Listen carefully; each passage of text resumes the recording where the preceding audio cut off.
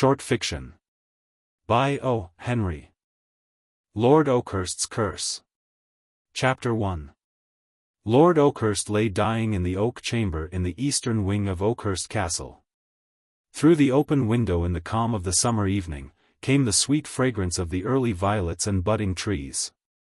And to the dying man it seemed as if earth's loveliness and beauty were never so apparent as on this bright June day, his last day of life. His young wife, whom he loved with a devotion and strength that the presence of the King of Terrors himself could not alter, moved about the apartment, weeping and sorrowful. Sometimes arranging the sick man's pillow and inquiring of him in low, mournful tones if anything could be done to give him comfort, and again, with stifled sobs, eating some chocolate caramels which she carried in the pocket of her apron. The servants went to and fro with that quiet and subdued tread which prevails in a house where death is an expected guest, and even the crash of broken china and shivered glass, which announced their approach, seemed to fall upon the ear with less violence and sound than usual. Lord Oakhurst was thinking of days gone by, when he wooed and won his beautiful young wife, who was then but a charming and innocent girl. How clearly and minutely those scenes rose up at the call of his memory. He seemed to be standing once more beneath the old chestnut grove where they had plighted their troth in the twilight under the stars, while the rare fragrance of the June roses and the smell of supper came gently by on the breeze. There he had told her his love. How that his whole happiness and future joy lay in the hope that he might win her for a bride. That if she would trust her future to his care the devotedness of his lifetime should be hers, and his only thought would be to make her life one long day of sunshine and peanut candy. How plainly he remembered how she had, with girlish shyness and coyness, at first hesitated, and murmured something to herself about an old bald-beaded galoot. But when he told her that to him life without her would be a blasted mockery, and that his income was £50,000 a year, she threw herself on to him and froze there with the tenacity of a tick on a brindled cow, and said, with tears of joy, "Henry, I am thine." And now he was dying. In a few short hours his spirit would rise up at the call of the destroyer and, quitting his poor, weak, earthly frame, would go forth into that dim and dreaded unknown land, and solve with certainty that mystery which revealeth itself not to mortal man. Chapter 2. A carriage drove rapidly up the avenue and stopped at the door. Sir Everard Fitzarmond, the famous London physician, who had been telegraphed for, alighted and quickly ascended the marble steps. Lady Oakhurst met him at the door, her lovely face expressing great anxiety and grief. "Oh, Sir Everard, I am so glad you have come. He seems to be sinking rapidly. Did you bring the cream almonds I mentioned in the telegram?" Sir Everard did not reply, but silently handed her a package, and, slipping a couple of cloves into his mouth, ascended the stairs that led to Lord Oakhurst's apartment. Lady Oakhurst followed. Sir Everard approached the bedside of his patient and laid his hand gently on this sick man's diagnosis. A shade of feeling passed over his professional countenance as he gravely and solemnly pronounced these words, "Madam, your husband has croaked." Lady Oakhurst at first did not comprehend his technical language, and her lovely mouth let up for a moment on the cream almonds. But soon his meaning flashed upon her, and she seized an axe that her husband was accustomed to keep by his bedside to mangle his servants with, and struck open Lord Oakhurst's cabinet containing his private papers, and with eager hands opened the document which she took therefrom. Then, with a wild, unearthly shriek that would have made a steam piano go out behind a barn and kick itself in despair, she fell senseless to the floor. Sir Everard Fitzarmond picked up the paper and read its contents. It was Lord Oakhurst's will, bequeathing all his property to a scientific institution which should have for its object the invention of a means for extracting peach brandy from sawdust. Sir Everard glanced quickly around the room. No one was in sight. Dropping the will, he rapidly transferred some valuable ornaments and rare specimens of gold and silver filigree work from the center table to his pockets, and rang the bell for the servants. Chapter 3. The Curse. Sir Everard Fitzarmond descended the stairway of Oakhurst Castle and passed out into the avenue that led from the doorway to the great iron gates of the park. Lord Oakhurst had been a great sportsman during his life and always kept a well-stocked kennel of curs, which now rushed out from their hiding places and with loud yelps sprang upon the physician, burying their fangs in his lower limbs and seriously damaging his apparel. Sir Everard, startled out of his professional dignity and usual indifference to human suffering, by the personal application of feeling, gave vent to a most horrible and blighting curse and ran with great swiftness to his carriage and drove off toward the city. How do you find this book? Any thoughts about the book or the author? Any suggestion for improvement? Please take a moment to share your thoughts in a comment. If you like it, share it with your friends who might enjoy it as well. Subscribe to keep in touch. Visit CompleteAudiobooks.com for more quality content. Bexar Scrip No. 2692. Whenever you visit Austin, you should by all means go to see the General Land Office. As you pass up the avenue, you turn sharp round the corner of the courthouse, and on a steep hill before you see a medieval castle. You think of the Rhine, the castled crag of Drachenfels, the Lorelei, and the vine-clad slopes of Germany. And German it is in every line of its architecture and design. The plan was drawn by an old draftsman from the Vaterland, whose heart still loved the scenes of his native land, and it is said he reproduced the design of a certain castle near his birthplace with remarkable fidelity. Under the present administration, a new coat of paint has vulgarized its ancient and venerable walls. Modern tiles have replaced the limestone slabs of its floors, worn in hollows by the tread of thousands of feet. And smart and gaudy fixtures have usurped the place of the time-worn furniture that has been consecrated by the touch of hands that Texas will never cease to honor. But even now, when you enter the building, you lower your voice, and time turns backward for you, for the atmosphere which you breathe is cold with the exudation of buried generations. The building is stone with a coating of concrete, the walls are immensely thick, it is cool in the summer and warm in the winter, it is isolated and somber. Standing apart from the other state buildings, sullen and decaying, brooding on the past. 20 years ago it was much the same as now. 20 years from now the garish newness will be worn off and it will return to its appearance of gloomy decadence. People living in other states can form no conception of the vastness and importance of the work performed and the significance of the millions of records and papers composing the archives of this office. The title deeds, patents, transfers and legal documents connected with every foot of land owned in the state of Texas are filed here. Volumes could be filled with accounts of the knavery, the double-dealing, the cross-purposes, the perjury, the lies, the bribery, the alteration and erasing, the suppressing and destroying of papers, the various schemes and plots that for the sake of the almighty dollar have left their stains upon the records of the General Land Office. No reference is made to the employees. No more faithful, competent and efficient force of men exists in the clerical portions of any government, but there is, or was.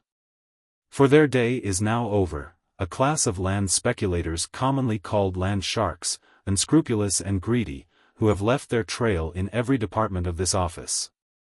In the shape of titles destroyed, patents cancelled, homes demolished and torn away, forged transfers and lying affidavits. Before the modern tiles were laid upon the floors, there were deep hollows in the limestone slabs, worn by the countless feet that daily trod uneasily through its echoing corridors.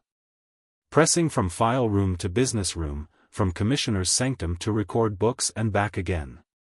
The honest but ignorant settler, bent on saving the little plot of land he called home, elbowed the wary land shark who was searching the records for evidence to oust him. The lordly cattle baron, relying on his influence and money, stood at the commissioner's desk side by side with the preemptor, whose little potato patch lay like a minute speck of island in the vast billowy sea of his princely pastures, and played the old game of freeze-out, which is as old as Cain and Abel. The trail of the serpent is through it all. Honest, earnest men have wrought for generations striving to disentangle the shameful coil that certain years of fraud and infamy have wound. Look at the files and see the countless endorsements of those in authority. Transfer doubtful, locked up. Certificate a forgery, locked up. Signature a forgery. Patent refused, duplicate patented elsewhere. Field notes forged. Certificate stolen from office, and so on ad infinitum. The record books, spread upon long tables, in the big room upstairs, are open to the examination of all. Open them, and you will find the dark and greasy finger prints of half a century's handling. The quick hand of the land grabber has fluttered the leaves a million times, the damp clutch of the perturbed tiller of the soil has left traces of his calling on the ragged leaves. Interest centers in the file room. This is a large room, built as a vault, fireproof, and entered by but a single door. There is no admission on the portal. And the precious files are handed out by a clerk in charge only on presentation of an order signed by the commissioner or chief clerk. In years past too much laxity prevailed in its management, and the files were handled by all comers, simply on their request, and returned at their will, or not at all. In these days most of the mischief was done. In the file room, there are about files, each in a paper wrapper, and comprising the title papers of a particular tract of land. You ask the clerk in charge for the papers relating to any survey in Texas. They are arranged simply in districts and numbers. He disappears from the door, you hear the sliding of a tin box, the lid snaps, and the file is in your hand. Go up there some day and call for Bexar Scrip No. 2692. The file clerk stares at you for a second, says shortly. Out of file. It has been missing 20 years. The history of that file has never been written before. 20 years ago there was a shrewd land agent living in Austin who devoted his undoubted talents and vast knowledge of land titles, and the laws governing them, to the locating of surveys made by illegal certificates, or improperly made, and otherwise of no value through non-compliance with the statutes, or whatever flaws his ingenious and unscrupulous mind could unearth. He found a fatal defect in the title of the land as on file in Bexar Scrip No. 2692 and placed a new certificate upon the survey in his own name. The law was on his side. Every sentiment of justice, of right, and humanity was against him.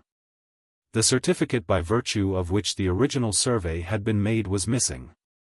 It was not to be found in the file, and no memorandum or date on the wrapper to show that it had ever been filed. Under the law the land was vacant, unappropriated public domain, and open to location. The land was occupied by a widow and her only son, and she supposed her title good. The railroad had surveyed a new line through the property, and it had doubled in value. Sharp, the land agent, did not communicate with her in any way until he had filed his papers, rushed his claim through the departments and into the patent room for patenting.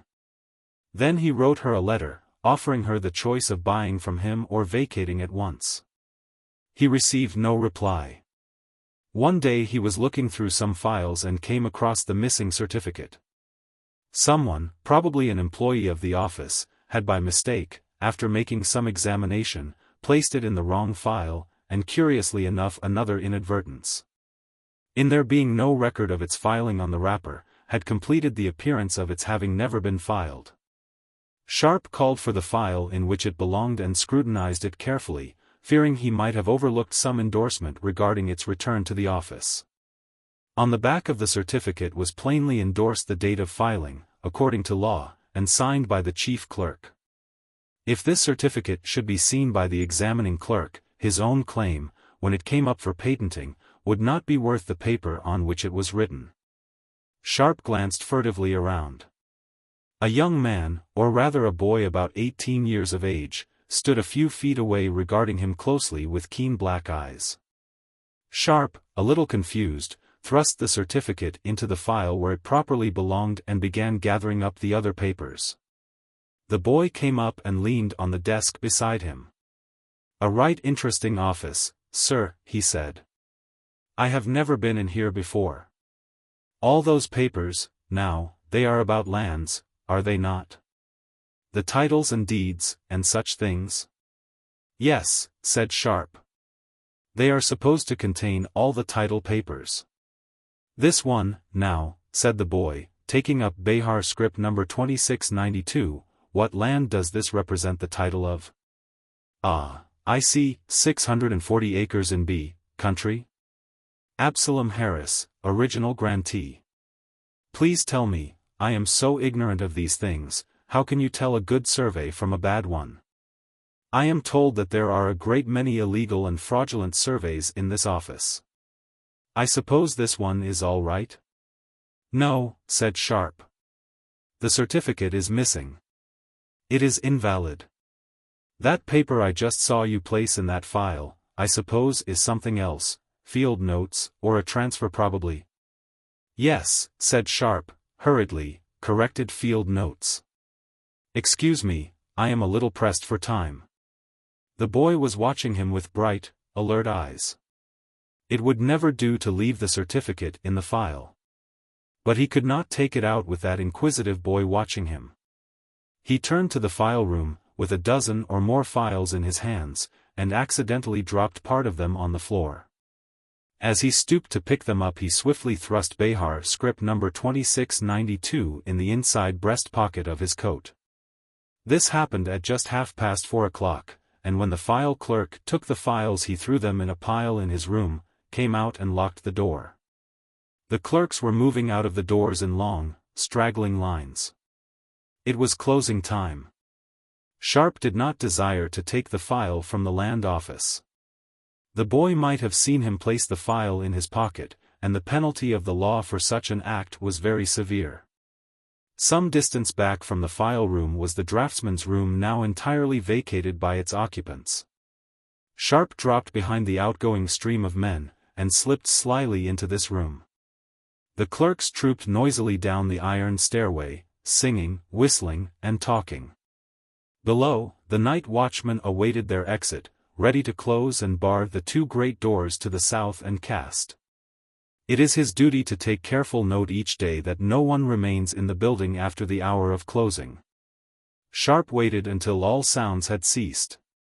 It was his intention to linger until everything was quiet, and then to remove the certificate from the file, and throw the latter carelessly on some draftsman's desk as if it had been left there during the business of the day.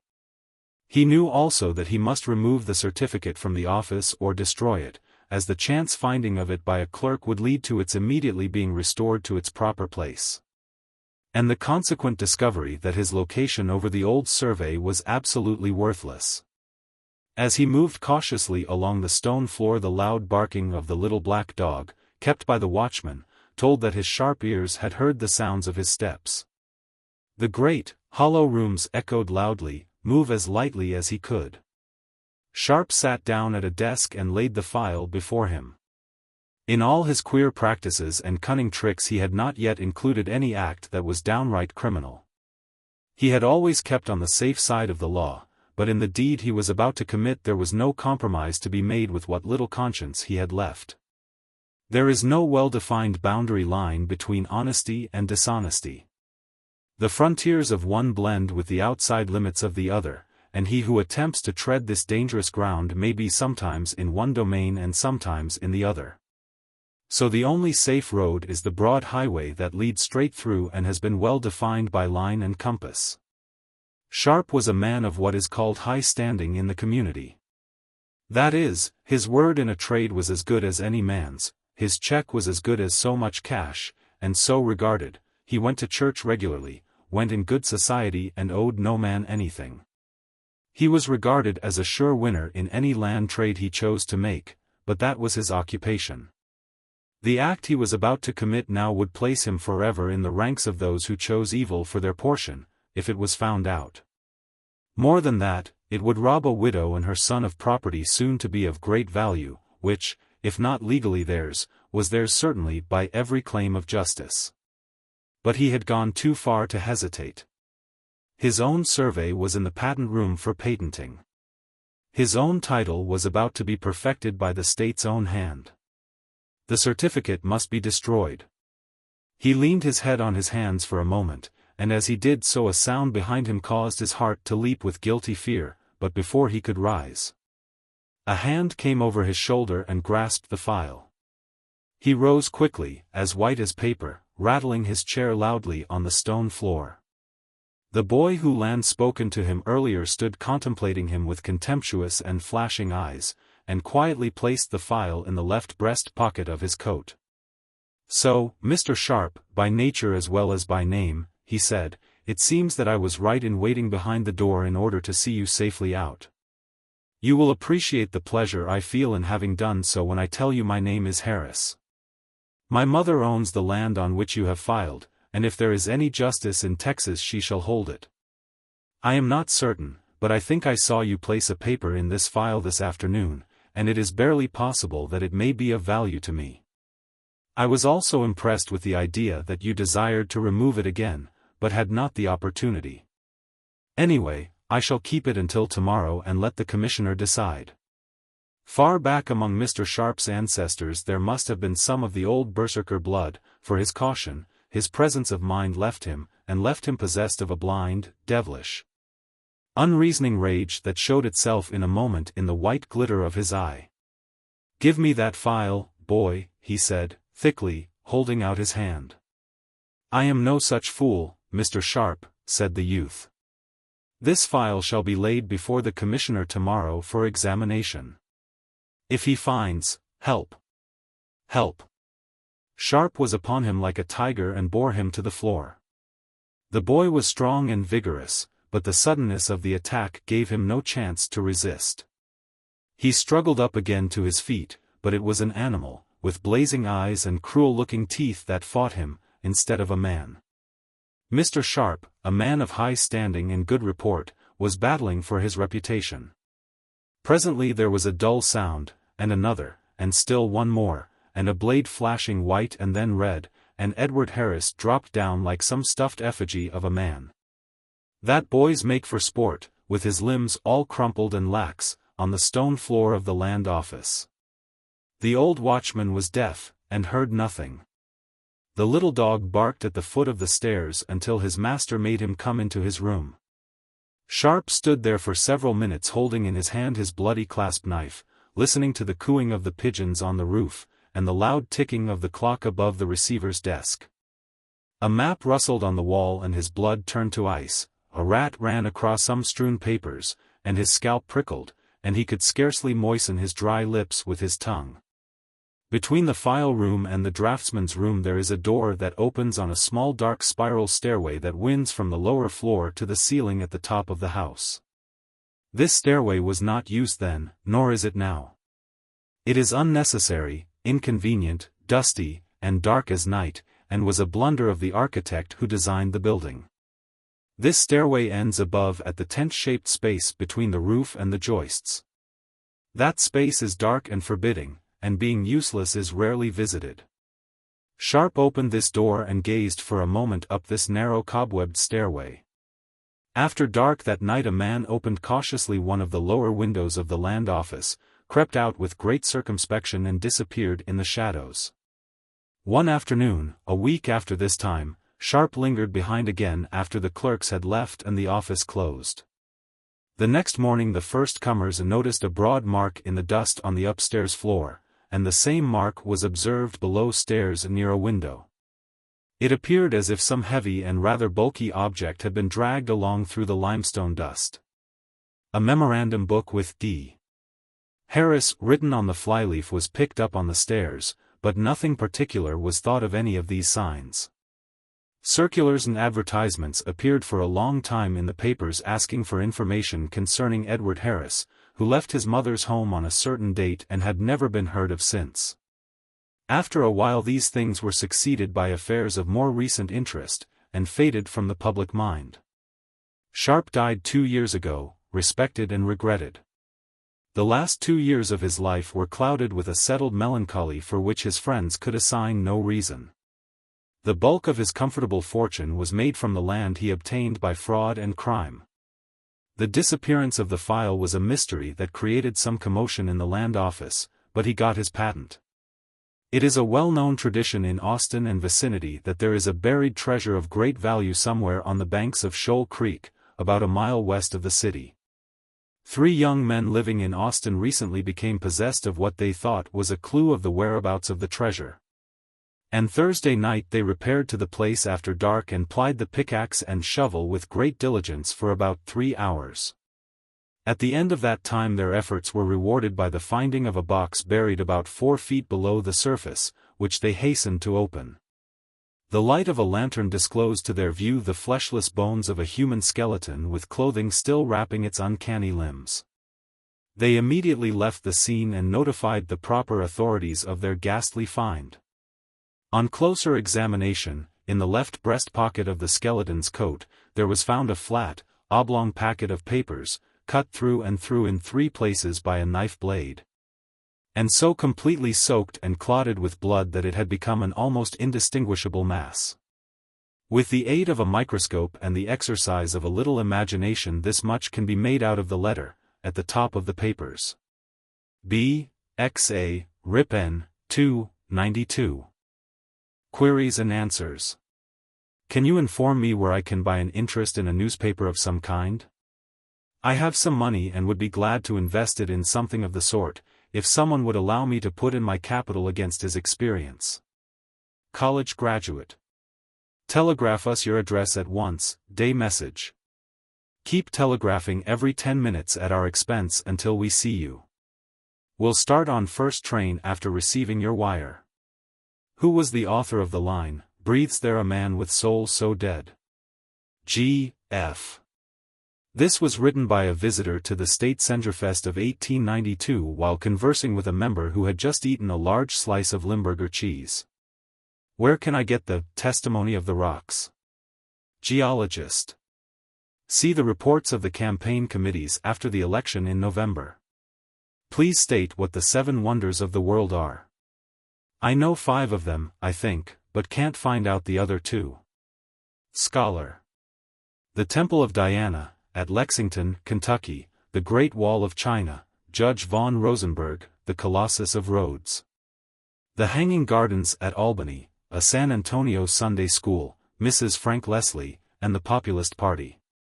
What day did Christmas come on in the year 1847? Constant Reader. The 25th of December.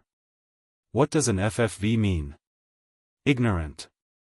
What does he mean by what? If he takes you by the arm and tells you how much you are like a brother of his in Richmond, he means feel for your vest, for he wants to borrow a 5. If he holds his head high and don't speak to you on the street he means that he already owes you 10 and is following a fresh victim. Please decide a bet for us. My friend says that the sentence, "The Negro bought the watermelon of the farmer," is correct, and I say it should be, "The Negro bought the watermelon from the farmer." Which is correct? R. Neither. It should read, "The Negro stole the watermelon from the farmer." When do the Texas game laws go into effect? Hunter. When you sit down at the table. Do you know where I can trade a section of fine panhandle land for a pair of pants with a good title? Land agent. We do not. You can't raise anything on land in that section. A man can always raise $1 on a good pair of pants. Name in order the 3 best newspapers in Texas. Advertiser. Well, the Galveston News runs about 2nd, and the San Antonio Express 3rd. Let us hear from you again. Has a married woman any rights in Texas? Prospector. Hush, Mr. Prospector. Not quite so loud, if you please. Come up to the office some afternoon, and if everything seems quiet, come inside, and look at our eye, and our suspenders hanging on to one button, and feel the lump on the top of our head. Yes, she has some rights of her own, and everybody else's she can scoop in. Who was the author of the sayings, "A public office is a public trust," and "I would rather be right than president"? Eli Perkins. Is the Lakeside Improvement Company making anything out of their own town tract on the lake? Inquisitive. Yes, lots. Aristocracy vs. Hash. The snake reporter of the Rolling Stone was wandering up the avenue last night on his way home from the YMCA rooms when he was approached by a gaunt, hungry-looking man with wild eyes and disheveled hair. He accosted the reporter in a hollow, weak voice. "Can you tell me, sir, where I can find in this town a family of scrubs? I don't understand exactly." "Let me tell you how it is," said the stranger, inserting his forefinger in the reporter's buttonhole and badly damaging his chrysanthemum. "I am a representative from Soapstone County, and I and my family are houseless, homeless, and shelterless. We have not tasted food for over a week. I brought my family with me, as I have indigestion and could not get around much with the boys. Some days ago I started out to find a boarding house, as I cannot afford to put up at a hotel. I found a nice aristocratic-looking place, that suited me, and went in and asked for the proprietress. A very stately lady with a Roman nose came in the room. She had one hand laid across her stom, across her waist, and the other held a lace handkerchief. I told her I wanted board for myself and family, and she condescended to take us. I asked for her terms, and she said $300 per week. I had $2 in my pocket and I gave her that for a fine teapot that I broke when I fell over the table when she spoke. "You appear surprised," says she. "You will please remember that I am the widow of Governor Riddle of Georgia. My family is very highly connected. I give you board as a favor. I never consider money any equivalent for the advantage of my society. Well, I got out of there, and I went to some other places." The next lady was a cousin of General Mahone of Virginia, and wanted $4 an hour for a back room with a pink motto and a Burnett granite bed in it. The next one was an aunt of Davy Crockett, and asked $8 a day for a room furnished in imitation of the Alamo, with prunes for breakfast and 1 hour's conversation with her for dinner. Another one said she was a descendant of Benedict Arnold on her father's side and Captain Kidd on the other. She took more after Captain Kidd. She only had 1 meal and prayers a day, and counted her society worth $100 a week. I found 9 widows of supreme judges, 12 relics of governors and generals, and 22 ruins left by various happy colonels, professors, and majors, who valued their aristocratic worth from $90 to $900 per week, with weak-kneed hash and dried apples on the side. I admire people of fine descent, but my stomach yearns for pork and beans instead of culture. Am I not right? "Your words," said the reporter, "convince me that you have uttered what you have said." "Thanks. You see how it is. I am not wealthy. I have only my per diem and my perquisites, and I cannot afford to pay for high lineage and moldy ancestors. A little corned beef goes further with me than a coronet, and when I am cold a coat of arms does not warm me." "I greatly fear," said the reporter, with a playful hiccup, "that you have run against a high-toned town. Most all the first-class boarding houses here are run by ladies of the old Southern families, the very first in the land." "I am now desperate," said the representative, as he chewed a tack a while, thinking it was a clove. "I want to find a boarding house where the proprietress was an orphan found in a livery stable, whose father was a dago from East Austin, and whose grandfather was never placed on the map. I want a scrubby, ornery, low-down, snuff-dipping, backwoodsy, piebald gang, who never heard of finger bowls or Ward McAllister, but who can get up a mess of hot cornbread and Irish stew at regular market quotations. Is there such a place in Austin?" The snake reporter sadly shook his head. "I do not know," he said, "but I will shake you for the beer." 10 minutes later the slate in the Blue Ruin Saloon bore 2 additional characters, 10. Fickle Fortune or How Gladys Hustled. "Press me no more, Mr. Snooper," said Gladys Vavasour Smith. "I can never be yours." "You have led me to believe different, Gladys," said Bertram D. Snooper. The setting sun was flooding with golden light the oriel windows of a magnificent mansion situated in one of the most aristocratic streets west of the Brick Yard. Bertram D. Snooper, a poor but ambitious and talented young lawyer, had just lost his first suit. He had dared to aspire to the hand of Gladys Vavasour Smith, the beautiful and talented daughter of one of the oldest and proudest families in the county. The bluest blood flowed in her veins. Her grandfather had sawed wood for the Hornsbys, and an aunt on her mother's side had married a man who had been kicked by General Lee's mule. The lines about Bertram D. Snooper's hands and mouth were drawn tighter as he paced to and fro, waiting for a reply to the question he intended to ask Gladys as soon as he thought of one. At last an idea occurred to him. "Why will you not marry me?" he asked in an inaudible tone. "Because," said Gladys firmly, speaking easily with great difficulty.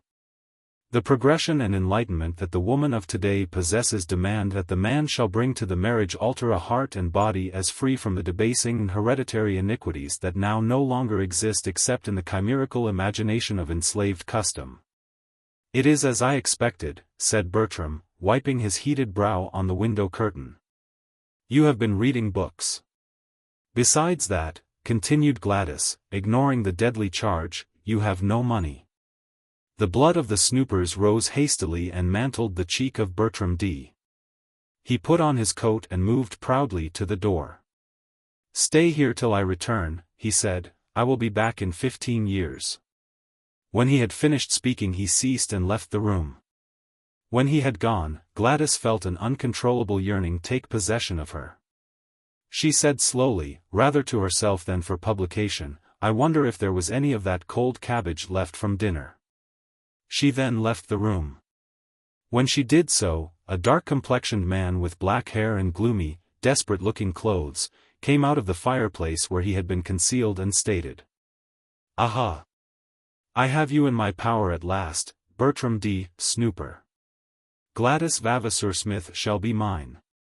I am in the possession of secrets that not a soul in the world suspects. I have papers to prove that Bertram Snooper is the heir to the Tom Bean estate. One and I have discovered that Gladys' grandfather who sawed wood for the Hornsbys was also a cook in Major Rhodes Fisher's command during the war. Therefore, the family repudiate her, and she will marry me in order to drag their proud name down in the dust."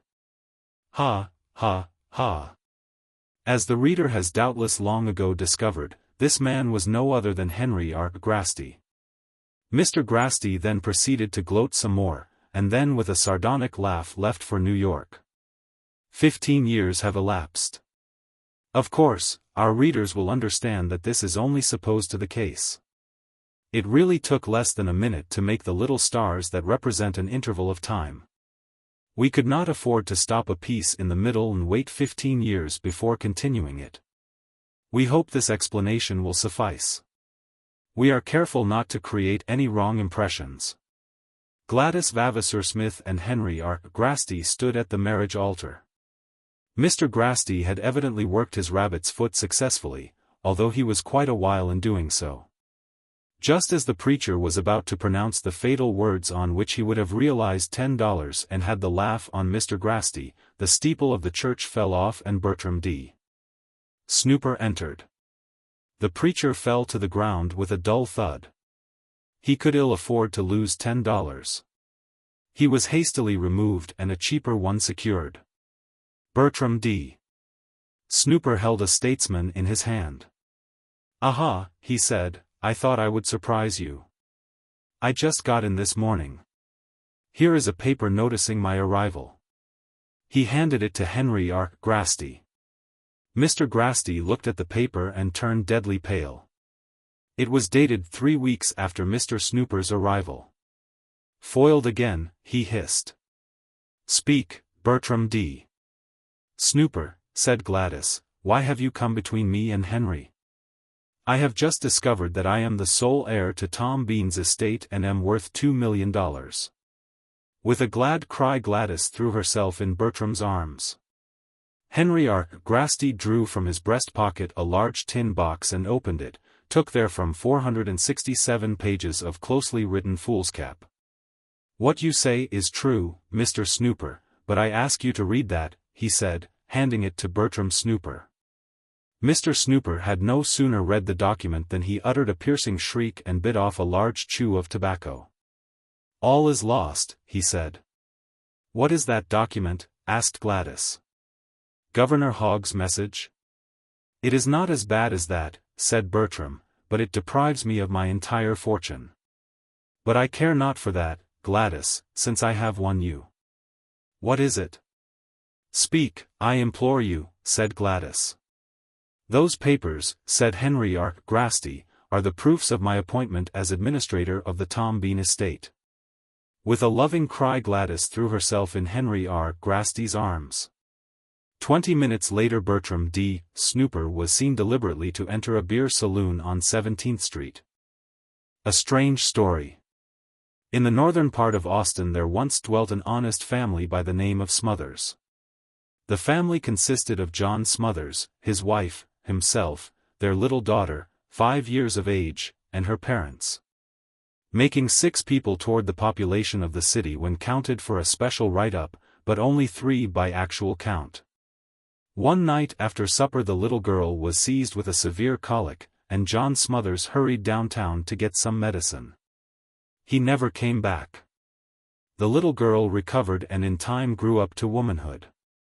The mother grieved very much over her husband's disappearance, and it was nearly 3 months before she married again, and moved to San Antonio.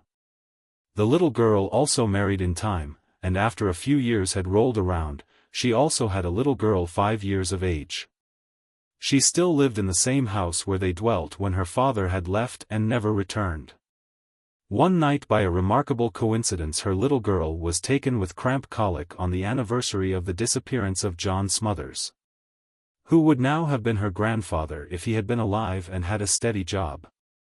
I will go downtown and get some medicine for her, said John Smith, for it was none other than he whom she had married. No, no, dear John, cried his wife. You, too, might disappear forever, and then forget to come back. So John Smith did not go, and together they sat by the bedside of little Pansy, for that was Pansy's name. After a little Pansy seemed to grow worse, and John Smith again attempted to go for medicine, but his wife would not let him. Suddenly the door opened, and an old man, stooped and bent, with long white hair, entered the room.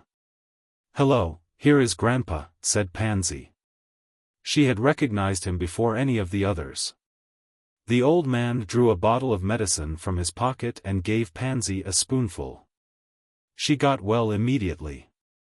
I was a little late, said John Smothers, as I waited for a streetcar. The Great French Detective, in Austin.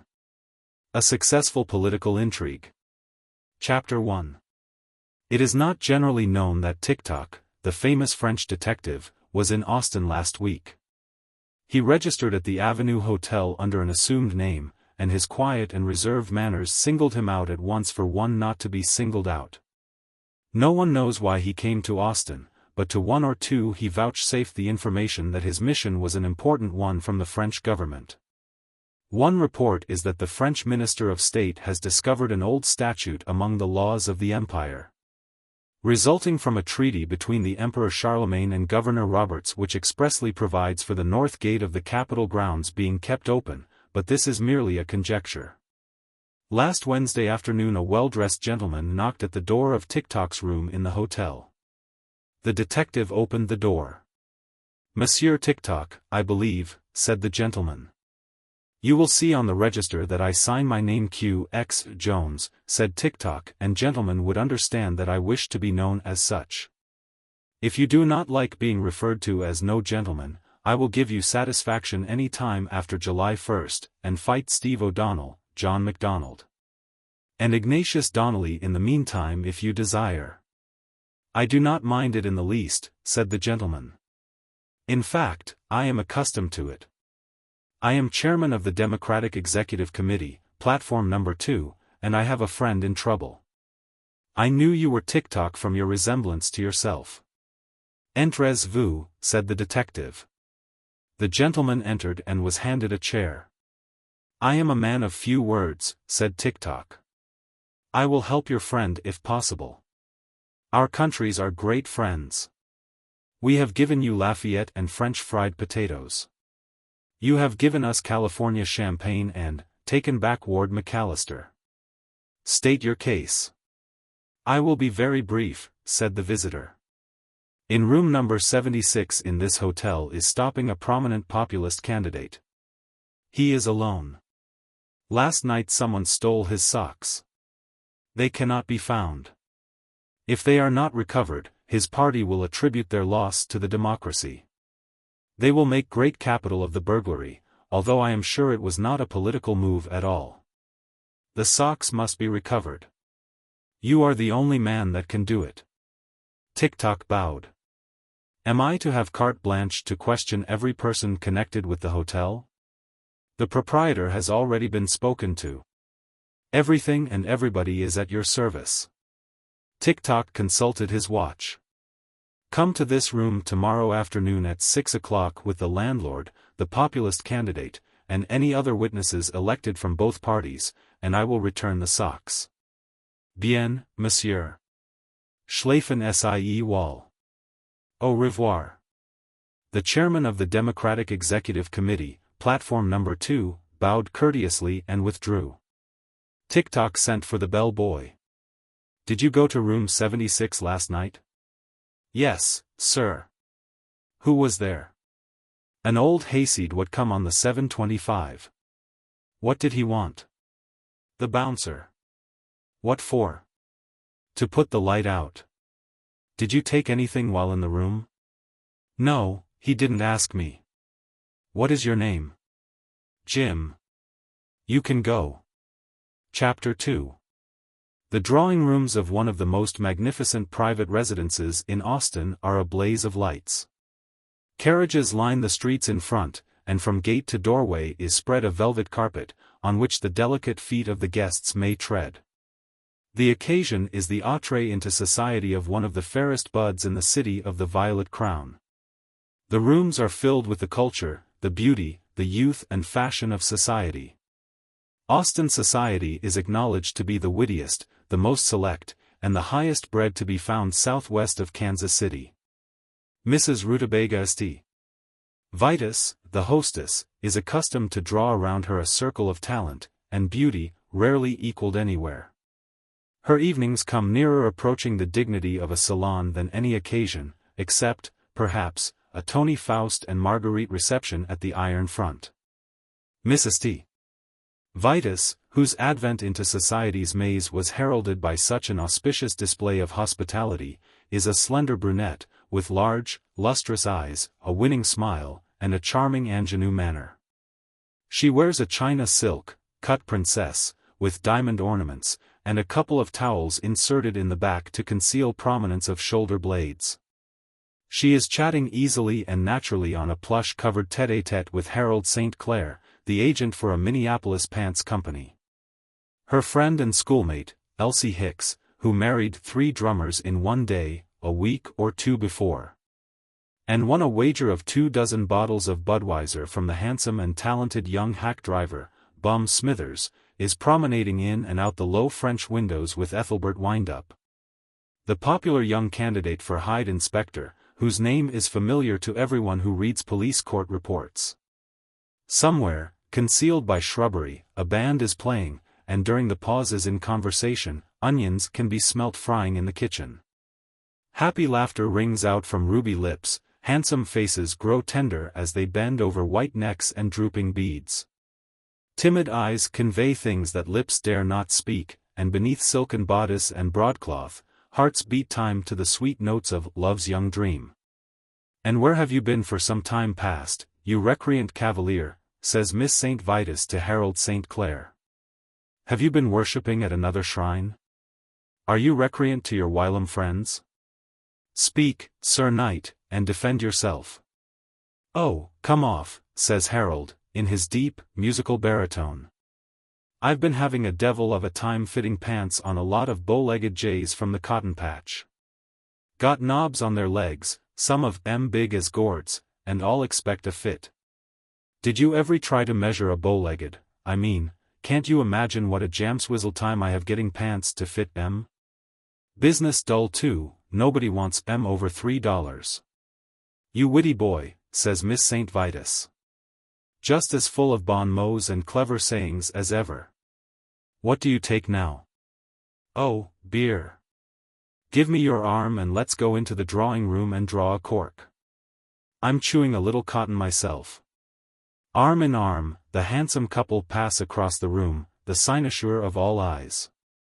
Lederick Hetherington, the rising and gifted night watchman at the Lone Star Slaughter-House, and Mabel Grubb, the daughter of the millionaire owner of the Humped-Backed Camel Saloon, are standing under the oleanders as they go by. "She is very beautiful," says Lederick. "Rats," says Mabel.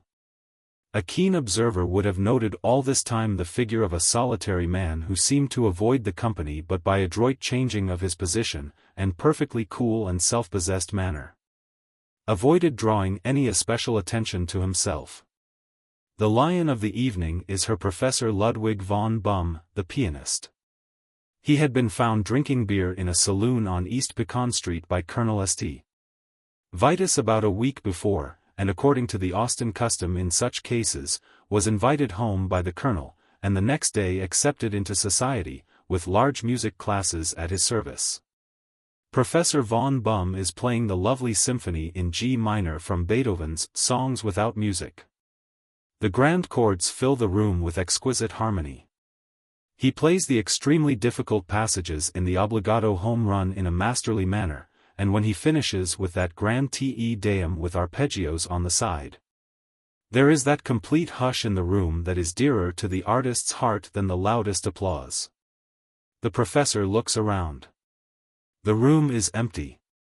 Empty with the exception of Tic-Toc, the great French detective, who springs from behind a mass of tropical plants to his side. The professor rises in alarm.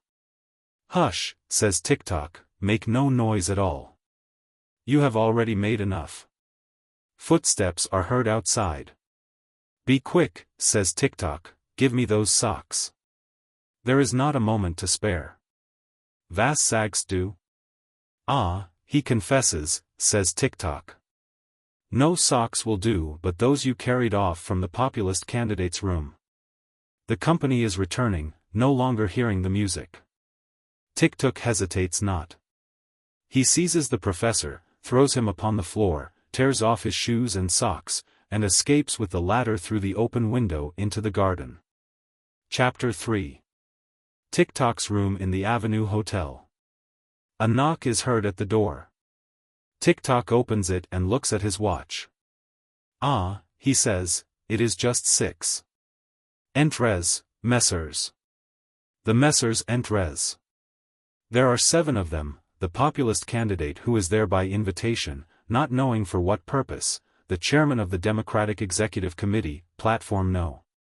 2, the hotel proprietor, and 3 or 4 Democrats and populists, as near as could be found out. "I don't know," begins the populist candidate, "what in the H." "Excuse me," says Tic-Toc, firmly. "You will oblige me by keeping silent until I make my report. I have been employed in this case, and I have unraveled it. For the honor of France I request that I be heard with attention." "Certainly," says the chairman, "we will be pleased to listen." Tic-Toc stands in the center of the room. The electric light burns brightly above him. He seems the incarnation of alertness, vigor, cleverness, and cunning. The company seat themselves in chairs along the wall. "When informed of the robbery," begins Tic-Toc, "I first questioned the bell boy. He knew nothing. I went to the police headquarters. They knew nothing. I invited one of them to the bar to drink. He said there used to be a little colored boy in the 10th ward who stole things and kept them for recovery by the police, but failed to be at the place agreed upon for arrest one time, and had been sent to jail. I then began to think. I reasoned. No man, said I, would carry a populist's socks in his pocket without wrapping them up. He would not want to do so in the hotel. He would want a paper. Where would he get one? At the Statesman office, of course. I went there. A young man with his hair combed down on his forehead sat behind the desk. I knew he was writing society items, for a young lady's slipper, a piece of cake, a fan, a half-emptied bottle of cocktail, a bunch of roses, and a police whistle lay on the desk before him. Can you tell me if a man purchased a paper here in the last 3 months? I said. Yes, he replied, we sold one last night. Can you describe the man? Accurately. He had blue whiskers, a wart between his shoulder blades, a touch of colic, and an occupation tax on his breath. Which way did he go? Out. I then went. Wait a minute, said the populist candidate, rising, I don't see why in the H. Once more I must beg that you will be silent, said Tick-Tock, rather sharply. You should not interrupt me in the midst of my report. I made one false arrest, continued Tick-Tock. I was passing two finely dressed gentlemen on the street, when one of them remarked that he had stole his socks. I handcuffed him and dragged him to a lighted store, when his companion explained to me that he was somewhat intoxicated and his tongue was not entirely manageable. He had been speaking of some business transaction, and what he intended to say was that he had sold his stocks. I then released him. An hour afterward I passed a saloon, and saw this Professor Von Bum drinking beer at a table. I knew him in Paris.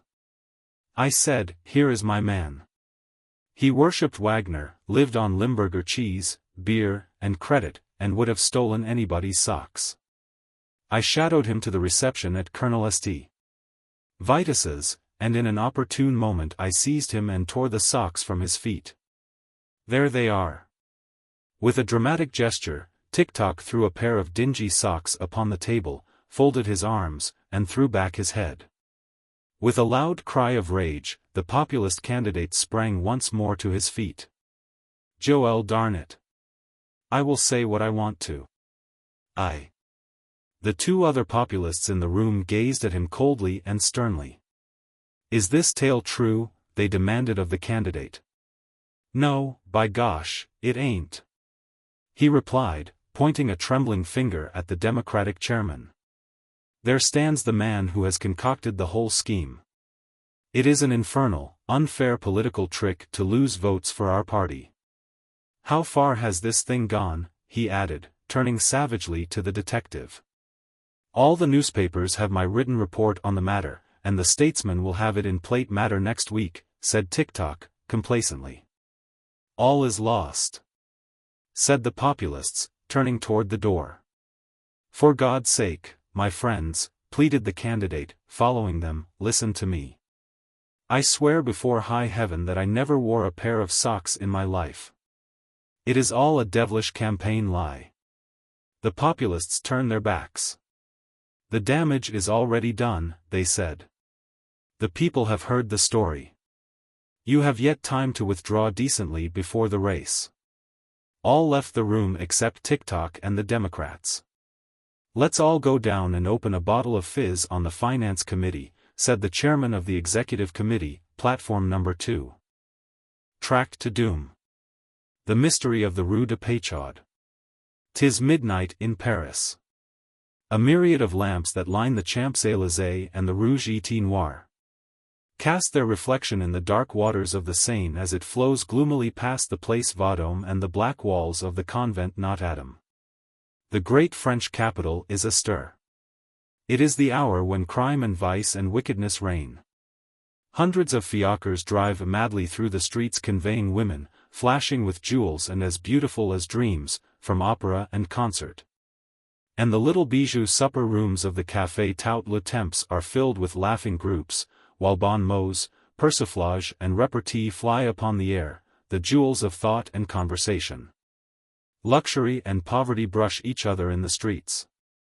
The homeless gamin, begging a sou with which to purchase a bed, and the spendthrift roué, scattering golden louis d'or, tread the same pavement. When other cities sleep, Paris has just begun her wild revelry. The first scene of our story is a cellar beneath the Rue de Péchaude. The room is filled with smoke of pipes, and is stifling with the reeking breath of its inmates. A single flaring gas jet dimly lights the scene, which is one Rembrandt or Moreland and Kiesel would have loved to paint. A garçon is selling absinthe to such of the motley crowd as have a few sous, dealing it out in niggardly portions in broken teacups. Leaning against the bar is Carnignol Cachot, generally known as the Grey Wolf. He is the worst man in Paris. He is more than 4 feet 10 in height, and his sharp, ferocious-looking face and the mass of long, tangled grey hair that covers his face and head, have earned for him the name he bears. His striped blouse is wide open at the neck and falls outside of his dingy leather trousers. The handle of a deadly-looking knife protrudes from his belt. One stroke of its blade would open a box of the finest French sardines. "Voila, Grey Wolf," cries Couteau, the bartender. "How many victims today? There is no blood upon your hands. Has the Grey Wolf forgotten how to bite?" "Sacre bleu, mille tonnerres, by George," hisses the Grey Wolf. "Monsieur Couteau, you are bold indeed to speak to me thus. By ventre Saint Gris, I have not even dined today. Spoils indeed. There is no living in Paris now. But one rich American have I garroted in a fortnight. Bah!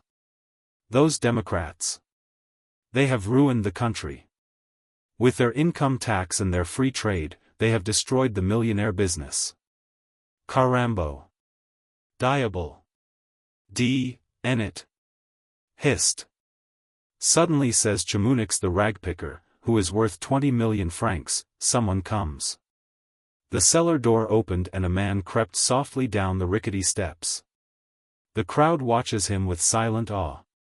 He went to the bar, laid his card on the counter, bought a drink of absinthe, and then drawing from his pocket a little mirror, set it up on the counter and proceeded to don a false beard and hair and paint his face into wrinkles, until he closely resembled an old man 71 years of age. He then went into a dark corner and watched the crowd of people with sharp, ferret-like eyes. Grey Wolf slipped cautiously to the bar and examined the card left by the newcomer. "Holy Saint Bridget," he exclaims. "It is Tick-Tock, the detective." 10 minutes later a beautiful woman enters the cellar. Tenderly nurtured, and accustomed to every luxury that money could procure, she had, when a young vivandière at the convent of Saint Susan de la Montarde, run away with the Grey Wolf. Fascinated by his many crimes and the knowledge that his business never allowed him to scrape his feet in the hall or snore. "Parbleu, Marie," snarls the Grey Wolf. "Que voulez-vous? Avez-vous le beau cheval de mon frère, al joli chien de votre père?" "No, no, Grey Wolf," shouts the motley group of assassins, rogues and pickpockets, even their hardened hearts appalled at his fearful words. "Mon Dieu! You cannot be so cruel." "Tiens!" shouts the Grey Wolf, now maddened to desperation, and drawing his gleaming knife. "Voilà! Canaille! Tout le monde, carte blanche en bonpoint sauve que pour entrer nous revenez nous à nous moutons." The horrified sans-culottes shrink back in terror as the Grey Wolf seizes Maria by the hair and cuts her into 29 pieces, each exactly the same size. As he stands with reeking hands above the corpse, amid a deep silence, the old, grey-bearded man who has been watching the scene springs forward, tears off his false beard and locks, and Tick-Tock, the famous French detective, stands before them. Spellbound and immovable, the denizens of the cellar gaze at the greatest modern detective as he goes about the customary duties of his office. He first measures the distance from the murdered woman to a point on the wall, then he takes down the name of the bartender and the day of the month and the year. Then, drawing from his pocket a powerful microscope, he examines a little of the blood that stands upon the floor in little pools. "Mon Dieu," he mutters, "it is as I feared, human blood." He then enters rapidly in a memorandum book the result of his investigations, and leaves the cellar. Tick-Tock bends his rapid steps in the direction of the headquarters of the Paris gendarmerie, but suddenly pausing, he strikes his hand upon his brow with a gesture of impatience. "Mille tonnerres," he mutters. "I should have asked the name of that man with the knife in his hand. It is reception night at the palace of the Duchess Valerie du Bellairs. The apartments are flooded with a mellow light from paraffin candles in solid silver candelabra. The company is the most aristocratic and wealthy in Paris. 3 or 4 brass bands are playing behind a portière between the coal shed, and also behind time. Footmen in gay-laced livery bring in beer noiselessly and carry out apple peelings dropped by the guests.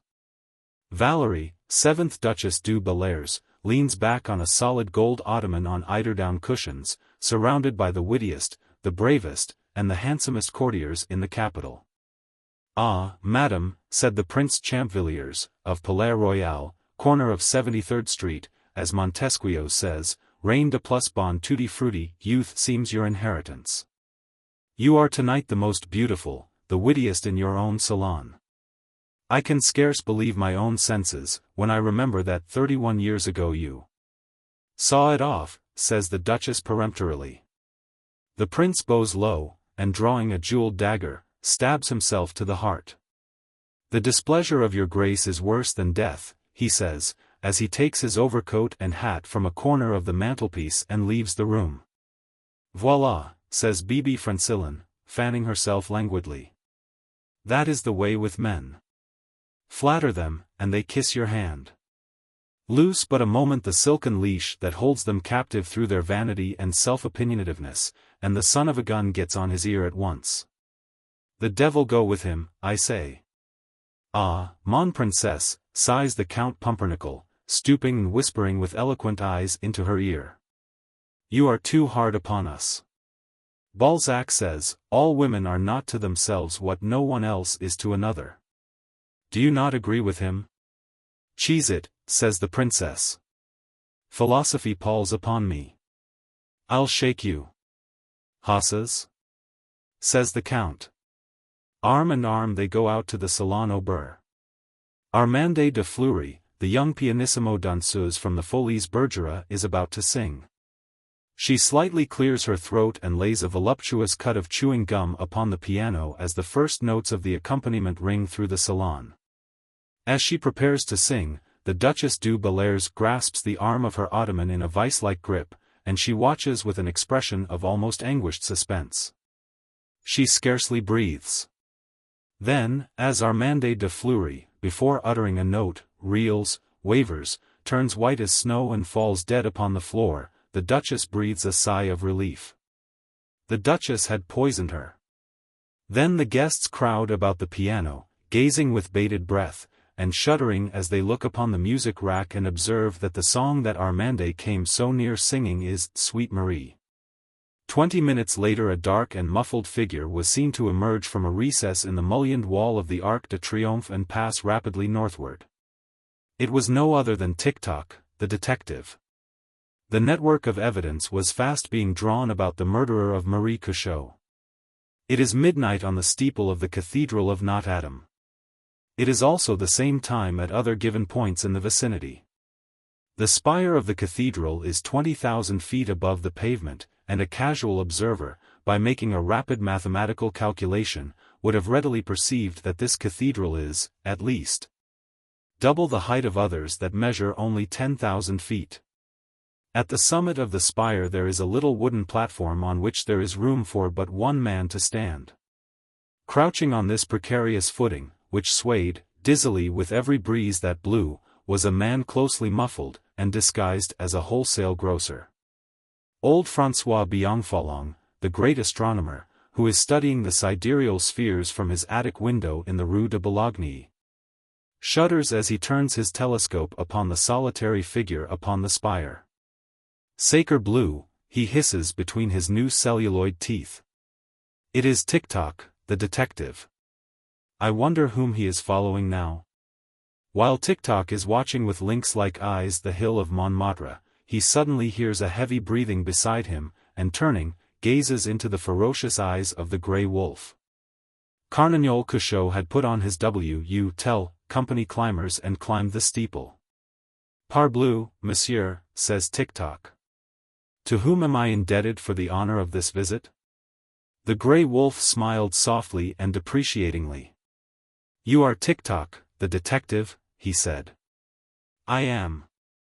"Then listen. I am the murderer of Marie Curchod. She was my wife and she had cold feet and ate onions. What was I to do? Yet life is sweet to me. I do not wish to be guillotined. I have heard that you are on my track. Is it true that the case is in your hands?" "It is." "Thank le bon Dieu, then, I am saved." The grey wolf carefully adjusts the climbers on his feet and descends the spire. Tic-Toc takes out his notebook and writes in it. At last, he says, I have a clue. Monsieur le Comte Carnignol Cachot, once known as the Grey Wolf, stands in the magnificent drawing-room of his palace on East 47th Street. 3 days after his confession to TikTok, he happened to look in the pockets of a discarded pair of pants and found 20 million francs in gold. Suddenly the door opens and TikTok, the detective, with a dozen gendarmes, enters the room. You are my prisoner, says the detective. On what charge? The murder of Marie Cachot on the night of August 17th. Your proofs? I saw you do it, and your own confession on the spire of Not Adam. The Count laughed and took a paper from his pocket. Read this, he said, here is proof that Marie Cachot died of heart failure. TikTok looked at the paper. It was a check for 100,000 francs. TikTok dismissed the gendarme with a wave of his hand. We have made a mistake, messieurs, he said, but as he turns to leave the room, Count Carnignol stops him.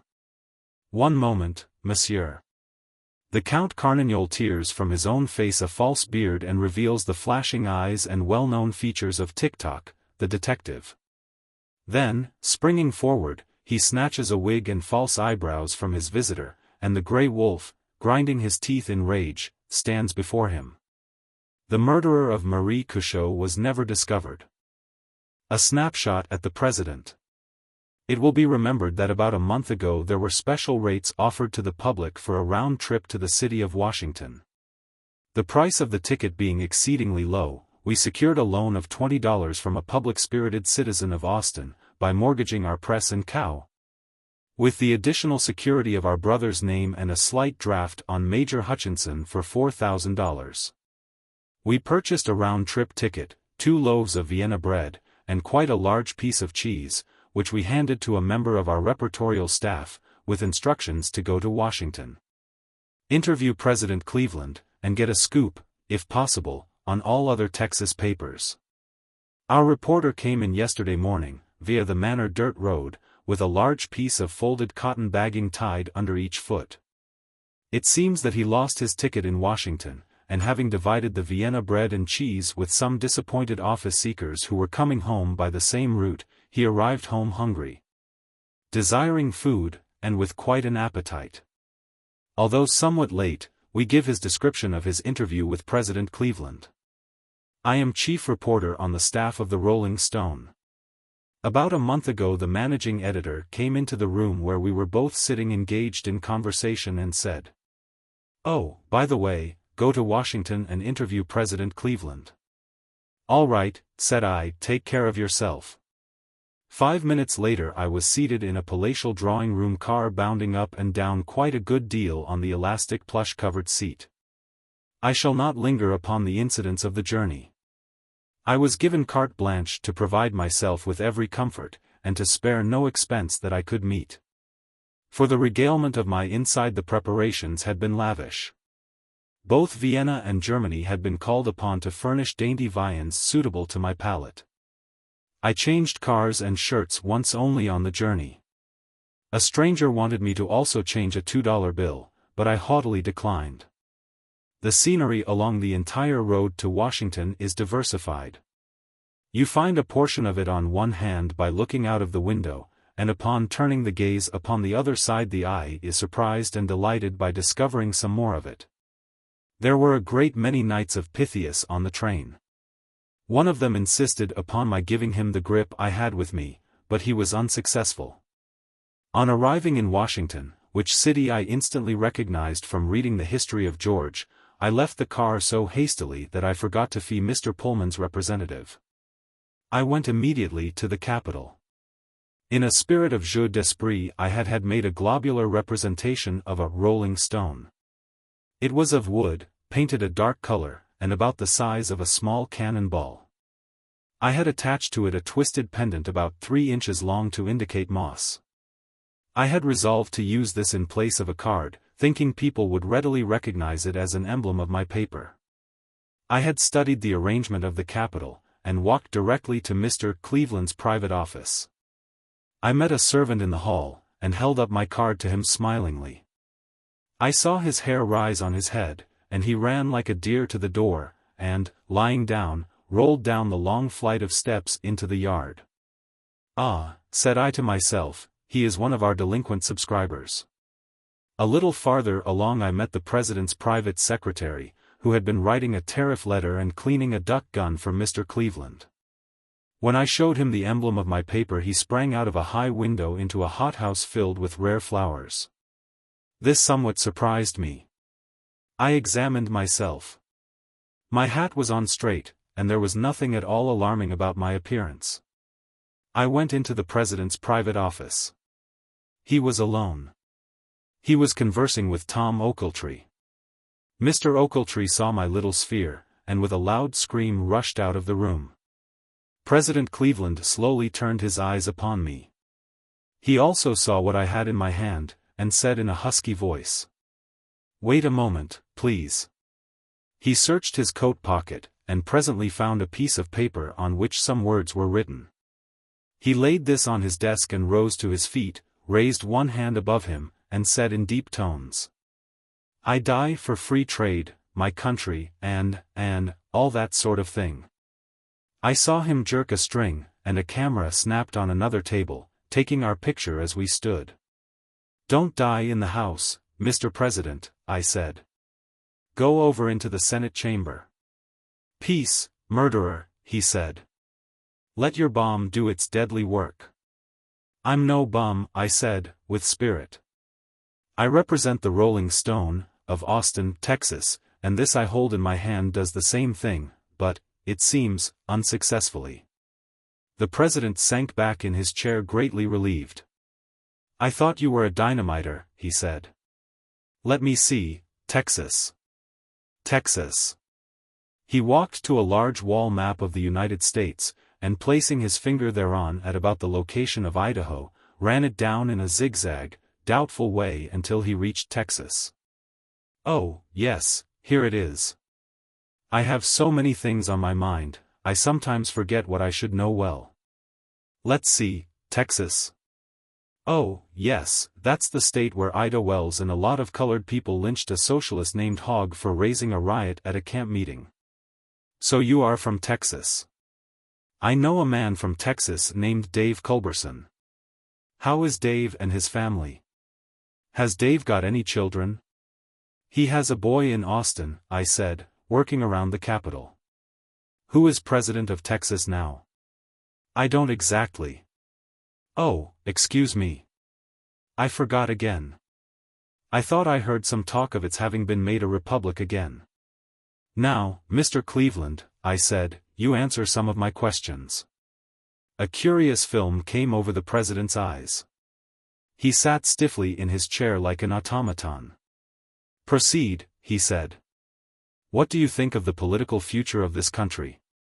I will state that political exigencies demand emergentistical promptitude, and while the United States is indissoluble in conception and invisible in intent, treason and internecine disagreement have ruptured the consanguinity of patriotism, and— "One moment, Mr. President," I interrupted.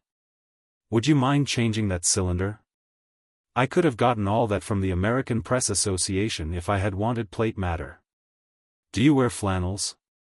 What is your favorite poet, brand of catsup, bird, flower, and what are you going to do when you are out of a job?"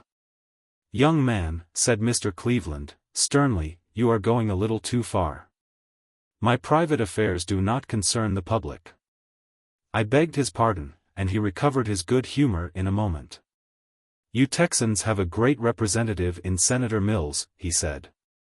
"I think the greatest two speeches I ever heard were his address before the Senate advocating the removal of the tariff on salt and increasing it on chloride of sodium." "Tom Ochiltree is also from our state," I said. "Oh, no, he isn't." "You must be mistaken," replied Mr. Cleveland, "for he says he is. I really must go down to Texas sometime, and see the state. I want to go up into the Panhandle and see if it is really shaped like it is on the map." "Well, I must be going," said I. "When you get back to Texas," said the president, rising, "you must write to me. Your visit has awakened in me quite an interest in your state which I fear I have not given the attention it deserves." There are many historical and otherwise interesting places that you have revived in my recollection: the Alamo, where Davy Jones fell; Goliad, Sam Houston's surrender to Montezuma; the petrified boom found near Austin, 5-cent cotton, and the Siamese Democratic platform born in Dallas. I should so much like to see the gals in Galveston, and go to the wake in Waco. I am glad I met you. Turn to the left as you enter the hall and keep straight on out.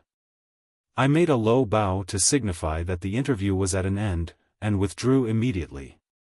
I had no difficulty in leaving the building as soon as I was outside. I hurried downtown in order to obtain refreshments at some place where viands had been placed upon the free list. I shall not describe my journey back to Austin. I lost my return ticket somewhere in the White House, and was forced to return home in a manner not especially beneficial to my shoes. Everybody was well in Washington when I left, and all send their love. 3 paragraphs. Copy, yelled the small boy at the door. The sick woman lying on the bed began to move her fingers aimlessly upon the worn counterpane. Her eyes were bright with fever.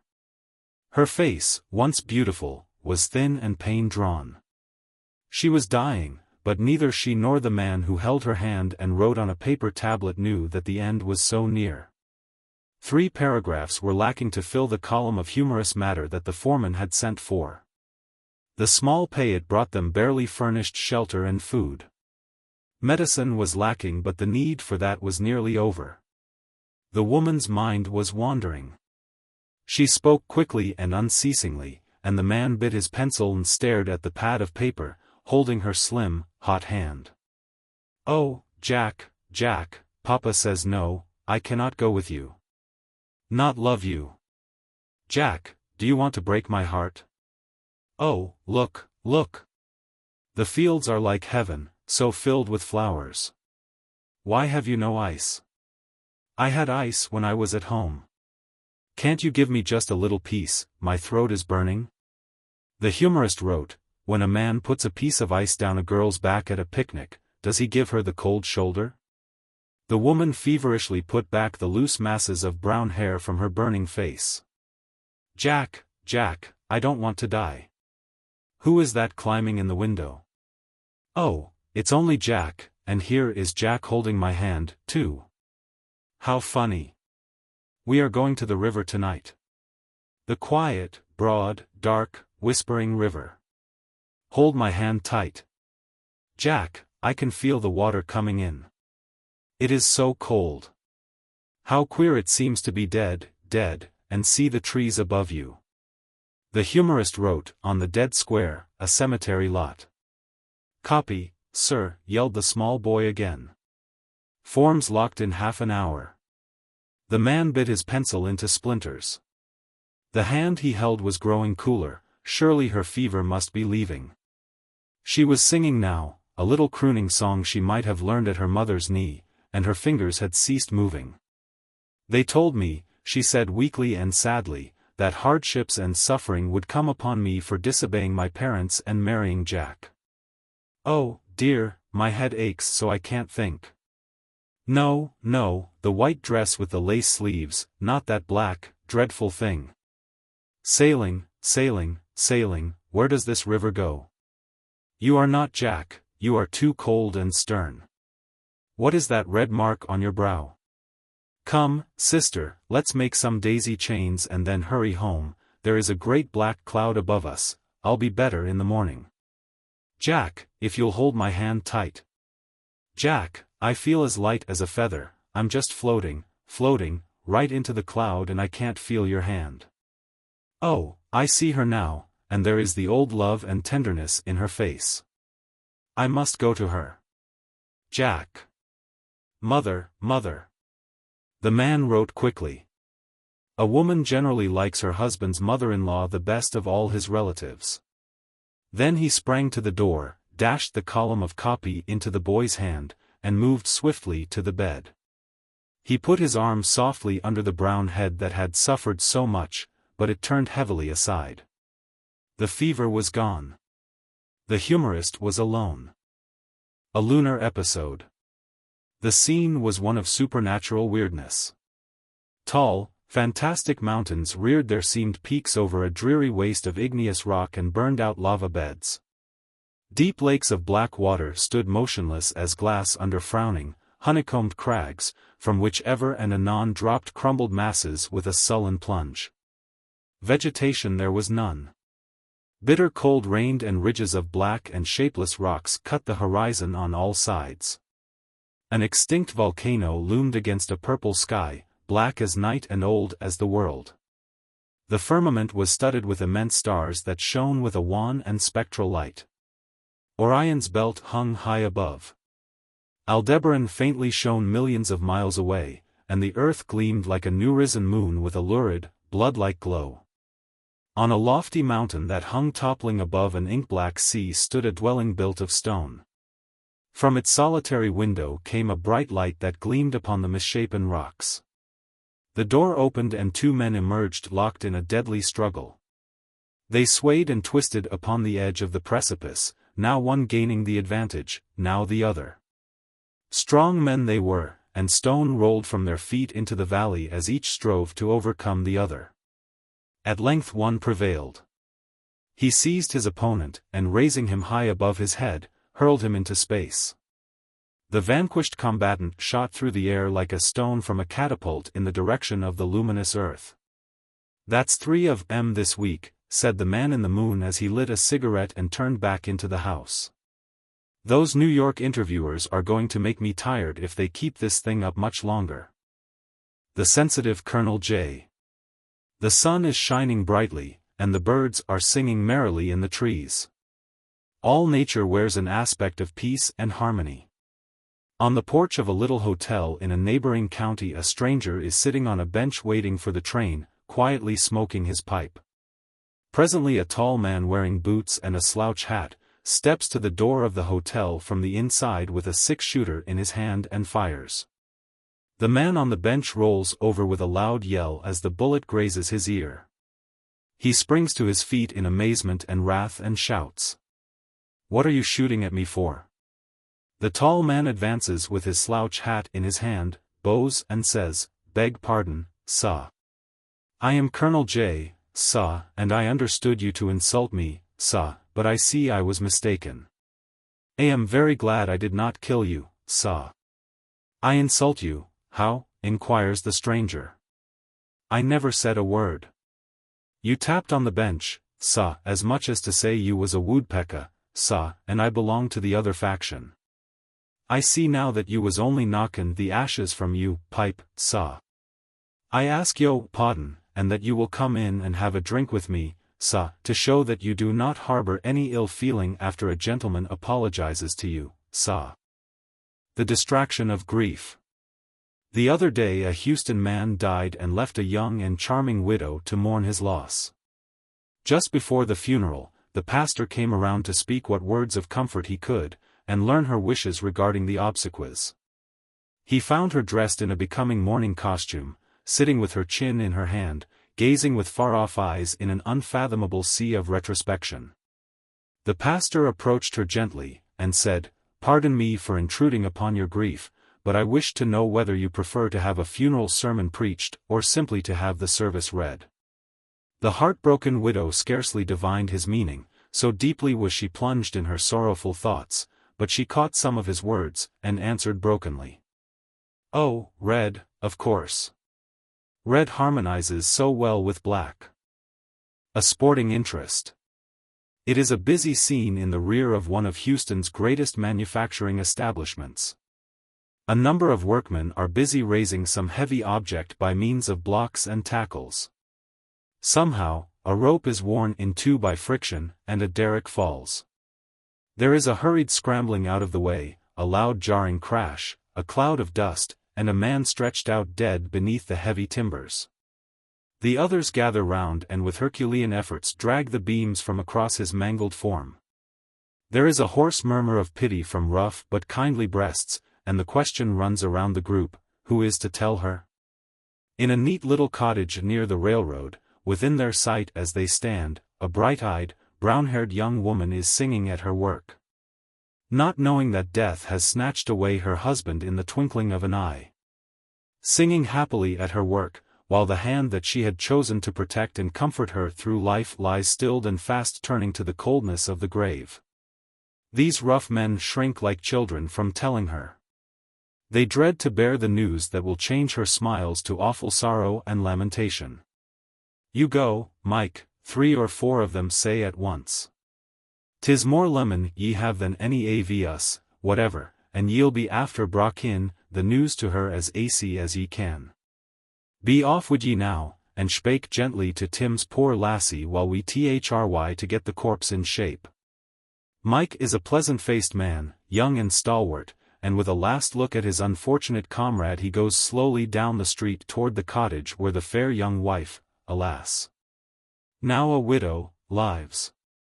When he arrives, he does not hesitate. He is tender-hearted, but strong. He lifts the gate latch and walks firmly to the door. There is something in his face, before he speaks, that tells her the truth. "What was it?" she asks, "spontaneous combustion or snakes?" "Derek fell," says Mike. "Then I've lost my bet," she says. "I thought sure it would be whiskey. Life, Messrs., is full of disappointments. Had a use for it." A strong scent of onions and the kind of whiskey advertised for mechanical purposes came through the keyhole. Closely followed by an individual bearing a bulky manuscript under his arm about the size of a roll of wallpaper. The individual was of the description referred to by our English cousins as one of the lower classes, and by populist papers as the bone and sinew of the country. And the scene of his invasion was the sanctum of a great Texas weekly newspaper. The editor sat at his desk with his hands clenched in his scanty hair, gazing despairingly at a typewritten letter from the house where he bought his paper supply. The individual drew a chair close to the editor and laid the heavy manuscript upon the desk, which creaked beneath its weight. "I've worked 19 hours upon it," he said, "but it's done at last." "What is it?" asked the editor. "A lawn mower?" "It is an answer, sir, to the President's message, a refutation of each and every one of his damnable doctrines. A complete and scathing review of every assertion and every false insidious theory that he has advanced." "About how many pounds do you think it contains?" said the editor thoughtfully. 527 pages, sir, and written in pencil on one side of the paper?" asked the editor, with a strange light shining in his eye. "Yes, and it treats of—" "You can leave it," said the editor, rising from his chair. "I have no doubt I can use it to advantage." The individual, with a strong effort, collected his breath and departed, feeling that a fatal blow had been struck at those in high places. 10 minutes later 6 India rubber erasers had been purchased, and the entire office force were at work upon the manuscript. The great weekly came out on time, but the editor gazed pensively at his last month's unreceipted paper bill and said, "So far, so good, but I wonder what we will print on next week." The old landmark. He was old and feeble and his sands of life were nearly run out. He walked with faltering steps along one of the most fashionable avenues in the city of Houston.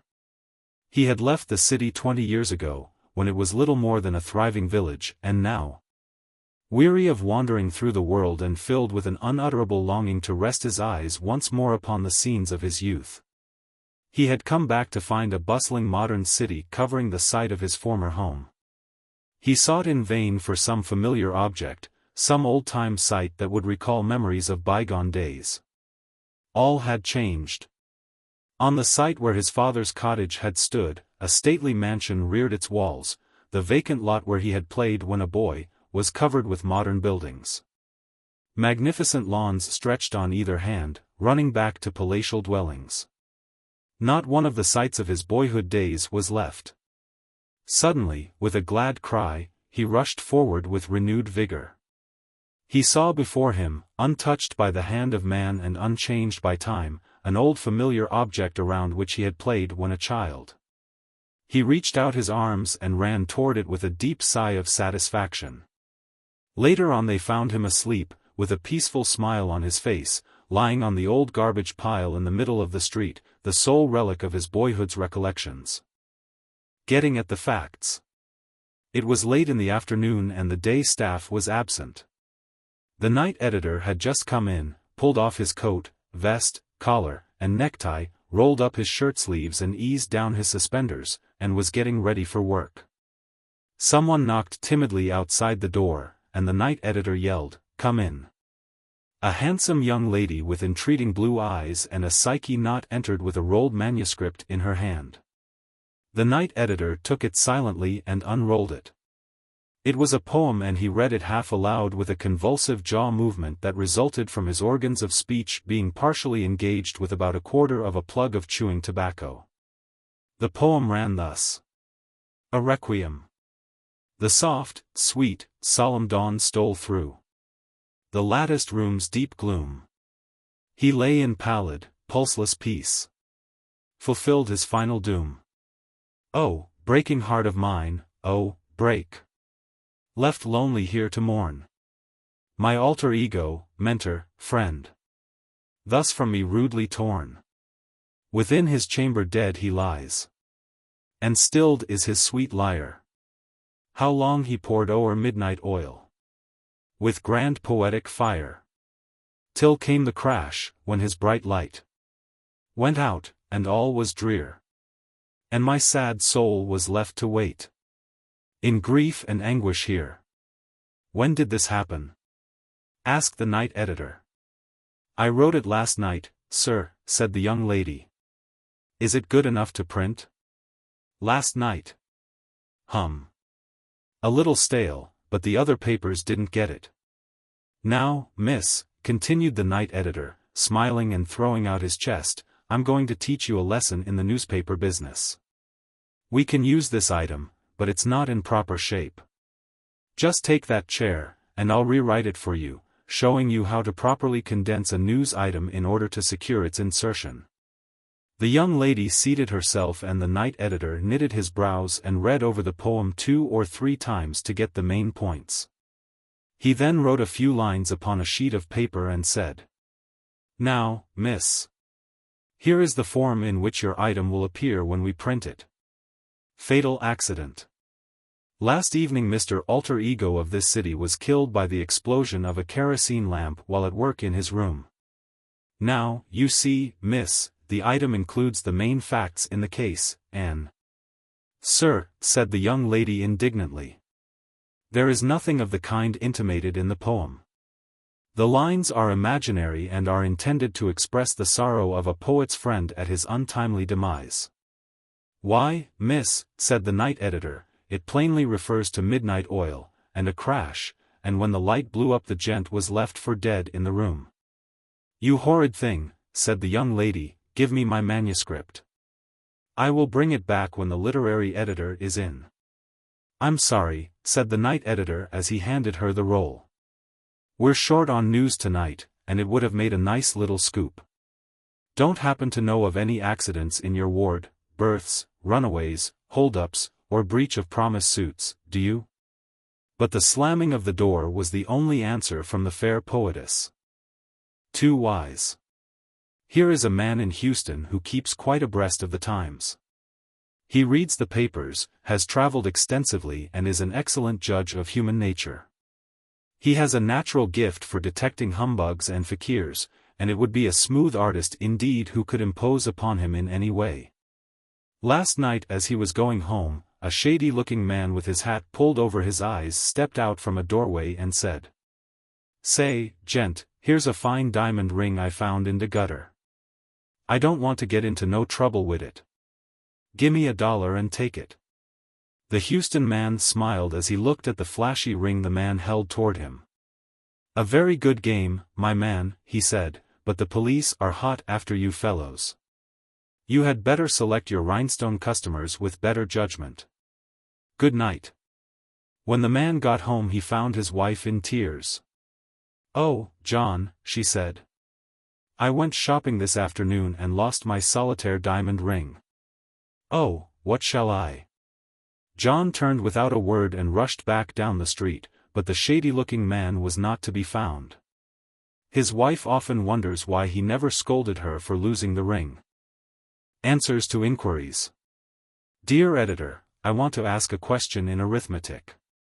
I am a schoolboy and am anxious to know the solution. If my pa, who keeps a grocery on Millam Street, sells 4 cans of tomatoes for 25 cents and 22 pounds of sugar, and 1 can of extra evaporated apples and 3 cans of superior California plums, for only. There. Little boy, that will do. Tell your pa to come around and see the advertising manager, who is quite an arithmetician, and will doubtless work the sum for you at the usual rates. Hush money. He was a great practical joker, and never lost a chance to get a good one on somebody. A few days ago he stopped a friend on Main Street and said, confidentially, I never would have believed it, but I believe it my duty to make it known.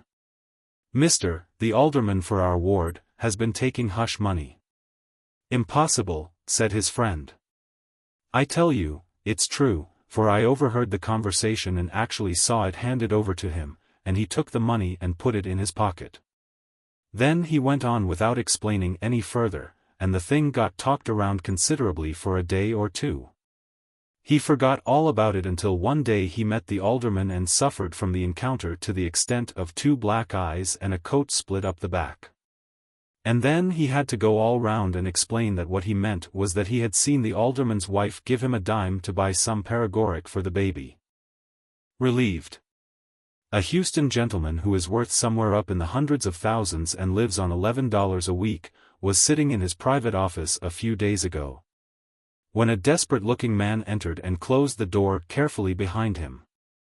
The man had an evil, villainous-looking face, and in his hand he held with the utmost care an oblong, square-shaped package. What do you want? Asked the capitalist. I must have money, hissed the stranger. I am starving while you are rolling in wealth. Do you see this little package? Do you know what it contains? The wealthy citizen sprang from his desk in horror, pale with fright. No, he gasped. You would not be so cruel, so heartless. This package, continued the desperate man, contains enough dynamite, if let fall upon the floor, to hurl this building into a shapeless mass of ruins. Is that all? Said the capitalist, sinking into his chair and picking up his newspaper with a sigh of relief. You don't know how much you frightened me. I thought it was a gold brick. A villainous trick. When it becomes necessary for an actor to write a letter during the performance of a play, it is a custom to read the words aloud as he writes them. It is necessary to do this in order that the audience may be apprised of its contents, otherwise the clearness of the plot might be obscured. The writing of a letter upon the stage, therefore, generally has an important bearing upon the situation being presented. And of course the writer is forced to read aloud what he writes for the benefit of the audience. During the production of Monbars, in Houston some days ago, the gentleman who assumed the character of the heavy villain took advantage of a situation of this description in a most cowardly manner. In the last act, Mantell, as Monbars, writes a letter of vital importance, and, as customary, reads the lines aloud as he writes them. The villain hides behind the curtains of a couch and listens in fiendish glee to the contents of the letter as imparted by Mr. Mantell in strict confidence to the audience. He then uses the information obtained in this underhanded manner to further his own devilish designs. Mr. Mantell ought not to allow this. A man who is a member of his own company, and who, no doubt is drawing a good salary, should be above taking a mean advantage of a mere stage technicality. Book Reviews. Unabridged Dictionary by Noah Webster, Doctor of Laws F.R.S.X.Y.Z. We find on our table quite an exhaustive treatise on various subjects, written in Mr. Webster's well-known, lucid, and piquant style. There is not a dull line between the covers of the book. The range of subjects is wide, and the treatment light and easy without being flippant. A valuable feature of the work is the arranging of the articles in alphabetical order, thus facilitating the finding of any particular word desired. Mr. Webster's vocabulary is large, and he always uses the right word in the right place. Mr. Webster's work is thorough and we predict that he will be heard from again. Houston City Directory, by Morrison and Formey. This new book has the decided merit of being non-sensational. In these days of erratic and ultra-imaginative literature of the modern morbid self-analytical school, it is a relief to peruse a book with so little straining after effect, so well balanced, and so pure in sentiment. It is a book that a man can place in the hands of the most innocent member of his family with the utmost confidence. Its material is healthy, and its literary style excellent, as it adheres to the methods used with such thrilling effect by Mr. Webster in his famous dictionary, viz., alphabetical arrangement. We venture to assert that no one can carefully and conscientiously read this little volume without being a better man, or lady, as circumstances over which they have no control may indicate. A Conditional Pardon. The runaway couple had just returned, and she knelt at the old man's feet and begged forgiveness. "Yes, forgive us," cried the newly wedded husband. "Forgive me for taking her away from you, but see, I have brought her back." "Yes," said the old man, his voice trembling with emotion, "you have brought her back. You have brought her back. But that is not all, lad, you have brought her back, but you have also brought the part of her that eats provisions. I will forgive you for $50 per month, lights and washing extra. It is but justice to the Pension Bureau at Washington to state that they have not yet granted the pension claimed by a man who was wounded in the late unpleasantness by the accidental discharge of his duty. A careful inquiry has revealed the fact that Samson was the first man who rushed the growler. Better blow your own horn than one you haven't paid for. If your rye offend you, buy a better quality. Bill Nye. Bill Nye, who recently laid down his pen for all time, was a unique figure in the field of humor. His best work probably more nearly represented American humor than that of any other writer. Mr. Nye had a sense of ludicrous that was keen and judicious. His humor was peculiarly American in that it depended upon sharp and unexpected contrasts, and the bringing of opposites into unlooked-for comparison for its effect. Again, he had the true essence of kindliness, without which humor is stripped of its greatest component part. Bill Nye's jokes never had a sting. They played like summer lightning around the horizon of life, illuminating and spreading bright, if transitory, pictures upon the sky, but they were as harmless as the smile of a child. The brain of the man conceived the swift darts that he threw, but his great manly heart broke off their points. He knew human nature as a scholar knows his book, and the knowledge did not embitter him. He saw all the goodness in frailty, and his clear eyes penetrated the frailty of goodness. His was the child's heart, the scholar's knowledge, and the philosopher's view of life. He might have won laurels in other fields, for he was a careful reasoner, and a close observer. But he showed his greatness in putting aside cold and fruitless discussions that have wearied the world long ago, and set himself the task of arousing bubbling laughter instead of consuming doubt. The world has been better for him, and when that can be said of a man. The tears that drop upon his grave are more potent than the loud huzzas that follow the requiem of the greatest conqueror or the most successful statesman. The kindliest thoughts and the sincerest prayers follow the great humanitarian, for such he was into the great beyond. And such solace as the hearty condolement of 1,000,000 people can bring to the bereaved loved ones of Bill Nye, is theirs. A guarded secret. It is time to call a halt upon the persistent spreaders of the alleged joke that a woman cannot keep a secret. No baser ingratitude has been shown by man toward the fair sex than the promulgation of this false report. Whenever a would-be humorous man makes use of this antiquated chestnut which his fellow men feel in duty bound to applaud, the face of the woman takes on a strange, inscrutable, pitying smile that few men ever read. The truth is that it is only woman who can keep a secret. Only a divine intelligence can understand the marvelous power with which 99 married women out of 100 successfully hide from the rest of the world the secret that they have bound themselves to something unworthy of the pure and sacrificing love they have given them. She may whisper to her neighbor that Mrs. Jones has turned her old silk dress twice, but if she has in her breast anything affecting one she loves, the gods themselves could not drag it from her. Weak man looks into the wine cup and behold, he babbles his innermost thoughts to any gaping bystander. Woman can babble of the weather, and gaze with infantine eyes into the orbs of the wiliest diplomat, while holding easily in her breast the heaviest secrets of state. Adam was the original blab. The first telltale, and we are not proud of him.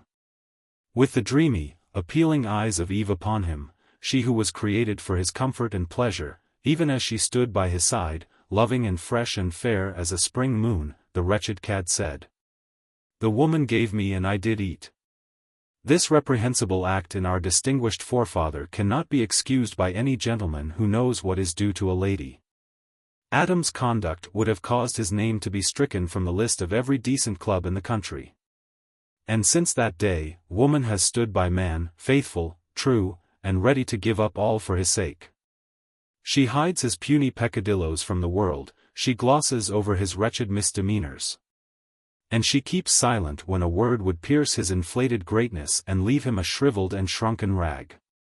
And man says that woman cannot keep a secret. Let him be thankful that she can, or his littleness would be proclaimed from the housetops. A universal favorite. The most popular and best-loved young lady in the United States is Miss Annie Williams of Philadelphia. Her picture is possessed by more men, and is more eagerly sought after than that of Lillian Russell, Mrs. Langtry, or any other famous beauty. There is more demand for her pictures than for the counterfeit presentments of all the famous men and women in the world combined. And yet she is a modest, charming, and rather retiring young lady, with a face less beautiful than of a clear and classic outline. Miss Williams is soon to be married, but it is expected that the struggle for her pictures will go on as usual. She is the lady the profile of whose face served as the model for the head of Liberty on our silver dollar. Willing to compromise. As he walked up to the bar he pulled up his collar with both hands and straightened the old red tie that was trying to creep around under one ear. The bartender glanced at him and then went on chipping lemon peel into a saucer. "Say," said the man with the red tie, "it makes me right sick to think about it." "What?" said the bartender, "water?" "No, sir, the apathy displayed by the people of the state in regard to presenting the battleship Texas with a suitable present. It is a disgrace to our patriotism. I was talking to W.G. Cleveland this morning and we both agreed that something must be done at once. Would you give $10 toward a silver service to be presented to the ship?" The bartender reached behind him and took up a glass that was sitting on the shelf. "I don't know that I would give you $10, he said, "but here's some whiskey that I put some turpentine in by mistake this morning and forgot to throw it out. Will that do as well?" "It will," said the man with the red tie, reaching for the glass, "and I am also soliciting aid for the Cuban patriots. If you want to assist the cause of liberty and can't spare the cash, if you could rustle up a glass of beer with a fly in it, I would." "Trot out, now," said the bartender. "There's a church member looking in the back door, and he won't come in till everybody's out." Ridiculous. The following conundrum was left at the office yesterday by a young man, who immediately fled. Why is the coming Sunday like a very young body? Answer: because it's next week. We do not see any reason why this should be the case. It is impossible for Sunday or any other day in the week to have a neck. The thing is printed merely to show what kind of stuff people send into the paper. Guessed everything else. A man with a long, sharp nose and a big bundle which he carried by a strap went up the steps of the gloomy-looking brick house, set his bundle down, rang the bell, and took off his hat and wiped his brow. A woman opened the door and he said, "Madam, I have a number of not only useful but necessary articles here that I would like to show you. First, I want you to look at these elegant illustrated books of travel and biography, written by the best authors. They are sold only by subscription. They are bound in. I don't care to see them. We have S.M. Small children only, eh? Well, madam, here are some building blocks that are very instructive and amusing. No? Well, let me show you some beautiful lace window curtains for your sitting room, handmade and a great bargain. I can. I don't want them. We have SM. Smoking in the house? It won't injure them in the least. Just shake them out in the morning and I guarantee not a vestige of tobacco smoke will remain. Here also I have a very ingenious bell for awakening lazy servants in the morning. You simply touch a button and I tell you we have SM. Have smart servants, have you? Well, that is a blessing. Now, here is a clothesline that is one of the wonders of the age. It needs no pins and can be fastened to anything, fence, side of the house, or tree. It can be raised or lowered in an instant, and for a large washing is the most convenient and labor-saving invention that. I say we have small. Oh, you have a small family. Let's see, then I have here a. I'm trying to tell you, said the woman, that we have smallpox in the family. Anne. The long-nosed man made a convulsive grab at his goods and rolled down the steps in about 2 seconds. While the woman softly closed the door just as a man got out of a buggy and nailed a yellow flag on the house. A slight mistake. An ordinary-looking man wearing a last season's negligee shirt stepped into the business office and unrolled a strip of manuscript some 3 feet long. I wanted to see you about this little thing I want to publish in the paper. There are 15 verses besides the other reading matter. The verses are on spring. My handwriting is a trifle illegible and I may have to read it over to you. This is the way it runs. Spring. The air is full of gentle zephyrs. Grass is growing green. Winter now has surely left us. Spring has come, I ween. When the sun has set, the vapors rise from out the meadows low. When the stars are lit like tapers. Then the night winds chilly blow. Take that stuff up to the editorial department, said the business manager shortly. I have been up there already, said the ordinary-looking man, and they sent me down here. This will fill about a column. I want to talk with you about the price. The last verse runs this way. Then it is that weakening languors thicken in our veins the blood. And we must ward off these dangers ere we find our names are mud. The reading matter that follows is, as you see, typewritten and easily read. Now, N it, said the business manager. Don't you come in here reading your old spring poems to me. I've been bored already today with a lot of ink and paper drummers. Why don't you go to work instead of fooling away your time on rot like that? I didn't mean to bother you, said the other man, rolling up his manuscript. Is there another paper in the city? Yes, there's a few. Have you got a family? Yes, sir. Then why in thunder don't you get into some decent business, instead of going around writing confounded trash and reading it to busy people? Ain't you got any manhood about you? Excuse me for troubling you, said the ordinary-looking man, as he walked toward the door. I tell you how it is. I cleared over $80,000 last year on these little things I write. I am placing my spring and summer ads for the sarsaparilla firm of which I am a member. I had decided to place about $1,000 in advertising in this town. I will see the other papers you spoke of. Good morning. The business manager has since become so cautious that all the amateur poets in the city now practice reading their verses to him, and he listens without a murmur. A good story spoiled. Few nights ago in a rather tough saloon in a little town on the Central Railroad, a big, strapping desperado, who had an unenviable reputation as a bad man generally, walked up to the bar and in a loud voice ordered everybody in the saloon to walk up and take a drink.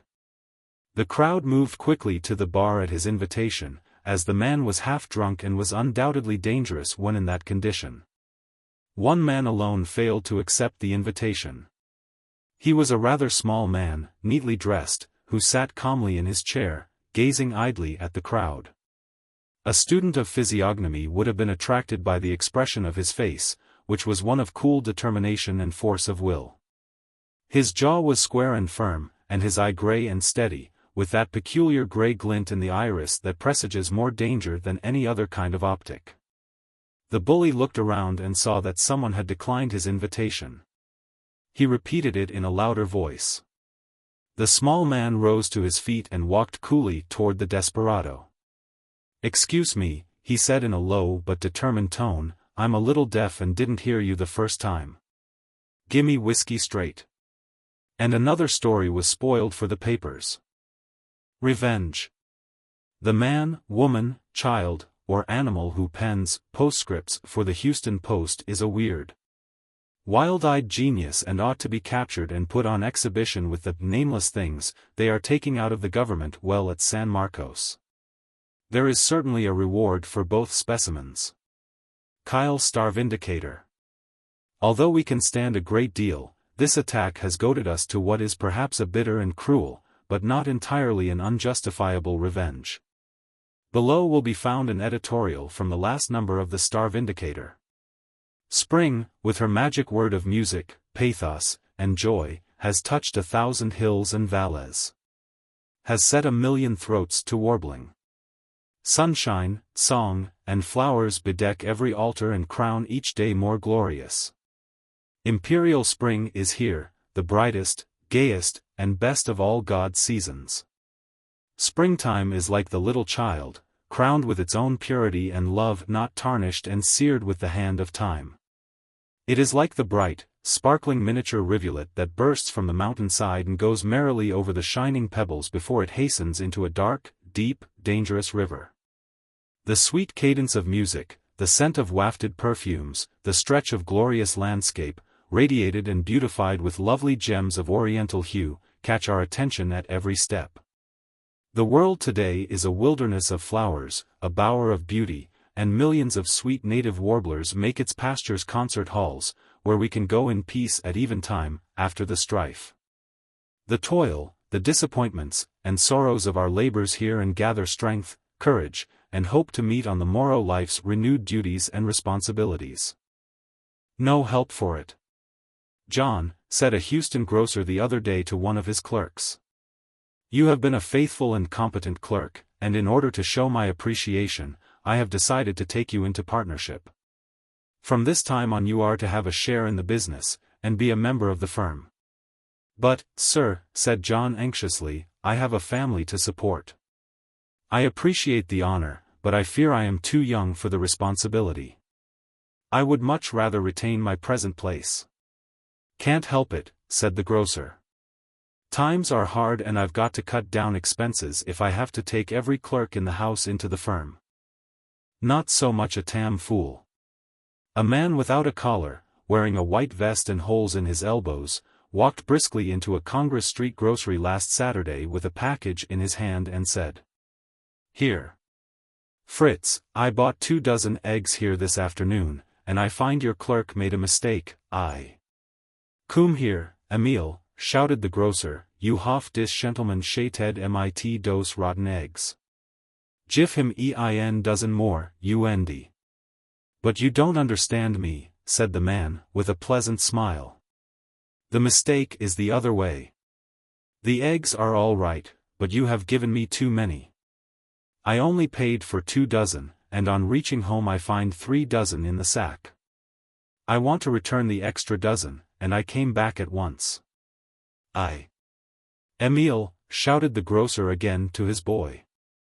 "Gif dis man 2 dozen eggs at once. You have shated him mit pad eggs. Don't you do that any more times or I discharge you." "But, sir," said the man with the white vest, anxiously. "You gave me too many eggs for my money, and I want to return a dozen. I am too honest to." "Emile," said the grocer, "gif dis man 3 dozen goot fresh eggs at once and let him go. V makes pad eggs good ven ve sells dem. Hurry up quick and put in dray or 4 extra vons." "But, listen to me, sir," said the man. "I want to say, main front," said the grocer in a lower voice, "you petter dake dos eggs und go home. I know vat you pring pack dos eggs for. If I dake dem, I say, vale, dot is ein very good man, he vas honest py dos eggs, ain't it?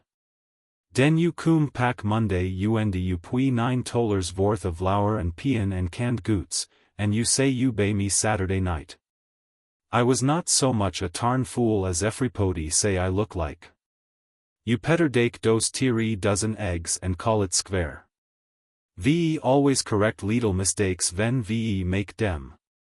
Emil, you petter make it 3 dozen und a half for good measure, and put in 2 3 stick candy for die kinder. A guess-proof mystery story. The most popular and recent advertising dodge in literature is the Grand Guess Contest mystery story. Everybody is invited to guess how the story will end, at any time before the last chapter is published, and incidentally to buy a paper or subscribe. It is the easiest thing in the world to write a story of mystery that will defy the most ingenious guessers in the country. To prove it, here is one that we offer $10,000 to any man and $15,000 to any woman who guesses the mystery before the last chapter. The synopsis of the story is alone given, as literary style is not our object, we want mystery. Chapter 1. Judge Smith, a highly esteemed citizen of Plunkville, is found murdered in his bed at his home. He has been stabbed with a pair of scissors, poisoned with rough-on rats. His throat has been cut with an ivory-handled razor, an artery in his arm has been opened, and he has been shot full of buckshot from a double-barreled gun. The coroner is summoned and the room examined. On the ceiling is a bloody footprint, and on the floor are found a lady's lace handkerchief, embroidered with the initials, J.B. A package of cigarettes and a ham sandwich. The coroner renders a verdict of suicide. Chapter 2.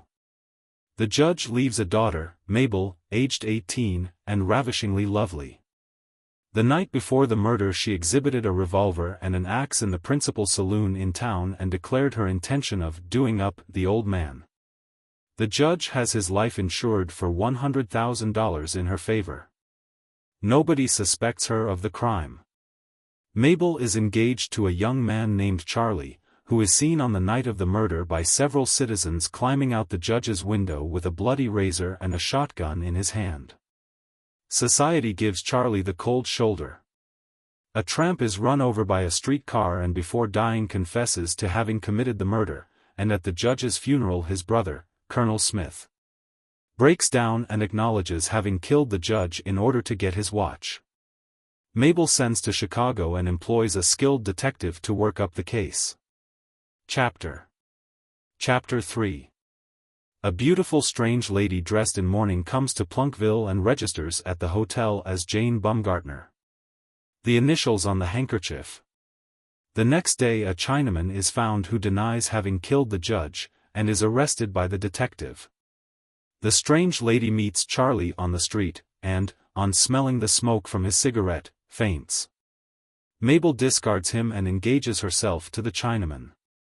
Chapter 4. While the Chinaman is being tried for murder, Jane Bumgartner testifies that she saw the detective murder Judge Smith at the instance of the minister who conducted the funeral. And that Mabel is Charlie's stepmother. The Chinaman is about to confess when footsteps are heard approaching. The next chapter will be the last, and it is safe to say that no one will find it easy to guess the ending of the story. To show how difficult this feat is, the last chapter is now given. Chapter 5. The footsteps prove to be those of Thomas R. Heffelbomer of Washington Territory, who introduces positive proof of having murdered the judge during a fit of mental aberration, and Mabel marries a man named Tompkins, whom she met 2 years later at Hot Springs. An inspiration. He was seated on an empty box on Main Street late yesterday evening during the cold drizzling rain. He was poorly clad and his thick coat was buttoned up high under his chin.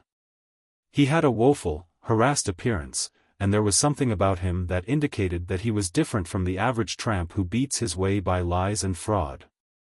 The postman felt a touch of sympathy and went up to him and said, "There's a place around the corner where you can get a lunch and lodging for a small sum. When did you strike town?"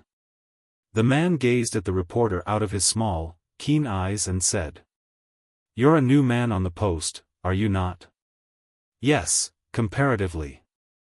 Do you see that block of 3-story buildings over there? Yes. Well, I own them and was just sitting here studying what I'm going to do. What's the trouble? Why, the walls are cracking and bulging out on the sides, and I'm afraid I'm going to have to put a lot of money into repairs. I've got over 100 tenants in those buildings. I'll tell you what to do. What? You say the walls are bulging out? Yes. Well, that makes more room everywhere. You just raise all your tenants' rent on account of the extra space. Young man, you're a genius. I'll put rents up 20% tomorrow. And one more capitalist was saved. Coming to him. The man who keeps up with the latest scientific discoveries is abroad in the land.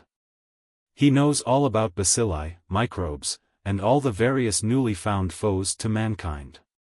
He reads the papers and heeds all the warnings that lead to longevity and safety to mind and limb.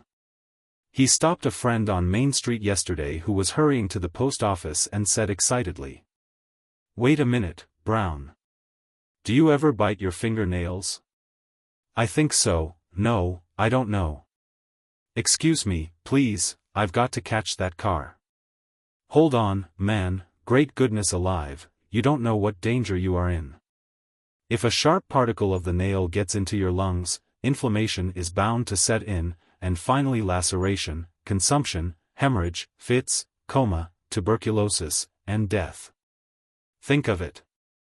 And by the way, a new bacillus has been found in water in which roses have been left standing that is very fatal. I want to warn you. Do you know that? Say, old man, I'm much obliged, but this letter. What is a letter compared with your life? There are 10 million animalcules in a spoonful of ordinary hydrant water. There are 2,000 different varieties known. Do you ever put salt in your beer? I don't know, I really must go, Don't hold me responsible for your life, I'm trying to save it. Why, heavens, man, it's nothing but a miracle that we live a single day. In every glass of beer there is an infinitesimal quantity of hydrochloric acid. Salt is a chloride of sodium, and the union releases the chlorine. You are drinking chlorine gas every day of your life. Pause, before it is too late.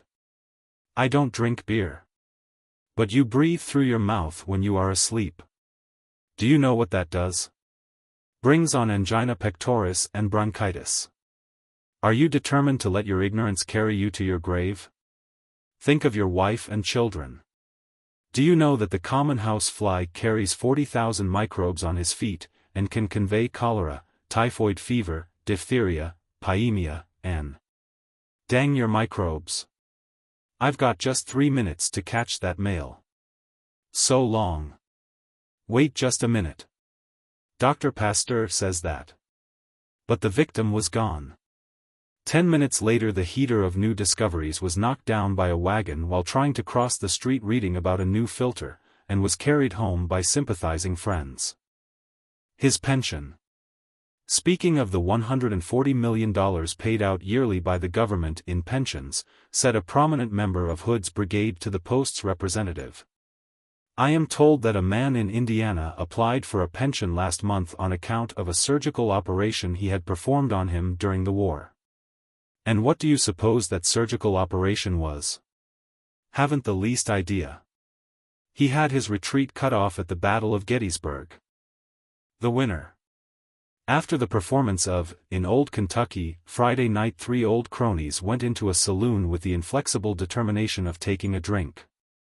After doing so, they added an amendment in the shape of another and then tacked on an emergency clause. When they got to feeling a little mellow they sat down at a table and commenced lying. Not maliciously, but just ordinary, friendly lying, about the things they had seen and done.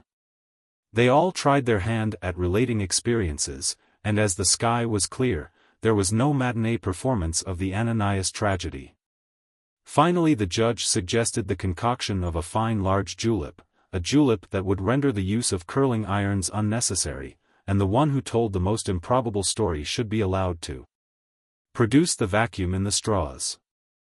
The major and the judge led off with a couple of marvelous narratives which were about a tie. The colonel moistened his lips as his eye rested on the big glass filled with diamonds and amber, and crowned with fragrant mint. He commenced his story. The incident I am about to relate is not only wonderful, but true. It happened in this very town on Saturday afternoon. I got up rather early Saturday morning, as I had a big day's work ahead of me. My wife fixed me up a rattling good cocktail when I got up and I was feeling pretty good. When I came downstairs she handed me a $5 bill that had dropped out of my pocket and said, "John, you must really get a better-looking housemaid. Jane is so homely, and you never did admire her. See if you can find a real nice-looking one, and John, dear, you are working too hard. You must really have some recreation. Why not take Miss Muggins, your typewriter, out for a drive this afternoon?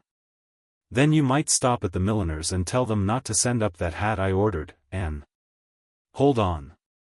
Colonel," said the judge. "You just drink that mint julep right now.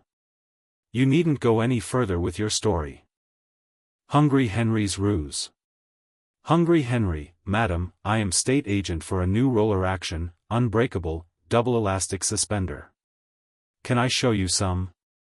Mrs. Lonestreet, no, there ain't no man on the place. Hungry Henry, well, then, I am also handling something unique in the way of a silver mount, Morocco leather, dog collar, with name engraved free of charge. Perhaps.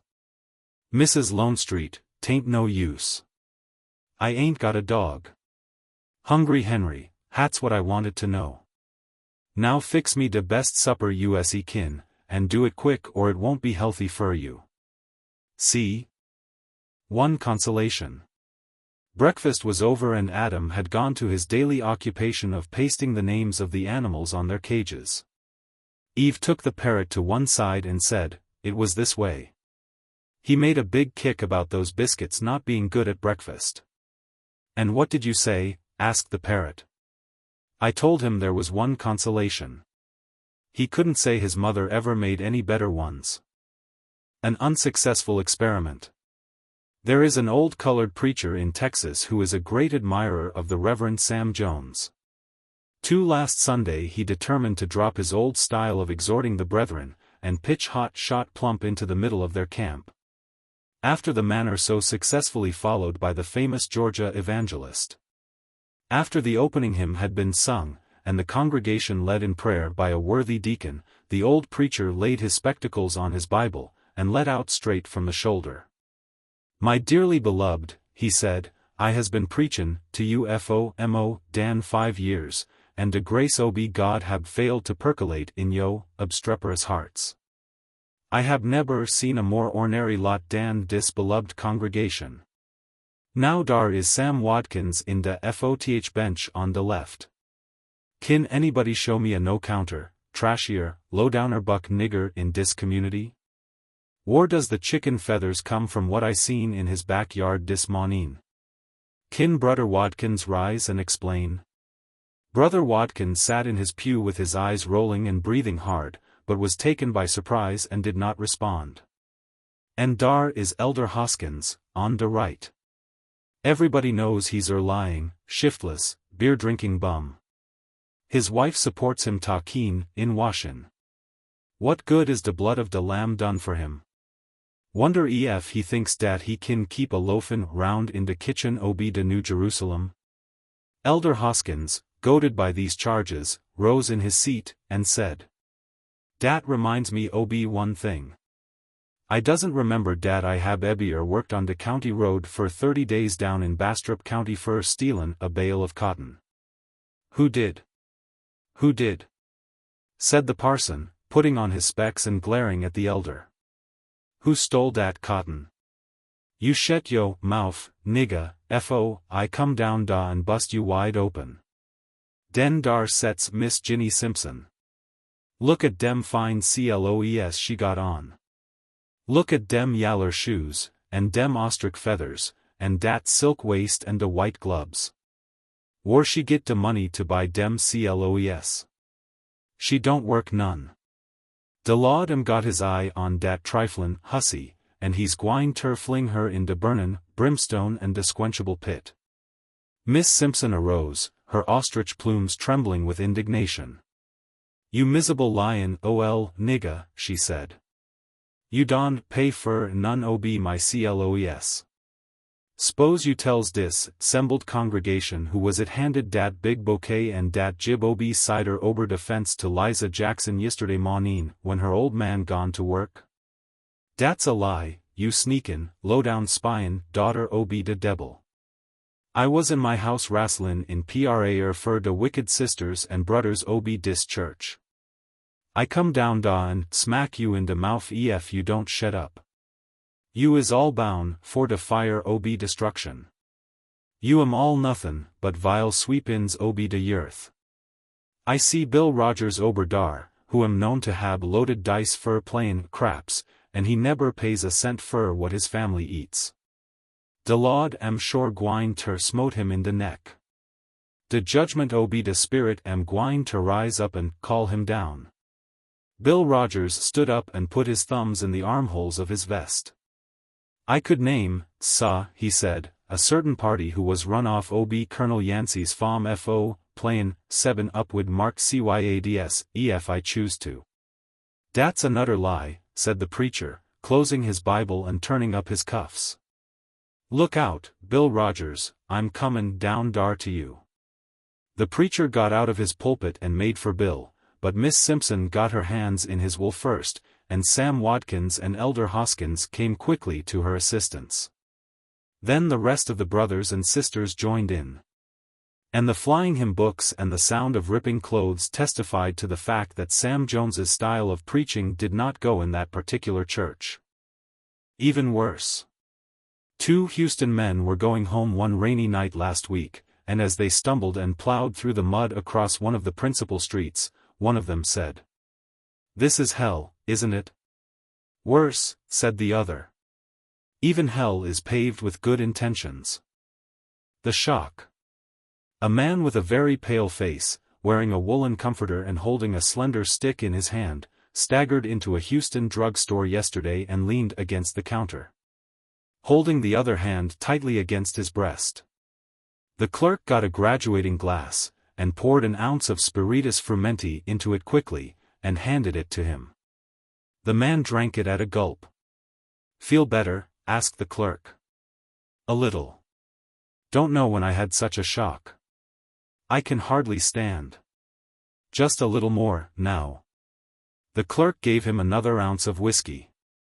"My pulse has started again, I believe," said the man. "It was terrible, though." "Fell off a wagon?" asked the clerk. "No, not exactly." "Slip on a banana peel?" "I think not." "I'm getting faint again, if you—" The obliging clerk administered a third dose of the stimulant. "Street car run over you?" he asked. "No," said the pale man. "I'll tell you how it was. See that red-faced man out there swearing and dancing on the corner?" "Yes. He did it. I don't believe I can stand up much longer." Thanks." The man tossed off the 4th reviver and began to look better. "Shall I call a doctor?" asked the clerk. "No, I guess not. Your kindness has revived me. I'll tell you about it. I have one of those toy spiders attached to a string at the end of this stick, and I saw that red-faced man sitting on a doorstep with his back to me. And I let the spider down over his head in front of his nose. I didn't know who he was, then. He fell over backwards and cut his ear on the foot scraper and broke a set of $60 false teeth. That man is my landlord and I owe him $37 back rent, and he holds a $10 mortgage on my cow, and has already threatened to break my back. I slipped in here and he hasn't seen me yet. The shock to my feelings when I saw who it was something awful. If you have a little more of that spirits now, The Cynic. Junior partner, here's an honest firm. Sharp and Simpson send us a check for $50 in addition to their monthly account, to cover difference in price of a higher grade of goods shipped them last time by mistake. Senior partner, do they give us another order? Junior partner, yes. The longest they have ever made. Senior partner, ship MCOD. Well. How are they coming? I'm getting a move on me, said the checkerboard. And I'm getting ahead in the world, said the piece of sensation news. I'm dead in it, said the spoiled bivalve at the clambake. I think I shall get along well, said the artesian water company. And my work is all being cut out for me, said the grape seed. Speaking of big wins. The man with the bronzed face and distinguished air was a great traveler, and had just returned from a tour around the world. He sat around the stove at the Lamlier, and 4 or 5 drummers and men about town listened with much interest to his tales. He was speaking of the fierce wind storms that occur in South America. When the long grass of the pampas is interlaced and blown so flat by the hurricanes that it is cut into strips and sold for the finest straw matting. He spoke also of the great intelligence of the wild cattle which, he said, although blown about by the furious hurricanes and compelled to drift for days before the drenching floods of the rainy season, never lost their direction by day or night. How do they guide themselves? Asked the Topeka flower drummer. Oh, by their udders, of course, said the traveler. I don't see anything to laugh about, said the Kansas man, but speaking of big winds, we have something of the kind in our state. You've all heard of the Kansas cyclones, but very few of you know what they are. We have plenty of them, and some are pretty hard ones, too, but most of the stories you read about them are exaggerated. Still, a good, full-grown cyclone can carry things pretty high sometimes. About the only thing they spend their fury upon in vain is a real estate agent. I know a fellow, named Bob Long, who was a real estate hustler from a way back. Bob had bought up a lot of prairie land cheap, and was trying to sell it in small tracts for farms and truck patches. One day he took a man in his buggy out to this land and was showing it to him. Just look at it, he said. It is the finest, richest piece of ground in Kansas. Now it's worth more, but to start things off, and get improvements to going, I'll sell you 160 acres of this land at $40 per. Before Bob could say acre, a cyclone came along, and the edge of it took Bob up straight into the air. He went up till he was nothing but a black speck, and the man stood there and watched him till he was out of sight. The man liked the land, so he bought it from Bob's heirs, and pretty soon a railroad cut across it, and a fine flourishing town sprang up on the spot. Well, this man was standing on the sidewalk one day thinking of how lucky he had been, and about Bob's unfortunate fate, when he happened to look up and saw something falling. It grew larger and larger, and finally it turned out to be a man. He came tumbling down, struck the sidewalk with a sound you could have heard 4 blocks away, bounded up at least 10 feet, came down on his feet and shouted, "Front foot!" It was Bob Long. His beard was a little grayer and longer, but he was all business still. He had noticed the changes that had taken place while he was coming down, and when he finished the sentence that he began when the cyclone took him up, he altered his language accordingly. Bob was a hustler. Sometime after that he— "Never mind," said the traveler. "Let's go in and take something on this one first. I claim the usual time before the next round." An original idea. There is a lady in Houston who is always having original ideas. Now, this is a very reprehensible thing in a woman and should be frowned down. A woman should find out what her husband thinks about everything and regulate her thoughts to conform with his. Of course, it would not be so bad if she would keep her independent ideas to herself, but who ever knew a woman to do that? This lady in particular had a way of applying her original ideas to practical use, and her family, and even neighbors, were kept constantly on the lookout for something startling at her hands. One day she read in the columns of an Austin newspaper an article that caused her at once to conceive an original idea. The article called attention to the well-known fact that if men's homes supplied their wants and desires, they would have no propensity to wander abroad, seeking distraction in gilded saloons. This struck the lady as a forcible truth, and she boldly plagiarized the idea and resolved to put it into immediate execution as an original invention. That night when her husband came home he noticed a curtain stretched across one end of the sitting room. But he had so long been used to innovations of all sorts that he was rather afraid to investigate. It might be stated apropos to the story that the lady's husband was addicted to the use of beer. He not only liked beer, but he fondly loved beer. Beer never felt the slightest jealousy when this gentleman was out of its sight. After supper the lady said, "Now, Robert, I have a little surprise for you. There is no need of your going downtown tonight, as you generally do, because I have arranged our home so that it will supply all the pleasures that you go out to seek." With that she drew the curtain and Robert saw that one end of the sitting room had been fitted up as a bar, or rather his wife's idea of a bar. A couple of strips of the carpet had been taken up and sawdust strewn on the floor. The kitchen table extended across the end of the room, and back of this on a shelf were arranged a formidable display of bottles, of all shapes and sizes. While the mirror of the best dresser had been taken off and placed artistically in the center. On a trestle stood a fresh keg of beer and his wife, who had put on a coquettish-looking cap and apron, tripped lightly behind the bar, and waving a beer mug coyly at him said, "It's an idea I had, Robert. I thought it would be much nicer to have you spend your money at home, and at the same time have all the amusement and pleasure that you do downtown. What will you have, sir?" she continued, with fine, commercial politeness. Robert leaned against the bar and pawed the floor fruitlessly 3 or 4 times, trying to find the foot-rest. He was a little stunned, as he always was at his wife's original ideas. Then he braced himself and tried to conjure up a ghastly imitation of a smile. "I'll take a beer, please," he said. His wife drew the beer, laid the nickel on the shelf and leaned on the bar, chatting familiarly on the topics of the day after the manner of bartenders. "You must buy plenty, now," she said archly, "for you are the only customer I have tonight." Robert felt a strong oppression of spirits, which he tried to hide.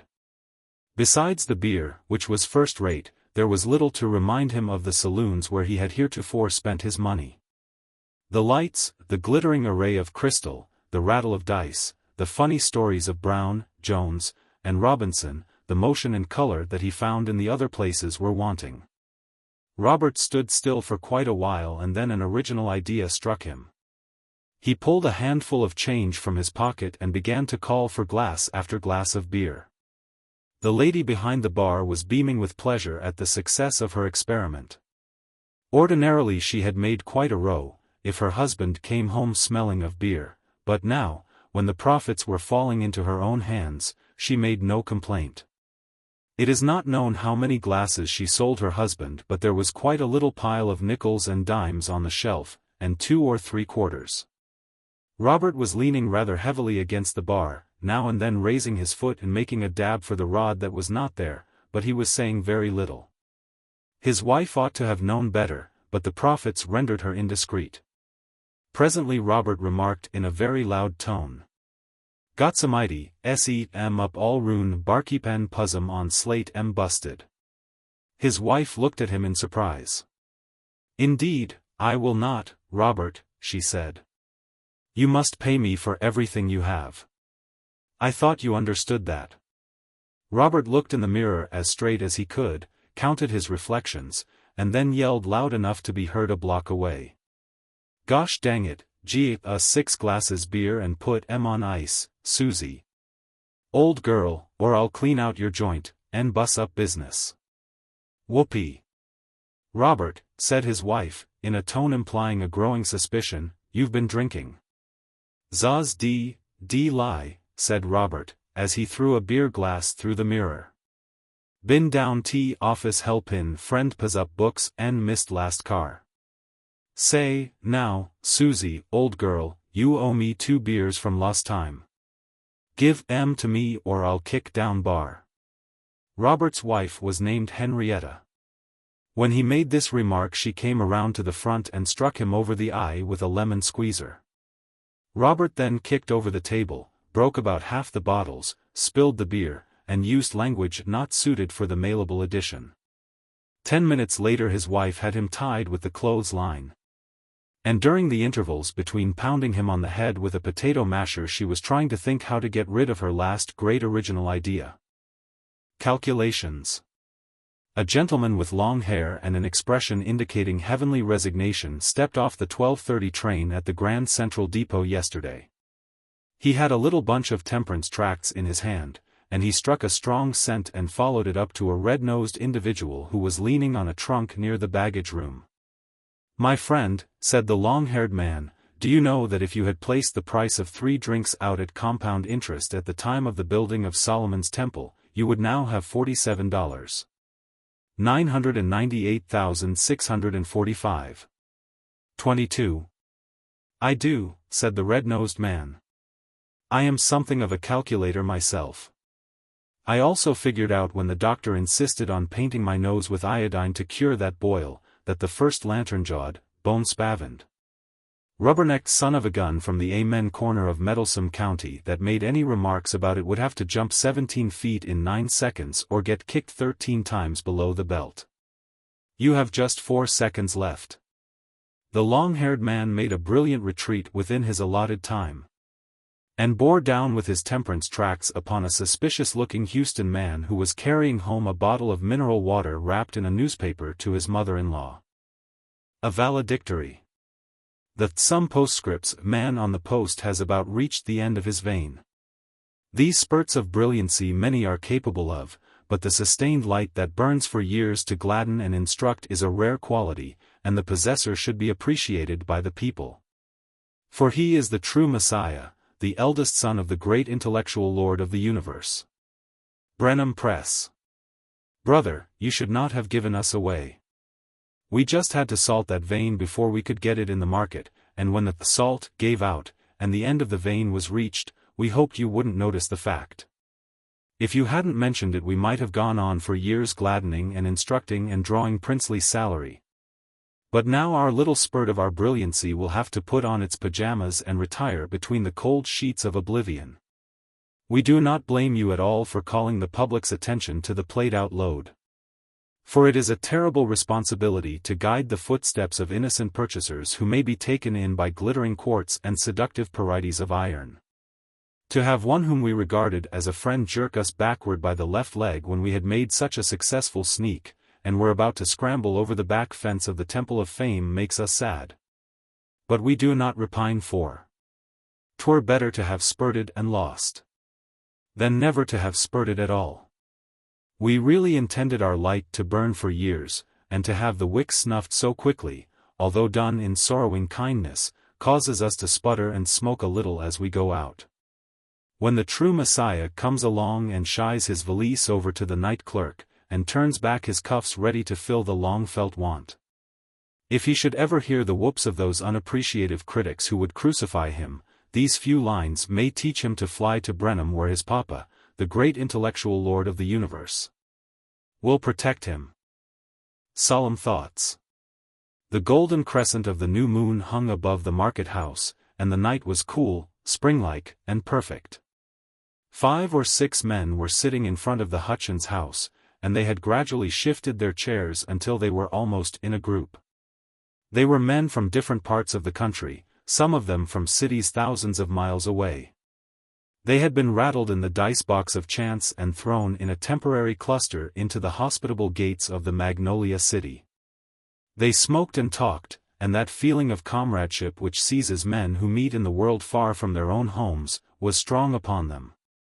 They told all their funny stories and compared experiences, and then a little silence fell upon them, and while the hanging strata of blue smoke grew thicker, their thoughts began to wander back, as the cows stray homeward at eventide, to other scenes and faces. And o'er them many a flaming range of vapor buoyed the crescent bark, and wrapped through many a rosy change. The twilight melted into dark. Quoted the New York drummer. Hey-go. I wish I was at home tonight. Same here, said the little man from St. Louis. I can just see the kids now tumbling round on the floor and cutting up larks before Laura puts them to bed. There's one blessing, though, I'll be home on Thanksgiving. I had a letter from home today, said the white-bearded Philadelphian, and it made me homesick. I would give a foot of that slushy pavement on Spruce Street for all these balmy airs and mockingbird solos in the South. I'm going to strike a bee-line for the Quaker City in time for that fat turkey. I don't care what my house says. Just hear dat band playing, said the fat gentleman. I can almost dink I was back in Cincinnati, neber die rein mit dot splendid little beautiful girl from de hat factory. I dink it is dies lovely nights vot makes us of home, sweet home, gedinken. Now you're shoutin', said the Chicago hardware drummer. I wish I was in French Pete's restaurant on State Street with a big bottle of beer and some chitlins and lemon pie. I'm feelin' kinder sentimental myself tonight. The worst part of it is, said the man with the gold nose glasses and green necktie, that our dear ones are separated from us by many long and dreary miles. And we little know what obstacles in the shape of storm and flood and wreck lie in our way. If we could but annihilate time and space for a brief interval, there are many of us who would clasp the forms of those we love to our hearts tonight. I, too, am a husband and father. That breeze, said the man from New York, feels exactly like the ones that used to blow over the old farm in Montgomery County, and that, orchard and meadow, and deep tangled wildwood, etc. keep bobbing up in my memory tonight. How many of us, said the man with gold glasses, realize the many pitfalls that fate digs in our path? What a slight thing may sever the cord that binds us to life. There today, tomorrow gone forever from the world. Too true, said the Philadelphia man, wiping his spectacles. And leave those we love behind, continued the other. The affections of a lifetime, the love of the strongest hearts, ended in the twinkling of an eye. One loses the clasp of hands that would detain and drifts away into the sad, unknowable, other existence, leaving aching hearts to mourn forever. Life seems all a tragedy. Banged if you ain't rung the bell first shot, said the Chicago drummer. Our affections get busted up something worse'n killing hogs. The others frowned upon the Chicago drummer, for the man with gold glasses was about to speak again. We say, he went on, that love will live forever, and yet when we are gone others step into our places and the wounds our loss had made are healed. And yet there is an added pang to death that those of us that are wise can avoid, the sting of death and the victory of the grave can be lessened. When we know that our hours are numbered, and when we lie with ebbing breath and there comes unto dying ears the earliest pipe of half-awakened birds, and unto dying eyes the casement slowly grows a glimmering square. There is sweet relief in knowing that those we leave behind us are shielded from want. Gentlemen, we are all far from home and you know the risks of travel. I am representing one of the best accident insurance companies on earth, and I want to write every one of you. I offer you the finest death, partial disablement, loss of finger or toe, nervous shock, sick benefit policy known to. But the man with gold spectacles was talking to 5 empty chairs. And the moon slipped down below the roof of the market house with a sardonic smile. Explaining it. A member of the Texas legislature from one of the eastern counties was at the Chrysanthemum show at Turner Hall last Thursday night, and was making himself agreeable to one of the lady managers. You were in the House at the last session, I believe? She inquired. Well, madam, he said, I was in the House, but the Senate had me for about $45 when we adjourned. Her failing. They were 2 Houston girls, and they were taking a spin on their wheels. They met a fluffy girl who didn't bike, out driving with a young man in a buggy. Of course they must say something about her, as this is a true story and they were real, live girls, so one of them said. I never did like that girl. Why? Oh, she's too effeminate. A disagreement. Dat Mr. Bergman, VOT run de Opera House, not dread me right, said a Houston citizen. Wenn I go der und vant ein Dicket to see de Spider und.vly Company de oder night, I ask him dat he let me in mit half Bryce, for I was tief py von ear. And cannot but one half of performance here. Und he del me I should bay double brice, as it vood dake me twice as long to hear de performance as anybody else. An expensive veracity. A Houston man who attended a great many of Sam Jones's sermons was particularly impressed with his denunciation of prevaricators, and of lies of all kinds, white, variegated, and black. So strongly was he affected, and in such fertile ground did the seed sown by the great evangelist fall, that the Houston man, who had been accustomed occasionally to evade the truth, determined one morning he would turn over a new leaf and tell the truth in all things, big and little. So he commenced the day by scorning to speak even a word that did not follow the exact truth for a model. At breakfast, his wife said, "How are the biscuit, Henry?" "Rather heavy," he answered, "and about half done." His wife flounced out of the dining room and he ate breakfast with the children. Ordinarily Henry would have said, "They are very fine, my dear," and all would have been well. As he went out the gate, his rich old aunt, with whom he had always been a favorite, drove up. She was curled, and stayed, and powdered to look as young as possible. "Oh, Henry," she simpered. "How are Ella and the children? I would come in, but I'm looking such a fright today I'm not fit to be seen." "Yes," said Henry, "you do. It's a good thing your horse has a blind bridle on, for if he got a sight of you he'd run away and break your neck." His aunt glared furiously at him and drove away without saying a word.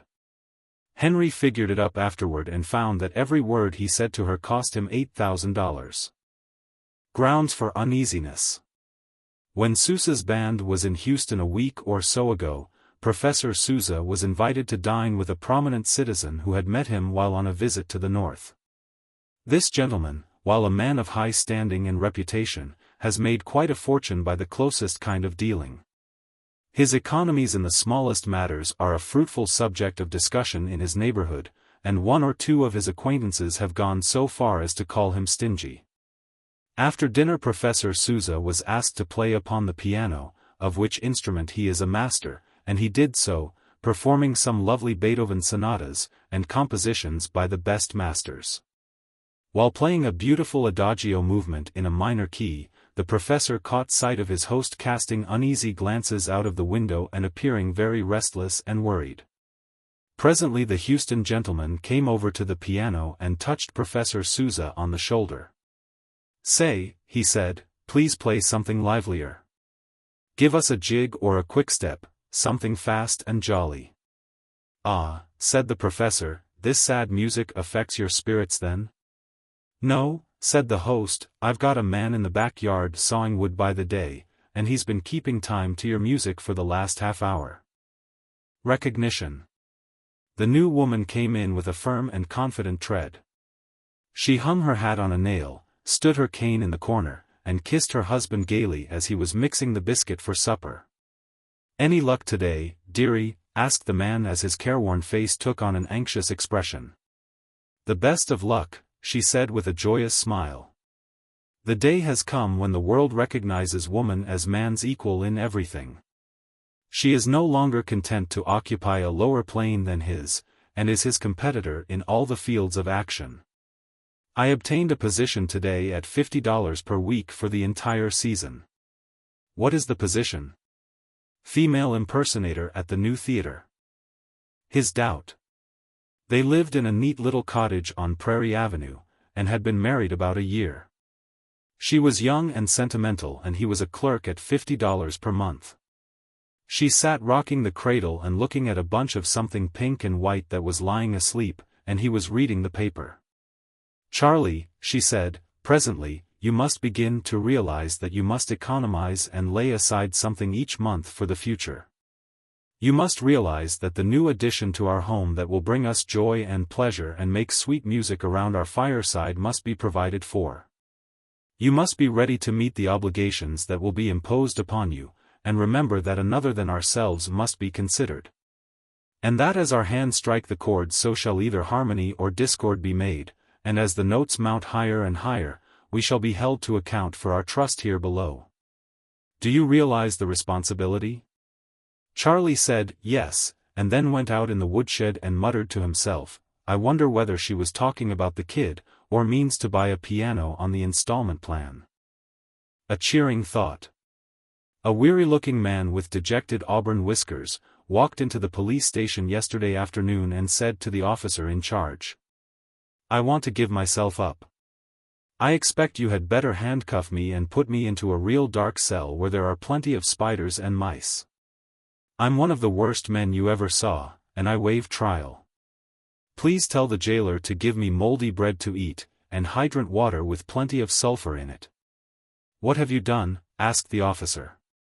"I'm a miserable, low-down, lying, good-for-nothing, slandering, drunken, villainous, sacrilegious galoot, and I'm not fit to die. You might ask the jailer, also, to bring little boys in to look at me through the bars, while I gnash my teeth and curse in demoniac rage. We can't put you in jail unless you have committed some offense. Can't you bring some more specific charge against yourself?" "No, I just want to give myself up on general principles. You see, I went to hear Sam Jones last night, and he saw me in the crowd and diagnosed my case to a T. Up to that time I thought I was a four-horse team with a yellow dog under the wagon, but Sam took the negative side and won. I'm a dongate old sore-eyed hound dog. I wouldn't mind if you kicked me a few times before you locked me up, and sent my wife word that the old villain that has been Abu Sin her for 20 years has met his deserts."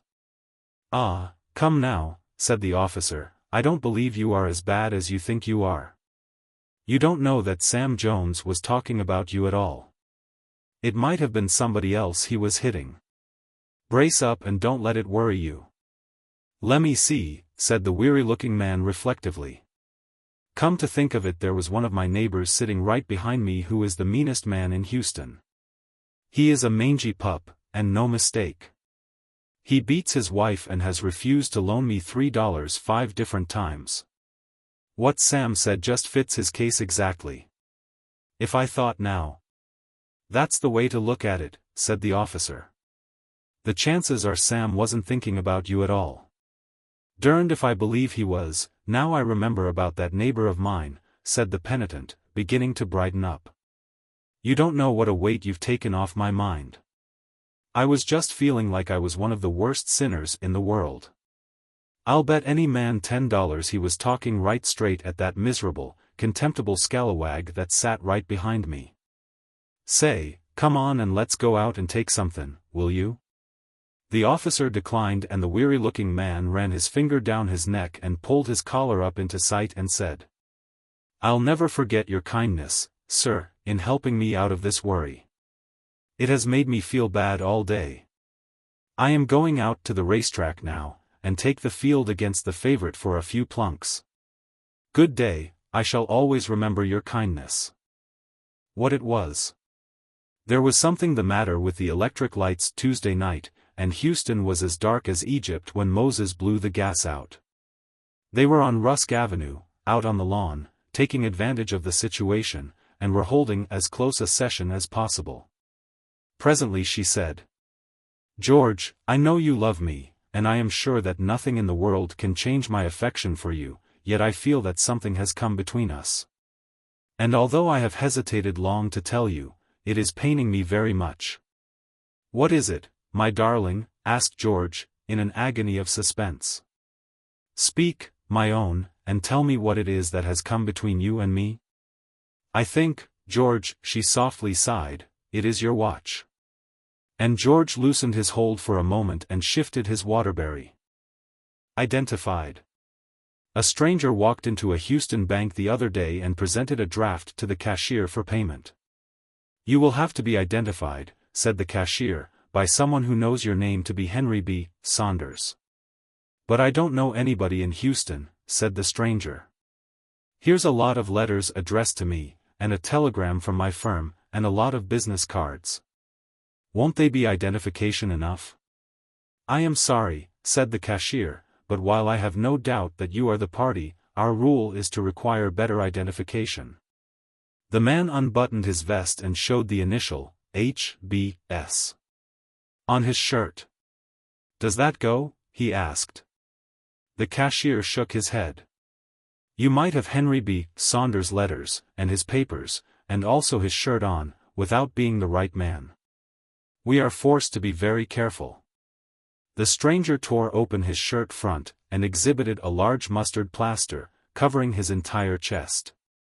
There, he shouted, if I wasn't Henry B. Saunders, do you suppose I would go around wearing one of his mustard plasters stuck all over me? Do you think I would carry my impersonation of anybody far enough to blister myself to look like him? Gimme 10s and 5s, now, I haven't got time to fool any more. The cashier hesitated and then shoved out the money. After the stranger had gone, the official rubbed his chin gently and said softly to himself, that plaster might be somebody else's after all, but no doubt it's all right. Read Conlon's eloquence. They were speaking of the power of great orators, and each one had something to say of his especial favorite. The drummer was for backing Bert Cochran for oratory against the world, the young lawyer thought the suave Ingersoll the most persuasive pleader. And the insurance agent advanced the claims of the magnetic W. C. P. Breckenridge. They all talk some, said the old cattle man, who was puffing his pipe and listening, but they couldn't hold a candle to Red Conlon, that run cattle below Santone in 80. Ever know Red? Nobody had had the honor. Red Conlon was a natural orator. He wasn't overcrowded with book learnin', but his words come free and easy, like whiskey out of a new faucet from a full barrel. He was always in a good humor and smilin', clear across his face, and if he asked for a hot biscuit he did it like he was pleadin' for his life. He was one man who had the gift of gab, and it never failed him. I remember once, in Atascosa County, the hoss thieves worried us right smart. There was a gang of 'em, and they got runnin' off a caballero every week or so. Some of us got together and raised a pient of order and concluded to sustain it. The head of the gang was a fellow named Mullins, and a tough cuss he was. Fight, too, and warn't particular when. 20 of us saddled up and went into camp, loaded down with 6-shooters and Winchesters. That Mullins had the nerve to try to cut off our saddle horses the first night, but we heard him, got mounted, and went hot on his trail. There was 5 or 6 others with Mullins. It was dark as thunder, and pretty soon we run one of them down. His horse was lame, and we knew it was Mullins by his big white hat and black beard. We didn't hardly give him time to speak, we was so mad, but in 2 minutes there was a rope round his neck and Mullins was swung up at last. We waited about 10 minutes till he was still, and then some fellow strikes a match out of curiosity and screeches out. Gosh amighty, boys, we've strung up the wrong man. And we had. We reopened the fellow's case and give him a new trial, and acquitted him, but it was too late to do him any good. He was as dead as Davy Crockett. It was Sandy McNee, one of the quietest, straightest, and best respected men in the county, and what was worse, hadn't been married but about 3 months. Whatever are we to do? Says I, and it sure was a case to think about. We ought to be nigh Sandy's house now, said one of the men, who was tryin' to peer around and kind of locate the scene of our brilliant coup d'etat, as they say. Just then we seen a light from a door that opened in the dark, and the house wasn't 200 yards away, and we saw what we knew must be Sandy's wife in the door lookin' for him. Somebody's got to go and tell her, said I. I was kind lead in the boys. Who'll do it? Nobody jumped at the proposition. Red Conlon, says I, you're the man to tell her, and the only man here what could open his mouth to the poor girl. Go, like a man, and may the Lord teach you what to say, for D if I can. That boy never hesitated. I saw him kind wet his hand, and smooth back his red curls in the dark, and I seen his teeth shireen, as he said. I'll go, boys, wait for me. He went and we saw the door open and let him in. May the Lord help that poor widder, we all said, and and us for bunglin', murderin' butchers what ain't no right to call ourselves men. It was 15 minutes, maybe, when Red came back. How is it? We whispered, almost afraid to hear him speak. It's fixed, says Red, and the witty, and I asks ye to the wed din nixt Tuesday night. That fellow Red Conlon could talk. Marvelous. There is one man we know who is about as clever a reasoner as this country has yet produced. He has a way of thinking out a problem that is sometimes little short of divination. One day last week his wife told him to make some purchases, and as with all his logical powers he is rather forgetful on ordinary subjects. She tied a string around his finger so he would not forget his errand. About 9 o'clock that night, while hurrying homeward, he suddenly felt the string on his finger and stopped short. Then for the life of him he could not remember for what purpose the string had been placed there. "Let's see," he said. "The string was tied on my finger so I would not forget. Therefore it is a forget-me-not. Now forget-me-not is a flower. Ah, yes, that's it. I was to get a sack of flour." The giant intellect had got in its work. The stranger's appeal. He was tall and angular and had a keen grey eye and a solemn face. His dark coat was buttoned high and had something of a clerical cut. His pepper and salt trousers almost cleared the tops of his shoes, but his tall hat was undeniably respectable, and one would have said he was a country preacher out for a holiday. He was driving a light wagon, and he stopped and climbed out when he came up to where 5 or 6 men were sitting on the post office porch in a little country town in Texas. "My friends," he said, "you all look like intelligent men. And I feel it my duty to say a few words to you in regard to the terrible and deplorable state of things now existing in this section of the country. I refer to the horrible barbarities recently perpetrated in the midst of some of the most civilized of Texas towns. When human beings created in the image of their Maker were subjected to cruel torture and then inhumanly burned in the public streets. Something must be done to wipe the stigma from the fair name of your state. Do you not agree with me?" "Are you from Galveston, stranger?" asked one of the men. "No, sir. I am from Massachusetts, the cradle of liberty of the downtrodden Negro, and the home of the champions of his cause. These burnings are causing us to weep tears of blood, and I am here to see if I cannot move your hearts to pity on his behalf." "I guess you might as well drive on," said one of the group. "We are going to look out for ourselves, and just so long as Negroes keep on committing the crimes they have, just so long will we punish them. And you will not repent of the lives you have taken by the horrible agency of fire? Nary repent. And you will continue to visit upon them the horrible suffering of being burned to death? If the occasion demands it. Well, then, gentlemen, since you are so determined, I want to sell you a few gross of the cheapest matches you ever laid your eyes upon. Step out to the wagon and see them.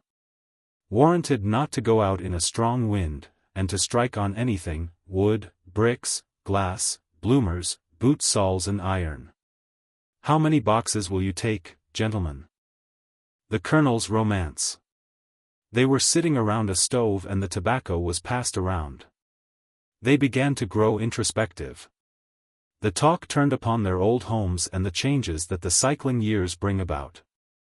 They had lived in Houston for many years, but only one was a native Texan. The Colonel hailed from Alabama, the judge was born in the swamps of Mississippi, the grocer first saw the light in a frozen town of Maine, and the Major proudly claimed Tennessee as his birthplace. "Have any of you fellows been back home since you left there?" asked the Colonel. The judge had been back twice in 20 years, the Major once, the grocer never. "It's a curious feeling," said the Colonel, "to go back to the old home where you were raised, after an absence of 15 years. It is like seeing ghosts to be among people whom you have not seen in so long a time. Now I went back to Crosstree, Alabama, just 15 years after I left there. The impression made upon me was one that never will be obliterated. There was a girl in Crosstree once that I loved better than anything in the world.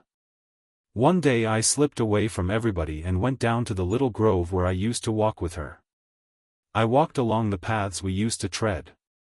The oaks along the side had scarcely changed. The little blue flowers on either hand might have been the same ones she used to twine in her hair when she came to meet me. Our favorite walk had been along a line of thick laurels beyond which ran a little stream. Everything was the same. There was no change there to oppress my heart. Above were the same great sycamores and poplars, there ran the same brook, my feet trod the same path they had so often walked with her. It seemed that if I waited she would surely come again, tripping so lightly through the gloaming with her starry eyes, and nut-brown curls, and she loved me, too.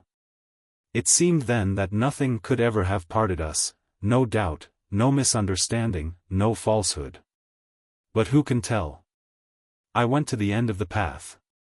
There stood the old hollow tree in which we used to place notes to each other. What sweet words that old tree could tell if it had known. I had fancied that during the rubs and knocks I had received from the world my heart had grown calloused, but such was not the case. I looked down into the hollow of the tree, and saw something white. It was a folded piece of paper, yellow and stained with age. I opened it and read it with difficulty. Dearest Richard, you know I will marry you if you want me to. Come round early tonight and I will give you my answer in a better way. Your own Nelly. Gentlemen, I stood there holding that little piece of paper in my hand like one in a dream. I had written her a note asking her to marry me and telling her to leave her answer in the old tree. She must have done so, and I never got it, and all those years had rolled away since. The crowd was silent. The major wiped his eyes, and the judge sniffed a little. They were middle-aged men now, but they, too, had known love. And then, said the grocer, you left right away for Texas and never saw her again? No, said the colonel. When I didn't come round at night she sent her father after me, and we were married 2 months later. She and the 5 kids are up at the house now. Pass the tobacco, please. A narrow escape. A meek-looking man, with one eye and a timid, shuffling gait, entered a Houston saloon while no one was in except the bartender, and said, "Excuse me, sir. But would you permit me to step behind the bar for just a moment? You can keep your eye on me. There is something there I wanted to look at." The bartender was not busy, and humored him through curiosity. The meek-looking man stepped around and toward the shelf back of the bar. "Would you kindly remove that wine bottle and those glasses for a moment?"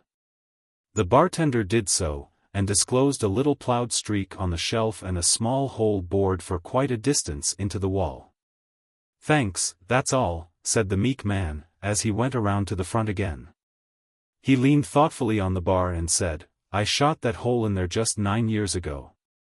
I came in feeling pretty thirsty and had no money.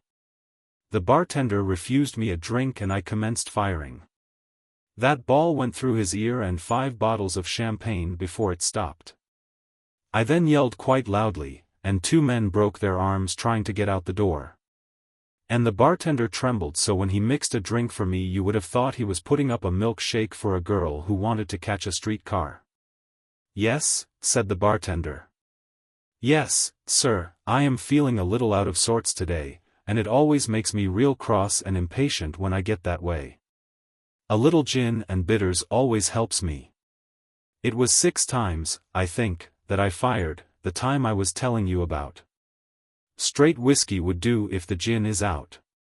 If I had any fly paper," said the bartender, sweetly, "I would stick you on it and set you in the back window, but I am out, consequently, I shall have to adopt harsher measures. I shall tie a knot in this towel, and then count 10, and walk around the end of the bar. That will give you time to do your shooting, and I'll see that you let out that same old yell that you spoke of." "Wait a moment," said the meek man. "Come to think of it, my doctor ordered me not to drink anything for 6 weeks. But you had a narrow escape all the same. I think I shall go down to the next drug store and fall in a fit on the sidewalk. That's good for some peppermint and aromatic spirits of ammonia, anyhow. A year's supply." He was one of the city's wealthiest men, but he made no ostentatious display of his wealth. A little, thin, poorly clad girl stood looking in the window of the restaurant at the good things to eat. The man approached and touched her on the shoulder. "What is your name, little girl?" he asked. "Susie Tompkins, sir," she answered, looking up at him with great, haunting, blue eyes. There was something in her pleading, innocent voice that stirred a strange feeling in the millionaire's heart. Still, it may have been indigestion. "Have you a father?" he asked. "Oh, no, sir, mother has only me to support." "Is your mother very poor?" "Oh, yes, sir." "What is your mother's name?" "Susan, sir." "Just like mine." "Tell me, child," said the wealthy man, clutching her arm in an agony of suspense. "Has your mother a wart on her nose, and does her breath smell of onions?" "Yes, sir." The millionaire covered his face with his hands for a moment, and then said in a trembling voice, "Little one, your mother and I once knew each other. You have her voice, her hair, and her eyes. If it had not been for a misunderstanding, perhaps, but that is all past now." The man unbuttoned his overcoat and took from his vest pocket a package. "Take this," he said. "I have more than I want. It will last you and your mother a year." The little girl took the package and ran home in glee. "Oh, see, Mama," she cried. "A gentleman gave me this. He said it would last us a whole year." The pale woman unrolled the package with trembling hands. It was a nice new calendar. Slightly mixed. A certain Houston racing man was married some months ago. He also is the proud possessor of a fine 2-year-old filly that has made 5.5 furlongs in 1:09, and he expects her to do better at the next races. He has named the filly after his wife, and both of them are dear to his heart. A postman who ran across him yesterday found him quite willing to talk. "Yes," he said, "I am the happiest man in Texas. Bessie and I are keeping house now and getting quite well settled down.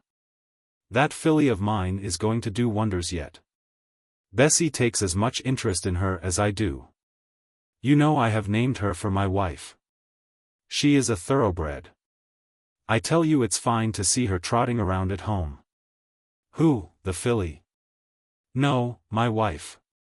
She's going to bet 12 pairs of kid gloves on Bessie next time she goes in. I have but one objection to her. She goes with her head on one side and is cross-legged, and tears off her shoes." "Your WW wife?" "No, what's the matter with you?" "The filly. It pleases me very much to have my friends inquire about Bessie. She is getting to be quite a favorite. I had hard work to get her, too. She trots double without a break." "The filly, you mean?" "No, my wife. I took Bessie out driving with the filly yesterday. Bessie's a daisy. She's a little high in one shoulder, and a trifle stiff in one leg, but her wind is all right. What do you think of her back?"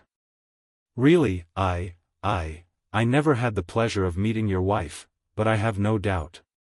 "What are you talking about?" "I mean the filly. The races come off just on the anniversary of our marriage. The races are going to be a big thing. You know, we have been married just a year. I expect Bessie to do wonders. There's a newcomer going to be here, that we are looking for with much interest. You must really come out and see our first event."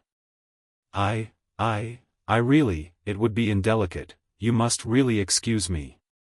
I never saw anything of the kind." "Oh, there's nothing wrong about horse racing. It's fine sport. So long now. I've got to go and take Bessie out and sweat her a little." Knew what was needed. A gentleman from Ohio, who has come south on a hunting trip, arrived in Houston, rather late one night last week. And on his way to a hotel stopped in a certain saloon to get a drink. A colored man was behind the bar temporarily and served him with what he wanted. The gentleman had his shotgun in its case, and he laid it upon the bar while waiting. "Is there any game about here?" he asked, after paying for his drink. "I guess dey is, boss," said the colored man, looking doubtfully at the gun on the counter, "but you jest wait a minute, boss, till I fixes you up in better shape." He opened a drawer and handed the gentleman a 6-shooter. "You take dis, boss," he said. Dat dargun ob yorn am too long for you to get quick action in de game what we have here. Now you just go up dem steps and knock 3 times on de doa to your left. Some ancient news notes. It will be remembered that a short while ago, some very ancient documents and records were discovered in an old monastery on Mt. Sinai, where they have been kept filed away by the monks among their dusty archives. Some of them antedate the oldest writings previously known by 100 years. The finders claim that among them are the original scripture traced in Syriac language, and that they differ in many material ways from the translation in use. We have procured some advance sheets from the discoverers, and in a few fragments given below our readers will perceive that human nature was pretty much the same 1,000 years ago. It is evident from the palimpsests in our possession that newspapers were not entirely unknown even at that early date. We give some random translations from the original manuscripts.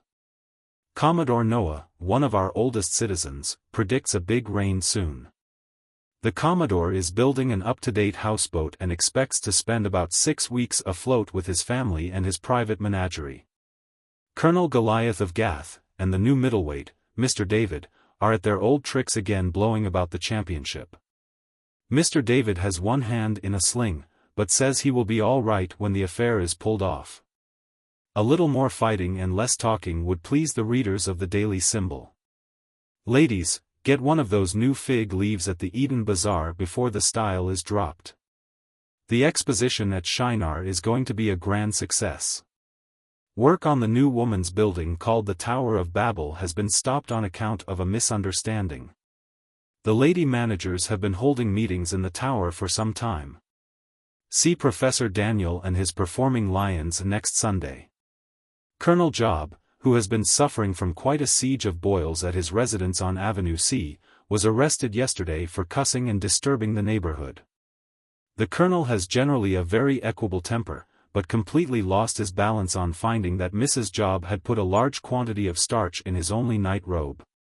About 1,500 extra deputy clerks were put on by the county clerk yesterday to assist in getting out summonses for witnesses in the divorce case recently brought by Judge Solomon against the last batch of his wives.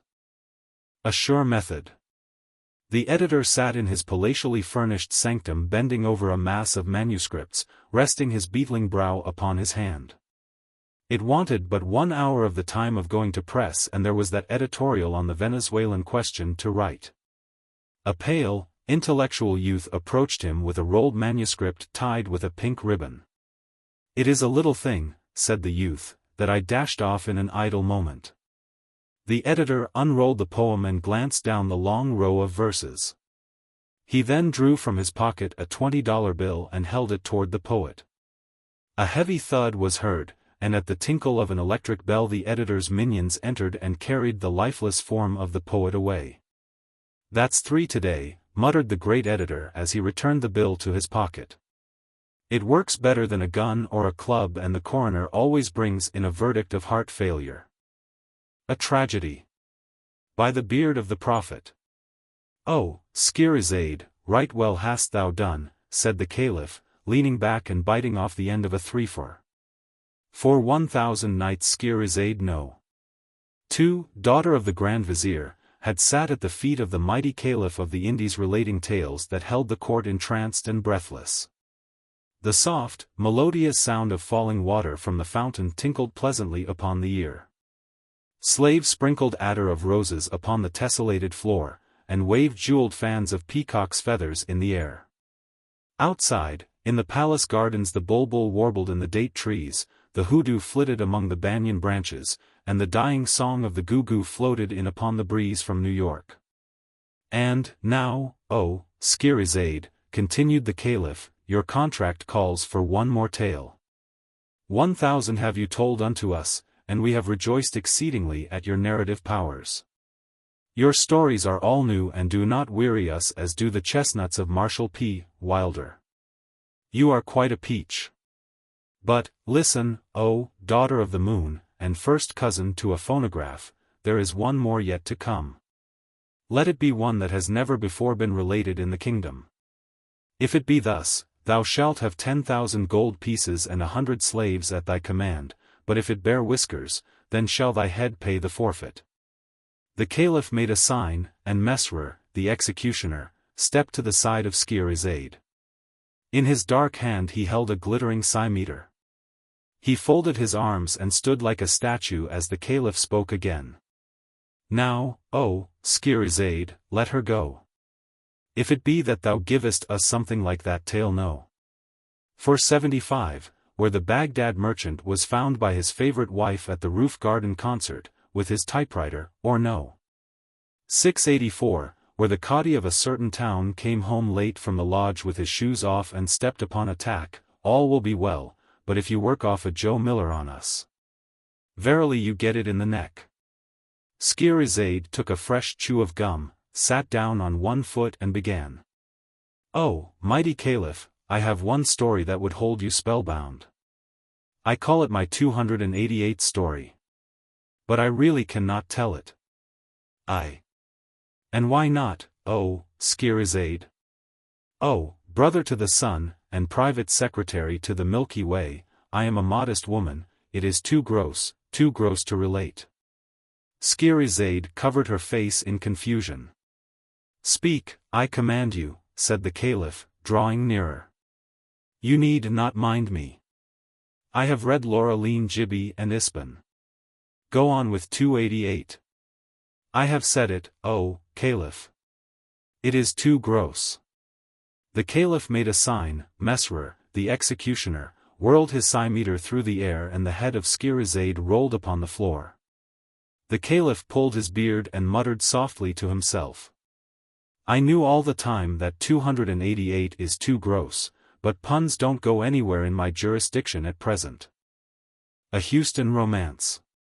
About 2 years ago one of the most popular young society men in Houston mysteriously disappeared. He had been the glass of fashion and the mold of form of the Magnolia City for several years. Especially was he noted for his exquisite and fashionable dress, and he was regarded as the leader in bringing out the latest and correct styles of clothing. No one in Houston ever saw a wrinkle in his elegantly fitting clothes, or a spot upon his snowy linen.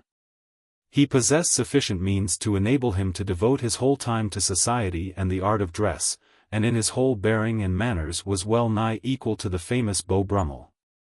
About a year ago it was noticed that he was beginning to grow preoccupied and reserved.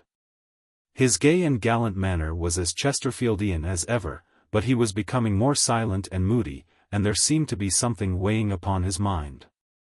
Suddenly, without a word of farewell, he disappeared, and no traces of him could be discovered. He left a good balance in the bank to his credit, and society racked its brains to conjecture some reason for his mysterious disappearance.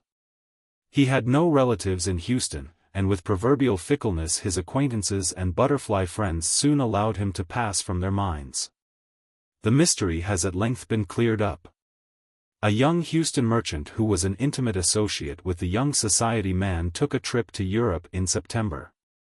While in Italy he had a desire to visit one of the old monasteries among the Alps. So one day he ascended the Passo di San Giacomo, a road little wider than a bridle path that led up for 7,000 feet among the glaciers of the Leopontine Alps.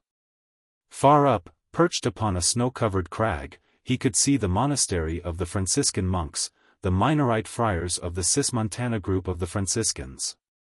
He picked his cautious way up the narrow way, pausing now and then to admire the rainbow hues that flashed from frozen glaciers, or the vast drifts of snow packed among the crevasses high above his head. After 6 hours' arduous toil he stood before the massive iron gates of the monastery. He rang the bell, and a grim warden bade him enter and partake of the hospitality of the brothers. He was ushered into a vast dim hall, with walls and floors of cold grey stone. The monk who admitted him bade him wait, as the brothers were about to pass through on their way to their cells from evening prayer. A deep-toned bell clanged once. A great door softly opened, and a procession of shaved monks filed slowly and noiselessly past. Their heads were bowed and, as they told their beads, their lips moved in silent prayer. As they came past the visitor he was astounded to see among the devout monks the form of the man who had once been the curled darling and pattern of elegance in Houston. He called his name, and the monk, startled by his voice, raised his head and stepped from the ranks of his brother penitents. The others continued their silent march until another great door had closed behind them. The Houston man gazed at the friar in wonder. He wore a long black robe, slightly confined at the waist by a hempen cord, that hung to his feet in classic, shapely folds. The crown of his head was shaven and his face was as smooth as a maiden's.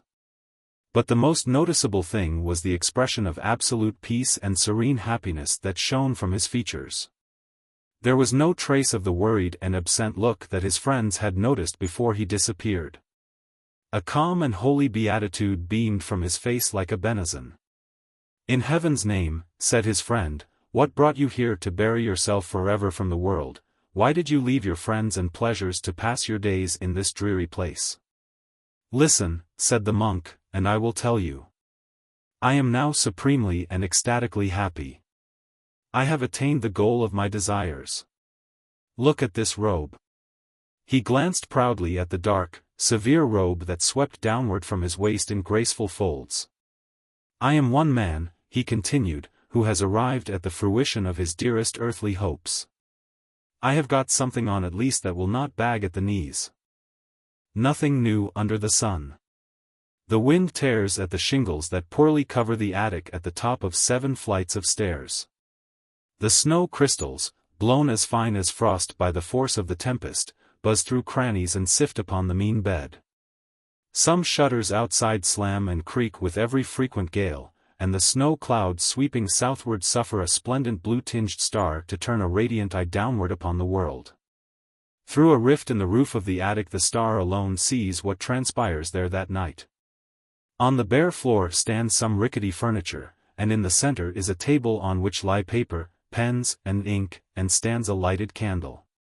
The man who sits in the wooden chair with his elbows on the table, and a hand clenched beneath his chin, does not feel the bitter cold, albeit he is shivering in every limb. His hair is tossed back confusedly from a high brow, and in his eyes there shines a light that the star knows as it twinkles down a brotherly greeting. Genius is heaven-born, and its light comes from a height on a level with the source of the star's rays. Suddenly the man seizes the pen and writes. He bends over the paper and his hand flies. He does not heed the howling wind or the deadly snow mist that falls around him. He writes and writes. The clock strikes, and when the hour has passed, and it clangs again, he dashes down the pen, starts to his feet and raises a hand with the fine gesture of a conqueror. It is a natural movement, for there is no one to see him but the star. By heaven, he mutters, I have won. I am the first in the field. The thought is mine and mine alone. It will live forever. There is nothing like it in literature. But why, oh, why, have I been made to follow such rugged, weary paths, to have it come upon me in a moment as easily as falls a molting feather from the breast of the eagle? He sits down again and reads what he has written. Then he lays it lovingly down. He does not alter a letter or erase a word. He knows it is perfect, and so tells himself. For true genius knows no mock humility. The man's eyes soften. The fire dies from them, leaving a warm glow that the star does not respond to. About his lips plays a lingering, thin smile that shows half pleasure, half contempt. He is artist enough to know that he has created an original idea, and he knows its value.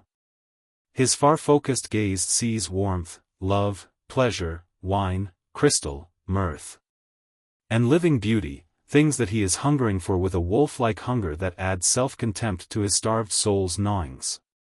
Suddenly the sharp whip of the present cracks in his ear and the cold strikes to his marrow and rouses him to action. He rises, dons a ragged overcoat, goes out the door, and down the 7 flights of stairs.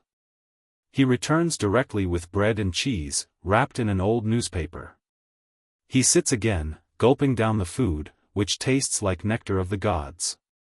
The star looks down through the crack and twinkles with heavenly sympathy, for the man has fought a long and very dreary fight to the end that he is now eating cheese crumbs, with drifting snow falling upon his shoulders.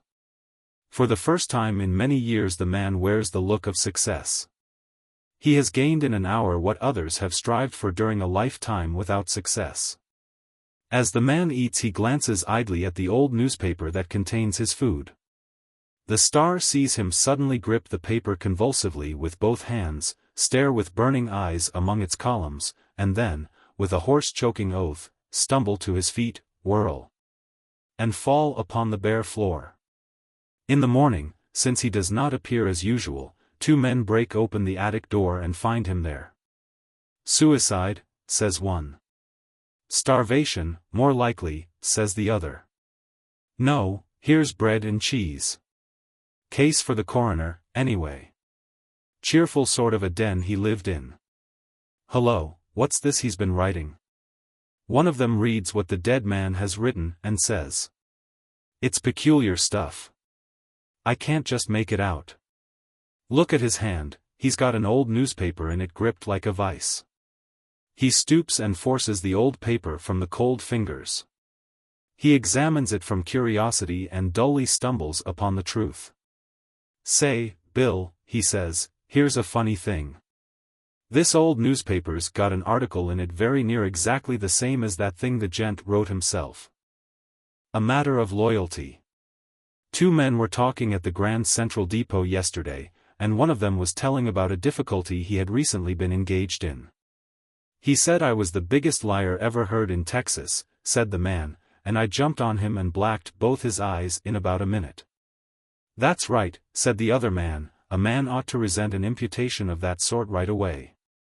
It wasn't exactly that, said the first speaker, but Tom McKiltree is a second cousin of mine, and I won't stand by and hear any man belittle him.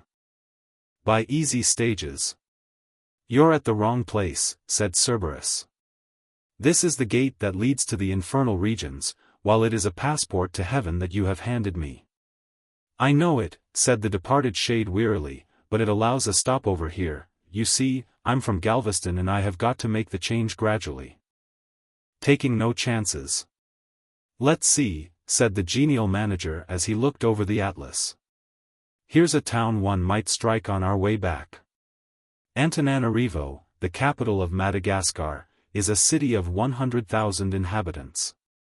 That sounds promising, said Mark Twain, running his hands through his busy curls. Read some more about it. The people of Madagascar, continued the genial manager, reading from his book, are not a savage race and few of the tribes could be classed as barbarian people.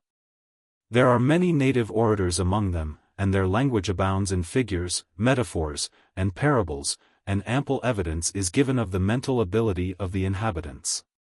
Sounds like it might be all right, said the humorist. Read some more. Madagascar is the home, read the manager, of an enormous bird called the Epiornis, that lays an egg 15.5 by 9.5 in size, weighing from 10 to 12 pounds. These eggs. Never mind reading any more, said Mark Twain. We will not go to Madagascar. The other side of it. There is an item going the rounds of the press relative to the well-known curiosity of woman. It states that if a man brings a newspaper home out of which a piece has been clipped, his wife will never rest until she has procured another paper to see what it was that had been cut out. A Houston man was quite impressed with the idea, so he resolved to make the experiment. One night last week he cut out of the day's paper a little 2-inch Qatar cure advertisement, and left the mutilated paper on the table where his wife would be sure to read it. He picked up a book and pretended to be interested, while he watched her glance over the paper. When she struck the place where the piece had been cut, she frowned and seemed to be thinking very seriously.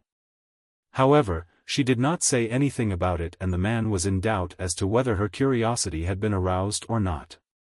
The next day when he came home to dinner she met him at the door with flashing eyes and an ominous look about her jaw. "You miserable, deceitful wretch," she cried. "After living all these years with you to find that you have been basely deceiving me and leading a double life, and bringing shame and sorrow upon your innocent family.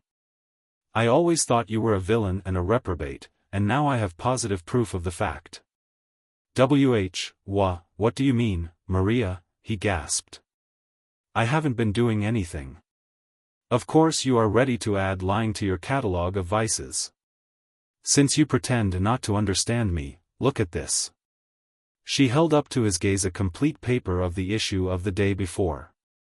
You thought to hide your actions from me by cutting out part of the paper, but I was too sharp for you. Why, that was just a little joke, Maria. I didn't think you would take it seriously.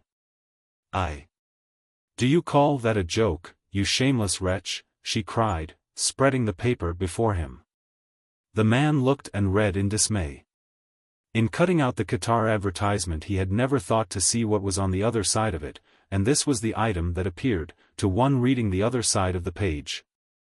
To have been clipped. A gentleman about town, who stands well in business circles. Had a high old time last night in a certain restaurant where he entertained at supper a couple of chorus ladies belonging to the comic opera company now in the city. Loud talking and breaking of dishes attracted some attention, but the matter was smoothed over, owing to the prominence of the gentleman referred to. You call that a joke, do you, you old reptile? Shrieked the excited lady. I'm going home to Mama this evening and I'm going to stay there. Thought you'd fool me by cutting it out, did you? You sneaking, dissipated old snake you. I've got my trunk nicely packed and I'm going straight home, don't you come near me. Maria, gasped the bewildered man. I swear I don't add perjury to your crimes, sir. The man tried unsuccessfully to speak 3 or 4 times, and then grabbed his hat and ran downtown. 15 minutes later he came back bringing 2 new silk dress patterns, 4 pounds of caramels, and his bookkeeper and 3 clerks to prove that he was hard at work in the store on the night in question. The affair was finally settled satisfactorily, but there is one Houston man who has no further curiosity about woman's curiosity. The bruised reed. The popular preacher sat in his study before a glowing grate, and a satisfied smile stole over his features, as he remembered his sermon of that morning. He had struck strong blows at sin. Relating to his breathless congregation in plain and burning words, tales of the wickedness, debauchery, drunkenness and depravity that was going on in their very midst. Following the prominent example of a certain pure-minded and original servant of the Lord, he had gone down himself among the lowest haunts of vice and iniquity. And there sketched in his mind those flaming and accusive portraits that he had painted before the astonished eyes of his congregation, with a broad brush and vivid colors. He had heard blasphemies from lips that were once as pure as his sister's. He had stood in the midst of unbridled vice, where wine flowed like water, and amidst songs, curses, laughing and revelry, the chink of money, earned by dripping heart's blood, could be heard as it fell into the coffers of the devil. Oh, he had astonished his flock. He had hurled at them fiery words of blame that these things were allowed to exist. It had been a new departure for him, but he expected grand results. And now he sat by his anthracite fire, and thought over the success of his labors, and smiled with satisfaction. The latch of his study door clicked and a being entered. He was grisly, rum-soaked, dirty, ragged, disreputable, blear-eyed and of uncertain step. Once, he might have been a man. Across his forehead stretched a long strip of dingy court plaster. On the bridge of his nose an unhealed wound showed scarlet against the milder red of his face. He brought with him an odor of disrespectability, rum and unsanctification. The preacher rose. A slight distension visible in his delicate nostril, a little shiver of repulsion rippling through his broadcloth-vestured figure. "What is it, my good man?" he asked. The being spoke, and the preacher, still standing, followed him through the husky labyrinth of his speech. "Don't you know me? I lives in Hell's Delight. I knows you. You come down, you did, and wants ter take in their sights. You asks Tony, the Dago, fair a guide, and he sends yer to Creepy Jake. That's me. I takes yer through the dives, one and all. I knows you're a preacher from the way yer did. Yer buys the wine like a gent, though, like a real, high-roller gent, anybody would took yer fair a gent." "Excuse me," said the preacher, "that wound on your forehead, the blood seems to be dripping on those engravings, allow me." Keep your Hankshire, Reverend, said the being, as he raised a ragged coat tail and wiped the drops from his brow. I won't spile your pictures. I'll get off en your carpet, and let some fresh air in a minute. One time I could told yer all about them pictures, dat's Una and de lion, dat one's the Venus of Milo, de other one's the disc thrower. You wouldn't believe, Reverend, that I knowed de names. Would you? One time I said in cheers like dat, I always liked dat Spanish leather upholstering, but your wainscotin' ain't right. De carvin's allegorical and it don't suit de modern panels. 'Scuse me, Reverend, dat ain't what I come to say. After you took in de tenderloin, I got to tinkin' 'bout somethin' you said one night after I went wid you to de tough dance at Gilligan's. Dey was a cove dear dat twigged you as a parson and was about to biff you one on de ear, but he seed my gun showin' down in my pocket, and den he seed my eye. And changed his mind, but dat's all right. You says to yourself dat night, but I heard yer, de bruised reed he shall not quench, and de smokin' flax he will not put out, or somethin' like dat. And I got ter studyin' over what a low-down bum I've been, and I says, I'm goin' to de big bug church, and hear de bloke preach. De boys and de tinhorns gimme de laugh and called me Pious Jake, but today I went to der big church where you preaches, Reverend. I says to myself dat I showed you round de tenderloin, and stood by you when de rounders guide you, and never let de coves work de flimflam on yer. And when I heard tell of the big sermons yer was preachin' and de hot shot yer was shootin' into de tough gang, I was real proud. And I felt like I kinder had a share in de business fair havin' gone de rounds with yer. I says I'll hear dat cove preach, and maybe de bruised reed'll get a chance to straighten up. 'Scuse me, Reverend, don't get skeered, I ain't goin' to fall and spile your carpet. I'm a little groggy. That cut on my head is bled a heap, but I ain't drunk. Perhaps you would like, possibly, if you would sit, just for a moment. Thanks, Reverend, I won't sit down. I've just about finished shootin' in my dye stuff. I goes to dat church and I goes in. I hears music playin', and I suppose them was angels singin' up in de peanut gallery, and I smelt such a smell of violets and stuff like de hay when we used to cut it in de medders when I was a kid.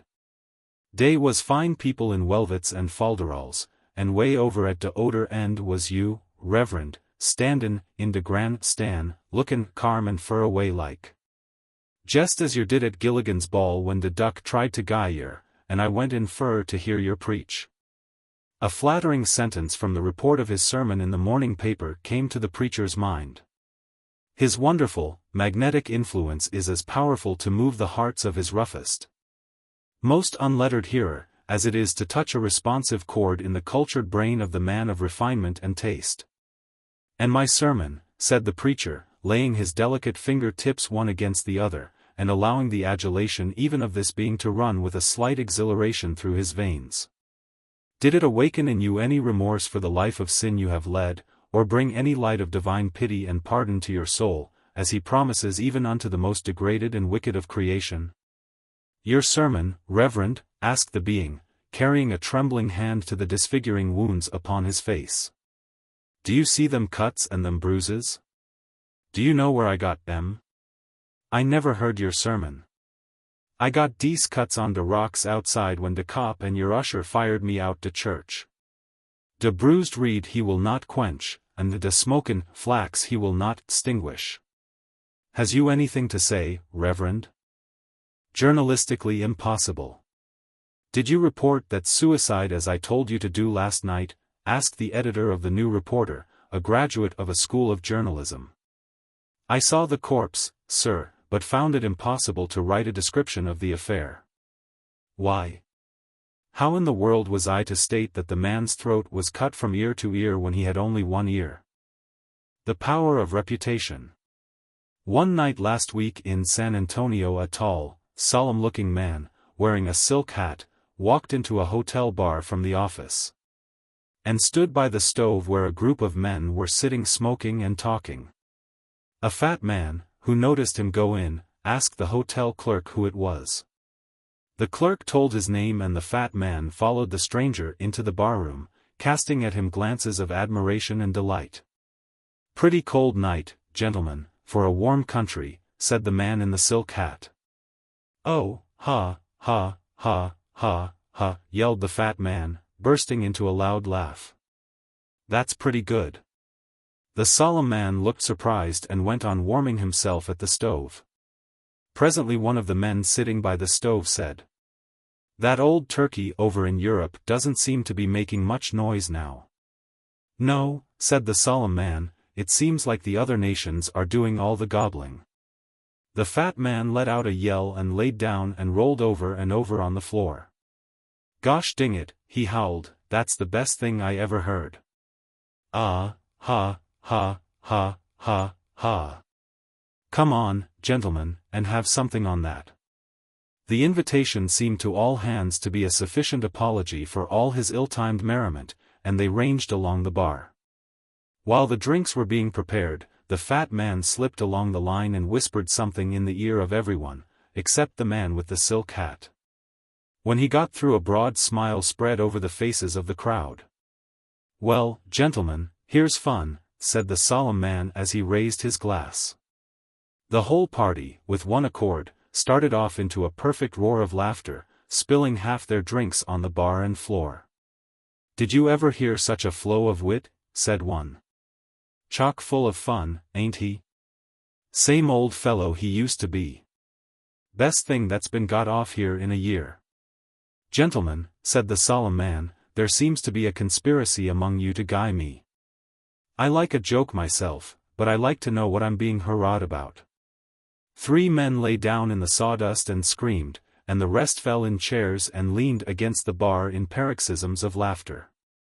Then 3 or 4 of them almost fought for the honor of setting them up again. The solemn man was suspicious and watchful, but he drank every time anyone proposed a treat. Whenever he made a remark, the whole gang would yell with laughter until the tears ran from their eyes. "Well," said the solemn man, after about 20 rounds had been paid for by the others, "the best of friends must part. I've got to get to my downy couch." "Good," yelled the fat man. "Ha, ha, ha, ha, ha.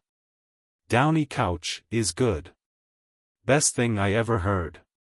You are as good, by gad, as you ever were. Never heard such impromptu wit. Texas is proud of you, old boy." "Good night, gentlemen," said the solemn man. "I've got to get up early in the morning and go to work." "Hear that?" shouted the fat man. "Says he's got to work. Ha, ha, ha, ha, ha." The whole crowd gave a parting roar of laughter as the solemn man walked to the door. He stopped for a moment and said, "Had a very, pleasant evening, gents. Hope'll see you, and mornin'. Here's my card. Goo night." The fat man seized the card and shook the solemn man's hand. When he had gone, he glanced at the card, and his face took on a serious frown. "Gentlemen," he said, "you all know who our friend is that we have been entertaining, don't you?" "Of course. You said it was Alex Sweet, the Texas siftings man." "So I understood," said the fat man. "The hotel clerk said it was Alex Sweet." He handed them the card and skipped out the side door. The card read, L.X. Wheat. Representing Kansas City. Smith & Jones M.O. Wholesale Undertaker's Supplies. The crowd was out $32 on treats, and they armed themselves and are laying for the fat man. When a stranger attempts to be funny in San Antonio now, he has to produce proper credentials in writing before he can raise a smile. A personal insult. Young lady in Houston became engaged last summer to one of the famous shortstops of the Texas Baseball League. Last week he broke the engagement, and this is the reason why. He had a birthday last Tuesday and she sent him a beautiful bound and illustrated edition of Coleridge's famous poem, The Ancient Mariner. The hero of the diamond opened the book with a puzzled look. "What's dis bloomin' stuff about, anyways?" he said, and read. "It is the Ancient Mariner. And he stoppeth one of 3. The famous shortstop threw the book out the window, stuck out his chin and said, "No Texas sis can gimme da umpire face like dat. I swipes 9 daisy cutters outer 10 dat comes in my garden, I do." Reconciliation. A one-act drama. Dramatis personae. A Houston married couple. Scene, her boudoir. He. And now, Viola, since we understand each other, let us never fall out again. Let us forget the bitter words that we have spoken one to another, and resolve to dwell always in love and affection. Places his arm around her waist. She. Oh, Charles, you don't know how happy you make me. Of course we will never quarrel again. Life is too short to waste in petty bickerings and strife. Let us keep in the primrose path of love, and never stray from it any more. Oh, what bliss to think you love me and nothing can ever come between us. Just like the old days when we used to meet by the lilac hedge, isn't it? Lays her head on his shoulder. He. Yes, and when I used to pull blossoms and twine them in your hair and call you Queen Titania. She. Oh, that was nice. I remember. Queen Titania? Oh, yes, she was one of Shakespeare's characters, who fell in love with a man with a donkey's head. He. She. Now don't. I didn't mean you. Oh, Charles, listen to the Christmas chimes. What a merry day it will be for us. Are you sure you love me as well as you used to? He. More. Smack. She. Does M think me sweet? He. Smack. Smack. She. Was M's toodliums? He. Awful heap. Who do you of? She. My ownest own old boy. Both. Smack. He. Listen, the bells are chiming again. We should be doubly happy, love, for we have passed through stormy seas of doubt and anger. But now, a light is breaking, and the rosy dawn of love has returned. She. And should abide with us forever. Oh, Charles, let us never again by word or look cause pain to each other. He. Never again. And you will not scold any more? She. No, dearest. You know I never have unless you gave me cause. He. Sometimes you have become angry and said hard things without any reason. She. Maybe you think so, but I don't. Lifts her head from his shoulder. He. I know what I'm talking about. Takes his arm from her waist. She. You come home cross because you haven't got sense enough to conduct your business properly, and take your spite out on me. He. You make me tired. You get on your ear because you are naturally one of the cane-raising, blab-mouthed kind and can't help it. She. You old crosspatch of a liar from Liarsville, don't you talk to me that way or I'll scratch your eyes out. He. You blamed wildcat. I wish I had been struck by lightning before I ever met you. She. Seizing the broom. Biff. Biff. Biff. He. After reaching the sidewalk. I wonder if Colonel Ingersoll is right when he says suicide is no sin. Curtain. Buying a piano. A Houston man decided a few days ago to buy his wife a piano for a Christmas present. Now, there is more competition, rivalry, and push among piano agents than any other class of men. The insurance and fruit tree businesses are mild and retiring in comparison with the piano industry. The Houston man, who is a prominent lawyer, knew this, and he was careful not to tell too many people of his intentions, for fear the agents would annoy him. He inquired in a music store only once, regarding prices, etc., and intended after a week or so to make his selection. When he left the store he went around by the post office before going back to work. When he reached his office he found 3 agents perched on his desk and in his chair waiting for him. One of them got his mouth open first, and said, "Here you want to buy a piano, sir.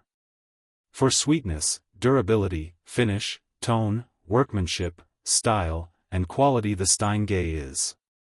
"Nixie," said another agent, pushing in between them and seizing the lawyer's collar. "You get a chitterling. Only piano in the world. For sweetness, durability, finish, tone, workmanship."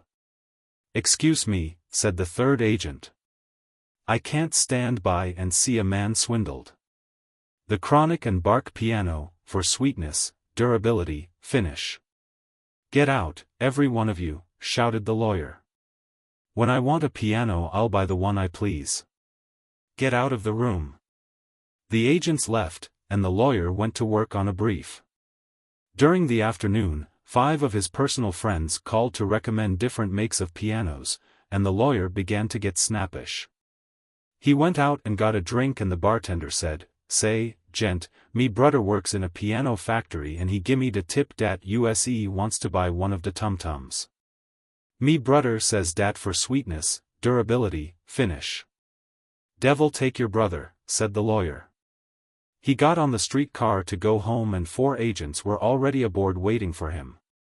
He dodged back before they saw him and stood on the platform. Presently the brakeman leaned over and whispered in his ear, "Fren, the Epperson piano what me uncle handles in East Texas, for sweetness, durability." "Stop the car," said the lawyer. He got off and skulked in a dark doorway until the 4 agents, who had also got off the car, rushed past, and then he picked up a big stone from the gutter and put it in his pocket. He went around a back way to his home and slipped up to the gate feeling pretty safe. The minister of his church had been calling at the house, and came out the gate just as the lawyer reached it. The lawyer was the proud father of a brand new, 2-weeks-old baby, and the minister had just been admiring it, and wanted to congratulate him. "My dear brother," said the minister, "your house will soon be filled with joy and music. I think it will be a great addition to your life. Now, there is nothing in the world that for sweetness." "Confound you, you're drumming for a piano, too, are you?" yelled the lawyer, drawing the stone from his pocket. He fired away and knocked the minister's tall hat across the street, and kicked him in the shin. The minister believed in the church militant, and he gave the lawyer a 1-2 on the nose, and they clinched and rolled off the sidewalk on a pile of loose bricks. The neighbors heard the row and came out with shotguns and lanterns, and finally an understanding was arrived at. The lawyer was considerably battered up, and the family doctor was sent for to patch him. As the doctor bent over him with sticking plaster and a bottle of arnica, he said, "You'll be out in a day or 2, and then I want you to come around and buy a piano from my brother. The one he is agent for is acknowledged to be the best one for sweetness, durability, style, quality, and action in the world." Too late. Young Lieutenant Baldwin burst excitedly into his general's room and cried hoarsely, "For God's sake, General! Up! Up! And come! Spotted Lightning has carried off your daughter, Inez." General Splasher sprang to his feet in dismay. "What?" he cried, "not Spotted Lightning, the chief of the Kiomas, the most peaceful tribe in the reservation." "The same." "Good heavens! You know what this tribe is when aroused?" The lieutenant cast a swift look of intelligence at his commander. "They are the most revengeful, murderous, and vindictive Indians in the West when on the warpath, but for months they have been the most peaceable," he answered. "Come," said the general, "we have not a moment to lose." "What has been done?" "There are 50 cavalrymen ready to start, with Bowie Knife Bill, the famous scout, to track them." 10 minutes later the general and the lieutenant, with Bowie Knife Bill at their side, set out at a swinging gallop at the head of the cavalry column. Bowie Knife Bill, with the trained instincts of a border sleuthhound, followed the trail of Spotted Lightning's horse with unerring swiftness. "Pray God we may not be too late," said the general as he spurred his panting steed, "and Spotted Lightning, too, of all the chiefs. He has always seemed to be our friend." On, cried Lieutenant Baldwin, "there may yet be time." Mile after mile the pursuers covered, pausing not for food or water, until nearly sunset. Bowie Knife Bill pointed to a thin column of smoke in the distance and said, "Thar's the varmints' camp." The hearts of all the men bounded with excitement as they neared the spot. "Are we in time?" was the silent question in the mind of each. They dashed into an open space of prairie and drew rein near Spotted Lightning's tent. The flap was closed. The troopers swung themselves from their horses. "If it is as I fear," muttered the general hoarsely to the lieutenant, "it means war with the Kioma nation. Oh, why did he not take some other instead of my daughter?" At that instant the door of the tent opened and Inez Splasher, the general's daughter, a maiden of about 37 summers, emerged, bearing in her hand the gory scalp of Spotted Lightning. "Too late," cried the general as he fell senseless from his horse. "I knew it," said Bowie Knife Bill, folding his arms with a silent smile, "but what surprises me is how he ever got this far alive. A new microbe. There is a Houston man who is a great lover of science and an ardent student of her mysteries. He has a small laboratory fitted up at home and spends a great deal of his time in experimenting with chemicals and analyzing different substances. Of late he has been much interested in various germ theories, and has somewhat neglected his business to read Pasteur's and Koch's writings. And everything he could procure relating to sundry kinds of bacilli. He has bought a new 900-power magnifying instrument, and hopes before long to add his quota to the number of valuable discoveries concerning germ life. Last Tuesday night there was a sociable and supper given at one of the churches. The man's wife wanted him to go, but he begged off, saying that he would much rather stay at home and have a good quiet time with his microscope, while she went and took the children. He had been reading ex-state geologist Dumble's report of his analysis of Houston Bayou water, and he was anxious to verify that gentleman's statements by an examination of his own. So, immediately after supper he went through the kitchen and found a tin bucket full of water sitting on a bench by the hydrant and carried it at once to his laboratory and, fastening himself in, went to work. After a time he heard his wife and children leave the house on their way to the supper at the church, which was only a block or two away. And he congratulated himself on the nice quiet time he was going to have. He worked away for nearly 3 hours, repeatedly examining through the powerful microscope samples of the bayou water from the bucket. At last he slapped his hand on his knee in triumph. "Dumble's wrong," he exclaimed. "He says it's the Hybidid cystalis, and I'm certain he's mistaken. The inhabitants of this water are schizomycetic bacteria, but they are neither macrochi of Roseopersicina, nor have they isodiametric cells. Can it be that I have discovered a new germ? Is scientific fame within my grasp?" He seized his pen and began to write.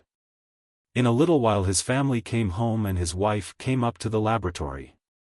He generally refused to let her in, but on that occasion he opened the door and welcomed her enthusiastically. "Ellen," he cried, "since you have been gone I have won fame and perhaps fortune.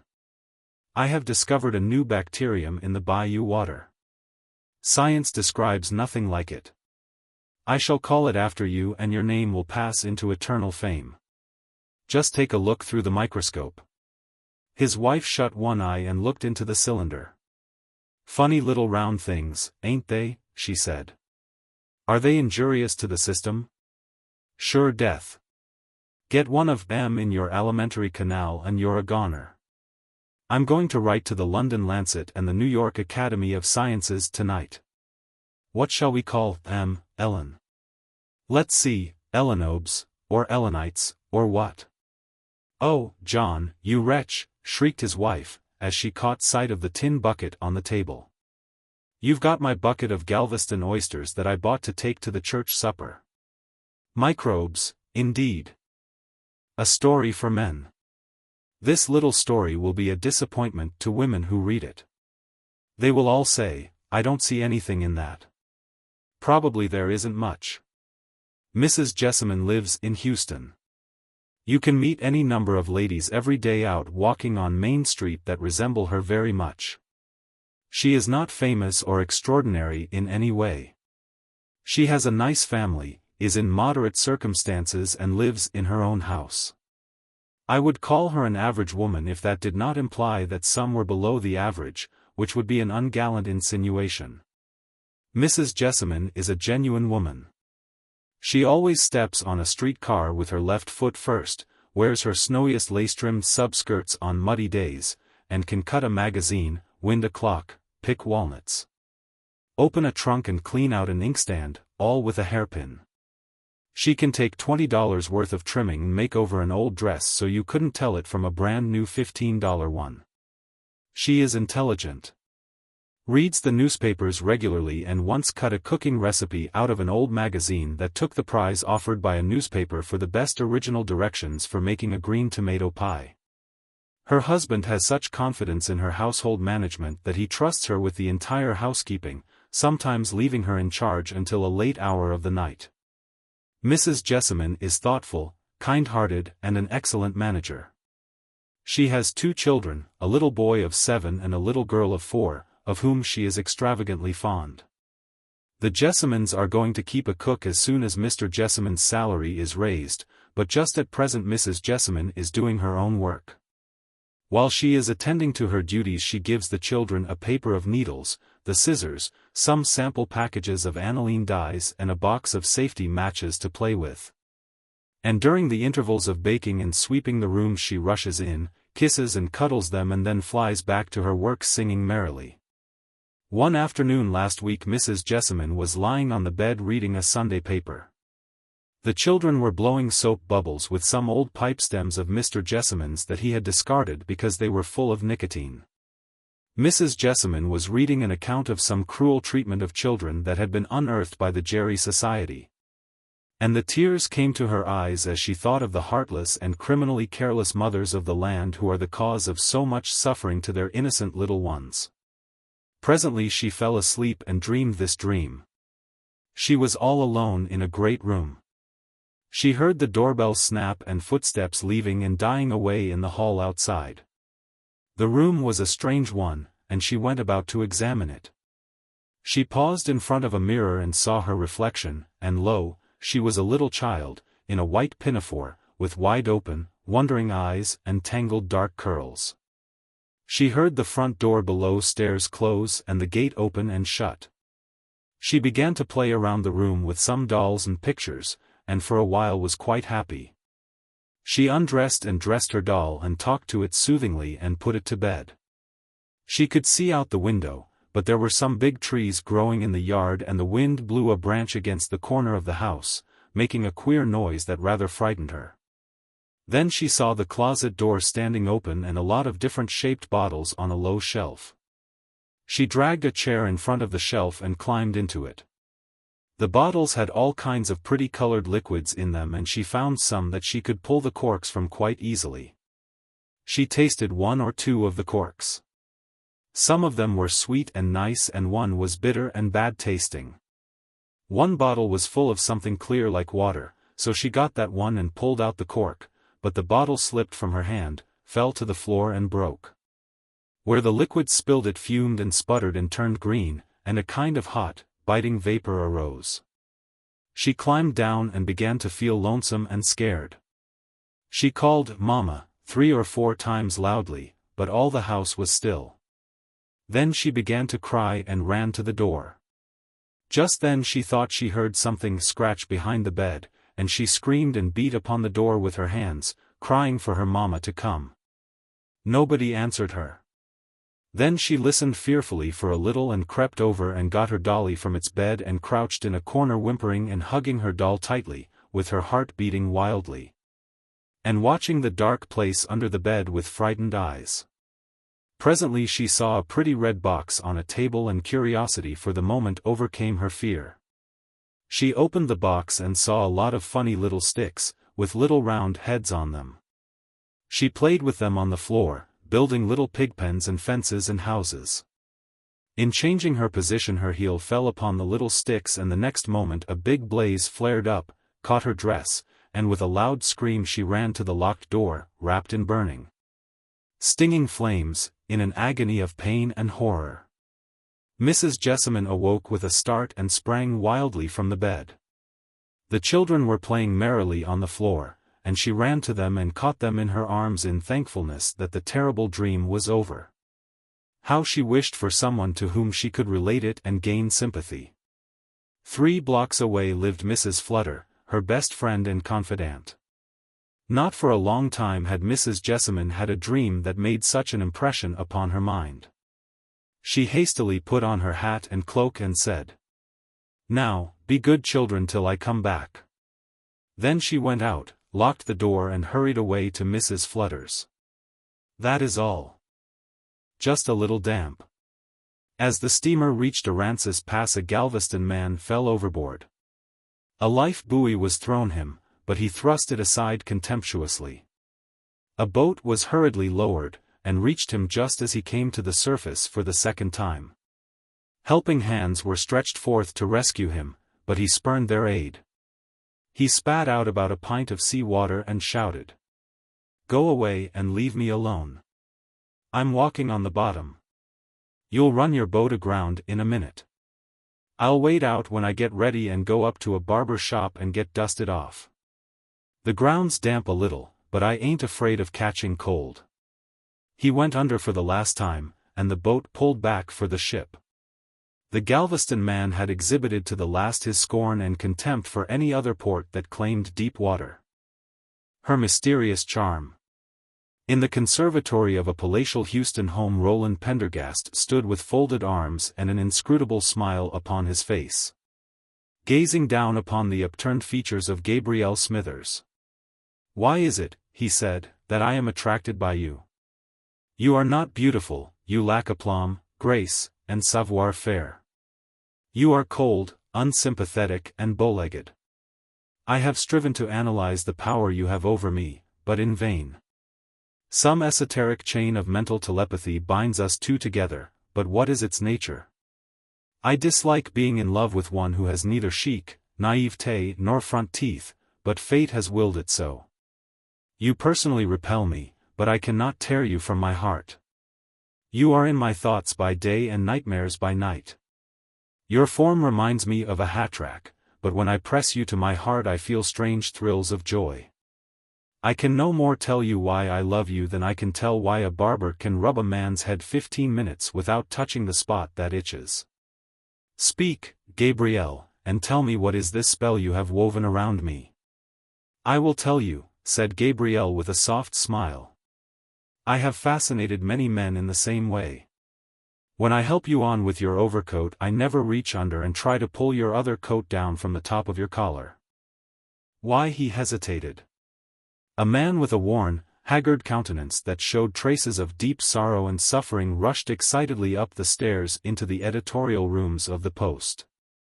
The literary editor was alone in his corner, and the man threw himself into a chair nearby and said, "Excuse me, sir, for inflicting my troubles upon you, but I must unbosom myself to someone. I am the unhappiest of men. 2 months ago, in a quiet little town in eastern Texas, there was a family dwelling in the midst of peace and contentment. Hezekiah Skinner was the head of that family, and he almost idolized his wife, who appeared to completely return his affection. Alas, sir, she was deceiving him. Her protestations of love were but honeyed lies, intended to beguile and blind him. She had become infatuated with William Wagstaff, a neighbor, who had insidiously planned to capture her affections. She listened to Wagstaff's pleadings and fled with him, leaving her husband with a wrecked home and a broken heart. Can you not feel for me, sir?" "I do, indeed," said the literary editor. "I can conceive the agony, the sorrow, the deep suffering that you must have felt. For 2 months, continued the man, the home of Hezekiah Skinner has been desolate, and this woman and Wagstaff have been flying from his wrath. What do you intend to do?" asked the literary editor. "I scarcely know. I do not care for the woman any longer, but I cannot escape the tortures my mind is undergoing day after day." At this point a shrill woman's voice was heard in the outer office, making some inquiry of the office boy. "Great heavens, her voice," said the man, rising to his feet greatly agitated. "I must get out of here. Quick. Is there no way for me to escape? A window, a side door, anywhere before she finds me. The literary editor rose with indignation in his face. For shame, sir, he said, do not act so unworthy a part. Confront your faithless wife, Mr. Skinner, and denounce her for wrecking your life and home. Why do you hesitate to stand up for your honor and your rights? You do not understand, said the man, his face white with fear and apprehension, as he climbed out the window upon a shed. I am William Wagstaff. Convinced. Houston is the dwelling place of a certain young lady who is exceptionally blessed with the gifts of the goddess of fortune. She is very fair to look upon, bright, witty, and possesses that gracious charm so difficult to describe, but so potent to please, that is commonly called personal magnetism. Although cast in such a lonely world, and endowed with so many graces of mind and matter, she is no idle butterfly of fashion. And the adulation she receives from a numerous circle of admirers has not turned her head. She has a close friend, a young lady of plain exterior, but a sensible and practical mind, whom she habitually consults as a wise counselor and adviser concerning the intricate problems of life. One day she said to Marion, the wise friend, how I wish there was some way to find out who among these flattering suitors of mine is sincere and genuine in the compliments that are paid me. Men are such deceivers, and they all give me such unstinted praise, and make such pretty speeches to me, that I do not know who among them, if any, are true and sincere in their regard. I will tell you a way, said Marion. The next evening when there are a number of them calling upon you, recite a dramatic poem, and then tell me how each one expresses his opinion of your effort. The young lady was much impressed with the idea, and on the following Friday evening when some half-dozen young men were in the parlor paying her attentions, she volunteered to recite. She has not the least dramatic talent, but she stood up and went through with a long poem, with many gestures and much rolling of eyes and pressing of her hands to her heart. She did it very badly, and without the least regard for the rules of elocution or expression. Later on, her friend Marion asked her how her effort was received. Oh, she said, they all crowded around me, and appeared to be filled with the utmost delight. Tom, and Henry, and Jim, and Charlie were in raptures. They said that Mary Anderson could not have equaled it. They said they had never heard anything spoken with such dramatic effect and feeling. Everyone praised you, asked Marion. All but one. Mr. Judson sat back in his chair and never applauded at all. He told me after I had finished that he was afraid I had very little dramatic talent at all. Now, said Marion. You know who is sincere and genuine? Yes, said the beautiful girl, with eyes shining with enthusiasm. The test was a complete success. I detest that odious Judson, and I'm going to begin studying for the stage right away. How it started. You had better move your chair a little further back, said the old resident. I saw one of the Judkinses go into the newspaper office just now with his gun, and there may be some shooting. The reporter, who was in the town gathering information for the big edition, got his chair quickly behind a pillar of the hotel piazza, and asked what the trouble was about. It's an old feud of several years standing, said the old resident, between the editor and the Judkins family. About every 2 months they get to shooting at one another. Everybody in town knows about it. This is the way it started. The Judkinses live in another town, and one time a good-looking young lady of the family came here on a visit to a Mrs. Brown. Mrs. Brown gave her a big party, a regular high-toned affair, to get the young men acquainted with her. One young fellow fell in love with her, and sent a little poem to our paper, The Observer. This is the way it read. To Miss Judkins. Visiting Mrs. T. Montcalm Brown. We love to see her wear a gown of simple white. Nothing but a rose in her hair. At Mrs. Brown's that night. The fairest of them all. She stood, with blushes red, while bright the gaslight shone upon her lovely head. That poem, now, was what started the feud. I don't see anything wrong with the poem, said the reporter. It seems a little crude, but contains nothing to give offense. Well, said the old resident, the poem was all right as it was written. The trouble originated in the newspaper office. The morning after it was sent in, the society editress got hold of it first. She is an old maid and she didn't think the second line quite proper, so she ran her pencil through it. Then the advertising manager prowled around through the editor's mail as usual, and read the poem. Old Brown owed the office $17 back subscription, and the advertising manager struck out the fourth line. He said Old Brown shouldn't get any free advertising in that office. Then the editor's wife happened to come in to see if there was any square, perfumed envelopes among his mail, and she read it.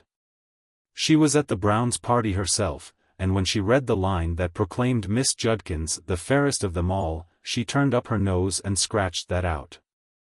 Then the editor himself got hold of it. He is heavily interested in our new electric light plant, and his blue pencil jumped on the line, while bright the gaslight shone, in a hurry. Later on, one of the printers came in and grabbed a lot of copy, and this poem was among it. You know what printers will do if you give them a chance, so here is the way the poem came out in the paper. To Miss Judkins. Visiting Mrs. T. Montcalm Brown. We love to see her wear nothing but a rose in her hair. She stood with blushes red upon her lovely head. And you see, continued the old resident, the Judkinses got mad. His dilemma. An old man with long white chin whiskers and a derby hat 2 sizes small, dropped into a Main Street drugstore yesterday and beckoned a clerk over into a corner. He was about 65 years old, but he wore a bright red necktie, and was trying to smoke a very bad and strong cigar in as offhand a style as possible. Young man, he said, you lemme ask you a few questions, and I'll send you a big watermelon up from the farm next summer. I came to Houston to see this here carnival, and do some tradin'. Right now, before I go any further, have you got any hair dye? Plenty of it. Any of this real black shiny dye that looks blue in the sunshine? Yes. All right then, now I'll proceed. Do you know anything about this here Monroe Doctrine? Well, yes, something. And widders, do you feel able to prognosticate a few lines about widders? I can't tell what you are driving at, said the clerk. What is it you want to know? I'm gettin' to the pint. Now there's hair dye, Monroe Doctrine, and widders. Got them all down in your mind? Yes, but... Just hold on, now, and I'll explain. There's the unhappiest fat and sassy widder moved into the Agenin farm to me, you ever see, and if I knows the female heart she has cast eyes of longin upon yours truly. Now if I dyes these here white whiskers I catches her. By blackin', said Whiskers, and insertin', say 4 fingers of rye where it properly belongs, I kicks up my heels and I waltzes up and salutes the widder like a calf of 40. Well, said the clerk, our hair dye is. Wait a minute, young feller. Now on the other hand I hears rumors of wars this mornin', and I hears Allermin talk about this here Monroe Doctrine. If I uses hair dye in trains down to 38 or 40 years of age, I catches the widder, but I turns into a pert and chipper youth what is liable to be made to fight in this here great war. If I gives up the hair dye, the recruitin' sergeant salutes these white hairs and passes by, but I am talkin' big chances on the widder. She has been to meetin' twicet with a man what has been divorced, and ties his own cravat. And this here Monroe Doctrine is all what keeps me from pulling out 75 cents and makin' a strong play with said dye. What would you do, if you was me, young feller? I don't think there will be any war soon, said the clerk. Jerusalem, I'm glad to hear it. Gimme the biggest bottle of blue-black hair dye for 75 cents that you got. I'm goin' to purpose to that widder before it gets dry, and risk the chances of Monroe talkin' water again on this war business. Something for baby. This is nothing but a slight jar in the happy holiday music. A minor note struck by the finger of fate, slipping upon the keys, as anthems of rejoicing and Christmas carols make the Yuletide merry.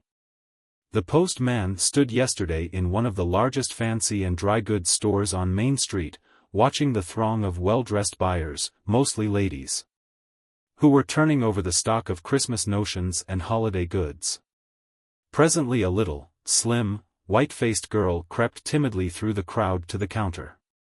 She was dressed in thin calico, and her shoes were patched and clumsy. She looked about her with a manner half mournful, half scared. A clerk saw her and came forward. "Well, what is it?" he asked rather shortly. "Please, sir," she answered in a weak voice, "Mama gave me this dime to get something for baby." "Something for baby, for a dime? Want to buy baby a Christmas present, eh? Well now, don't you think you had better run around to a toy shop? We don't keep such things here. You want a tin horse, or a ball, or a jumping jack, now don't you?" "Please, sir, Mama said I was to come here. Baby isn't with us now. Mama told me to get 10 cents worth of crepe, sir, if you please." A righteous outburst. He smelled of gin and his whiskers resembled the cylinder of a Swiss music box. He walked into a toy shop on Main Street yesterday and leaned sorrowfully against the counter. "Anything today?" asked the proprietor coldly. He wiped an eye with a dingy red handkerchief and said, "Nothing at all, thank you. I just came inside to shed a tear. I do not like to obtrude my grief upon the passers-by. I have a little daughter, sir, 5 years of age, with curly golden hair. Her name is Lillian. She says to me this morning, 'Papa, will Santa Claus bring me a red wagon for Christmas?' It completely unmanned me, sir, as, alas, I am out of work and penniless. Just think, one little red wagon would bring her happiness, and there are children who have hundreds of red wagons." "Before you go out," said the proprietor, "which you are going to do in about 15 seconds, I am willing to inform you that I have a branch store on Train Street, and was around there yesterday. You came in and made the same talk about your little girl, whom you called Daisy, and I gave you a wagon. It seems you don't remember your little girl's name very well." The man drew himself up with dignity, and started for the door. When nearly there, he turned and said, "Her name is Lillian Daisy, sir, and the wagon you gave me had a rickety wheel and some of the paint was scratched off the handle. I have a friend who tends bar on Willow Street, who is keeping it for me till Christmas, but I will feel a flush of shame on your behalf, sir, when Lillian Daisy sees that old, slab-sided, squeaking, second-hand, left-over from last year's stock wagon. But, sir, when Lillian Daisy kneels at her little bed at night I shall get her to pray for you, and ask heaven to have mercy on you. Have you one of your business cards handy, so Lillian Daisy can get your name right in her petitions? A green hand. I shall never again employ any but experienced salesmen, who thoroughly understand the jewelry business," said a Houston jeweler to a friend yesterday. "You see, at Christmas time we generally need more help, and sometimes employ people who can sell goods, but are not familiar with the fine points of the business. Now, that young man over there is thoroughly good and polite to everyone, but he has just lost me one of my best customers." "How was that?" asked the friend. "A man who always trades with us came in with his wife last week and with her assistants selected a magnificent diamond pin that he had promised her for a Christmas present and told this young man to lay it aside for him till today." "I see," said the friend, "and he sold it to someone else and disappointed him." "It's plain you don't know much about married men," said the jeweler. "That idiot of a clerk actually saved the pin for him and he had to buy it. A fatal error." "What are you looking so glum about?" asked a Houston man as he dropped into a friend's office on Christmas Day. "Same old fool break of putting a letter in the wrong envelope, and I'm afraid to go home. My wife sent me down a note by the hired man an hour ago, telling me to send her $10, and asking me to meet her here at the office at 3 o'clock and go shopping with her. At the same time I got a bill for $10 from a merchant I owe, asking me to remit. I scribbled off a note to the merchant saying, 'Can't possibly do it. I've got to meet another little thing today that won't be put off. I made the usual mistake and sent the merchant the $10 and my wife the note. Can't you go home and explain the mistake to your wife? You don't know her. I've done all I can. I've taken out an accident policy for $10,000 good for 2 hours, and I expect her here in 15 minutes. Tell all the boys goodbye for me, and if you meet a lady on the stairs as you go down, keep close to the wall. The rake-off. Who bids? The auctioneer held up a child's rocking horse, battered and stained. It had belonged to some little member of the man's family whose household property was being sold under the hammer. He was utterly ruined. He had given up everything in the world to his creditors: house, furniture, horses, stock of goods and lands. He stood among the crowd watching the sale that was scattering his household goods and his heirlooms among 100 strange hands. On his arm leaned a woman heavily veiled. Who bids? The auctioneer held the rocking horse high that it might be seen. Childish hands had torn away the scanty mane, the bridle was twisted and worn by tender little fingers. The crowd was still. The woman under the heavy veil sobbed and stretched out her hands. No, no, no, she cried. The man was white with emotion. The little form that once so merrily rode the old rocking house had drifted away into the world years ago. This was the only relic left of his happy infancy. The auctioneer, with a queer moisture in his eyes, handed the rocking horse to the man without a word. He seized it with eager hands, and he and the veiled woman hurried away. The crowd murmured with sympathy. The man and the woman went into an empty room and set the rocking horse down. He took out his knife, ripped open the front of the horse, and took out a roll of bills. He counted them and said, "It's a cold day when I fail without a rake-off. $8,500, but that auctioneer came very near busting up the game." The telegram. Scene: telegraph office in Houston. Enter handsome black velour cape, trimmed with jet and braid, with Tibetan fur collar, all enclosing lovely young lady. Young lady. Oh, I want to send a telegram at once, if you please. Give me about 6 blanks, please. Writes about 10 minutes. How much will this amount to, please? Clerk. Counting words. $16.95, ma'am. Young lady. Goodness gracious. I've only 30 cents with me. Suspiciously. How is it you charge so much, when the post office only requires 2 cents? Clerk. We claim to deliver messages quicker than the post office, ma'am. You can send 10 words to Waco for 25 cents. Young lady. Give me another blank, please, I guess that will be enough. After 5 minutes hard work she produces the following: Ring was awfully lovely. Come down as soon as you can. Mamie. Clerk. This contains 11 words. That will be 30 cents. Young lady. Oh, gracious. I wanted that nickel to buy gum with. Clerk. Let's see. You might strike out, awfully, and that will make it all right. Young lady. Indeed I shan't. You ought to see that ring. I'll give you the 30 cents. Clerk. To whom is this to be sent? Young lady. It seems to me you are rather inquisitive, sir. Clerk. Wearily.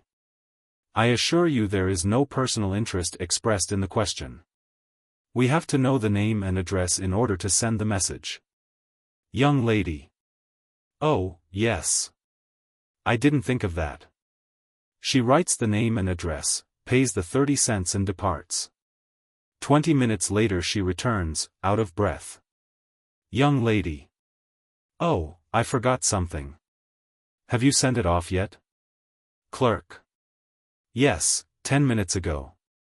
Young lady. Oh, I'm so sorry. It isn't the way I wanted it at all. Can't you telegraph and have it changed for me? Clerk. Is it anything important? Young lady. Yes, I wanted to underscore the words, awfully lovely. Will you have that attended to at once? Clerk. Certainly, and we have some real nice violet extract. Would you like a few drops on your telegram? Young lady. Oh, yes, so kind of you.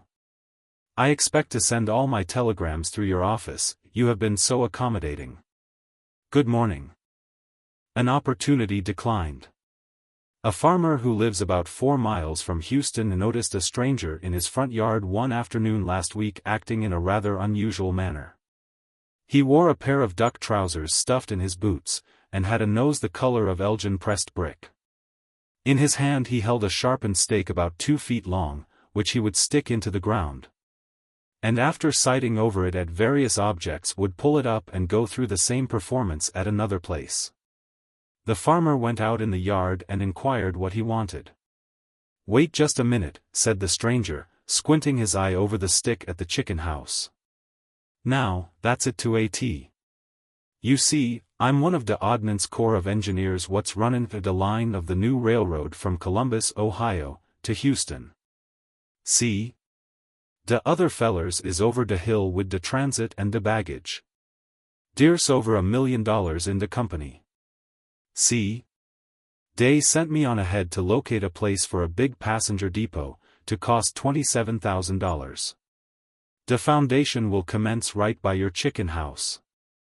Say, I gives you a pointer. You charge high for dis land.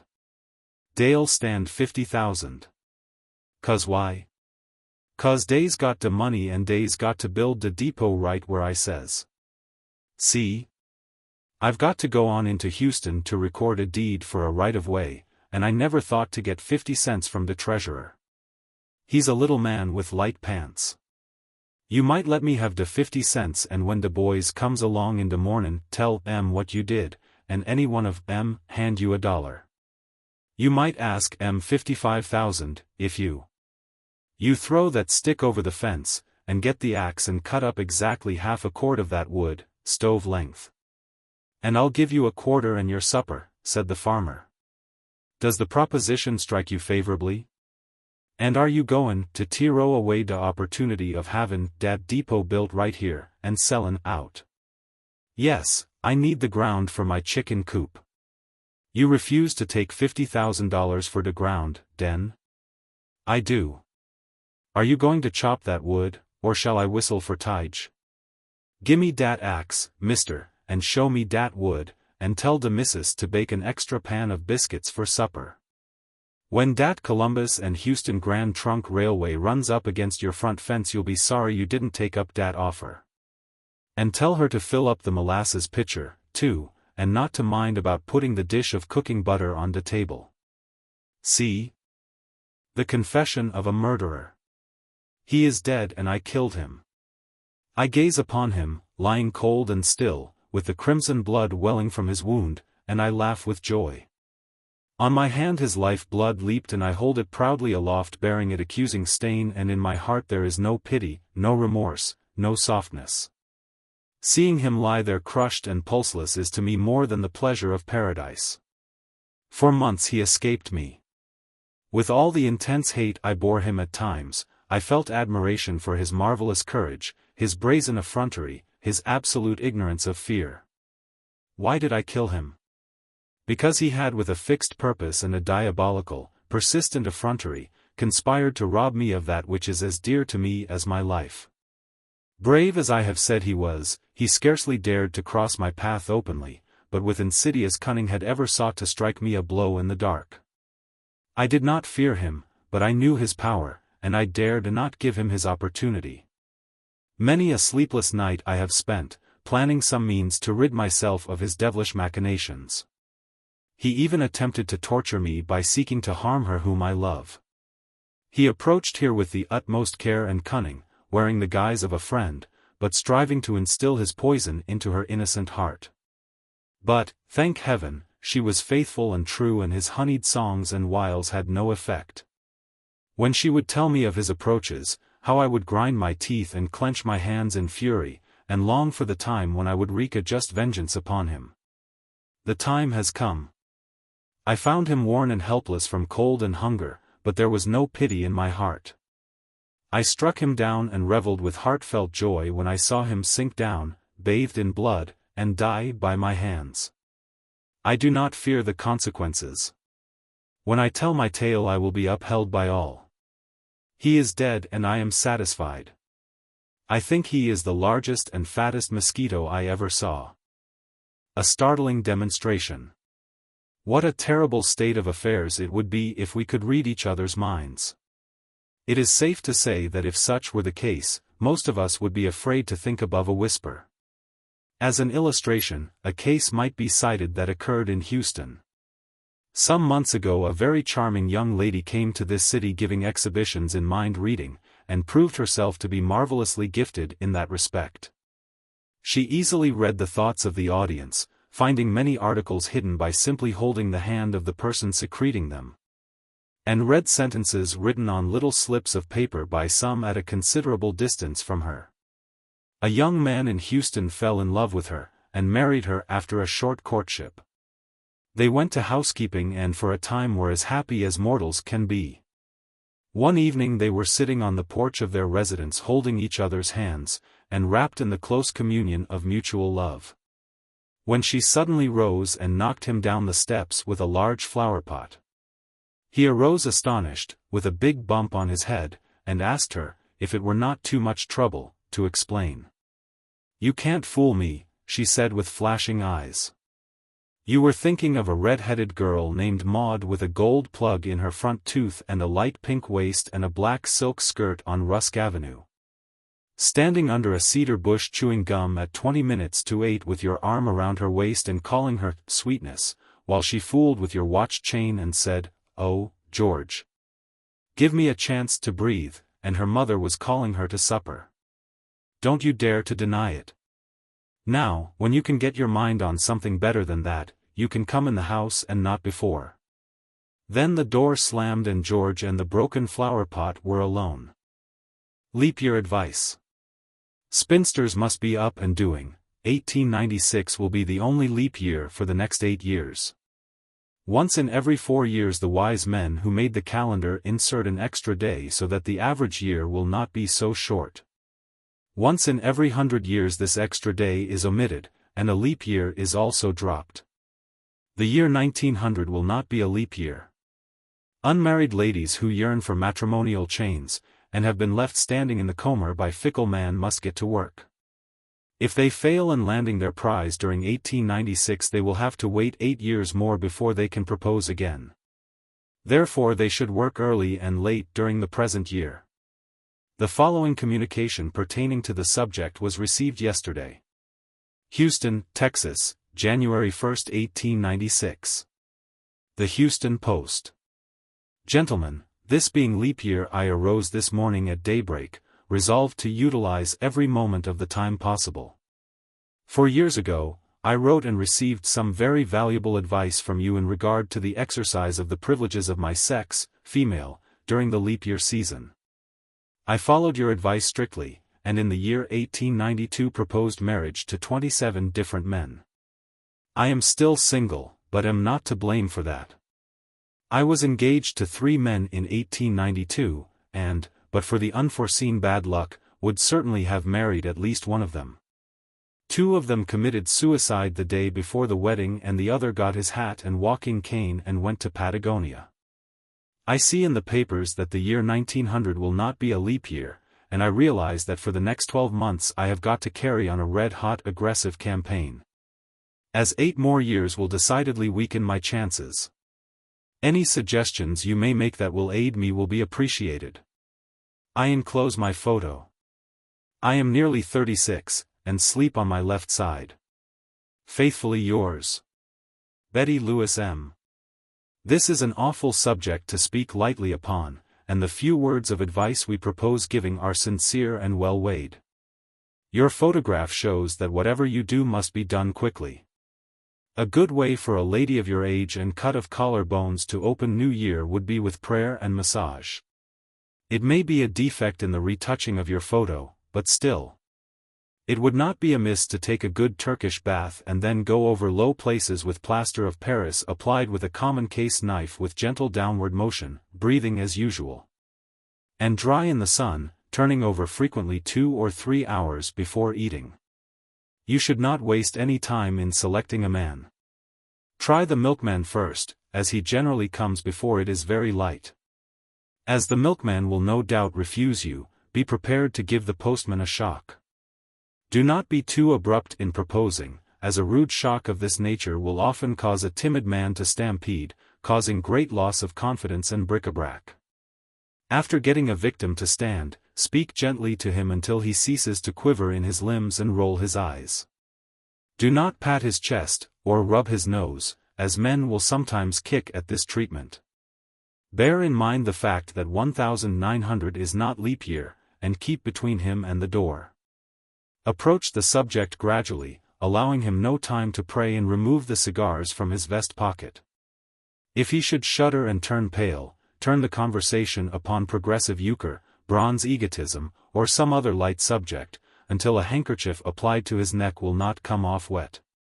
If possible, get him to seat himself, and then, grasping both lapels of his coat, breathe heavily upon him, and speak of your lonely life. At this stage he will mutter incoherently, answer at random, and try to climb up the chimney. When his pulse gets to 195, and he begins to babble of green fields and shows only the whites of his eyes, strike him on the point of the chin, propose, chloroform him, and telephone for a minister. After supper. Mr. Sharp, my darling, it seems to me that every year that passes over your head but brings out some new charm, some hidden beauty, some added grace. There is a look in your eyes tonight that is as charming and girl-like as when I first met you. What a blessing it is when two hearts can grow but fonder as time flies. You are scarcely less beautiful now than when. Mrs. Sharp, I had forgotten it was lodge night, Robert. Don't be out much after 12, if you can help it. His only opportunity. Last week, the Rainmakers gave 2 performances in Houston. At the night performance a prominent local politician occupied one of the front seats, as near to the stage as possible. He carried in his hand a glossy silk hat, and he seemed to be in a state of anxious suspense, fidgeting about in his chair, and holding his hat in both hands straight before him. A friend who occupied a seat directly behind, leaned over and asked the cause of his agitation. "I'll tell you, Bill," said the politician in a confidential whisper, "just how it is. I've been in politics now for 10 years, and I've been bemoaned and abused and cussed out. And called so many hard names that I thought I'd like to be addressed in a decent manner once more before I die, and this is about the only opportunity one shall have. There is a sleight-of-hand performance between 2 of the acts in this show, and the professor is going to step down to the front and say, 'Will some gentleman kindly loan me a hat?' Then I'm going to stand up and give him mine, and it'll make me feel good for a week. I haven't been called a gentleman in so long. I expect I'll whoop right out hard when he takes the hat. Excuse me now. I've got to be ready and get my hat in first. I see one of the city councilmen over there with an old derby in his hand, and I'll bet he's up to the same game. Correcting a great injustice. Something has been recently disclosed that will fill every chivalrous man in the country with contrition. For a long time men have supposed that the habit of wearing tall hats at the theater by the ladies was nothing more than a lack of consideration on their part for the unfortunate individuals who were so unlucky as to get a seat behind them. It now appears that the supposition did the fair sex a great injustice. A noted female physician has exposed an affliction that the female sex has long suffered with, and have succeeded up to this time in keeping a profound secret. Their habit of wearing hats in places of public entertainment is the result of a necessity, and relieves them of the charge of selfish disregard of the convenience of others, which has been so often brought against them. It appears that ladies who are past 35 years of age are peculiarly sensitive to the effect of a bright light striking upon their heads from above. The skull of a woman is quite different from that of a man, especially on the top, and at the age of 35, the texture of the skull at this place becomes very light. Rays of light, especially electric light, have a peculiarly penetrating and disturbing effect upon the cerebral nerves. Strange to say, this infirmity is never felt by a young woman, but as soon as she passes the heyday of youth, it is at once perceptible. The fact is generally known to women, and discussed among themselves, but they have jealously guarded the secret, even from their nearest male relatives and friends. The lady physician who recently exposed the matter in a scientific journal is the first of her sex to make it known to the public. If anyone will take the trouble to make a test of the statement, its truth will be unquestionably proven. Engage a woman of middle age in conversation beneath a well-lighted chandelier, and in a few moments she will grow uneasy. And very soon the pain inflicted by the light will cause her to move away from under its source. On young and healthy girls the rays of light have no perceptible effect. So, when we see a lady at a theater wearing a tall and cumbersome hat, we should reflect that she is more than 35 years old, and is simply protecting herself from an affliction that advancing years have brought upon her. Whenever we observe one wearing small and unobtrusive headgear, we know that she is still young and charming, and can yet sit beneath the rays of penetrating light without inconvenience. No man who has had occasion to rail against woman's supposed indifference to the public comfort in this respect, will hesitate to express sincere regret that he has so misunderstood them. It is characteristic of Americans to respect the infirmities of age, especially among the fair sex, and when the facts here narrated have been generally known, pity and toleration will take the place of censure. Henceforth a tall hat, with nodding feathers and clustering flowers and trimming, will not be regarded with aversion when we see it between us and the stage, but with respect. Since we are assured that its wearer is no longer young, but is already on the downhill of life, and is forced to take the precaution that advancing years render necessary to infirm women. Getting acquainted. His coat was rusty and his hat out of style, but his nose glasses, secured by a black cord, lent him a distinguished air, and his manner was jaunty and assured. He stepped into a new Houston grocery yesterday, and greeted the proprietor cordially. "I'll have to introduce myself," he said.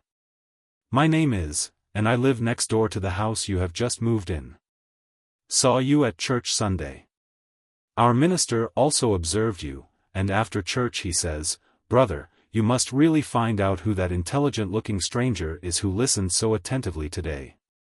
How did you like the sermon?' 'Very well,' said the grocer as he picked some funny-looking currants with wings out of a jar. 'Yes, he is a very eloquent and pious man. You have not been in business long in Houston, have you?' 3 weeks, said the grocer, as he removed the cheese knife from the box to the shelf behind him. 'Our people,' said the rusty-looking man, 'are whole-souled and hospitable. There is no welcome too warm for them to extend to a newcomer, and the members of our church in particular are especially friendly toward anyone who drops in to worship with us. You have a nice stock of goods.' 'So,' said the grocer, turning his back and gazing up at a supply of canned California fruits. 'Only last week now I had quite an altercation with the tradesman I deal with for sending me inferior goods. You have some nice hams, I suppose, and such staples as coffee and sugar?' 'Yep,' said the grocer. 'My wife was over to see your wife this morning, and enjoyed her visit very much. What time does your delivery wagon pass up our street?' 'Say,' said the grocer. 'I bought out an old stock of groceries here, and put in a lot of new ones. I see your name on the old books charged with $87.10 balance on account. Did you want something more today?' 'No, sir,' said the rusty man, drawing himself up and glaring through his glasses. 'I merely called in from a sense of Christian duty to extend you a welcome, but I see you are not the man I took you to be. I don't want any of your groceries. I can see the mites in that cheese from the other side of the street, and my wife says your wife is wearing an underskirt made out of an old tablecloth. Several of our congregation were speaking of your smelling of toddy in church, and snoring during the prayers. My wife will return that cup of lard she borrowed at your house this morning just as quick as my last order comes up from the store where we trade. Good morning, sir.' The grocer softly whispered, 'There won't anybody play with me,' and whittled a little lead out of one of his weights, in an absent-minded way. City Perils. Jeremiah Q. Dilworthy lives away up on San Jacinto Street. He walks home every night. On January 1st, he promised his wife he would not take another drink in a year. He forgot his promise, and on Tuesday night we met some of the boys, and when he started home about 9 o'clock he was feeling a trifle careless. Mr. Dilworthy was an old resident of Houston, and on rainy nights he always walked in the middle of the street, which is well paved. Alas! If Mr. Dilworthy had only remembered the promise made his wife. He started out all right, and just as he was walking up San Jacinto Street he staggered over to one side of the street. A policeman standing on the corner heard a loud yell of despair, and turning, saw a man throw up his arms and then disappear from sight. Before the policeman could call someone who could swim, the man had gone for the third and last time. Mr. Jeremiah Q. Dilworthy had fallen into the sidewalk. Jack the Giant Killer. The other day a lady canvasser came up into the Post editorial room with a book she was selling. She went into the editor-in-chief's office, and her little 5-year-old girl, who came up with her, remained in the outer rooms. Doubtless attracted by the brilliant and engaging appearance of the staff, which was lolling about at its various desks during one of its frequent intervals of leisure. She was a bright, curly-haired maiden, of a friendly disposition, so she singled out the literary editor for attack, no doubt fascinated by his aristocratic air. And his peculiarity of writing with his gloves on. "Tell me a story," she demanded, shaking her curls at him, and gazing up with eyes of commanding brown. "A story, little one?" said the literary editor, with a sweet smile, as he stroked her shining curls. "Most assuredly." "What shall it be?" "Tell me Dak, the Giant Killer." "Jack, the Giant Killer?" "Little Sunbeam." "With all my heart." The literary editor helped the little lady upon a stool and began. Once upon a time, in immediate proximity to a primeval forest, in an humble abode, where pleasures of a bucolic existence were profitably mingled with the more laborious task of agricultural pursuits, dwelt Jack, the hero of my tale, with his widowed maternal progenitor. Scarcely of a parsimonious nature, yet perforce of economic character, the widow was compelled to resort to numerous expedients in order to prolong existence. She was the possessor of a bovine quadruped of most excellent virtues. Her generous store of lacteal fluid, her amicable and pacific nature, and her gentleness of demeanor had endeared her to both Jack and his mother.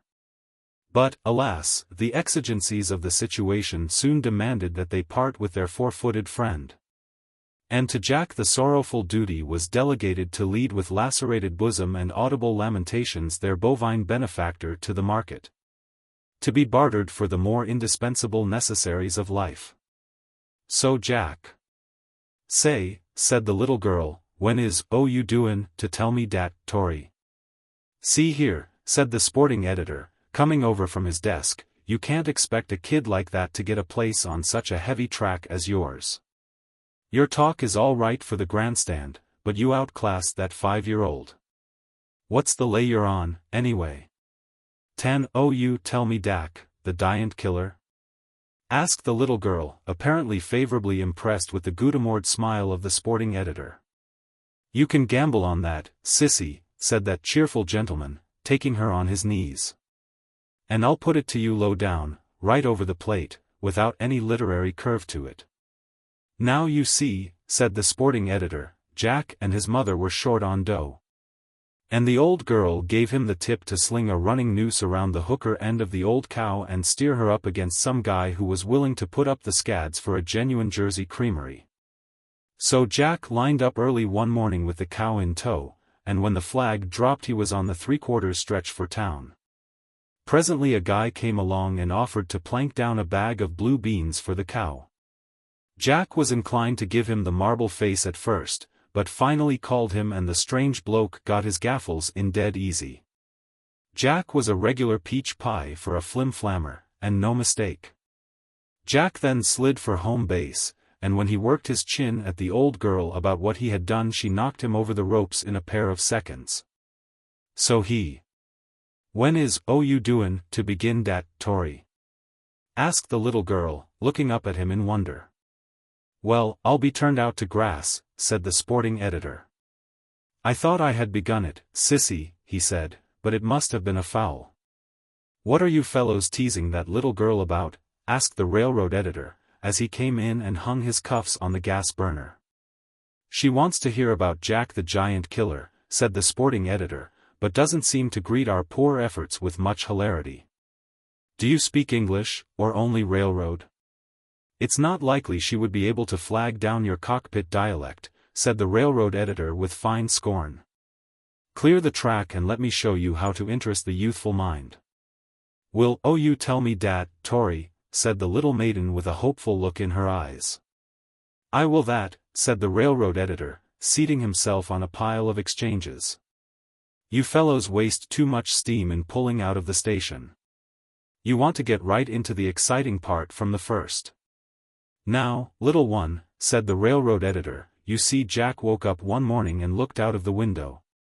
And the right-of-way was blockaded by a beanstalk that had run a Grand Trunk Air line that went clear up out of sight.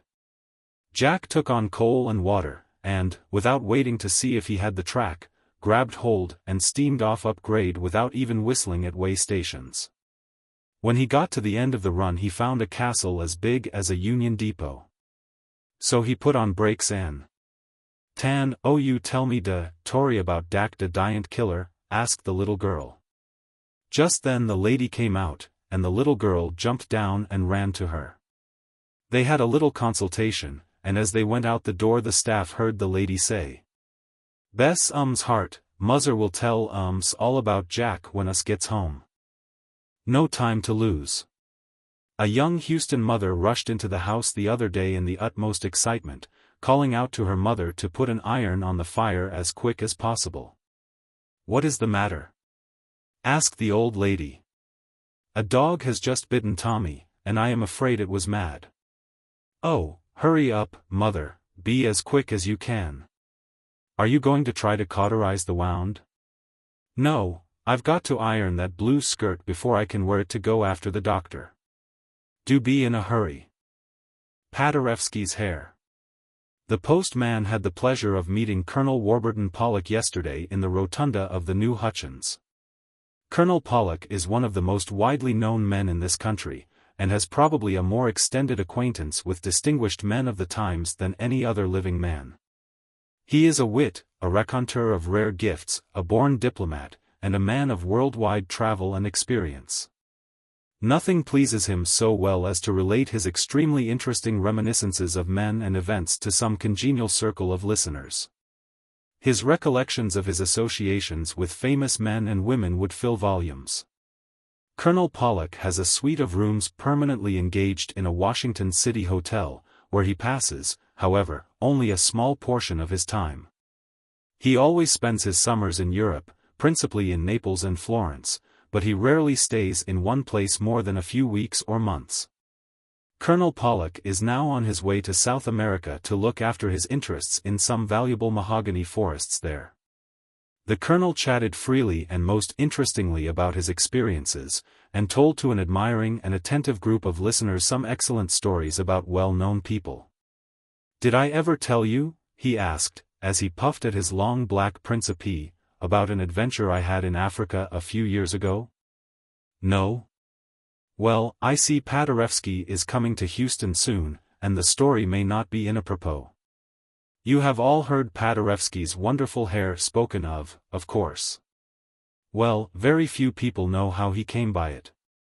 This is how it was. A few years ago, some of us made up a party to go lion hunting in Africa. There was Nat Goodwin, Paderewski, John L. Sullivan, Joe Pulitzer, and myself. That was before any of us had acquired fame, but we were all ambitious, and every one of us needed the rest and recreation we were taking. We were a congenial, jolly crowd, and had a rattling good time on the trip. When we landed we hired guides, and stocked up with provisions and ammunition for a month's trip into the Zambesi country. We were all anxious to kill a lion, and we penetrated into quite a wild and unexplored region. We had great times at night over our campfire, chatting and chaffing one another, and thoroughly enjoying ourselves. Paderewski was the only member of our party who had been making money. It was just about the time there was such a furor about his playing, and he had plied up quite a neat sum from his piano recitals.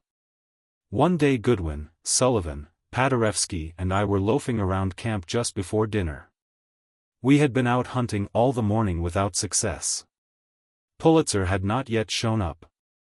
Goodwin and Sullivan got into a dispute about the proper way to dodge and counter a certain uppercut made famous by Heenan. You know Nat Goodwin is quite an athlete himself, and handles his hands like a professional.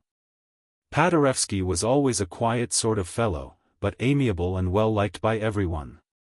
He was sitting on the stump of a banyan tree gazing into the distance with a dreamy look in his magnetic eyes.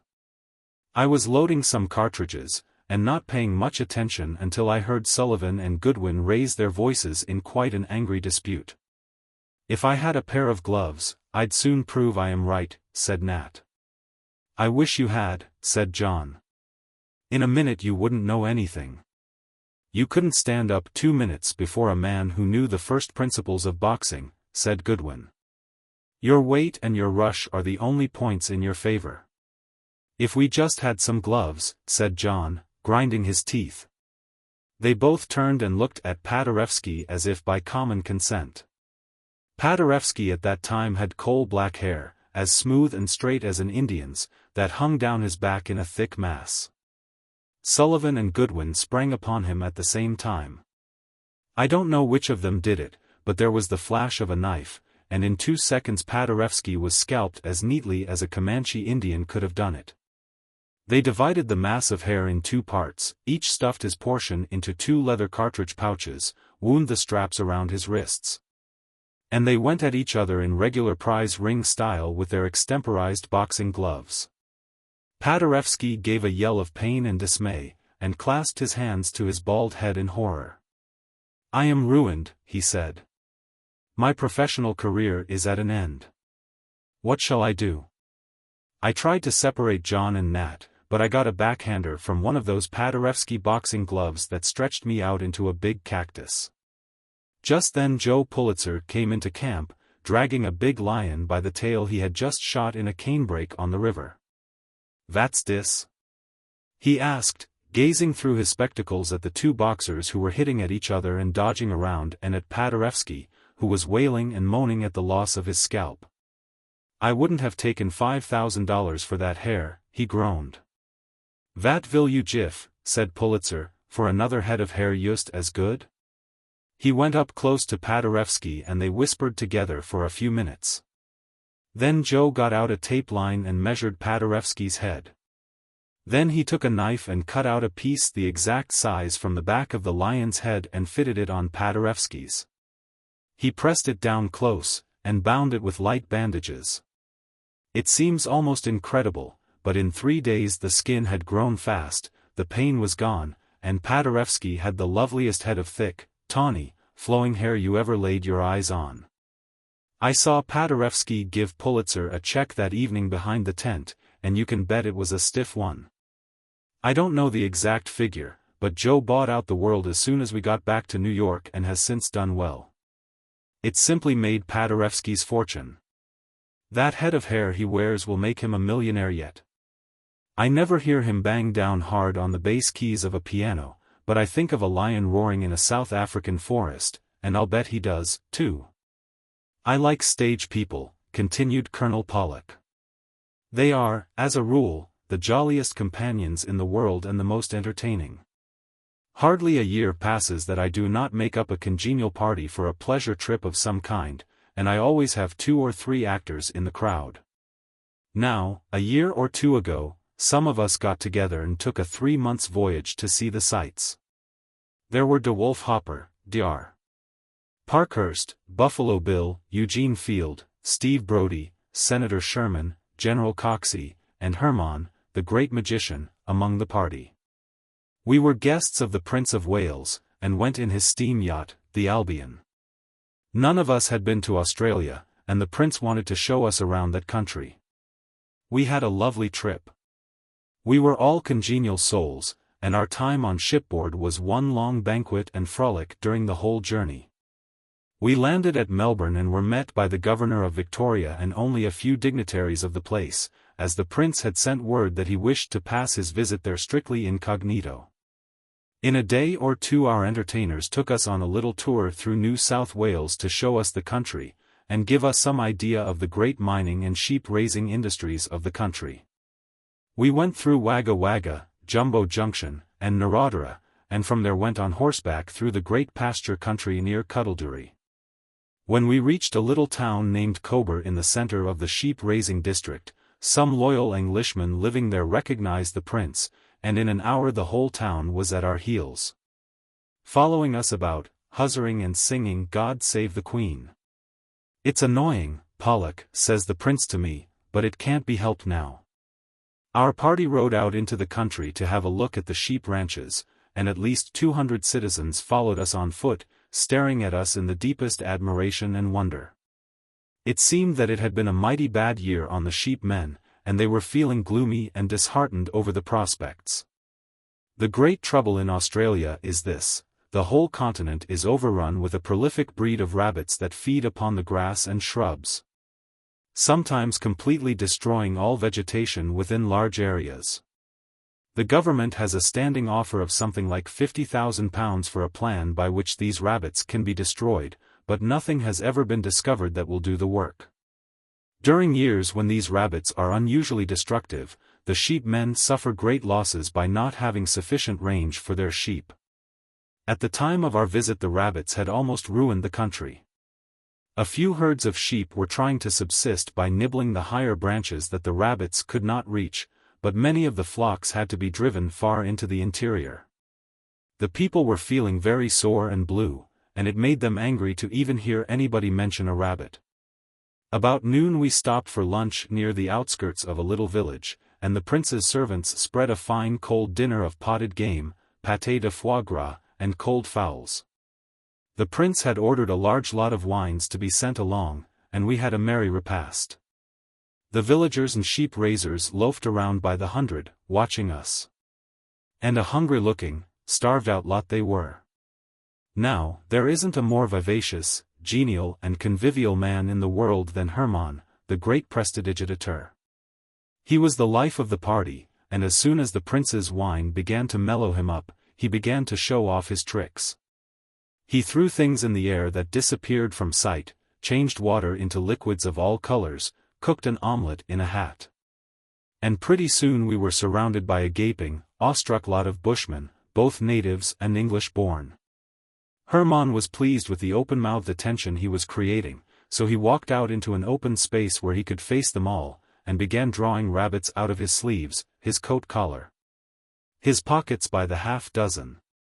He threw them down, and as fast as they could scamper away the great magician kept on pulling out more rabbits to the view of the astonished natives.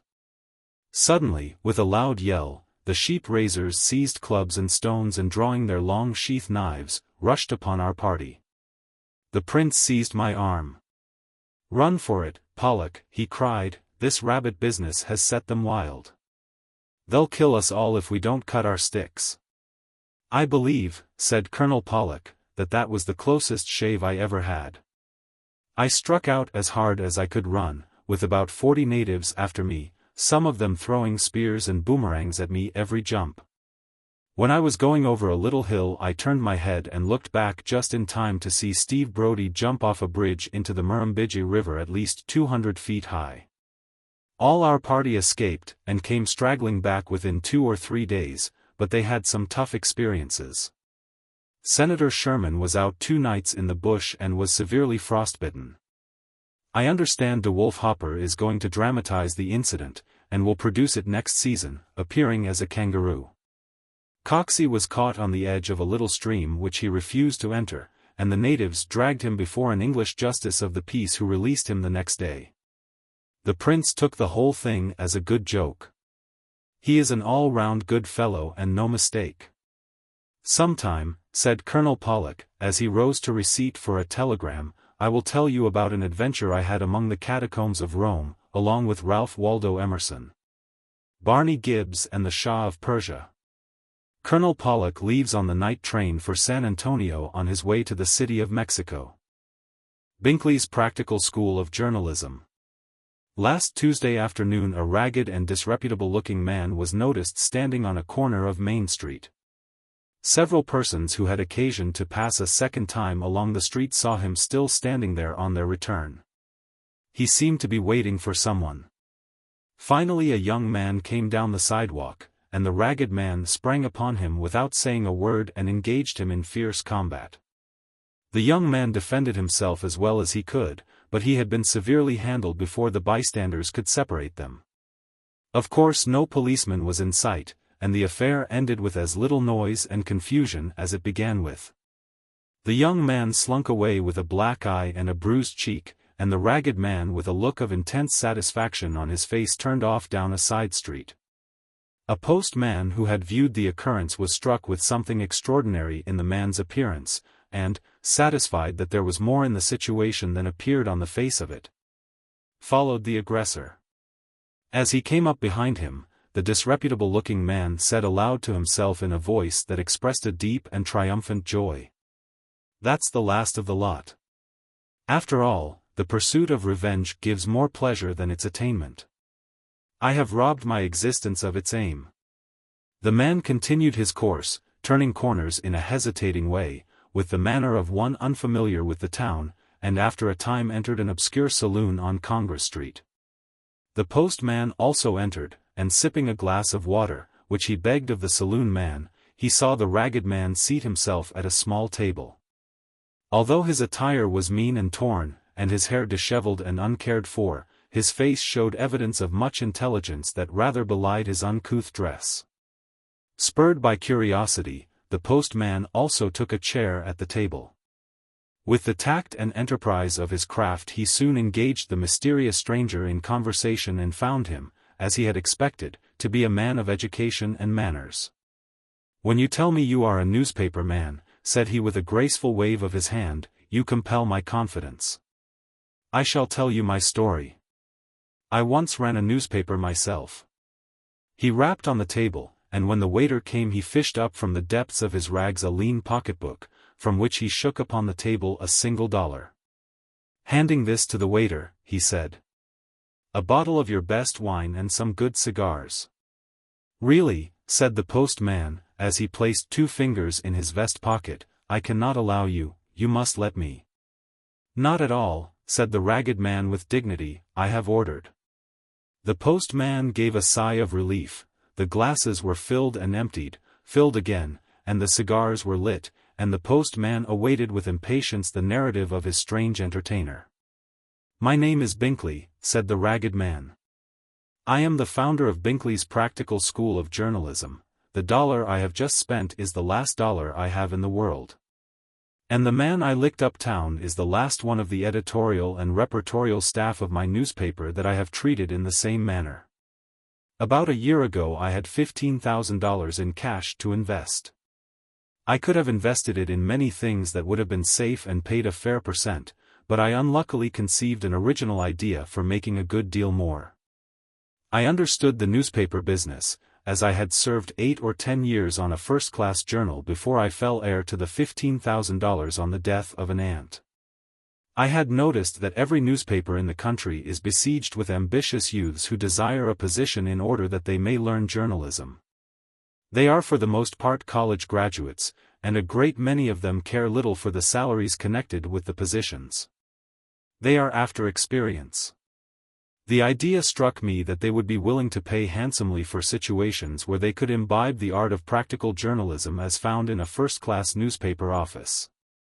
Several schools of journalism had already been started in the country and were succeeding well. I believed that a school of this nature, combined with a live, prospering newspaper that had a good circulation would prove a gold mine to its originator. In a school they could only learn a theory. In my school both theory and practice would walk hand in hand. It was a great idea. I found a newspaper that would sell out. It was in a large southern city, I don't care to give its name. The proprietor was in ill health and wanted to leave the country. It was a good plant, and it was clearing $3,000 a year above expenses. I got it for $12,000 cash, put $3,000 in bank and sat down and wrote out a neat little advertisement to catch the young would-be journalists. I sent these advertisements to some big northern and eastern papers and waited for responses. My paper was well known, and the idea of getting a place on it to learn journalism seemed to strike the people just right. I advertised that as there were only a limited number of places to be filled, I would have to consider applications in the form of bids, and the one bidding highest for each position got it. You wouldn't believe it if I told the number of answers I got. I filed everything for about a week, and then I looked over the references they sent me, sized up the bids and selected my force. I ordered them to report on a certain day, and they were on time, eager to go to work. I got $50 per week from my editorial writer, $40 from my city editor, $25 each from 3 reporters, $20 from a dramatic critic, $35 from a literary editor, and $30 each from night and telegraph editors. I also accepted 3 special writers, who paid me $15 per week each for doing special assignments.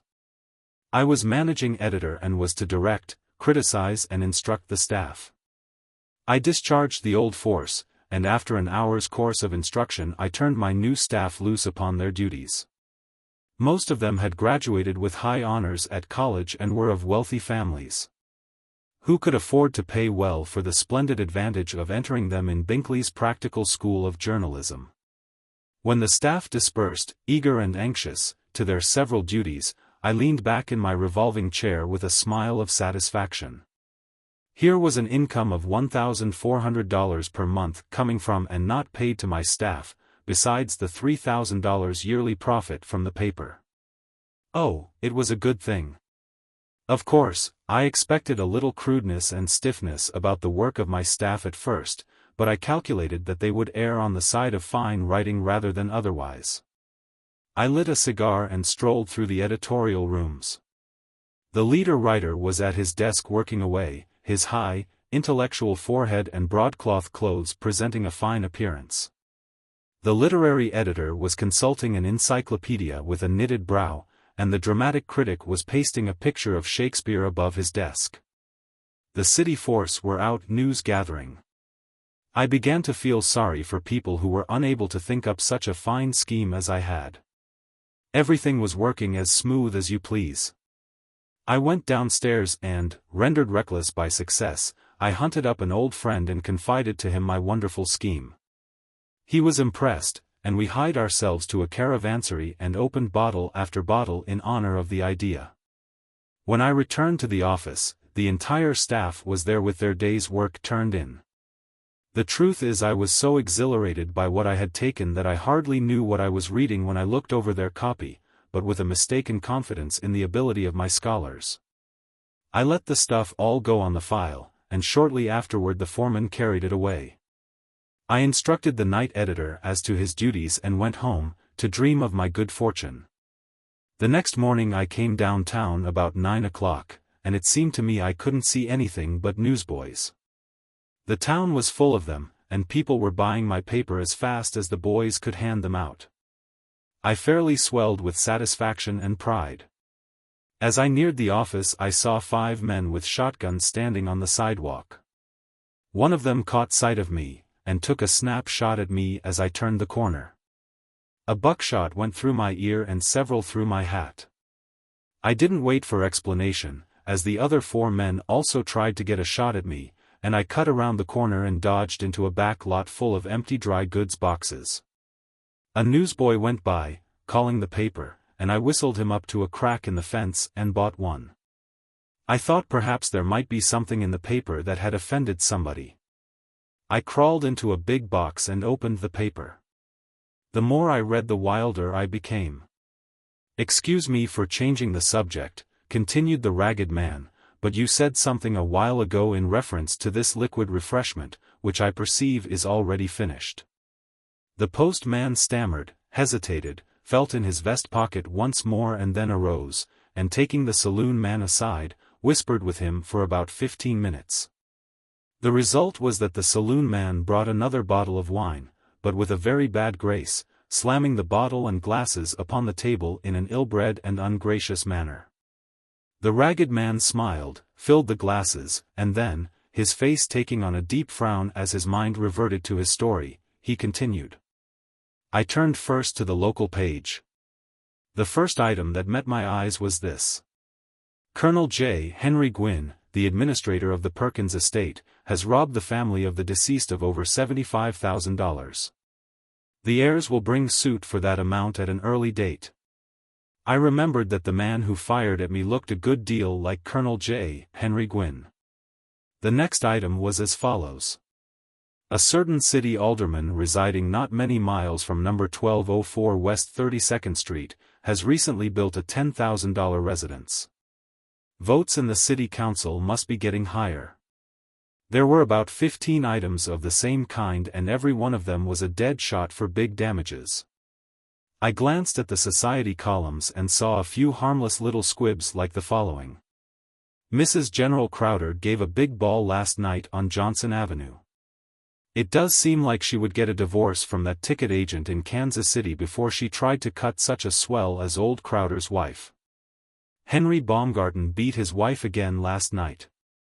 The Ladies' Histrionic Society met last evening over Klein's music store. Miss Sadie Dodson was overcome by the heat and was taken home in a hack. Heat. That's a new name for it. These are some of the least objectionable items. There were some that made my hair rise slowly on my head as I read them. Mechanically I turned to the editorial page, thinking it hardly possible there could be anything wrong with it. The first article charged every city and county official with corruption in office, calling them by name, and wound up by offering to give $10,000 to any charity fund if the paper did not prove every charge within 10 days. I crept through the lot, knocked a board off the next fence and made my way to the back stairway of the office. I found two of my reporters cursing and kicking in the backyard. One of them was in a heap of soft coal dust and the other was hanging by his coat tail on a picket fence. Somebody had thrown them out the window. Sick at heart I crept upstairs to the editorial rooms. There was considerable noise going on. I went in easy as I could and looked around.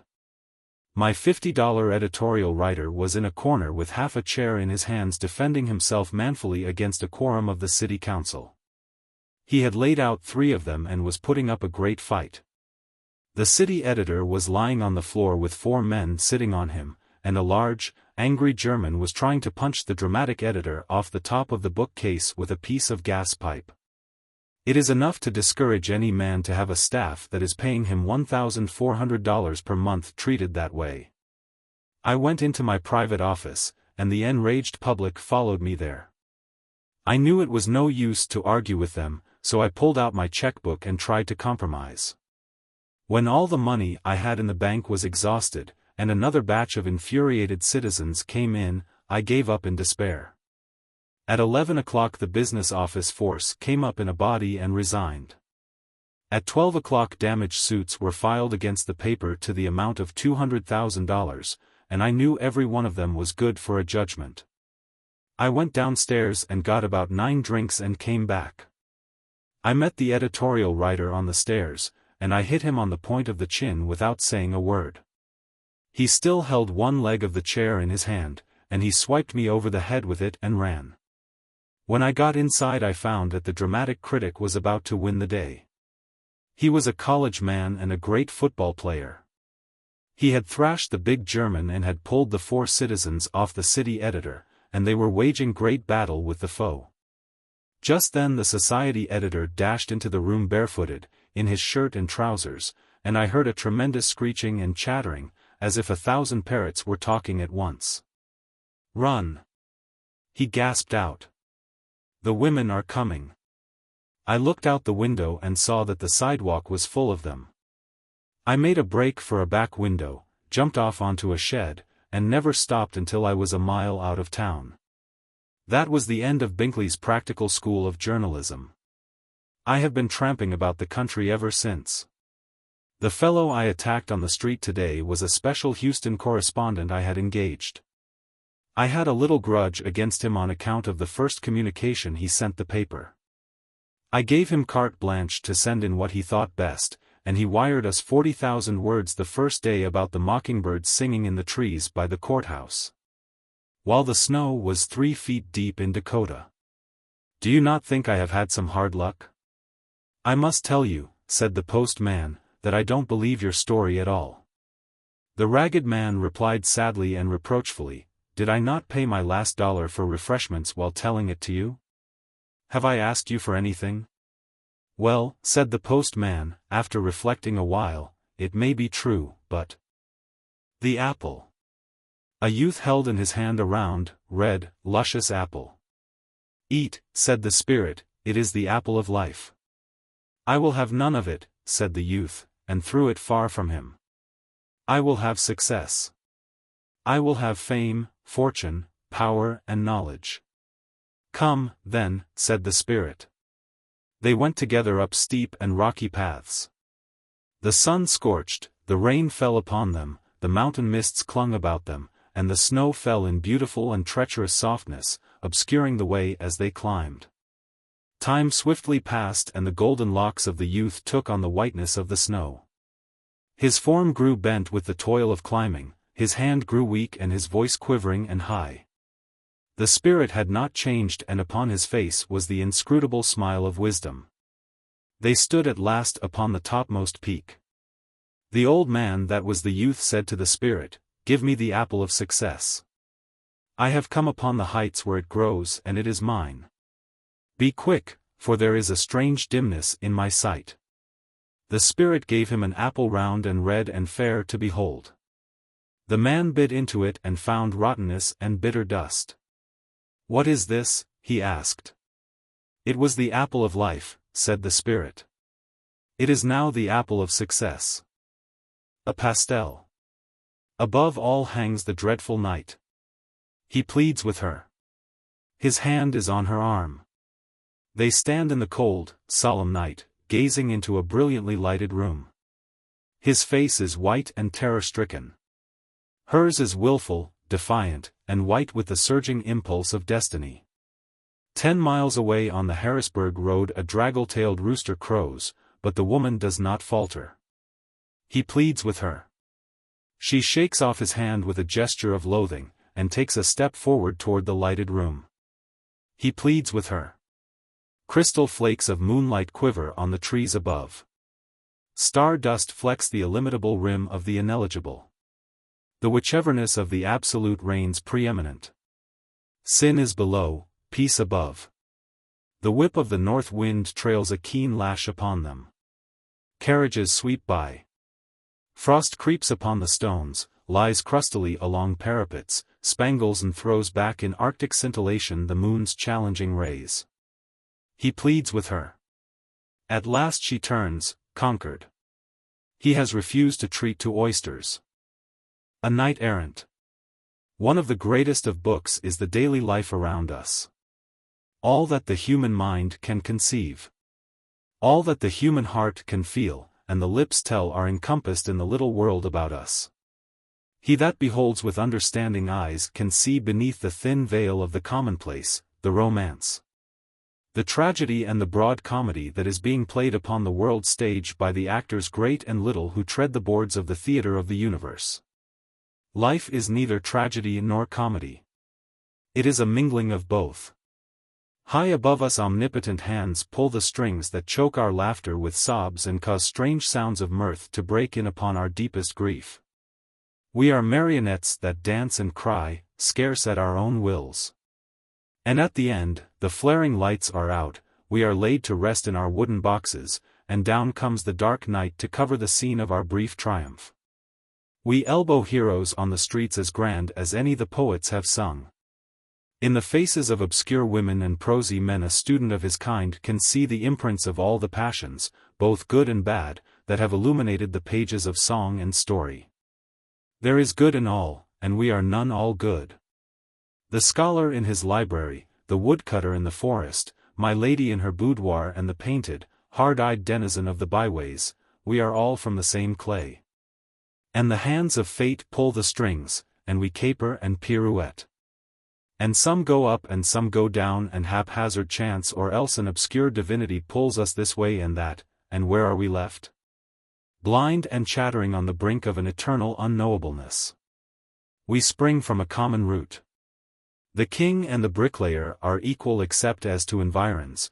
The queen and the milkmaid may sit side by side with pail and crown on the ragged edge of destiny. The human heart is the same the world over, and when the judge sits upon the doings of his puppets, who will prevail? The postman has an overcoat with a high collar. This is convenient in more ways than one. He turns it up when passing beggars upon the street corners, and thus shuts out their importunities and saves his conscience. He pulls it around his ears with dignified stateliness when meeting gentlemen who deal in goods which he hath bought anon, and lastly, it is useful when the weather is cold.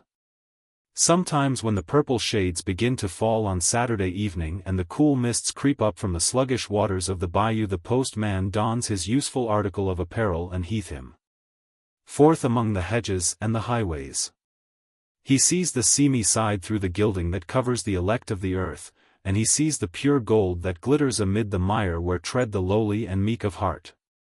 He catches the note of discord in the prayer of the Pharisee on the street corner, and the jangle of the untuned bells that hang above many houses of worship.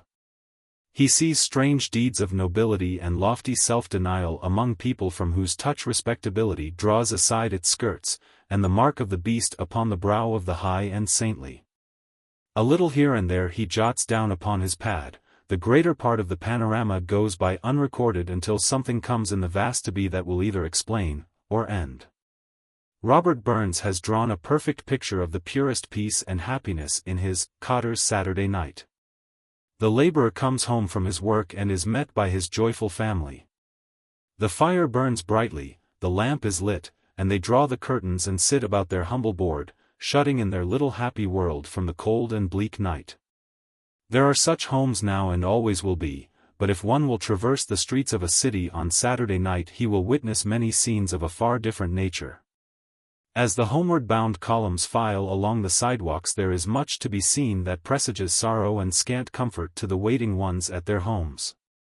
There are staggering steps, loud speeches with rude and thickened tongues, and plentiful signs of misspent wages and the indulgence of debased appetites. The saloons are reaping a rich harvest that should belong to wives and children.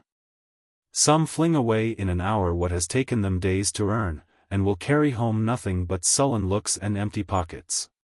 You can see all along the streets pale, anxious-looking women slipping through the crowd in the hope of meeting the providers and protectors of their homes, and inducing them to come there instead of lingering with their besotted comrades. What should be a season of rest and repose beneath the home vine and fig tree is turned into Saturnalia, and a loosing of bad passions. Homeward flit the trim shop girls, the week's work over, intent on the rest and pleasure of the morrow, threading their straightforward and dexterous way through the throng. Homeward plods the weary housekeeper with her basket of vegetables for Sunday's dinner. Homeward goes the solid citizen laden with bundles and bags. Homeward slip weary working women, hurrying to fill the hungry mouths awaiting them. Respectability moves homeward, but as the everlasting stars creep out above, queer and warped things steal forth like imps of the night to hide, and sulk, and carouse, and prey upon whatever the darkness bringeth to them. Down on the bank of the bayou, beyond the car shops, the foundries, the lumbermills and the great manufactories that go to make Houston the wonderful business and trade center she is, stands, or rather, leans, a little shanty. It is made of clapboards, old planks, pieces of tin and odds and ends of lumber picked up here and there. It is built close to the edge of the foul and sluggish bayou. Back of it rises the bank full 10 feet high, below it, only a few feet, ripples the sullen tide. In this squalid hut lives Crip. Crip is 9 years old. He is freckled-faced, thin and subdued. From his knee his left leg is gone and in its place is a clumsy wooden stump, on which he limps around at quite a wonderful pace. Crip's mother cleans up 3 or 4 offices on Main Street and takes in washing at other times. Somehow, they manage to live in this tottering habitation patched up by Crip's father, who several years before had fallen into the bayou one night while drunk. And what was left of him by the catfish was buried upon the bank 100 yards farther down. Of late, Crip had undertaken to assist in the mutual support. One morning he came stumping timidly into the office of the post and purchased a few papers. These he offered for sale upon the streets with great diffidence. Scrip had no difficulty in selling his papers. People stopped and bought readily the wares of this shrinking, weak-voiced youngster. His wooden leg caught the eye of hurrying passers-by and the nickels rained into his hand as long as he had any papers left. One morning Scrip failed to call for his papers. The next day he did not appear, nor the next, and one of the newsboys was duly questioned as to his absence. "Scrip's got the pneumonia," he said.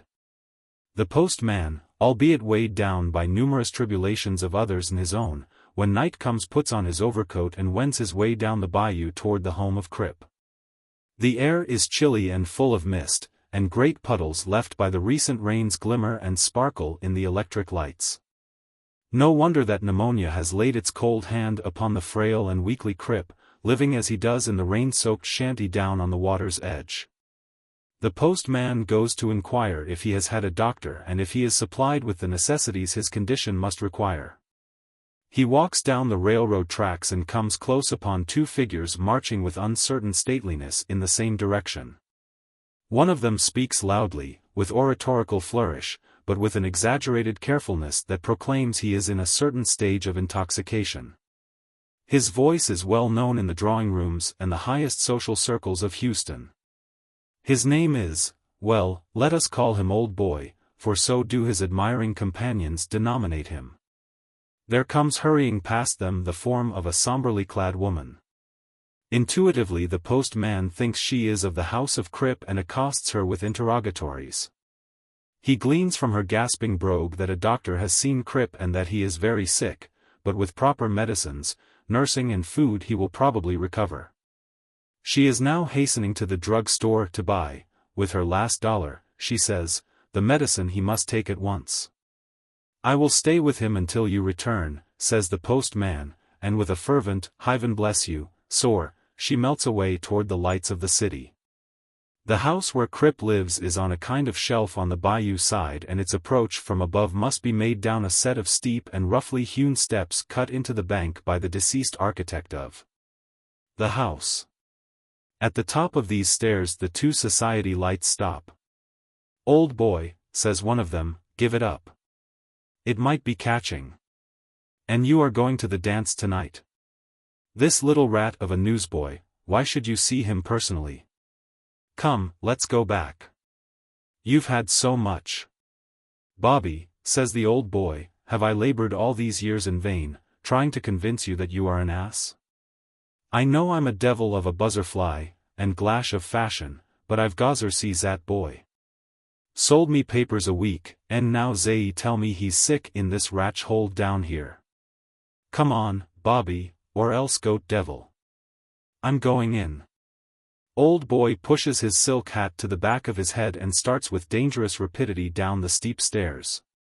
His friend, seeing that he is determined, takes his arm and they both sway and stagger down to the little shelf of land below.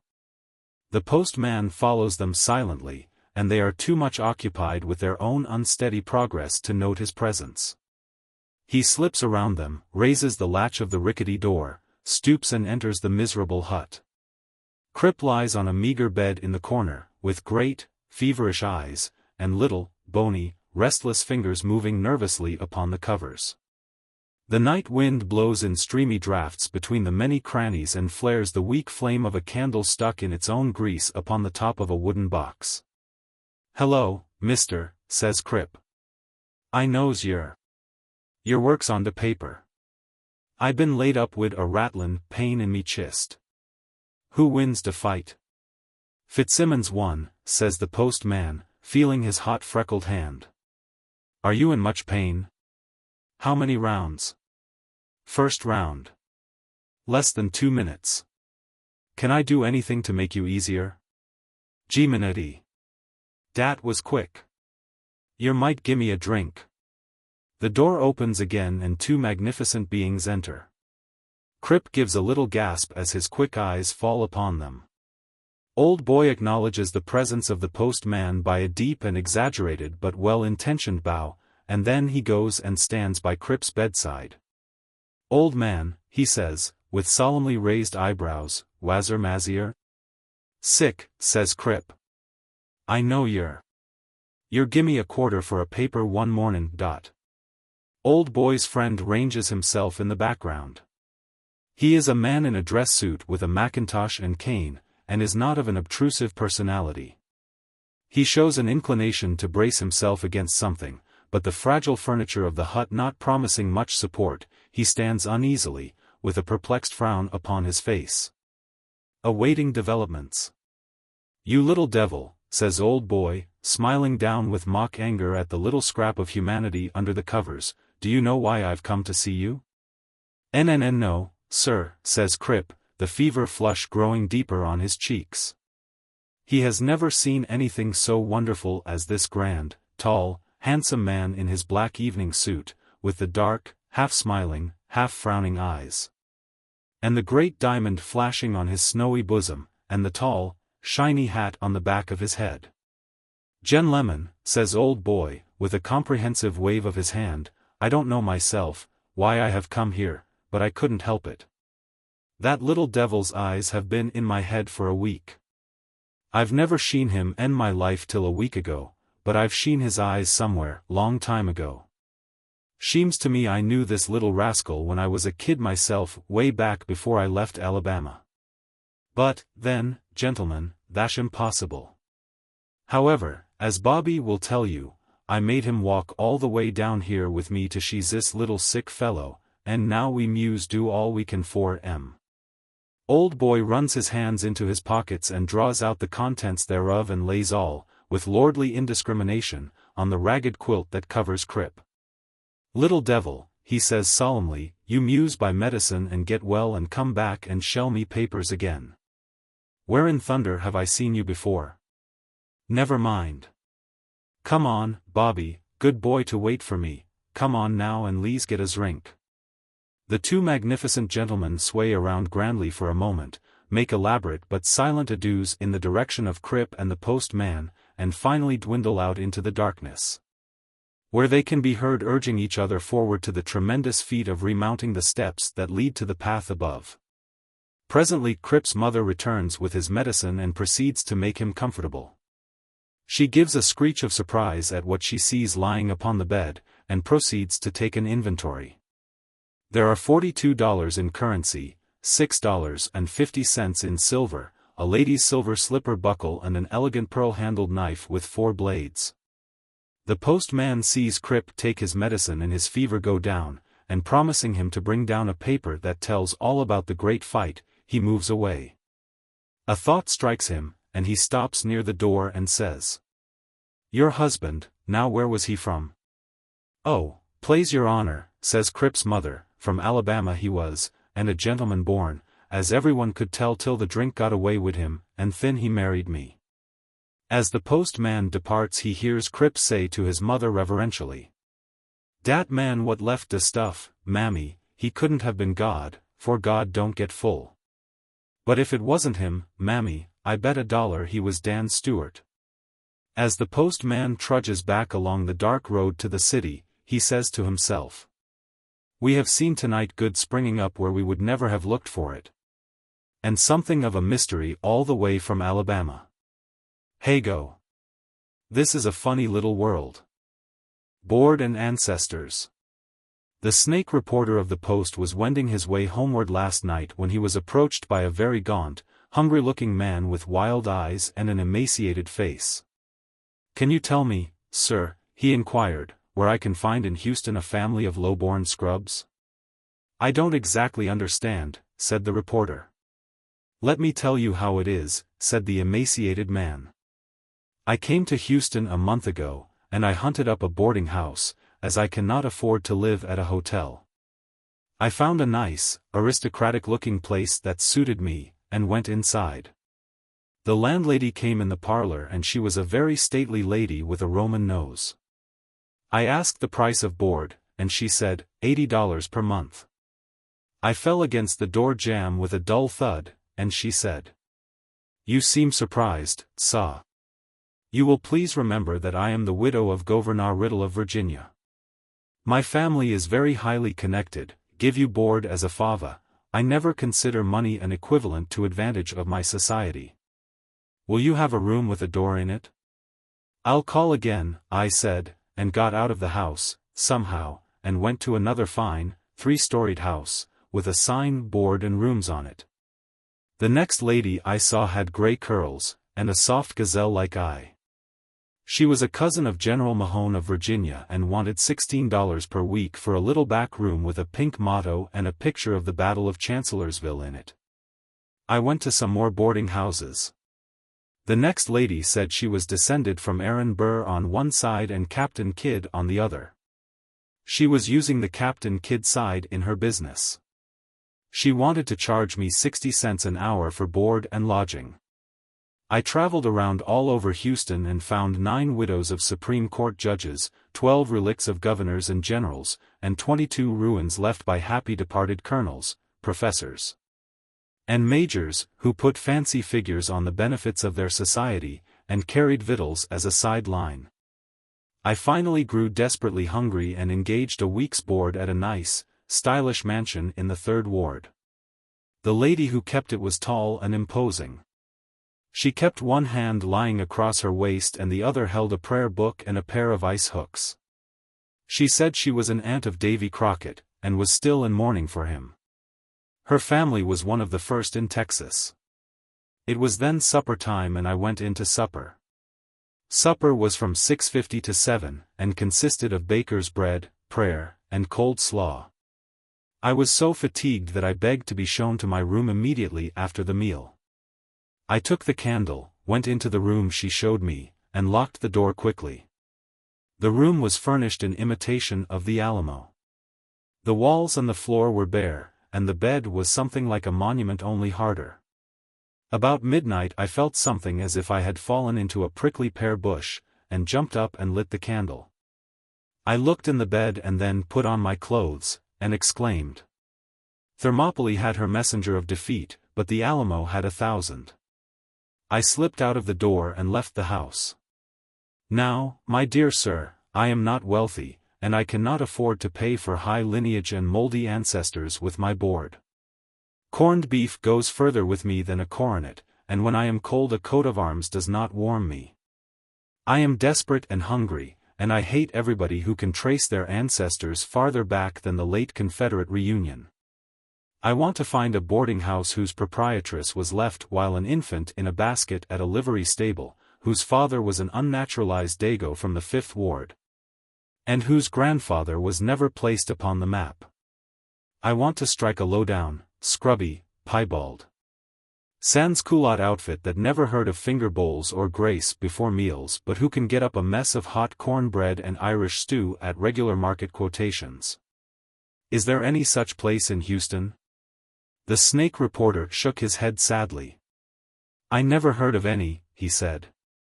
The boarding houses here are run by ladies who do not take boarders to make a living. They are all trying to get a better rating in Bradstreet's than Hetty Green. Then, said the emaciated man desperately, I will shake you for a long toddy. The Snake reporter felt in his vest pocket haughtily for a moment, and then refusing the proposition scornfully, moved away down the dimly lighted street. An X-ray fable. And it came to pass that a man with a cathode ray went about the country finding out and showing the people, for a consideration, the insides of folks' heads and what they were thinking about. And he never made a mistake. And in a certain town lived a man whose name was Reuben and a maid whose name was Ruth. And the two were sweethearts and were soon to be married. And Reuben came to the man and hired him with coin to take a snapshot at Ruth's head, and find out whom she truly loved. And later on Ruth came and also hired the man to find out whom Reuben truly loved. And the man did so and got 2 good negatives. In the meantime Reuben and Ruth confessed to each other what they had done, and the next day they came together, hand in hand, to the man with the ray, for their answer. The man saw them, and he wrote 2 names on 2 slips of paper and gave them into their hands. On these slips of paper, he said, you will find the name of the one whom each of you loves best in the world, as truly discovered by my wonderful cathode ray. And the man and the maid opened the pieces of paper and saw written on one Reuben, and on the other Ruth, and they were filled with joy and happiness, and went away with arms about each other's waists. But the man with the ray neglected to mention the fact that the photographs he had taken showed that Reuben's head was full of deep and abiding love for Reuben, and Ruth showed her to be passionately enamored of Ruth. The moral is that the proprietor of the ray probably knew his business. The sporting editor on culture. Is the literary editor in? The sporting editor looked up from the paper he was reading, and saw a vision of female loveliness about 20 years of age, with soft blue eyes, and a heavy mass of golden brown hair arranged in a coiffure of the latest and most becoming style. "Nope," said the sporting editor, "you can bet your life he ain't in. He's out trying to get bail for having assaulted a man who wrote to the letterbox to ask if 10 men could build a house in 27½ days by working 8 hours a day. How many buttons would be required for a coat of paint for same house? Did you call to see about a poem, or did you want him to sneak you some coupons for the bicycle contest?" "Neither," said the young lady, with dignity. "I am the secretary of the Houston Young Ladies Society of Ethical Culture, and I was appointed a committee to call upon the literary editor and consult him as to the best plan for the exercise of our various functions." "Now, that's a good thing," said the sporting editor. "I don't seem to exactly catch on to ethical, but if it's anything like physical culture you girls are going in for, you've trotted up to the right rack. I can tell you more about the proper way to exercise your functions in 1 minute than the literary editor can in an hour. He understands all about the identity of the wherefore and the origin of the pyramids, but he can't punch the bag, or give you any pointers how to increase your chest measurement. How long has your society been in training?" "We organized last month," answered the lady, looking at the cheerful face of the reporter rather doubtfully. "Well, now, how do you girls breathe, with your lungs or with your diaphragm?" "Sir?" "Oh, you'll have to start in right, and you've got to know how to breathe. The first thing is to keep your chest out, your shoulders back, and go through arm exercises for a few days. Then you can try something like this: keep the upper part of the figure erect, and standing on one leg, try to—" "Sir," exclaimed the young lady severely, "you are presumptuous. I do not understand your obscure talk. Our society is not connected with a gymnasium. Our aim is the encouragement of social ethics." "Oh," returned the sporting editor, in a disappointed tone, "you are on the society and pink tea racket. Sorry. That lets me out. Hoped you were going in for athletics. You could do it so well, too. Take my advice now, and try that little exercise every morning for a week. You'll be surprised to see how much it will benefit your muscles. As I said, just stand on one." Bang! Went the door, and the blue-eyed young lady was gone. "It's a pity," said the sporting editor, "that these girls don't pay some attention to self-culture without that ethical part. A question of direction." "Do you mean to tell me," gasped the horrified gentleman from Boston, "that this man you speak of was shot and killed at a meeting of your debating society? And by the presiding officer himself, during the discussion of a question, simply because he arose and made a motion that was considered out of order?" "He certainly was, sure," said the colonel. "This is simply awful," said the traveler. "I must make a note of this occurrence so that the people of my state can be apprised of the dreadful lawlessness that prevails in this section. A man shot down and killed at a social and educational meeting for the infringement of an unimportant parliamentary error. It is awful to contemplate." "That's whatever," said the colonel reflectively. "It is for a fact. But you might state, in order to do justice to our community in town, which is, as it were, the Athens of Texas, that the motion made by the deceased was in the direction of his hip pocket. Shall we all liquor?" The Prisoner of Zembla. By Anthony Hoke. So the king fell into a furious rage, so that none durst go near him for fear. And he gave out that since the Princess Astla had disobeyed him there would be a great tourney. And to the knight who should prove himself of the greatest valor he would give the hand of the princess. And he sent forth a herald to proclaim that he would do this. And the herald went about the country making his desire known, blowing a great tin horn and riding a noble steed that pranced and gambled. And the villagers gazed upon him with awe and said, Lo, that is one of them tin horn gamblers concerning which the chroniclers have told us. And when the day came, the king sat in the grandstand, holding the gauge of battle in his hand, and by his side sat the princess Expla, looking very pale and beautiful, but with mournful eyes from which she scarce could keep the tears, and the knights who came to the tourney gazed upon the princess in wonder at her beauty. And each swore to win her so that he could marry her and board with the king. Suddenly the heart of the princess gave a great bound, for she saw among the knights one of the poor students with whom she had been in love. The knights mounted and rode in a line past the grandstand, and the king stopped the poor student, who had the worst horse and the poorest caparisons of any of the knights, and said, Sir Knight, prithee tell me of what that marvellous shaky and rusty-looking armor of thine is made? Oh, king, said the young knight, seeing that we are about to engage in a big fight, I would call it scrap iron, wouldn't you? Ods bodikins, said the king. The youth hath a pretty wit. The tourney lasted the whole day, and at the end but 2 of the knights were left, one of them being the princess's lover. Here's enough for a fight, anyhow, said the king. Come hither, O knights, will ye joust for the hand of this lady fair? We joust will, said the knights. The 2 knights fought for 2 hours, and at length the princess's lover prevailed and stretched the other upon the ground. The victorious knight made his horse caracole before the king, and bowed low in his saddle. On the Princess Expla's cheek was a rosy flush. In her eyes the light of excitement vied with the soft glow of love. Her lips were parted, her lovely hair unbound, and she grasped the arms of her chair and leaned forward with heaving bosom and happy smile to hear the words of her lover. You have fought well, Sir Knight, said the king. And if there is any boon you crave you have but to name it. Then, said the knight, I will ask you this. I have bought the patent rights in your kingdom for Schneider's celebrated monkey wrench, and I want a letter from you endorsing it. You shall have it, said the king, but I must tell you that there is not a monkey in my kingdom. With a yell of rage the victorious knight threw himself on his horse and rode away at a furious gallop. The king was about to speak when a horrible suspicion flashed upon him, and he fell dead upon the grandstand. My God, he cried, as he expired, he has forgotten to take the princess with him. Lucky either way.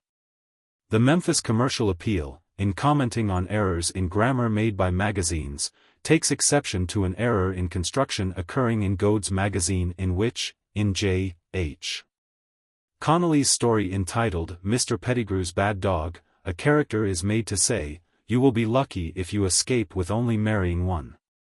A man says this to another one who is being besieged by 2 ladies, and the Commercial Appeal thinks he intended to say, You will be lucky if you escape with marrying only one. Now, after considering the question, it seems likely that there is more in Mr. J.H. Connolly's remark than is dreamed of in the philosophy of the Commercial Appeal. The history of matrimony gives color to the belief that, to whichever one of the ladies the gentleman might unite himself, he would be lucky if he escaped with only marrying her. Getting married is the easiest part of the affair. It is what comes afterward that makes a man sometimes wish a wolf had carried him into the forest when he was a little boy. It takes only a little nerve, a black coat, from $5 to $10, and a girl, for a man to get married. Very few men are lucky enough to escape with only marrying a woman. Women are sometimes so capricious and unreasonable that they demand that a man stay around afterward, and board and clothe them, and build fires, and chop wood, and rock the chickens out of the garden, and tell the dressmaker when to send in her bill again. We would like to read Mr. Pettigrew's Bad Dog and find out whether the man was lucky enough to only marry the lady, or whether she held on to him afterward and didn't let him escape. The Bad Man. A bold, bad man made a general display of himself in a Texas town a few days ago. It seems that he'd imbibed a sufficient number of drinks to become anxious to impress the town with his badness. And when the officers tried to arrest him, he backed up against the side of a building and defied arrest. A considerable crowd of citizens, among whom were a number of drummers from a hotel close by, had gathered to witness the scene. The bad man was a big, ferocious-looking fellow with long, curling hair that fell on his shoulders, a broad-brimmed hat, a buckskin coat with fringe around the bottom, and a picturesque vocabulary. He was flourishing a big six-shooter and swore by the bones of Davy Crockett that he would perforate the man who attempted to capture him. The city marshal stood in the middle of the street and tried to reason with him, but the bad man gave a whoop and rose up on his toes, and the whole crowd fell back to the other side of the street. The police had a conference, but none of them would volunteer to lead the attack. Presently a little, wizened, consumptive-looking drummer for a Connecticut shoe factory squeezed his way through the crowd on the opposite side of the street to have a peep at the desperado. He weighed about 90 pounds and wore double-glass spectacles. Just then the desperado gave another whoop and yelled, "Joel darn ye, why don't some of ye come and take me? I'll eat any 5 of ye without chawin, and I ain't hungry either, whoopee." The crowd fell back a few yards further and the police turned pale again, but the skinny little man adjusted his spectacles with both hands and stepped on to the edge of the sidewalk and took a good look at the bad men.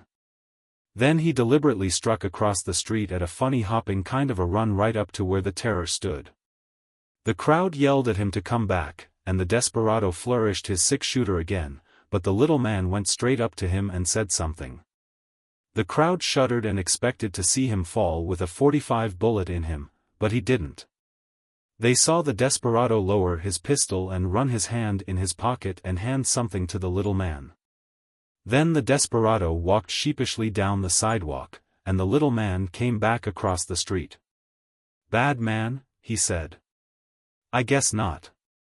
He wouldn't hurt a fly. That's Zeke Skinner. He was raised on the farm next to me in Connecticut.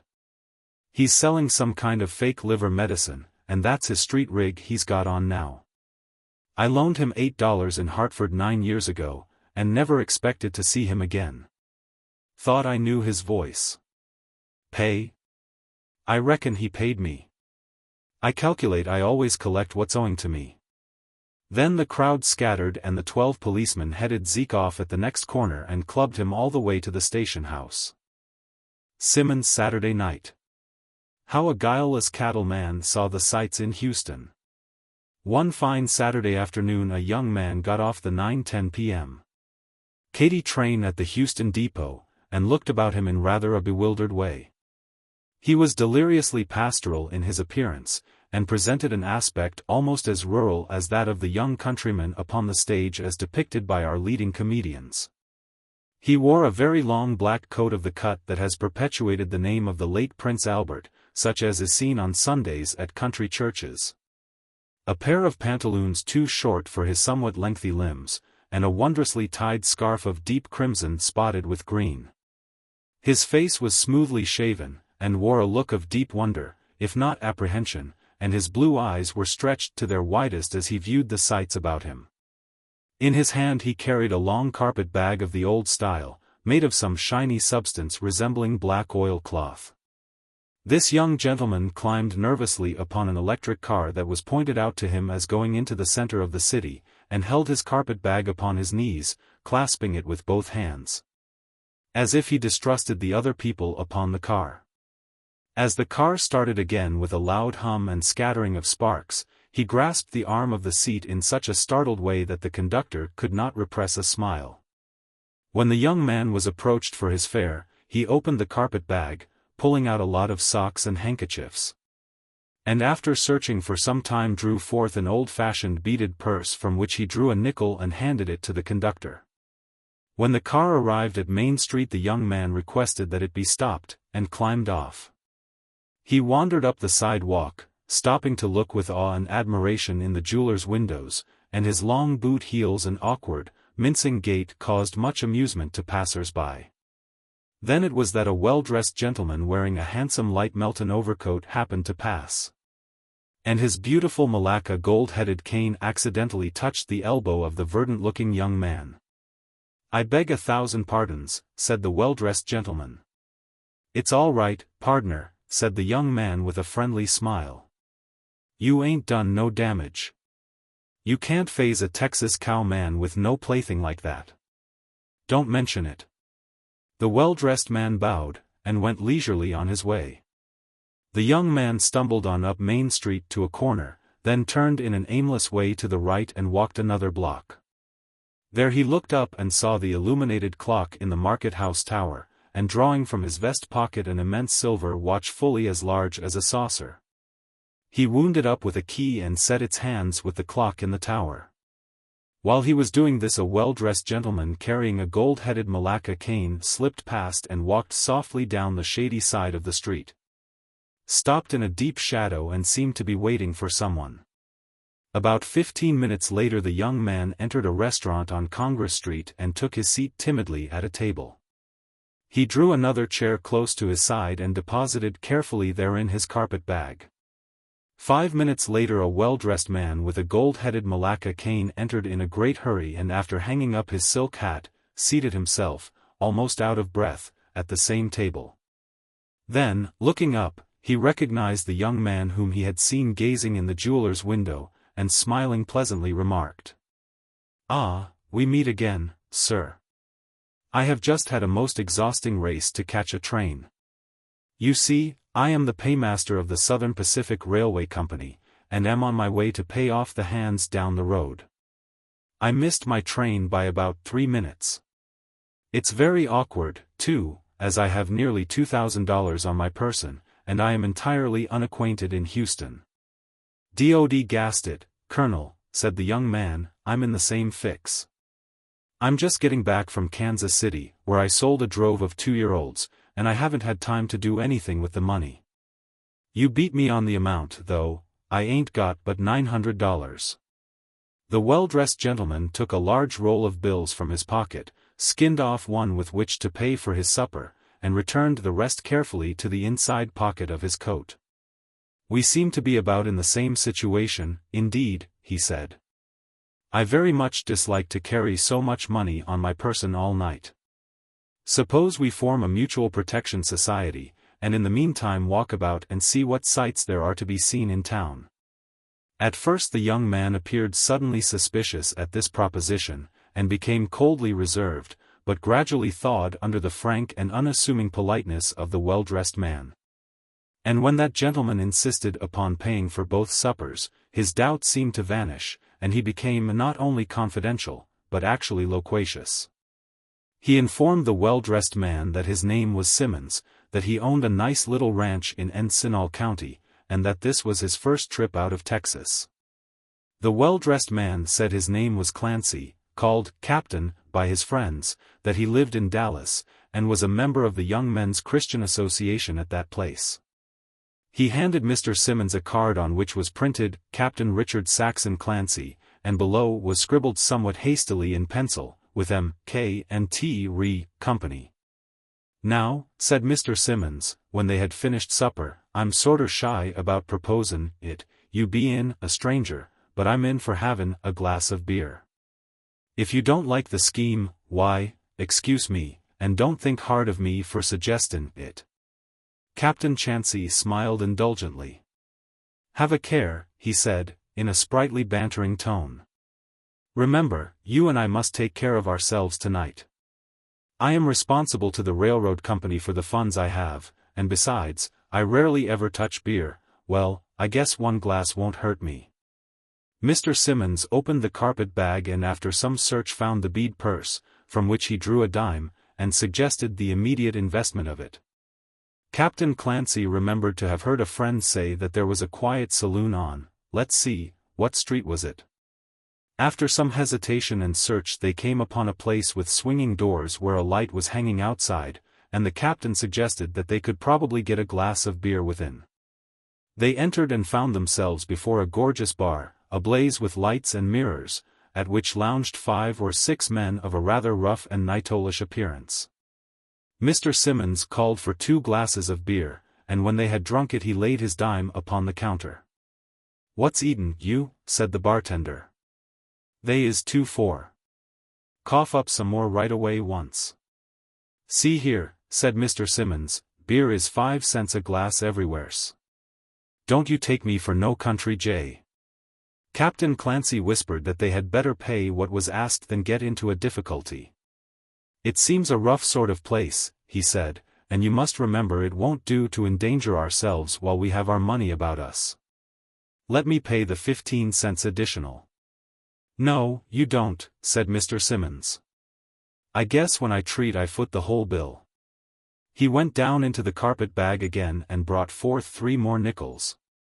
Just then an orchestra near at hand struck up in a lively air, and Mr. Simmons turned to look whence it came. The bartender winked at Captain Clancy and said softly, "Struck it rich, Jimmy, old boy?" "Think it will pay," said the captain, as softly, closing his left eye at the bartender. "Say," said Mr. Simmons, "whatever have you got in there?" pointing in the direction of the music. "Finest high-class musical and dramatic entertainment in the South," said the bartender. "Refined and Leviton specialties by distinguished artists. Walk in, gents." "It's a play show, by gum," said Mr. Simmons. "Shall we go in?" "I don't like the looks of the place much," said Captain Clancy, "but let's have a look at it, anyhow, to pass away the time. Let's see, it's just 10:30.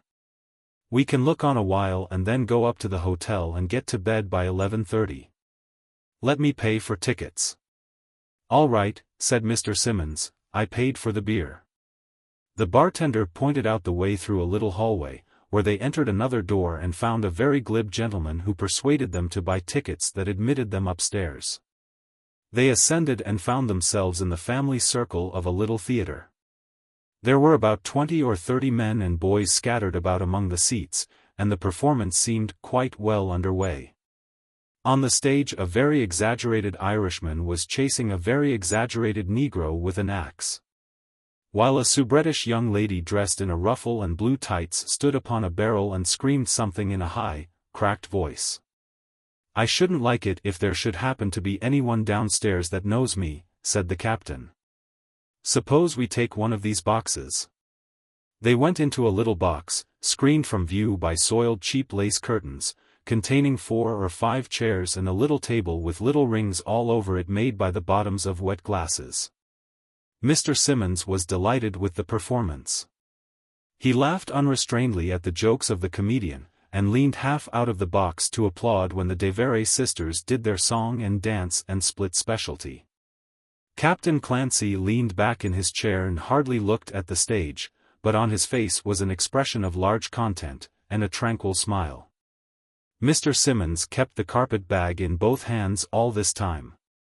Presently, while he was listening with apparent rapture to a topical song by Mlle Fanchon, the Parisian nightingale, he felt a hand laid on his shoulder. He turned about and beheld a vision that seemed to take away his breath. 2 radiant beings in white, with blue ribbons, and showing quite a stretch of black-ribbed stockings were in the box. Mr. Simmons hugged his carpet bag to his breast and started up in embarrassed alarm. "Don't shy, old man," said one of them. "Sit down and buy some beer." Mr. Simmons seemed so full of blushes and perturbation for a while that he scarcely knew what he was doing, but Captain Clancy seemed so cool and easy, and began to chat so companionably with the ladies that he presently took courage, and the next quarter of an hour found the 4 seated opposite one another at the little table. And a colored waiter was kept busy bringing bottles of beer from the bar and carrying away empty glasses. Mr. Simmons grew absolutely hilarious. He told funny stories about ranch life, and spoke quite boastingly about the gay times he had had in Kansas City during the 3 days he was there. "Oh, you're a bold, bad man," said one of the young ladies, called Violet. "If Lily and Jim, I mean your friend, wasn't in here I'd be real 'fraid of you." "Go way, now," said Mr. Simmons. "You know I ain't nothin' of that sort. Bring some more beer there, you colored feller." The party certainly were enjoying themselves. Presently Violet leaned over the railing and called Mr. Simmons' attention to a lady that was singing on the stage. Mr. Simmons turned his back. And as he did so, Captain Clancy quickly drew from his pocket a small vial and poured the contents into the glass of beer on Mr. Simmons' side of the waiter that had just been brought in. "Here, you all," called the lady addressed as Lily, "the beer's getting cold." Mr. Simmons and Violet turned back to the table, and Mr. Simmons accidentally stumbled over his carpet bag, which he had actually set down for a moment upon the floor. He fell sprawling across the table, striking the edge of the waiter with his hand and nearly turning Captain Clancy over in his chair, but spilling none of the beer. "Excuse me," he said, turning very red. "Got my foot caught. I'm as awkward as a cowboy at a dance." "Well, here's luck." Everybody drank the beer, and Lily began to hum a little song. In about a minute Violet reeled around in her chair and tumbled off on the floor in a confused heap of white muslin, blondened hair and black stockings. Captain Clancy seemed much vexed. He shot a steel-blue flash from his eyes at Lily and said something very much like "D-N it" to himself. "Great heavens," cried Mr. Simmons, "this lady has fainted. Call a doctor, or get some water or something, quick." "Say," said Lily, lighting a cigarette, "don't get woozy. She'll sleep it off. You gents get out for a while. Say, mister, tell the bartender to send Sam up as you go out. Good night." "We had better go," said the captain. Mr. Simmons, with many protestations of sympathy and anxiety, was led away by Captain Clancy downstairs, where he delivered the message, and thence out into the cool night air. He was feeling pretty strongly the effects of the beer he had drunk, and leaned heavily upon the captain's arm. Captain Clancy assured him that the lady would be all right in a little while, that she had merely drunk a little too much beer, which had affected her rather suddenly, and succeeded in restoring Mr. Simmons to his former cheerful spirits. "It is not yet 11:30, said the captain. "How would you like to go up into one of the gambling rooms just to look on a while? It is a very interesting sight." "Just the thing," said Mr. Simmons. "They are not new things to me at all. Twice I have been in San Antone. Saw a feller win $18 one night in this game you play with little buttons on little boards. Keno, I believe," said the captain. "Yes, that's it, Keno. I shall not undertake to describe the locality of the apartments to which our visitors next went. Gambling houses are almost unknown in Houston, and as this is a true story, the attempt to give a definite location to such an institution in a city of the well-known morality of Houston would meet with incredulity. Neither is it clear how they managed to find such a place, both of them being strangers, but by some accidental blunder. Captain Clancy led Mr. Simmons up a brightly lighted and carpeted stair into a large apartment, where a goodly crowd of men were gathered, trying their luck at the different games usually found in a well-appointed gambling house. The stairway opened into the room nearly at the end farthest from the street. Immediately in front of the two gentlemen when they entered was a room in which were 2 or 3 round tables and chairs, at that time unoccupied. Captain Clancy and Mr. Simmons walked about the larger room for a while, gazing upon the players as they won or lost in the vicissitudes and fortunes of the games. The men in the room viewed Mr. Simmons with ill-concealed hilarity.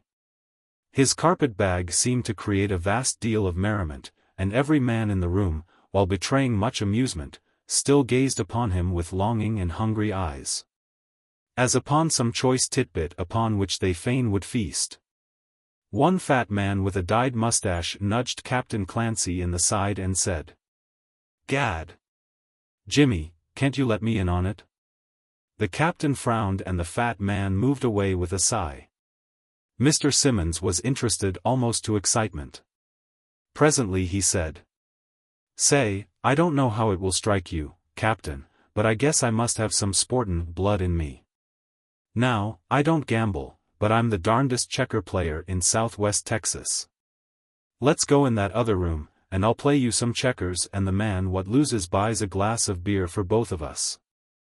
"Now, Mr. Simmons," said the captain, raising a warning finger and smiling, "remember our Mutual Protection Society. I don't like this place at all. We had better be out of it. However, I used to be the crack checker and croquet player in our Young Men's Christian Association, just a game or two, now. They played a game or two, and then they played half a dozen more. The captain won every game. Mr. Simmons was much vexed. He grew very red in the face as his reputation as a checker player began to vanish. "Confound it," he said, "I'm out 70 cents. Gimme a chance to get even. I'd give it to you if I was ahead." "Why, certainly," said the captain, "but checkers is rather tiresome. Some other way suit you?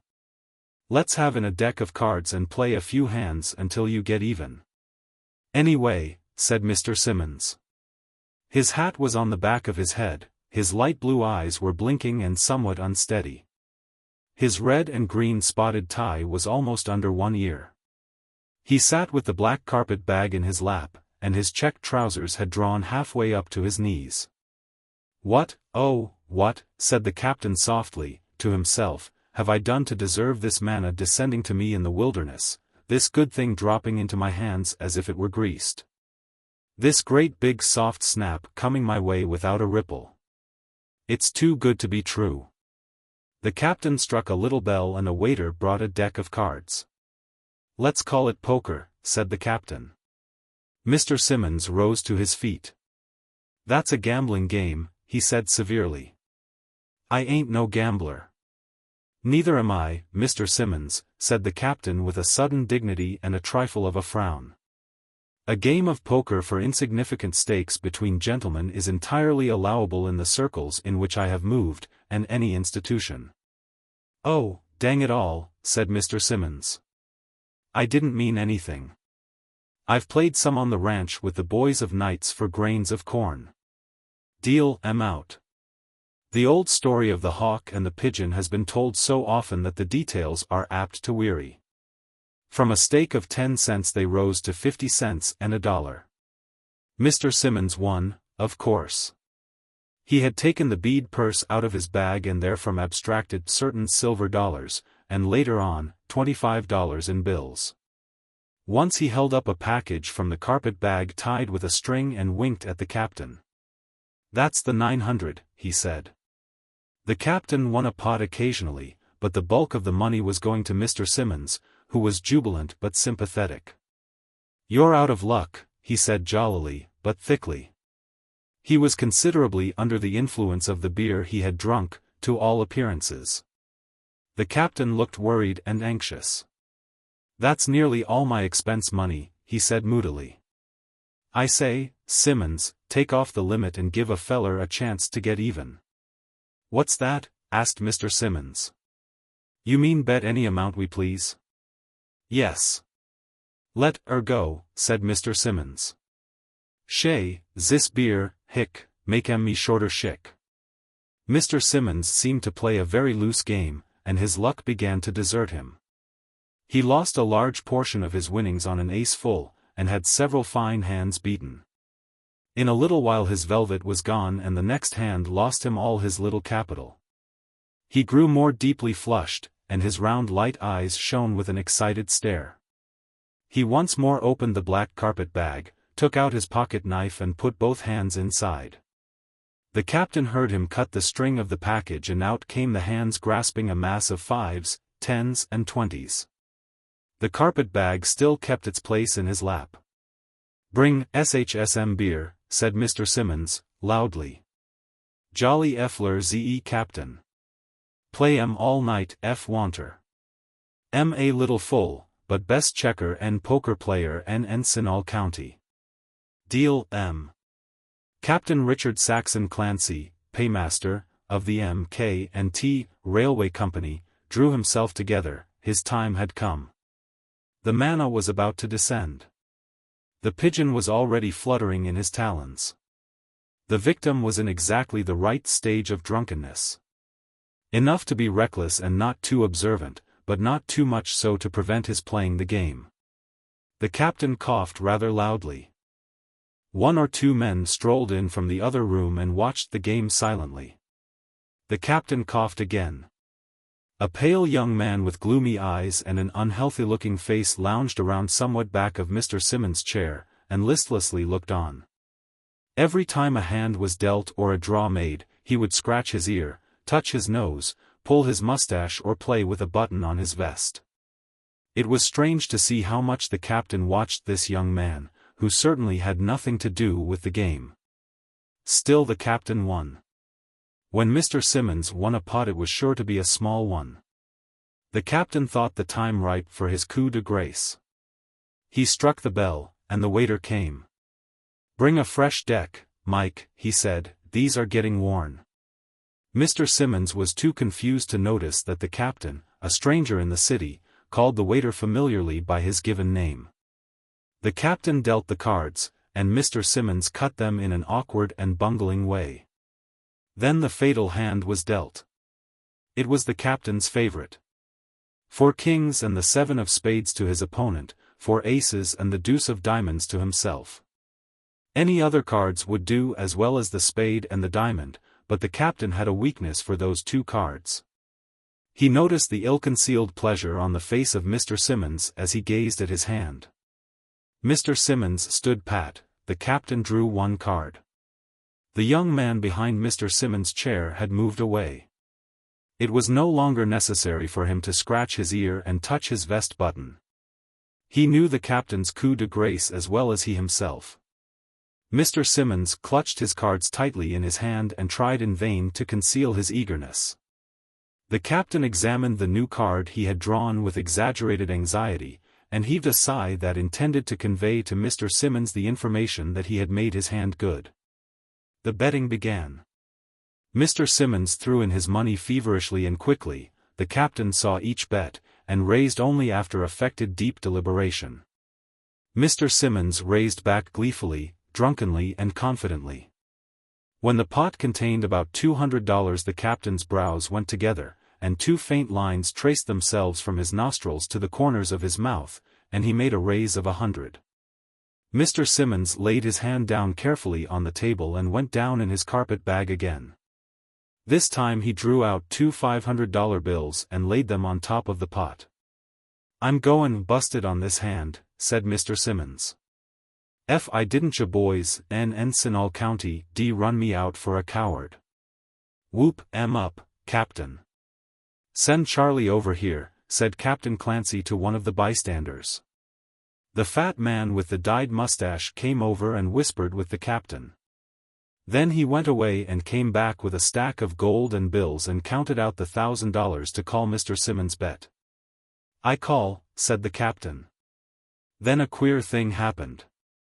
Mr. Simmons rose lightly to his feet, spread his hand face upward upon the table, and with the same arm movement swept the pile of money into his capacious carpet bag. With bulging eyes and a sulphurous oath the captain looked for the 4 kings and the 7 of spades he had dealt Mr. Simmons. What he saw was a queen-high straight heart flush. The captain made a spring, and the pale gentlemen standing about each took 1 cat-like step towards Mr. Simmons and then stopped. As the money went into the carpet bag there came out a blue-barreled 6-shooter that now shone ominously in Mr. Simmons' hand, and they looked into its barrel. Mr. Simmons gave 1 lightning glance to his rear and then backed towards the door. "Don't make any mistake," he said. There was a blue gleam in his eyes exactly the color of the shining metal of his weapon. "Gentlemen," he said, "I invite you all when in New York to call at my joint, at 2508 Bowery. Ask for Diamond Joe, and you'll see me. I'm going into Mexico for 2 weeks to see after my mining plants and I'll be at home any time after then. Upstairs, 2508 Bowery, don't forget the number. I generally make my traveling expenses as I go. Good night." Mr. Simmons backed quickly out and disappeared. 5 minutes later Captain Richard Saxon Clancy, paymaster, for the M.K.&T.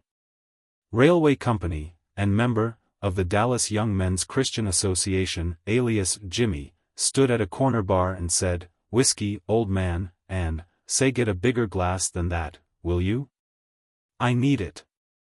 The wounded veteran. A party of northern tourists passed through Houston the other day, and while their train was waiting at the depot an old colored man, with one arm bandaged and hung in an old red handkerchief for a sling, walked along the platform. "What's the matter with your arm, uncle?" called out one of the tourists. "It was hurt in Dawa, sah. Have you any bacco you could give a po, ol nigga, sah?" Several of the tourists poked their heads out of the car windows to listen, and in a few moments the old darky had taken up a collection in his hat, consisting of a plug of tobacco, 3 or 4 cigars, and sundry nickels, dimes, and quarters. "How were you wounded?" asked a tourist. "Were you shot in the arm?" "No, sah, hit wasn't exact by a shot." "Piece of shell strike you?" "No, sah, wasn't a shell." "Bayonet wound, maybe?" "No, boss, hit wasn't a bayonet." "What battle were you in?" "Do know if it had a name, but hit was a mighty hot fight while it lasted." "Do you draw a pension?" "No, boss." "It seems it would be a charitable act," said a tourist to the others, "to take this old dark's name and see that he gets the pension he is certainly entitled to." "What is your name, uncle?" "Mose Atkinson, sah." "Now, Mose," said the tourist, "give me the particulars of the engagement you were in, and the date, and all the information you possess about the manner in which you were wounded. And the government will pay you a nice little sum every 3 months to help you along." "Am dat so, boss?" asked the old darky, his eyes growing big with wonder. "Den I'll tell you about hit. Hit was jest before supper and I was totin' a big chance ob wood in to make a fire, when—" "Never mind about what you did in camp," said the tourist. "Tell us in which battle of the War of the Rebellion were you engaged?" "It wasn't dat wa, boss, it was de wa with Spain." "What do you mean?" "Lemme tell you how it was. I cuts wood and does odd jobs up to Colonel Watkins's. Colonel Watkins am de biggies fighter in de South. When dis here wa with Spain come up in de papers Colonel Watkins, lo he gwine ter pulverize de whole Spanish nation.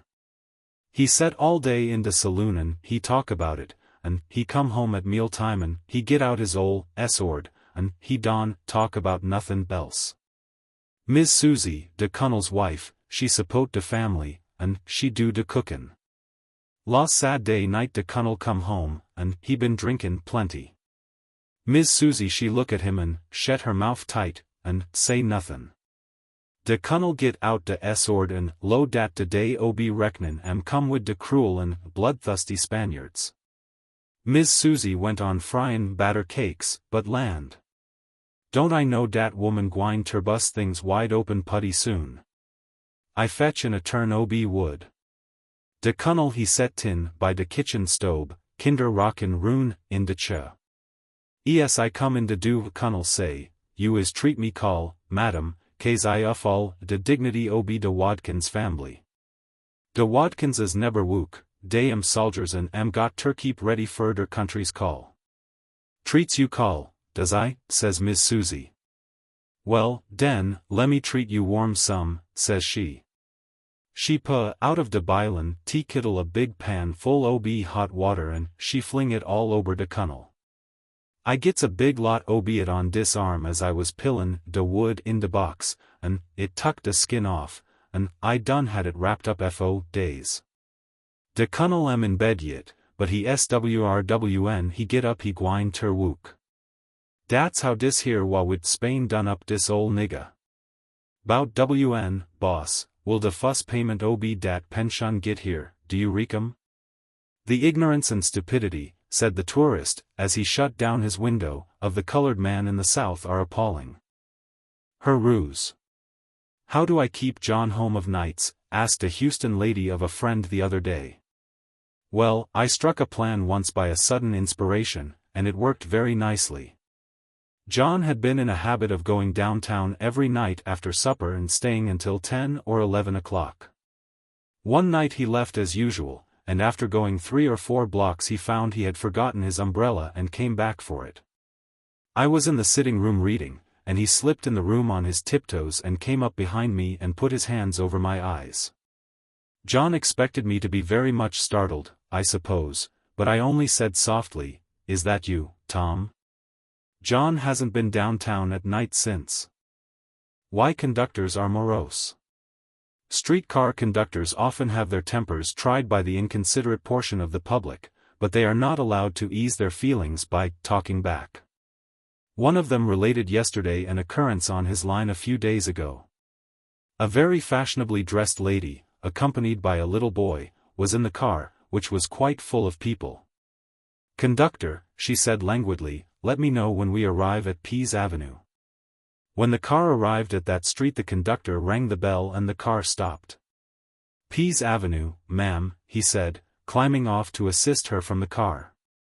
The lady raised the little boy to his knees and pointed out the window at the name of the street, which was on a board, nailed to the corner of a fence. "Look, Freddie," she said, "that tall, straight letter with a funny little curl at the top is a P. Now don't forget it again. You can go on, conductor, we get off at Gray Street." Led astray. There was no happier family in all Houston than the O'Malleys. Mr. O'Malley held a responsible position in one of our large breweries, and was a thrifty citizen and an indulgent husband and father.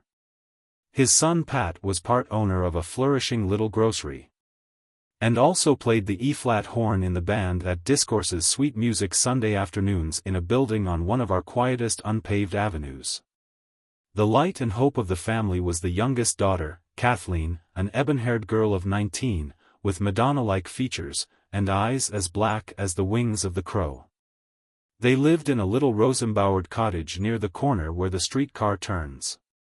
Kathleen was engaged to be married to Fergus O'Houlihan, a stalwart and handsome young man, who came to see her every night, with exquisitely washed hands and face, and wet hair brushed down low upon a forehead that did not exactly retreat, but seemed to rather fall back for reinforcements. On Sunday nights Kathleen and Fergus would wander arm in arm over to the Gesundheit beer garden. And while the string band in the pavilion played the dear old fatherland melodies, they would sit at a little round table in some dark corner and click glasses in the most friendly and lover-like manner.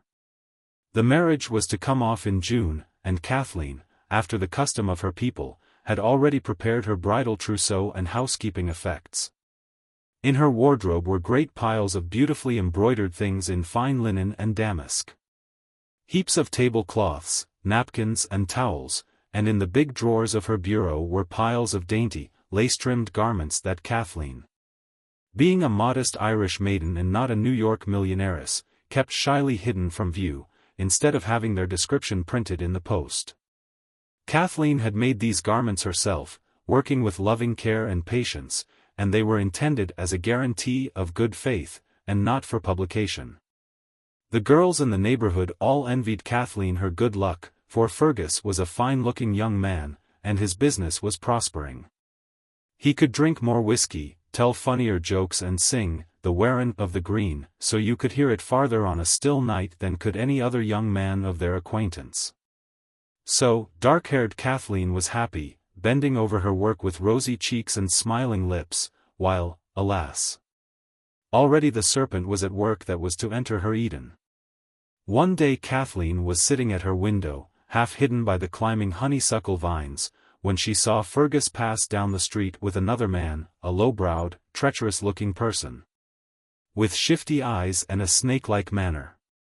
It was with a deep foreboding and a strange sinking of the heart that she recognized Fergus' companion as a notorious member of the Young Men's Christian Association of Houston.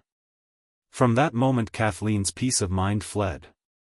When Fergus came to see her that night he seemed abstracted and different. His hand trembled when he took the glass of rye she handed him, and when he sang for her. "Let the huntsman graze his hounds, as the farmer does his grounds." That sad and melancholy old song that Irishmen always sing when they feel particularly jolly. His voice sounded plaintive and full of pathos. Kathleen was far too wise to chide him. She tried to be gay and cheerful, though the change in Fergus made her heart very sad. Again the next day, and once more the following day but one, did she see him with the low-browed tempter that had wrought the change. Day by day Fergus grew morose and pale. His once jolly and laughing face grew stern and thoughtful. He rarely spoke to anyone, and once when Mr. O'Malley handed him a big schooner from a keg fresh from the brewery, he heaved such a deep and mournful sigh that the foam flew half across the room. "Kathleen," said her papa one day, "what's the matter with that long-legged Omidon Fergus? He looks like he was walking over his own grave." "Oh, papa," said Kathleen, bursting into tears, "I do not know, he seems to be full of bayou water. Let us follow Fergus and the sinister stranger, and see what spell is upon our hero." William K. Meeks was a member of the notorious Young Men's Christian Association. His parents were honest and reputable citizens of Houston, and they had tried to inculcate in him the best principles, and train him to be a good and useful citizen. When about 18 years of age he met a man on the street one night who persuaded him to visit the rooms of the association. After taking a bath and joining in the singing of a hymn, he was led into a game of checkers by some smooth-talking young man. And finally threw all reserve to the winds and without a thought of his mother or his home, sank back into an armchair and began to read the editorials in a religious newspaper. After that his progress in the same direction was easy. He cultivated side whiskers and white ties and fell so swiftly into the alluring ways of his companions that no ice cream and strawberry sociable or evening of song in the hall of the association was complete without Mr. Meeks. He became what is known as a capper for the hall, and many poor wandering young fellows strolling aimlessly about the streets of Houston have good cause to remember the sly, suave, plausible voice of the low-browed William Meeks, as he addressed them in insinuating tones, and invited them to the gorgeously lighted rooms of the Young Men's Christian Association. William Meeks had for a long time had his eye upon Fergus O'Houlihan. The innocent straightforwardness of the young Irishman seemed to mark him as an easy prey. One day he entered Fergus' store, made some trifling purchase, and then invited him to the hall. "All right," said Fergus, "I'll walk up with you, as trade is a little dull. Hadn't we better take along a bottle of whiskey to help pass away the time?" "No," said William, with a sly smile. "There is no need. We have plenty to drink up there." They passed down the street together, and then it was that Kathleen saw them, and the cloud began to gather over her happy young life. William led Fergus to the door of the steps leading up to the hall, gave a sharp glance around to see whether they were observed, and they ascended the stairs. "What do you fellows do up there?" asked Fergus, gazing around the hall in wonder. "We read and sing and pray," said William. "Now, come over here, Mr. O'Houlihan, I have something to show you." William went to a large water cooler in the corner, drew a brimming glass of ice water, and with a cold and cruel smile curling his lips, handed it to Fergus.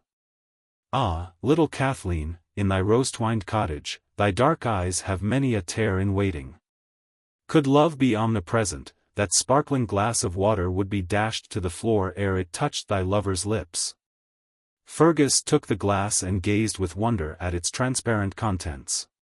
Then seized with some sudden impulse he drained the glass of water to the last drop.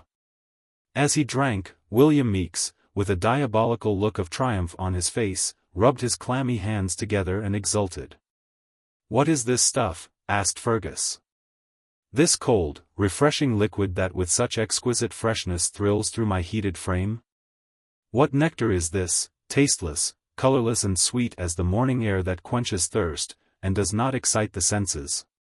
Speak, Mr. Meeks, is it to be found elsewhere?" "It is water," said William, softly, "and it can be had in plenty."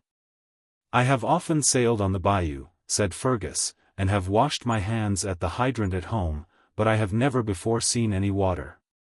Fergus drank glass after glass from the cooler, and finally suffered William to lead him, reluctant, from the hall. They parted at the door, and as Fergus went down the street like one in some happy dream, saying softly to himself at intervals, "Water! Water!" William Meeks looked after him with a smile of devilish satisfaction upon his dark face. That evening after he closed the store Fergus started home and suddenly felt an imperious thirst come upon him. He was already a slave to this wonderful new liquid that refreshed him so. He entered a little corner saloon, where he had been in the habit of stopping to get a drink. The bartender seized a mug and reached for the bottle under the counter. "Hold on," said Fergus. "Don't be so fast. Give me a glass of water, please." "You owe me $EIN 5 cents, he said. "Please, Mr. Holohan, pay me now before you go py yourself too much crazy to him remember, UNDIPE much obliged." Fergus then threw the money upon the counter and staggered out of the saloon. He did not go to see Kathleen that night, he was feeling too badly. He was wandering about in an agony of thirst, when he saw a piece of ice as large as a coconut fall from an ice wagon. He seized it in both hands, and hiding himself behind a pile of lumber sucked the ice greedily, with bloodshot eyes and trembling hands. After that he kept a jug of water in the store behind some barrels under the counter, and when no one was looking he would stoop down, and holding up the jug, let the cursed stuff that was driving the light from Kathleen's dark eyes trickle down his burning throat. It was Kathleen's wedding night. The parlor of the little cottage was brilliantly lit, and roses and evergreens were draped upon the walls. Cape jessamines filled the house with their delicious perfume, and wreaths of white lilies were hung upon picture frames and the backs of chairs. The ceremony was to take place at 9 p.m. And by 7 o'clock the guests had begun to assemble, for the smell of the good things Mrs. O'Malley was cooking pervaded the whole neighborhood. In the parlor, standing on a trestle decorated with violets and evergreens, stood a keg of whiskey as cold as ice, and on the center table were several beautifully decorated imported glasses, with quite a wedding-like polish upon their shining sides. Kathleen's heart grew lighter as the hour approached. "When Fergus is mine," she said to herself, "I will be so loving and sweet to him that this strange melancholy will leave him. If it doesn't, I will pull his hair out." The minutes crept by, and at 8:30, Kathleen, blushing and timid-eyed, and looking like the Lorelei that charmed men's souls from their bodies on the purple heights of the Rhine, took her stand by the keg, and shyly drew for her father's guests glass after glass of the ruby liquid, scarcely less red than the glow upon her own fair cheek. At 8:45 Fergus had not come, and all hands began to grow anxious. At 9:10, Mr. O'Malley brought in his shotgun and carefully loaded it. Kathleen burst into tears. Where was Fergus O'Holohan? In the garish halls of the Young Men's Christian Association were gathered a group of gay young men. Little do the majority of our citizens know what scenes go on in places of this kind. Our police well know that these resorts exist, but such is our system of city government that rarely do the guardians of peace set foot in establishments of the kind. 2 or 3 young men were playing checkers, feverishly crowning the kings of their opponents, and watching the board with that hollow-eyed absorption and compressed lips so often noted in men of that class. Another played upon the guitar, while in a corner harsh ribald laughter broke from the lips of a man who was reading the Austin Statesman. At a little table at one side of the room sat Fergus O'Holohan and William Meeks. Before them, on a waiter, were 2 large glasses of ice water. William Meeks was speaking in a low, treacherous voice, and Fergus was listening with an abandoned and reckless look upon his face. "Sobriety," said William, insinuatingly, as his snaky eyes were fixed upon the open and ingenious countenance of Fergus, "sobriety is one of our cardinal virtues. Why should a man debase himself, destroy his brain, deaden his conscience and forge chains that eventually will clog his best efforts and ruin his fondest hopes? Let us be men and live temperate and cleanly lives. Believe me, Mr. O'Holohan, it is the better plan." Fergus' unsteady hand went out to the glass of water and he tossed it down his throat. "More," he gasped, gazing with feverish eyes. A member of the association in passing by stopped and laid his hand on William's shoulder. "Old man," he said in a whisper, "the boys know you've struck a soft thing, but don't carry it too far. We don't want to have to bore another artesian well." William shot a glance of displeasure at the young man, and he went away. Just then a quartet began to sing, "Come, Thou Fount," and Fergus, forgetting all his associations and best impulses, joined in with his strong tenor. And William Meek's face wore a look of fiendish gloating. At this moment Kathleen was weeping in her mother's arms. Mr. O'Malley was just ramming down the wad on the buckshot in his gun, and the beautiful wedding supper was growing cold upon the banquet table. Suddenly in the street before the hall a brass band began to play an air that was Kathleen's favorite. It brought Fergus to his senses. He sprang to his feet and overturned the table and William Meek's. William sprang to his feet, rushed to the cooler and drawing a glass of water thrust it into Fergus' hands. Fergus hurled the glass to the floor and made a dash for the door. The secretary of the association met him there with the water hose and turned it full in his face.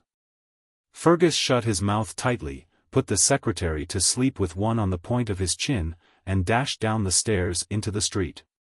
As the clock struck 9, Mr. O'Malley placed 2 caps on his gun and one upon his head and started to find his son-in-law-elect. The door burst open and Fergus rushed in. Kathleen ran to meet him with open arms, but he waved her sternly aside. "I have first," he said, "a duty to perform." He knelt before the whiskey keg, closed his mouth over the faucet and turned on the handle. "Sing, happy birds, in the green trees, but your songs make not half the melody that ripples in the glad heart of little Kathleen." When Fergus arose from the keg, he was the same old Fergus once more. He gathered his bride to his heart, and Mr. O'Malley fired both barrels of his gun into the ceiling with joy. Fergus was rescued. The mirage on the Frio. The sheep man rejected the offer of a match, and lit his pipe from a burning brand. We were down on Buffalo Bayou fishing, and had cooked and eaten supper. Fried fresh fish, coffee, cornbread, potatoes, and just enough crisp bacon to flavor gave us a supper at which none murmured. We reclined at ease and worshipped the goddess Nicotine. The moon made a glory in the eastern sky and spread a white shimmering glamour upon the black water of the bayou. A phantom tug crept downstream, leaving a ghostly, wavering silver wake, and a mysterious lapping and washing along the unseen shores. Mosquitoes hummed angrily about the borders of the hanging cloud of tobacco smoke. A dank fresh smell arose from bursting buds and wild flowers. We 5 sat in the chiaroscuro of the live oaks and cypresses, and babbled as most men and all women will when night, the tongue loosener, succeeds the discreet day. Night should be held responsible for poets, breach of promise suits, betrayed secrets and dull stories. The man who will not tell more than he knows in the moonlight of a spring night is a rarity. 4 of us were more or less hardened to moonlight and roses. One among us was young enough to note the soft effect of Luna's kiss upon the dim tree tops, the aerial perspective of the drifting gulf clouds, and the dim white eyes of the dogwood blossoms peering out of the wooded darkness. He noted and spake his thoughts without stint of adjectives, while we world-worn passengers grunted in reply, puffed at our cigars and pipes, and refused to commit ourselves on such trifling matters. "Isn't it beautiful?" asked the young man. The sky like the dern of some dream temple, the woods dark with mystery and the silence broken only by the faint breathing of nature. "It's nice, and no mistake," answered the insurance agent, "but let me tell you, I've known men to plant the seeds of incurable disease along this old bayou. Feel that dampness rising every minute? A fellow never knows what is going to happen. Especially a man with a family dependent on him should." "Shut up," snapped the druggist. "For talking shop, recommend me to a man in your line. This is a pleasure trip we are on, and I have to have it spoiled by ringing in business. Talk about your malaria, why, 2 bottles of my—" "There you go, just as bad," said the lawyer. "You fellows have run in the same old rut so long you can't get your minds on anything else. Put me on the witness stand, and I'll swear that I never mention my own business outside of my office. If I don't, kick me clean out of court. This night," said the sheep man, "reminds me of the night I was lost in the brush along the Frio. That was the night before the morning I seen the mirage." The mirage?" said the young man. "No," said the sheep man, "it wasn't no mirage. This was a mirage, and the plainest one I ever seen. They happened something queer about this one, too, and I don't often tell it, after seein' that incredulity generally waits upon the relatin' of it. Light up, said the druggist, reaching for the tobacco sack, and let us have your yarn. There are very few things a man can't believe nowadays. It was in the fall of '80, said the sheep man, when I was runnin' sheep in La Salle County. There came a norther that scattered my flock of 1,500 muttons to thunderation. The shepherd couldn't hold them and they split up right and left, through the chaparral. I got on my hoss and hunted all one day, and I rounded up the biggest part of them during the afternoon. I seen a Mexican ridin' along what told me they was a big taja of 'em down near the Palo Blanco crossin' of the Frio. I rode over that way, and when sundown come I was down in a big mesquite flat, where I couldn't see 50 yards before me anyways. Well, I got lost. For some 4 or 5 hours my pony stumbled around in the sequista grass, wind in, about this way and that, without knowin' any more than I did where he was at. 'Bout 12 o'clock I give it up, staked my pony and laid down under my saddle blanket to wait till mornin'. I was awful worried about my wife and the kid, who was by themselves on the ranch, for I knew they'd be scared half to death. There wasn't much to be afraid of, but you know how women folks are when night comes, 'specially when they wasn't any neighbor in 10 miles of 'em. I was up at daylight, and soon as I'd got my bearin's I know just where I was.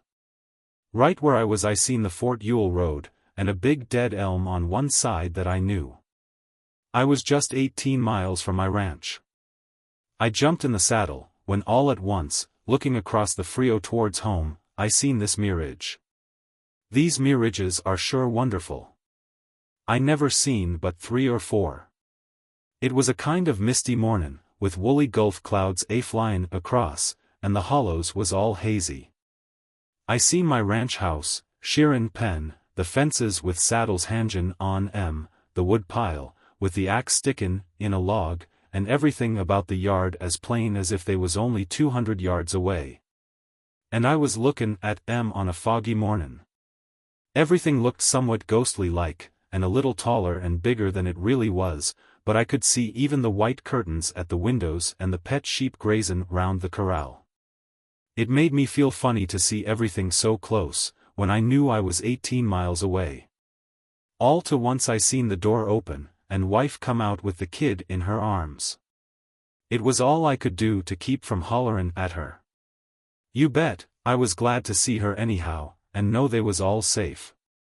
Just then I seen somethin' big and black a-movin', and it growed plainer, like it had kinder come into focus, and it was a Mexican with a broad-brimmed sombrero, on a hoss what rode up to the fence. He stopped there a minute and then I seen my wife run into the house and shut the door. I seen the Mexican jump off his hoss, try the door, and then go and get the axe at the wood pile. He came back and commenced to split down the door. The mirage commenced to get dimmer and faint-like. I don't know what made me do such a fool thing, but I couldn't help it. I jerked my Winchester out and its scabbard, drawed a bead on the darn scoundrel and fired. Then I cussed myself for an idiot, for tryin' to shoot somethin' 18 miles away, jabbed my Winchester back in the scabbard, stuck my spurs in my bronco, and split through the brush like a roadrunner after a rattlesnake. I made that 18 miles in 80 minutes. I never took the road, but crashed through the chaparral, jumped Prickly Pear and Arroyo just as they come. When I got to the ranch I fell off my pony, and he leaned up against the fence streamin', wet and lookin' at me mighty reproachful. I never breathed in jumpin' from the fence to the back door. I clattered up the steps and yelled for Sally, but my voice sounded to me like somebody else's, way off. The door opened and out tumbled the wife and the kid, all right, but scared as wild ducks. "Oh, Jim," says the wife, where have you been?" "A drunken Mexican attacked the house this morning and tried to cut down the door with an axe." I tried to ask some questions, but I couldn't. "Look," says Sally. The other door was busted all to pieces and the axe was lyin' on the step, and the Mexican was lyin' on the ground and a Winchester ball had passed clear through his head. Who shot him? Asked the lawyer. I've told you all I know, said the sheep man. Sally said the man dropped all of a sudden while he was choppin' at the door, and she never heard no gun shoot. I don't pretend to explain nothin', I'm telling you what happened. You might say somebody in the brush seen him breakin' in the door and shot him, usin' noiseless powder, and then slipped away without leavin' his card. Or you might say you don't know nothin' at all about it, as I do. Do you think, began the young man.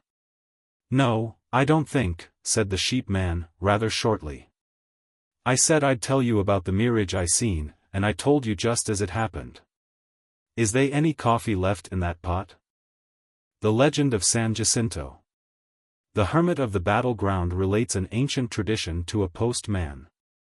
The battleground of San Jacinto is a historic spot, very dear to those who make the past reputation of Texas a personal matter.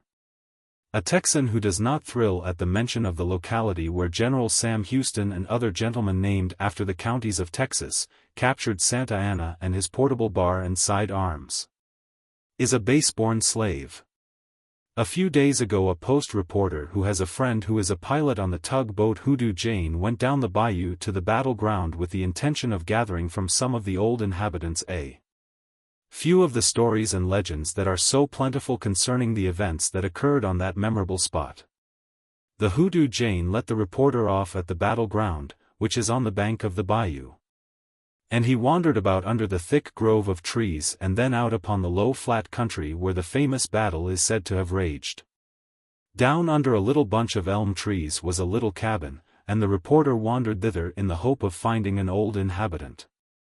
A venerable man emerged from the cabin, apparently between 75 and 80 years of age, with long white hair and silvery beard. Come hither, youth, he said. Wouldst know the legend of this place? Then cross my palm with silver, and I'll tell it thee. Good father, said the reporter, gramercy, and by my halidome, and got what, as you love me, ask me not for silver, but even fire away with your old legend. Then sit you here, said the hermit, and I will tell you the legend of the battleground of San Jacinto. A great many years ago, when these silver locks of mine were dark and my step as quick and blithe as thine, my mother told me this tale. How well I remember the day. It was twilight, and the evening shadows were growing long under the trees. She laid her hand upon my head and said, My boy, I will tell you the legend of San Jacinto. It is a beautiful story, and was told to me by my father, who was one of the earliest settlers in the state. Ah! What a man he was, 6 feet in height, sinewy as an oaken withe, and as bold as a lion. One day, I remember, he came home after a long, hard fight with the Indians. He took me on his knee as gently as a woman would, this great strong father of mine, and said, Listen, little sunbeam, and I will tell you the grand old story of San Jacinto. It is a legend known to few. It will make your bright eyes dance in your head with wonder. I heard it from my uncle, who was a strange man, and held in dread by all who knew him. One night when the moon was going down in the west and the big owls were hooting mournfully in the woods, he pointed out to me that great grove of trees on the bayou's bank. And taking me by the arm whispered, Do you see them, lad, do you see them? It was almost dark where we stood alone in the deep grass, and the wind made strange sounds as it swept across the flat. I have never breathed to a mortal a word of this story, lad, said my uncle, but it must out. Listen, when I was a child my grandmother told me the legend of San Jacinto. The next day she died. She told it to me at midnight on this very spot. There was a storm raging, and the furious wind beat us under this old oak for shelter. My grandmother's eyes, ordinarily so dim and weak, blazed like stars. She seemed 50 years younger as she raised her trembling hand towards the old battleground and said, Child. For the first time in many years a human tongue is about to reveal the secret that this silent spot holds in its eternal bosom. I will now tell you the legend of San Jacinto as told me by my father's half-brother. He was a silent, moody man, fond of reading and solitary walks. One day I found him weeping. When he saw me he brushed the tears away from his eyes and said gently, "Is that you, little one? Come and I will tell you something that I have kept locked in my breast for many a year. There is a mournful legend connected with this spot that must be told. Sit by my side, and I will tell it you. I had it from my grandmother's sister, who was a well-known character in her day. How well I remember her words. She was a gentle and lovely woman, and her sweet and musical tones added interest to the quaint and beautiful legend. Once upon a time, she said, I was riding with my uncle's stepfather across this valley. When he gazed upon that grove of trees and said, 'Have you ever heard the legend of San Jacinto?' 'Nay,' I said. 'I will tell it thee,' he said. 'Many years ago when I was a lad, my father and I stopped in the shade there to rest. The sun was just setting, and he pointed to the spot and said, "My son, I am growing old and will not be with you long. There is an old legend connected with this ground, and I feel that it should be told you. A long time ago, before you were born, my grandfather one day—" "See here, you old blatherskite," said the post reporter. "You've got this story back about 600 years before the Pontius Pilate's time now. Don't you know a news item from an inscription on the pyramids? Our paper doesn't use plate matter. Why don't you work this gag of yours off on the syndicates?"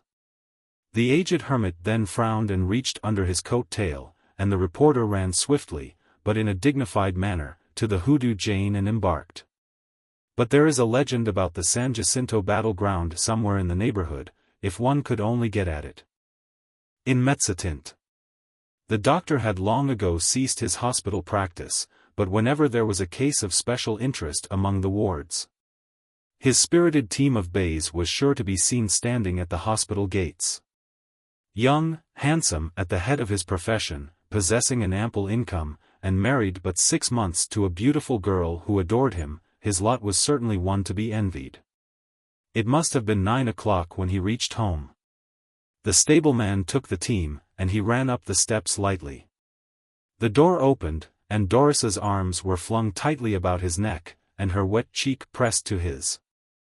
"Oh, Ralph," she said, her voice quivering and plaintive, "you are so late. You can't think how I miss you when you don't come at the usual hour.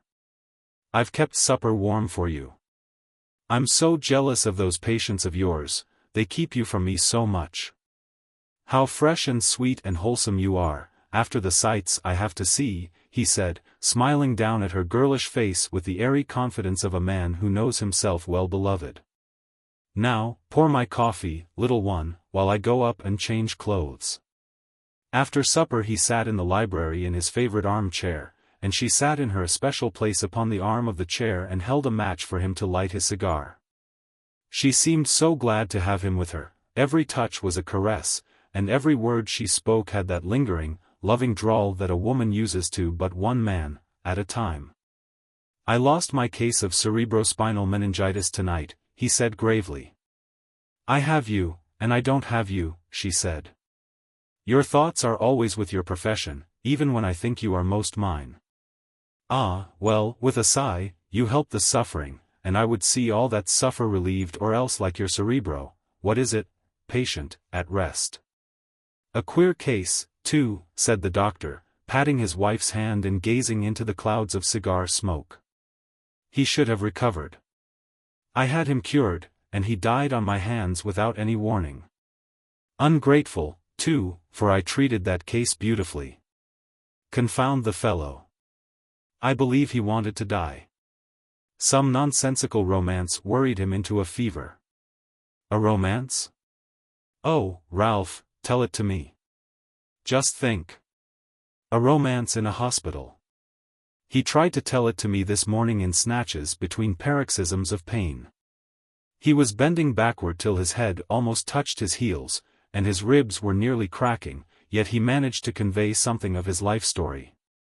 "Oh, how horrible," said the doctor's wife, slipping her arm between his neck and the chair.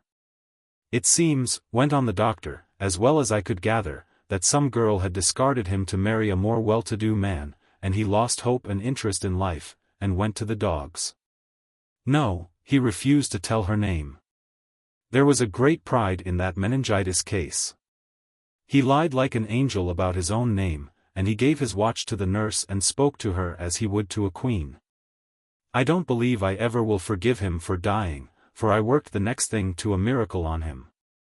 Well, he died this morning, and, let me get a match, oh, yes, here's a little thing in my pocket he gave me to have buried with him.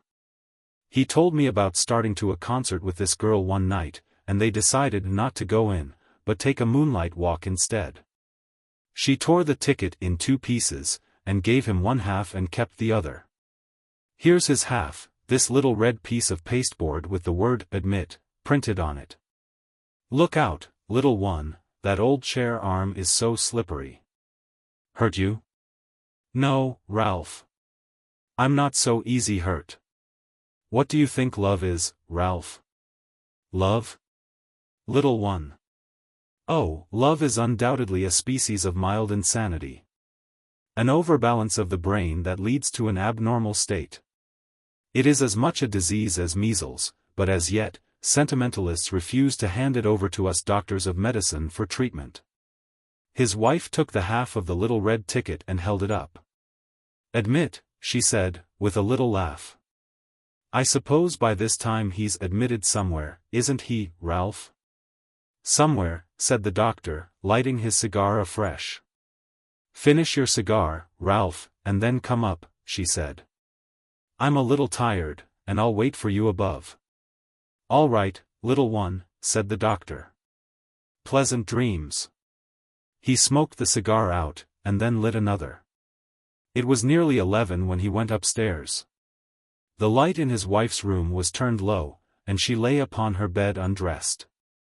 As he stepped to her side and raised her hand, some steel instrument fell and jingled upon the floor, and he saw upon the white countenance a creeping red horror that froze his blood. He sprang to the lamp and turned up the blaze. As he parted his lips to send forth a shout, he paused for a moment, with his eyes upon his dead patient's half-ticket that lay upon the table. The other half had been neatly fitted to it, and it now read, "Admit to." Whiskey did it. A solemn philanthropist was standing at a corner of the Market House Square yesterday making a calculation in his head as to how long it would take a man to save enough beer money to build Solomon's Temple. While he was musing, a small, slender policeman with a fiery eye came along, dragging by the wrist a big Negro man about twice as large as himself. The policeman stopped for a moment on the steps to rest, and the philanthropist, with a pitying glance, said to the Negro, "My colored friend, what has been the cause of your coming to such a sorry plight? To what do you attribute your downfall into the clutches of the law?" "Whiskey, boss," said the Negro, rolling his eyes wildly at the officer.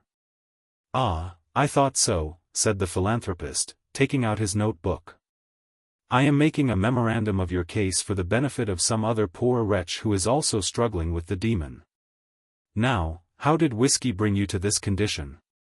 "It done it in dis way," said the Negro, ducking his head as the policeman raised his hand to brush a fly off his nose.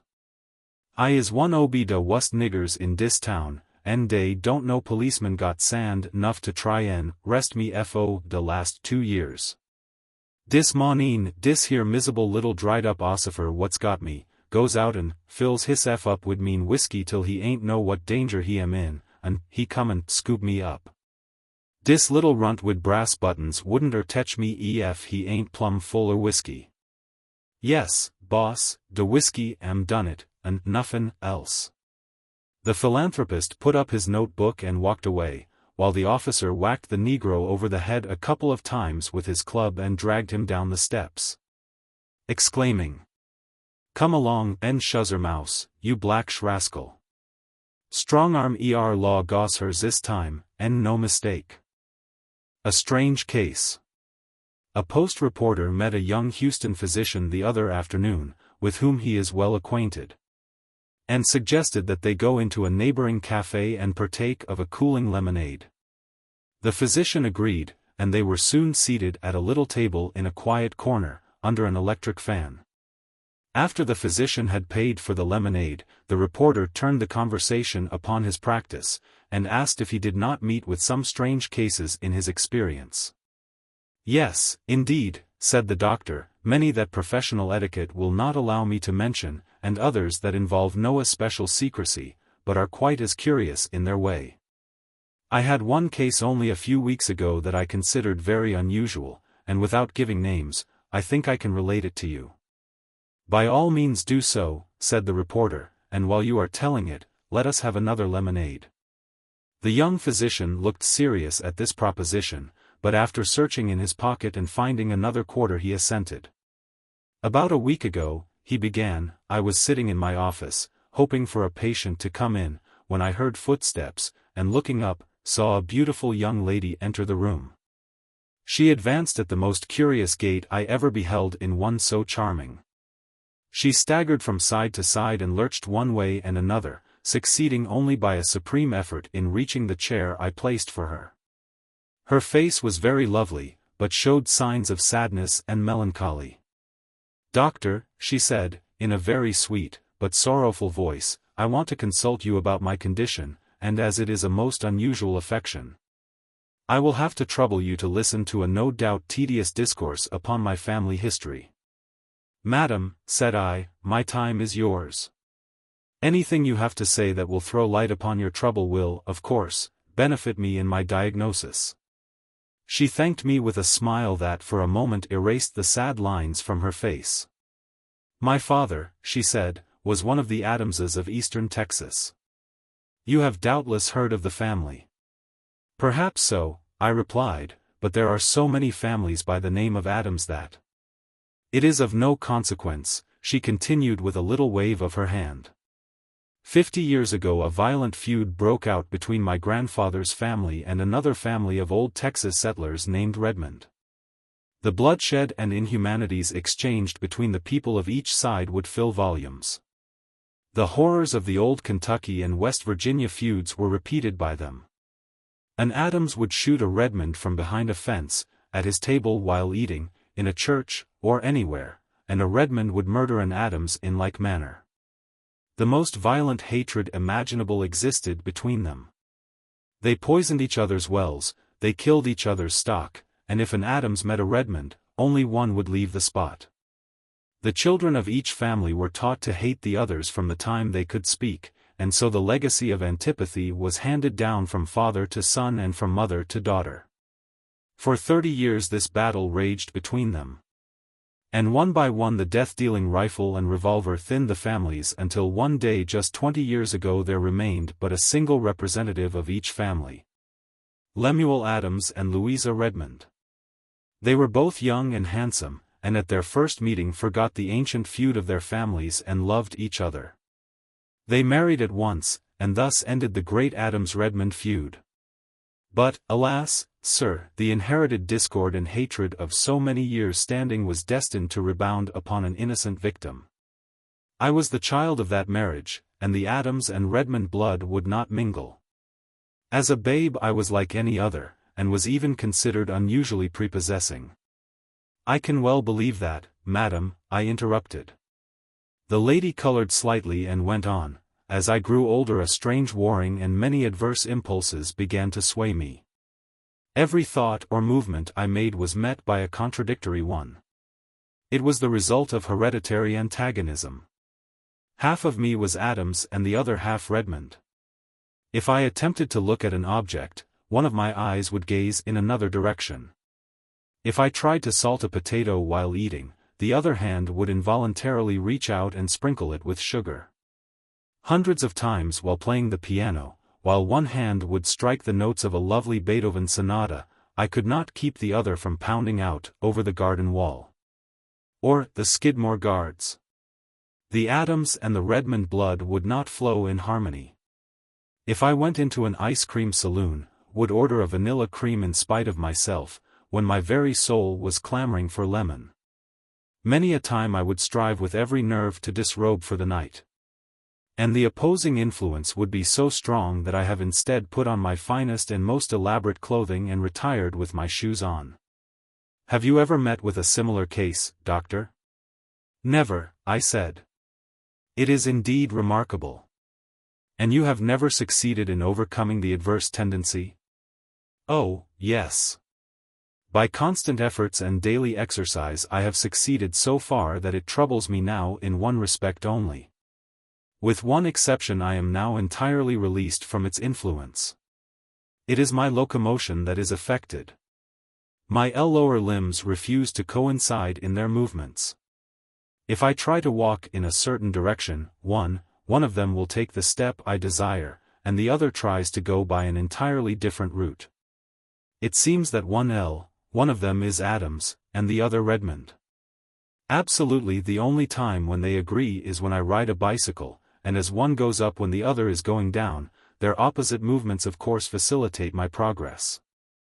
But when endeavoring to walk I find them utterly unmanageable. You observed my entrance into this room. Is there anything you can do for me, doctor? Your case is indeed a strange one, I said. I will consider the situation, and if you will call tomorrow at 10 o'clock I will prescribe for you. She rose from her chair, and I assisted her down the stairs to her carriage, which waited below. Such a sprawling, ungainly, mixed-up walk I never saw before. I meditated over her case for a long time that night and consulted all the authorities on locomotor ataxia, and diseases of the muscles, that I could find. I found nothing covering her case, and about midnight I wandered out along the streets for a breath of cool air. I passed a store kept by an old German whom I knew, and dropped in to speak a word with him. I had noticed some time before 2 tame deer he kept running about in a paddock in his yard. I asked him about them. He told me that they had been fighting, and had not been able to agree, so he had separated them, placing each one in a separate yard. Of a sudden an idea came to me. The next day at 10 the young lady came to my office. I had a prescription ready for her. I gave it to her, she read it, flushed and was inclined to be angry. Try it, madam, I said. She agreed to do so, and only yesterday I saw her on the street, walking as gracefully and easily as any lady in the city. What was your prescription? Asked the reporter. It was simply to wear a pair of bloomers, said the young physician. You see, by separating the opposing factions harmony was restored. The Adams and the Redmond divisions no longer clashed, and the cure of the patient was complete. Let me see, continued the physician, it is nearly 7:30, and I have an engagement to call upon her at 8. In confidence, I may say that she has consented to change her name to mine at an early date. I would not have you repeat what I have told you, of course. To be sure, I will not, said the reporter. But won't you take another limo? No, thank you, said the doctor, rising hurriedly, I must go. Good evening. I will see you again in a few days. How Willie Saved Father. Willie Flint was a little Houston boy, 6 years of age. He was a beautiful child, with long golden curls and wondering, innocent blue eyes. His father was a respectable, sober citizen, who owned 4 or 5 large business buildings on Main Street. All day long Mr. Flint toiled among his renters, collecting what was due him, patching up broken window panes, nailing down loose boards and repairing places where the plastering had fallen off. At noon he would sit down upon the stairs of one of his buildings and eat the frugal dinner he had brought, wrapped up in a piece of newspaper, and think about the hard times. Gay and elegantly attired clerks and business men would pass up and down the stairs, but Mr. Flint did not envy them. He lived in a little cottage near the large trash pile known as Tomato Can Heights, on one of the principal residence streets of Houston. He was perfectly contented to live there with his wife and little boy Willie, and eat his frugal but wholesome fare and draw his $1,400 per month rent for his buildings. He was industrious and temperate, and hardly a day passed that he did not raise the rent of some of his offices, and lay by a few more dollars for a rainy day. One night Mr. Flint came home ill. He had been pasting up some cheap green wallpaper on an empty stomach, or rather on the wall of one of his stores without eating, and it had not agreed with him. He went to bed flushed with fever, muttering, "God help my poor wife and child." What will become of them now? Mr. Flint sent Willie to the other side of the room and drew a roll of greenbacks from under his pillow. "Take this," he said to his wife, "to the bank and deposit it. There is only $900 there. Some of my renters have not paid me yet, and 5 of them want awnings put up at the windows. He who sent the ravens to feed Elijah will provide for us. Come by the baker's and get a nickel loaf of bread, and then hurry back and pray." Willie was pretending to play with his Noah's Ark, by charging the animals for rent and water, and adding the amounts on his slate, but he heard what his father said. As his mother went out, he asked, "Mama, is Papa too sick to work?" "Yes, dear," said Mrs. Flint, "he has a high fever, and I fear will be very ill." After his mother had gone, Willie put on his hat and slipped out the front door. "I want to do something to help my good, kind Papa, who is sick," he said to himself. He wandered up to Main Street and stood looking at the tall buildings that his poor father owned. Passers-by smiled when they saw the little flaxen-haired boy, and many a rough face softened at the sight of his innocent blue eyes. Poor little Willie! What could he do in the great, busy city to help his sick father?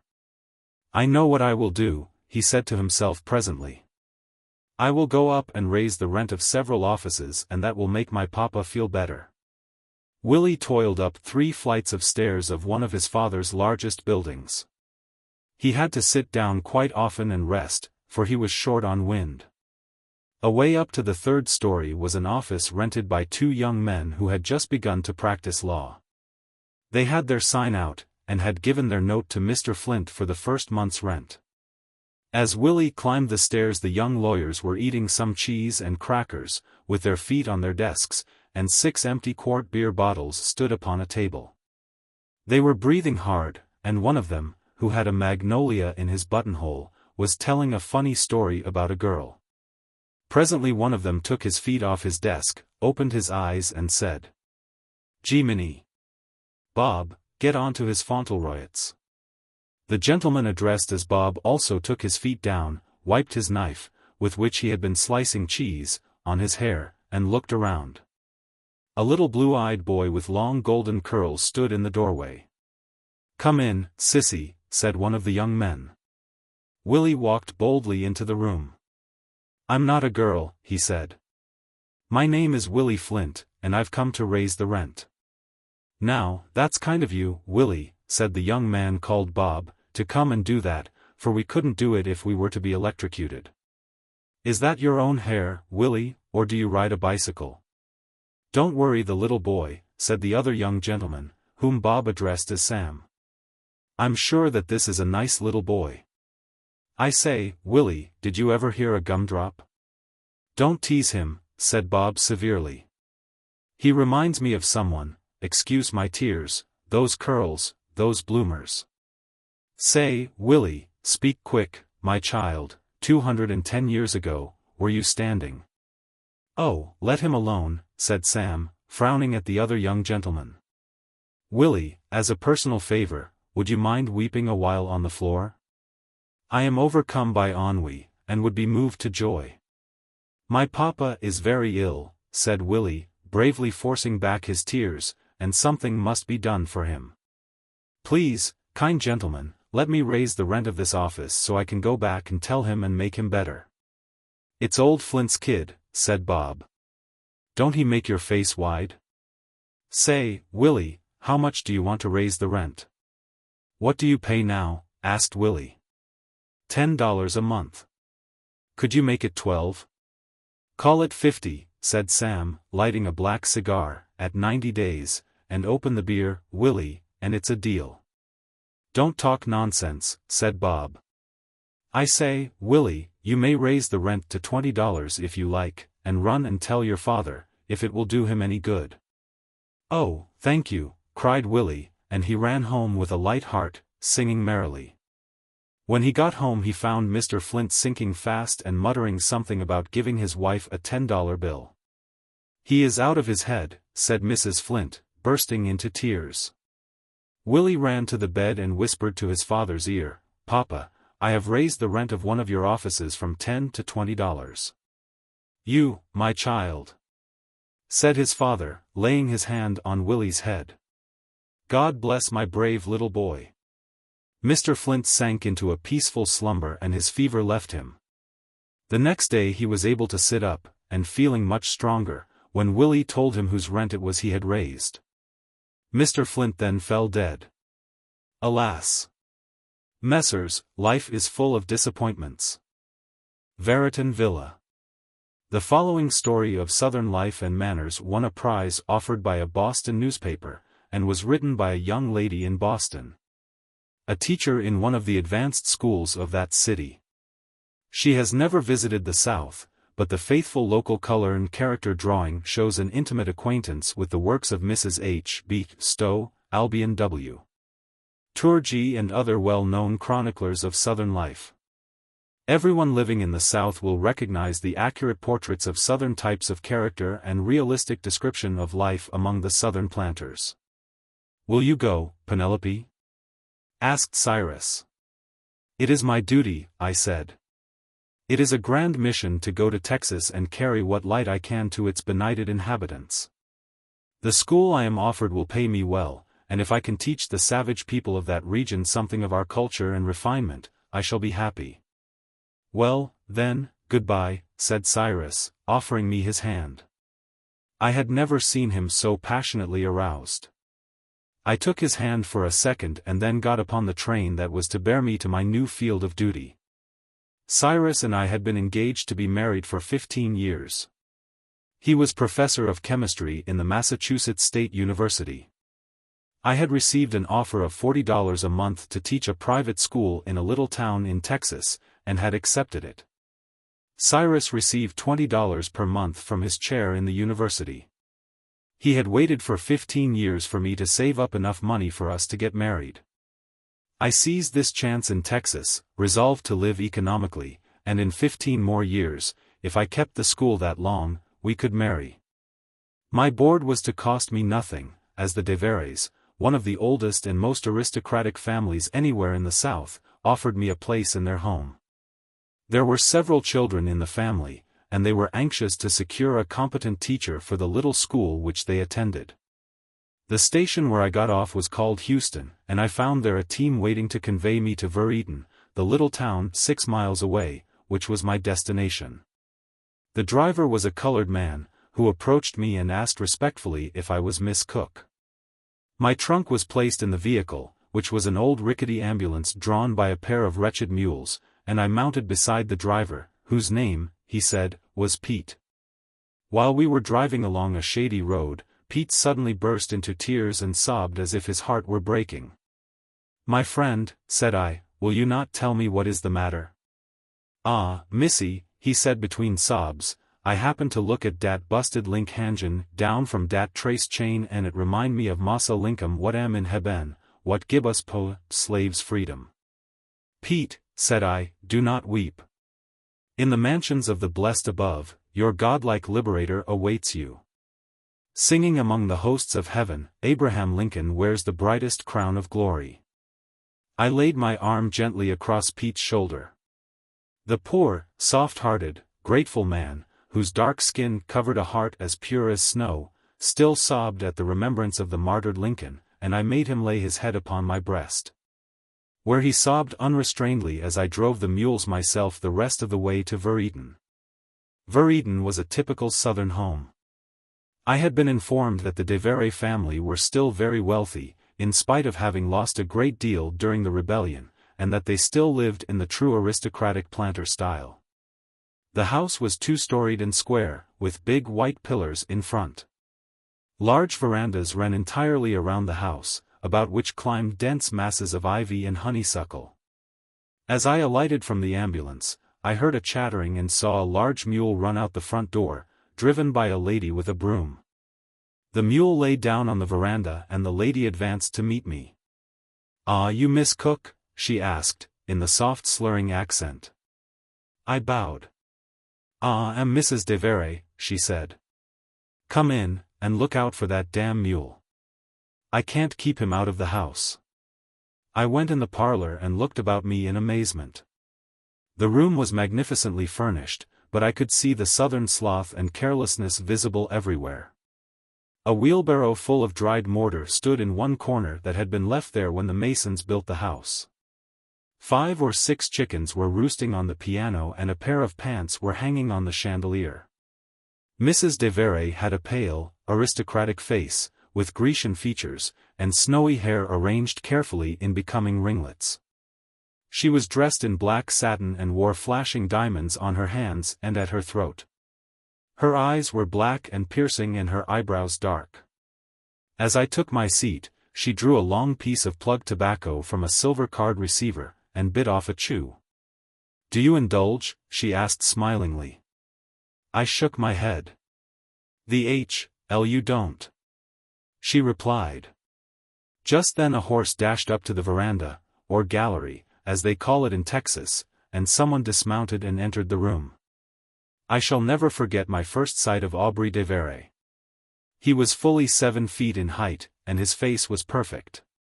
It was the absolute image of Andrea del Sarto's painting of the young Saint John. His eyes were immense, dark, and filled with a haunting sadness, and his pale, patrician features and air of haute monde stamped him at once as the descendant of a long line of aristocrats. He wore a dress suit of the latest cut, but I noticed that he was barefooted, and down from each side of his mouth trickled a dark brown stream of tobacco juice. On his head was an enormous Mexican sombrero. He wore no shirt, but his dress coat, thrown back from his broad chest, revealed an enormous scintillating diamond tied with a piece of twine strung into the meshes of his gauze undershirt. "My son, Aubrey, Miss Cook," said Mrs. de Vere languidly. Mr. de Vere took a chew of tobacco from his mouth and tossed it behind the piano. "The lady who has kindly consented to assume our scholastic duties, I presume," he said, in a deep musical baritone. I inclined my head. "I know your countrymen," he said with a dark frown upon his handsome face. "They still grope among their benighted traditions of ignorance and prejudice. What do you think of Jefferson Davis?" I looked into his flashing eye without flinching. "He was a traitor," I said. Mr. de Vere laughed musically, and stooping down drew a pine splinter from one of his toes. Then he approached his mother and saluted her with that chivalrous reverence and courtesy that still lingers among sons of the South. "What shall we have for supper, mammy?" he said. "Whatever you'd please," said Mrs. de Vere. Aubrey de Vere reached out his hand and seized one of the chickens that roosted upon the piano.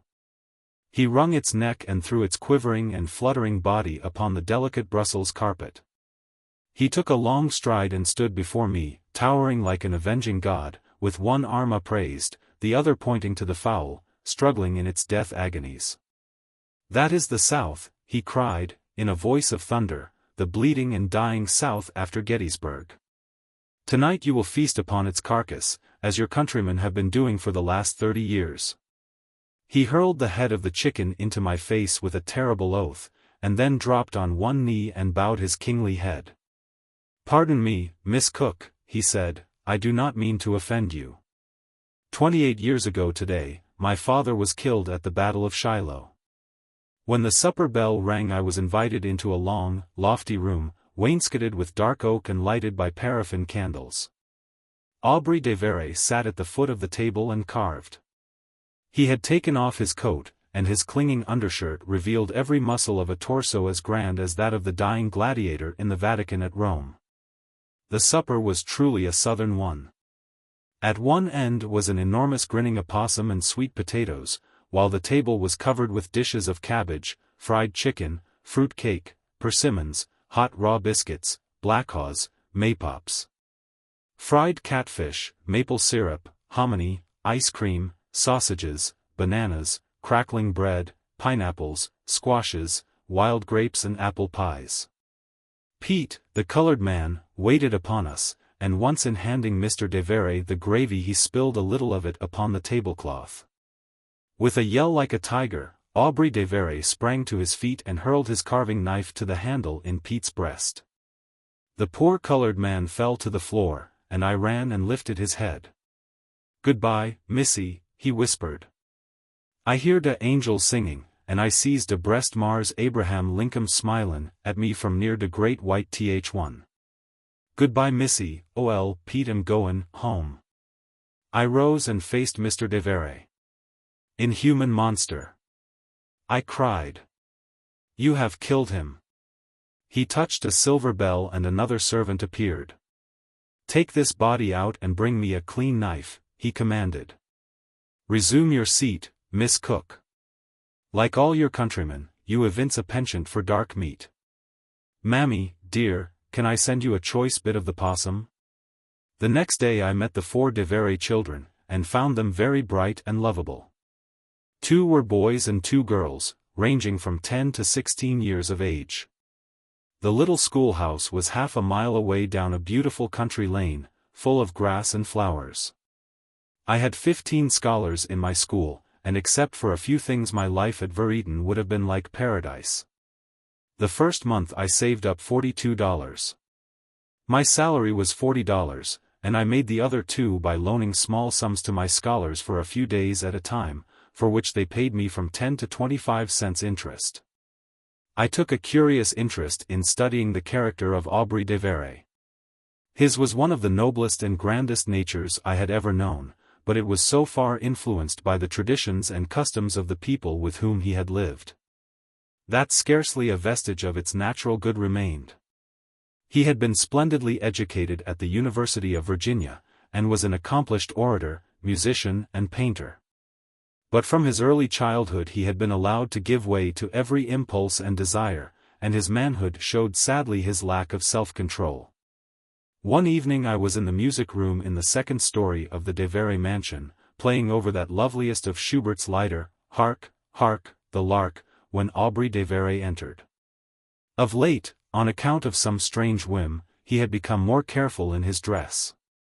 This evening he wore a shirt, thrown open in front, exhibiting his massive collar bone, and a black velvet smoking jacket, trimmed with gold braid in a fanciful design. On his hands were white kid gloves, and I noticed that his feet, on which he absolutely refused to wear shoes, had been recently washed at the pump.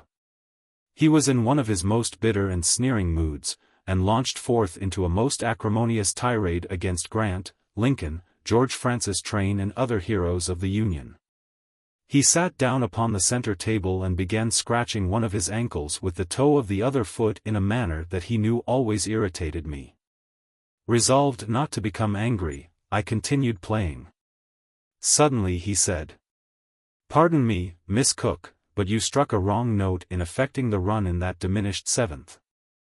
I think not, I answered. You are a liar, he replied. You struck a natural, when it should have been a sharp. This is the note you should have played. I heard something swish through the air. From where he sat on the center table, he shot between his teeth a solid stream of tobacco juice with deadly aim full upon the black key of A sharp on the piano. I rose from the stool, somewhat nettled, but smiling. You are offended, he said, sarcastically. You do not like our southern ways. You think me a mauvais sujet. You think we lack aplomb and savoir-vivre. With your Boston culture, you think you can detect a false note in our courtesy, a certain lack of fineness and refinement in our manners. Do not deny it. Mr. de Vere, I said coldly, your taunts are nothing to me. I am here to do my duty. In your own house you are at liberty to act as you choose. Will you move one of your feet and allow me to pass? Mr. de Vere suddenly sprang from the table and clasped me fiercely in his arms. Penelope, he cried, in a terrible voice. I love you. You miserable little dried-up, washed-out, white-eyed, sallow-cheeked, prim, angular Yankee schoolma'am. I loved you from the moment I laid eyes on you. Will you marry me? I struggled to get free. Put me down, I cried. Oh, if Cyrus were only here. Cyrus, shouted Mr. de Vere. Who is Cyrus? Cyrus shall never have you, I swear. He raised me above his head with one hand and hurled me through the plate-glass window into the yard below. Then he threw the furniture down upon me, piece by piece, the piano last of all. I then heard him rush down the stairs, and in a moment felt a stream of liquid trickling down among the broken furniture.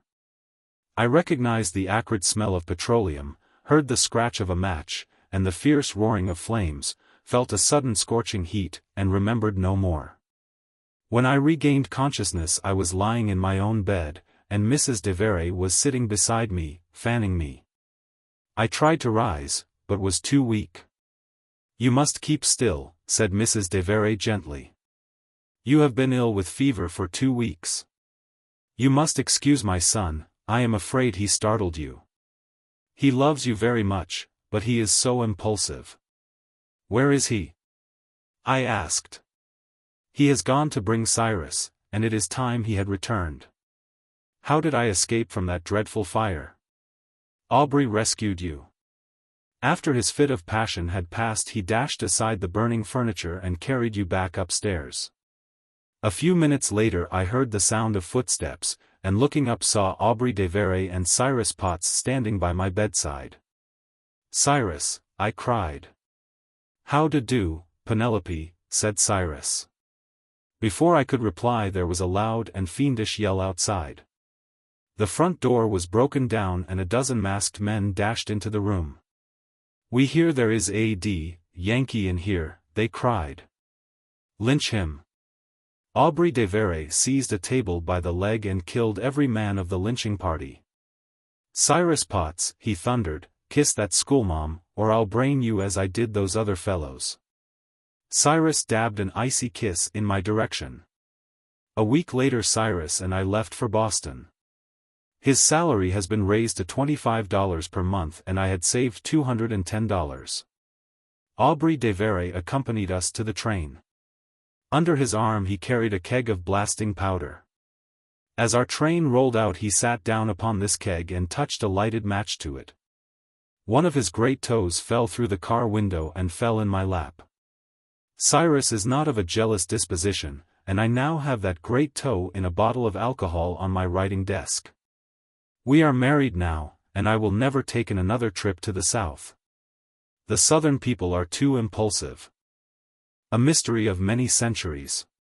Up to a few years ago man regarded the means of locomotion possessed by the fair sex as a sacred arena into which it were desecration to inquire.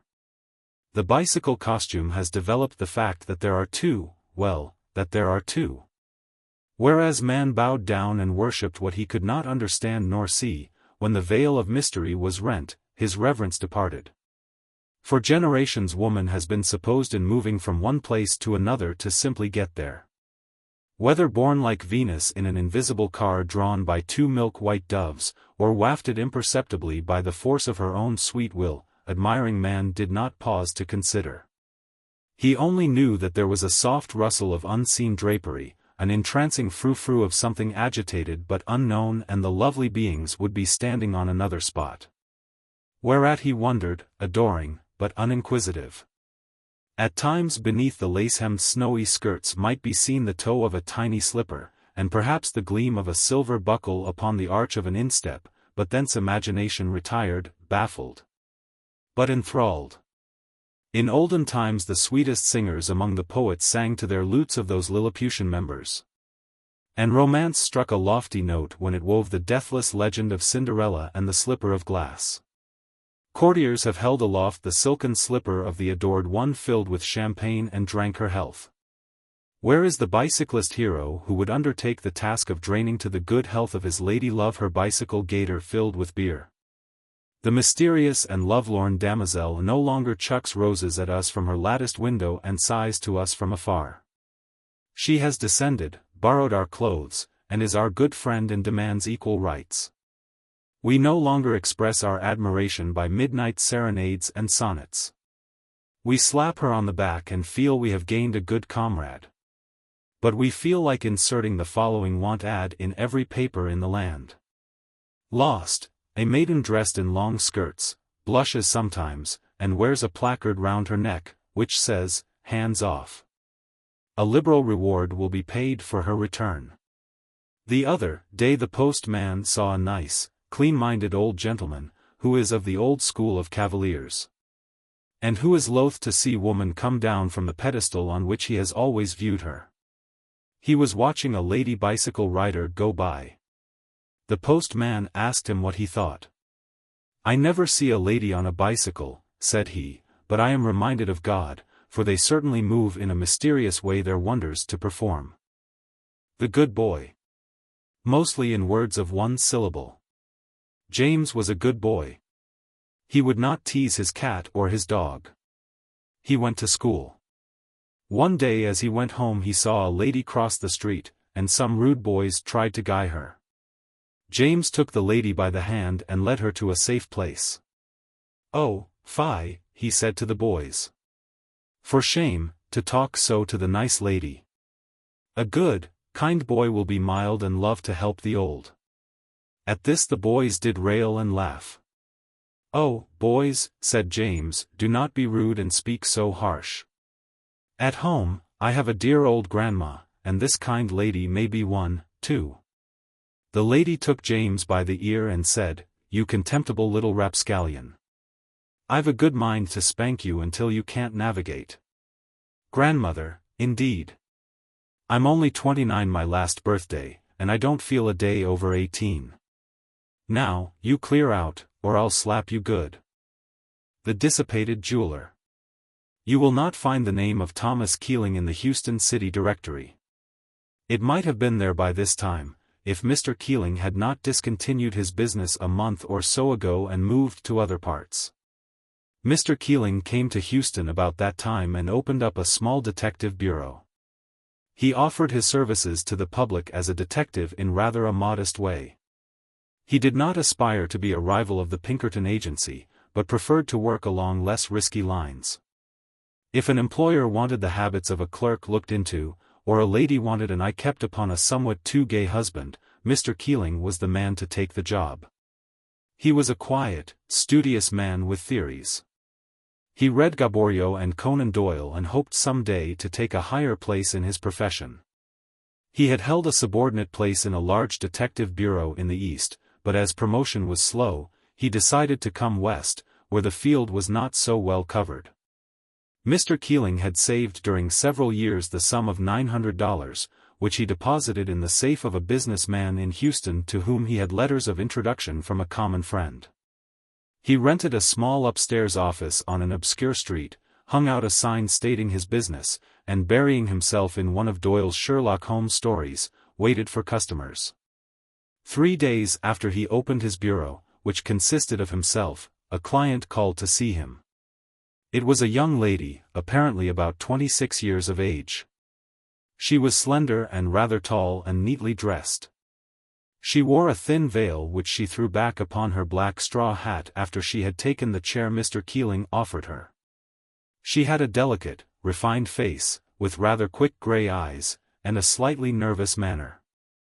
"I came to see you, sir," she said in a sweet, but somewhat sad, contralto voice, "because you are comparatively a stranger. And I could not bear to discuss my private affairs with any of my friends. I desire to employ you to watch the movements of my husband. Humiliating as the confession is to me, I fear that his affections are no longer mine. Before I married him he was infatuated with a young woman connected with a family with whom he boarded. We have been married 5 years, and very happily, but this young woman has recently moved to Houston, and I have reasons to suspect that he is paying her attentions. I want you to watch his movements as closely as possible and report to me. I will call here at your office every other day at a given time to learn what you have discovered. My name is Mrs. R., and my husband is well known. He keeps a small jewelry store on street. I will pay you well for your services and here is $20 to begin with." The lady handed Mr. Keeling the bill and he took it carelessly as if such things were very, very common in his business. He assured her that he would carry out her wishes faithfully, and asked her to call again the afternoon after the next at 4 o'clock, for the first report. The next day Mr. Keeling made the necessary inquiries toward beginning operations. He found the jewelry store, and went inside ostensibly to have the crystal of his watch tightened. The jeweler, Mr. R., was a man apparently 35 years of age, of very quiet manners and industrious ways. His store was small, but contained a nice selection of goods and quite a large assortment of diamonds, jewelry and watches. Further inquiry elicited the information that Mr. R was a man of excellent habits, never drank and was always at work at his jeweler's bench. Mr. Keeling loafed around near the door of the jewelry store for several hours that day and was finally rewarded by seeing a flashily dressed young woman with black hair and eyes enter the store. Mr. Keeling sauntered nearer the door, where he could see what took place inside. The young woman walked confidently to the rear of the store, leaned over the counter and spoke familiarly to Mr. R. He rose from his bench and they talked in low tones for a few minutes. Finally, the jeweler handed her some coins, which Mr. Keeling heard clinking as they passed into her hands. The woman then came out and walked rapidly down the street. Mr. Keeling's client was at his office promptly at the time agreed upon. She was anxious to know if he had seen anything to corroborate her suspicions. The detective told her what he had seen. "That is she," said the lady, when he had described the young woman who had entered the store. "The brazen, bold thing. And so Charles is giving her money. To think that things should come to this pass." The lady pressed her handkerchief to her eyes in an agitated way. "Mrs. R," said the detective, "what is your desire in this matter? To what point do you wish me to prosecute inquiries? I want to see with my own eyes enough to convince me of what I suspect. I also want witnesses, so I can instigate suit for divorce. I will not lead the life I am now living any longer." She then handed the detective a $10 bill. On the day following the next, when she came to Mr. Keeling's office to hear his report, he said, "I dropped into the store this afternoon on some trifling pretext. This young woman was already there, but she did not remain long. Before she left, she said, 'Charlie, we will have a jolly little supper tonight as you suggest. Then we will come around to the store and have a nice chat while you finish that setting for the diamond brooch with no one to interrupt us. Tonight, Mrs. R, I think, will be a good time for you to witness the meeting between your husband and the object of his infatuation, and satisfy your mind how matters stand.'" "The wretch," cried the lady with flashing eyes. "He told me at dinner that he would be detained late tonight with some important work. And this is the way he spends his time away from me.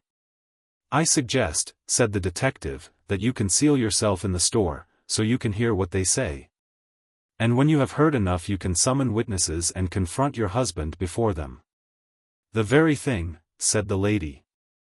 "I believe there is a policeman whose beat is along the street the store is on who is acquainted with our family. His duties will lead him to be in the vicinity of the store after dark. Why not see him, explain the whole matter to him, and when I have heard enough, let you and him appear as witnesses." "I will speak with him," said the detective, "and persuade him to assist us, and you will please come to my office a little before dark tonight, so we can arrange to trap them." The detective hunted up the policeman and explained the situation. "That's funny," said the guardian of the peace. "I didn't know R was a gay boy at all. But, then, you can never tell about anybody. So his wife wants to catch him tonight. Let's see, she wants to hide herself inside the store and hear what they say. There's a little room in the back of the store where R keeps his coal and old boxes. The door between is locked, of course, but if you can get her through that into the store she can hide somewhere. I don't like to mix up in these affairs, but I sympathize with the lady. I've known her ever since we were children and don't mind helping her to do what she wants." About dusk that evening the detective's client came hurriedly to his office. She was dressed plainly in black and wore a dark round hat, and her face was covered with a veil. "If Charlie should see me he will not recognize me," she said. Mr. Keeling and the lady strolled down the street opposite the jewelry store, and about 8 o'clock the young woman they were watching for entered the store. Immediately afterward she came out with Mr. R, took his arm, and they hurried away, presumably to their supper. The detective felt the arm of the lady tremble. "The wretch," she said bitterly.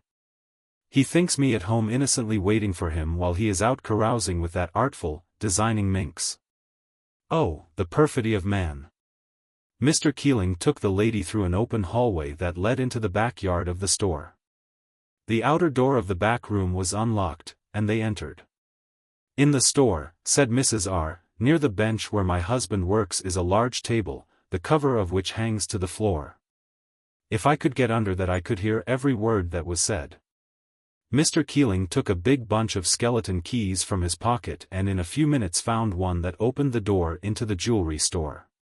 The gas was burning from one jet turned very low.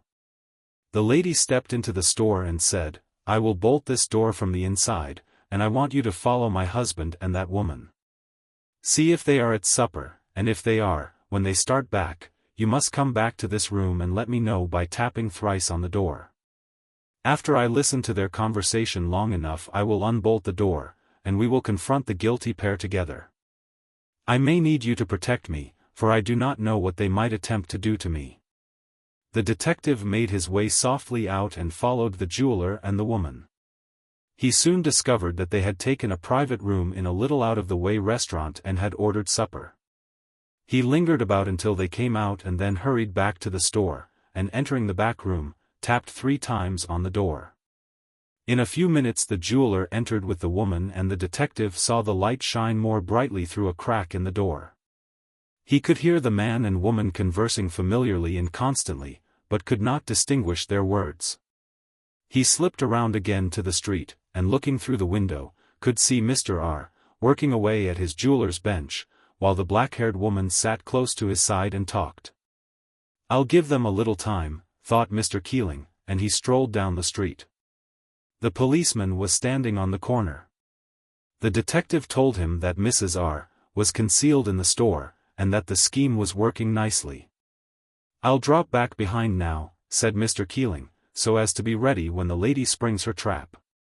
The policeman walked back with him, and took a look through the window. "They seem to have made up all right," said he. "Where's the other woman gotten to?" "Why, there she is sitting by him," said the detective. "I'm talking about the girl R. had out to supper." "So am I," said the detective. "You seem to be mixed up," said the policeman. "Do you know that lady with R.? That's the woman he was out with." "That's R.'s wife," said the policeman. "I've known her for 15 years. "Then, who?" gasped the detective. "Lord Almighty, then who's under the table?" Mr. Keeling began to kick at the door of the store. Mr. R. came forward and opened it. The policeman and the detective entered. "Look under that table, quick," yelled the detective. The policeman raised the cover and dragged out a blade dress, a black veil and a woman's wig of black hair. "Is this lady your WW wife?" asked Mr. Keeling excitedly, pointing out the dark-eyed young woman, who was regarding them in great surprise. "Certainly," said the jeweler. "Now what the thunder are you looking under my tables and kicking down my door for, if you please?" "Look in your show cases," said the policeman, who began to size up the situation. The diamond rings and watches that were missing amounted to $800, and the next day the detective settled the bill. Explanations were made to the jeweler that night, and an hour later Mr. Keeling sat in his office busily engaged in looking over his albums of crooks' photos. At last he found one, and he stopped turning over the leaves and tore his hair. Under the picture of a smooth-faced young man, with delicate features was the following description. James H. Miggles, alias Slick Simon, alias the Weeping Widow, alias Bunko Kate, alias Jimmy the Sneak, general confidence man and burglar. Works generally in female disguises. Very plausible and dangerous. Wanted in Kansas City, Oshkosh, New Orleans and Milwaukee. This is why Mr. Thomas Keeling did not continue his detective business in Houston. Sufficient provocation. He hit me fust. He gimme de probumcation, Judge. Neber touched dat nigger tell he up and hit me wid cheer. They were 2 Houston Negroes, and they were up before the recorder for fighting.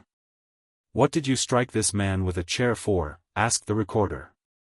"I was playin' de French hop, Judge, to de ball obi de sebum mancipated sons obi de libum virgins, and Sam Hobson he was playin' de guitar fur de niggers to dance by.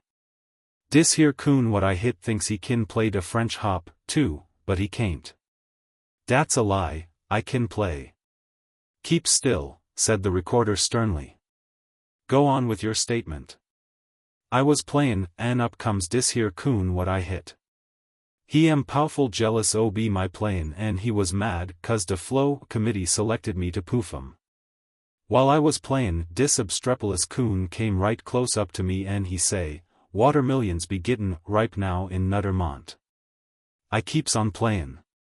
He says, 'S'posin' you had a great big ripe watermillion, wid red meat and black seeds.' I keeps on playin'. He says, 'You take him and bus him open on a rock, and you scoop up a big handful ob de heart, and you look all ruin, and nobody come.' I keeps on playin'.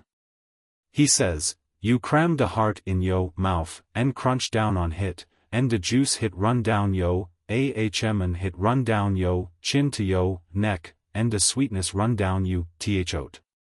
Den my mouth water so it fill dat French hop plum full, and de music stop, and de flow committee look around. Den I up wid a chair and bust dis coon ober de head, and I flings myself on de mussy ob dis coat, case, Mars Judge, you knows what dese here sandy lawn watermillions is yo sef. Get out of here, both of you," said the recorder. Next case. The Pint Flask. A prominent Houston colonel, who is also a leading church member, started for church last Sunday morning with his family, as was his custom. He was serene and solid-looking, and his black frock coat and light gray trousers fitted him snugly and stylishly. They passed along Main Street on the way to church, and the colonel happened to think of a letter on his desk that he wanted. So he told his family to wait at the door a moment while he stopped in his office to get it. He went in and got the letter, and, to his surprise, there was a disreputable-looking pint whiskey flask with about an ounce of whiskey left in it standing on his desk. The colonel abominates whiskey and never touches a drop of anything strong. He supposed that someone, knowing this, had passed his desk, and set the flask there by way of a mild joke. He looked about for a place to throw the bottle, but the back door was locked, and he tried unsuccessfully to raise the window that overlooked the alley. The colonel's wife, wondering why he was so long in coming, opened the door and surprised him, so that scarcely thinking what he was doing he thrust the flask under his coat tail into his hip pocket. "Why don't you come on?" asked his wife. "Didn't you find the letter?" He couldn't do anything but go with her. He should have produced the bottle right there, and explained the situation, but he neglected his opportunity. He went on down Main Street with his family, with the pint flask feeling as big as a keg in his pocket. He was afraid some of them would notice it bulging under his coat, so he lagged somewhat in the rear. When he entered his pew at church and sat down there was a sharp crack, and the odor of mean whiskey began to work its way around the church. The colonel saw several people elevate their noses and look inquiringly around, and he turned as red as a beet. He heard a female voice in the pew behind him whisper loudly, "Old Colonel J is drunk again. They say he is hardly ever sober now, and some people say he beats his wife nearly every day." The colonel recognized the voice of one of the most notorious female gossipers in Houston. He turned around and glared at her. She then whispered a little louder, "Look at him. He really looks dangerous. And to come to church that way, too." The colonel knew that the bottle had cracked and he was afraid to move, but a piece of it fell out on the floor. He usually knelt during prayer, but today he sat bolt upright on the seat. His wife noticed his unusual behavior and whispered, "James, you don't know how you pain me. You don't pray any more. I knew what the result would be when I let you go to hear Ingersoll lecture. You are an infidel.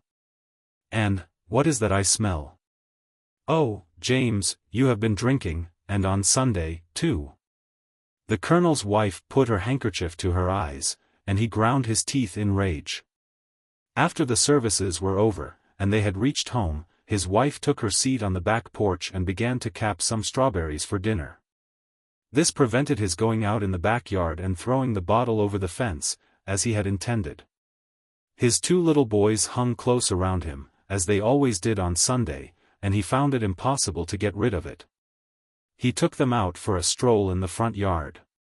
Finally, he sent them both in the house on some pretext, and drawing out the bottle hurled it into the street. The crack in it had been only a slight one, and as it struck a soft heap of trash when it fell, it did not break. The colonel felt immediately relieved, but just as the little boys ran back he heard a voice in the street say, "See here, sir, laws against throwing glass in the street. I saw you do it, but take it back, and it'll be all right this time." The colonel turned and saw a big policeman handing the terrible bottle towards him over the fence. He took it and thrust it back into his pocket with a low but expressive remark. His little boys ran up and shouted, "Oh, Papa, what was that the policeman gave you? Let's see it." They clutched at his coat tails, and grabbed for his pockets, and the colonel backed against the fence. "Go away from here, you little devils," he yelled. "Go in the house or I'll thrash you both." The colonel went into the house and put on his hat. He resolved to get rid of the bottle if he had to walk a mile to do it. "Where are you going?" asked his wife in astonishment. "Dinner is almost ready. Why don't you pull off your coat and cool off, James, as you usually do?" She gazed at him with the deepest suspicion, and that irritated him. "Confound the dinner," he said, angrily. "I'm hungry, no, I mean I'm sick, I don't want any dinner, I'm going to take a walk." "Papa, please show us what the policeman gave you," said one of his little boys. "Policeman," echoed the colonel's wife. "Oh, James, to think that you would act this way. I know you haven't been drinking, but what is the matter with you? Come in and lie down. Let me pull off your coat." She tried to pull off the colonel's Prince Albert, as she generally did, but he got furiously angry and danced away from her. "Take your hands off me, woman," he cried. "I've got a headache, and I'm going for a walk. I'll throw the blame thing away if I have to go to the North Pole to do it." The colonel's wife shook her head as he went out the gate. "He's working too hard," she said. "Maybe a walk will do him good." The colonel went down several blocks watching for an opportunity to dispose of the flask. There were a good many people on the streets, and there seemed to be always somebody looking at him. 2 or 3 of the colonel's friends met him, and stared at him curiously. His face was much flushed, his hat was on the back of his head and there was a wild glare in his eyes. Some of them passed without speaking, and the colonel laughed bitterly. He was getting desperate. Whenever he would get to a vacant lot, he would stop and gaze searchingly in every direction to see if the coast was clear, so that he could pull out the flask and drop it. People began to watch him from windows, and 2 or 3 little boys began to follow him. The colonel turned around and spoke sharply to them, and they replied. "Look at the old guy with a jag on lookin' for a place to lie down.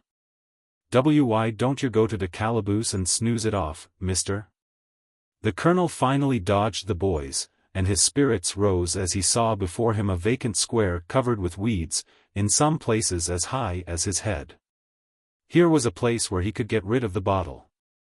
The minister of his church lived on the opposite side of the vacant square, but the weeds were so high that the house was completely hidden. The colonel looked guiltily around and seeing no one, plunged into a path that led through the weeds. When he reached the center, where they were highest, he stopped and drew the whiskey flask from his pocket. He looked at it a moment, smiled grimly, and said aloud, "Well, you've given me lots of trouble that nobody knows anything about but me." He was about to drop the flask when he heard a noise, and looking up he saw his minister standing in the path before him, gazing at him with horrified eyes. "My dear Colonel J," said the good man, "you distress me beyond measure. I never knew that you drank. I am indeed deeply grieved to see you here in this condition." The colonel was infuriated beyond control. "Don't give AD, if you are," he shouted. "I'm drunk as a biled owl, and I don't care who knows it. I'm always drunk. I've drunk 15,000 gallons of whiskey in the last 2 weeks. I'm a bad man about this time every Sunday. Here goes the bottle once more for luck." He hurled the flask at the minister and it struck him on the ear and broke into 20 pieces. The minister let out a yell and turned and ran back to his house. The colonel gathered a pile of stones and hid among the tall weeds, resolved to fight the whole town as long as his ammunition held out. His hard luck had made him desperate. An hour later 3 mounted policemen got into the weeds, and the colonel surrendered. He had cooled off by that time enough to explain matters, and as he was well known to be a perfectly sober and temperate citizen, he was allowed to go home. But you can't get him to pick up a bottle now, empty or full. An unknown romance. The first pale star peeped down the gorge. Above, to illimitable heights reached the Alps, snow-white above, shadowy around, and black in the depths of the gorge. A young and stalwart man, clad in the garb of a chamois hunter, passed up the path. His face was bronzed with sun and wind, his eye was frank and clear, his step agile and firm. He was singing fragments of a Bavarian hunting song, and in his hand he held a white blossom of the edelweiss he had plucked from the cliff. Suddenly he paused, and the song broke, and dropped from his lips. A girl, costumed as the Swiss peasants are, crossed the path along one that bisected his, carrying a small stone pitcher full of water. Her hair was of the lightest gold and hung far below her trim waist in a heavy braid. Her eyes shone through the gathering twilight, and her lips, slightly parted, showed a faint gleam of the whitest teeth. As if impelled by a common impulse, the hunter and the maiden paused, each with their eyes fixed upon the other.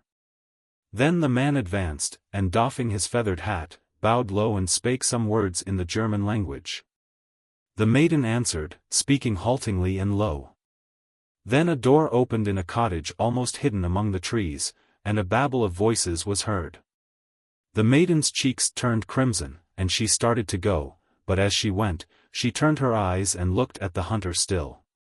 He took a step after her, and stretched out his hand as if to stay her. She tore a bunch of blue gentians from her bosom and threw them towards him. He caught them as they fell, then ran lightly and gave into her hand the edelweiss bloom that he carried.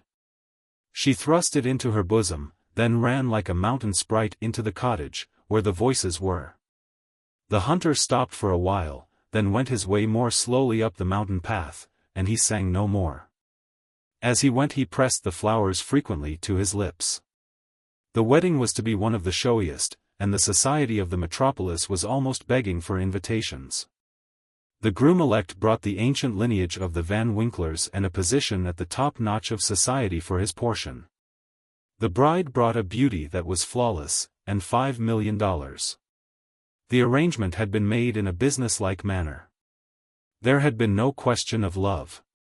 He had been courteous, and politely attentive, and she had acquiesced listlessly. They had first met at a fashionable summer resort.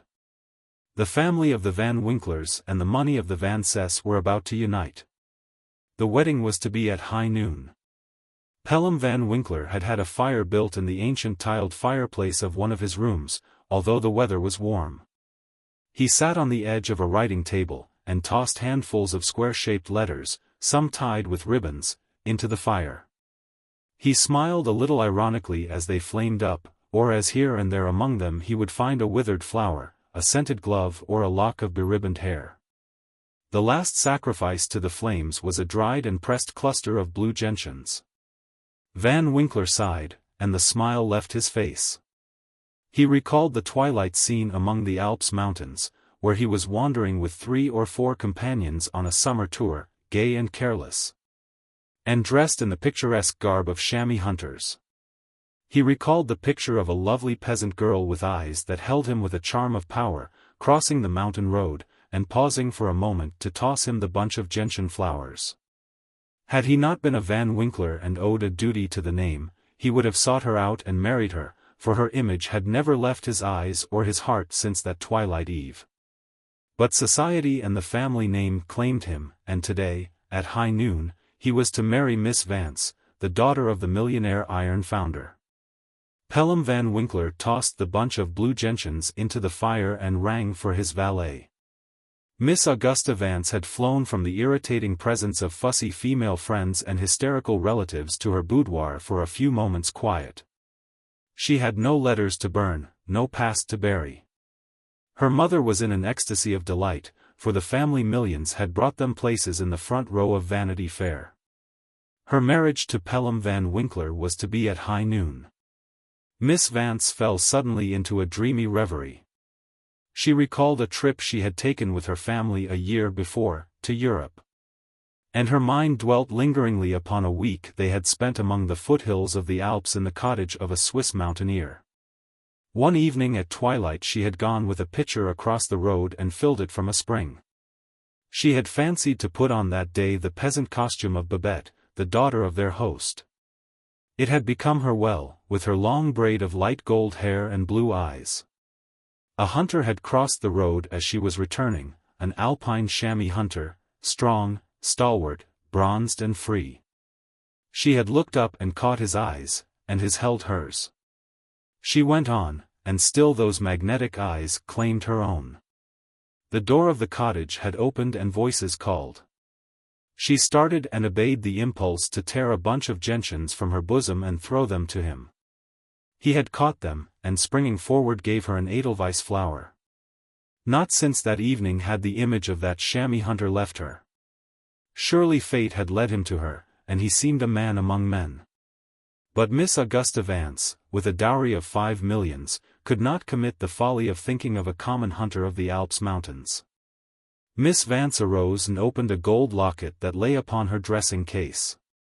She took from it a faded edelweiss flower and slowly crumpled it to dust between her fingers. Then she rang for her maid, as the church bells began to chime outside for the marriage. How she got in the swim. There was no happier couple in all Houston than George W. St. Bibbs and his wife before the shadow of the tempter crossed their path.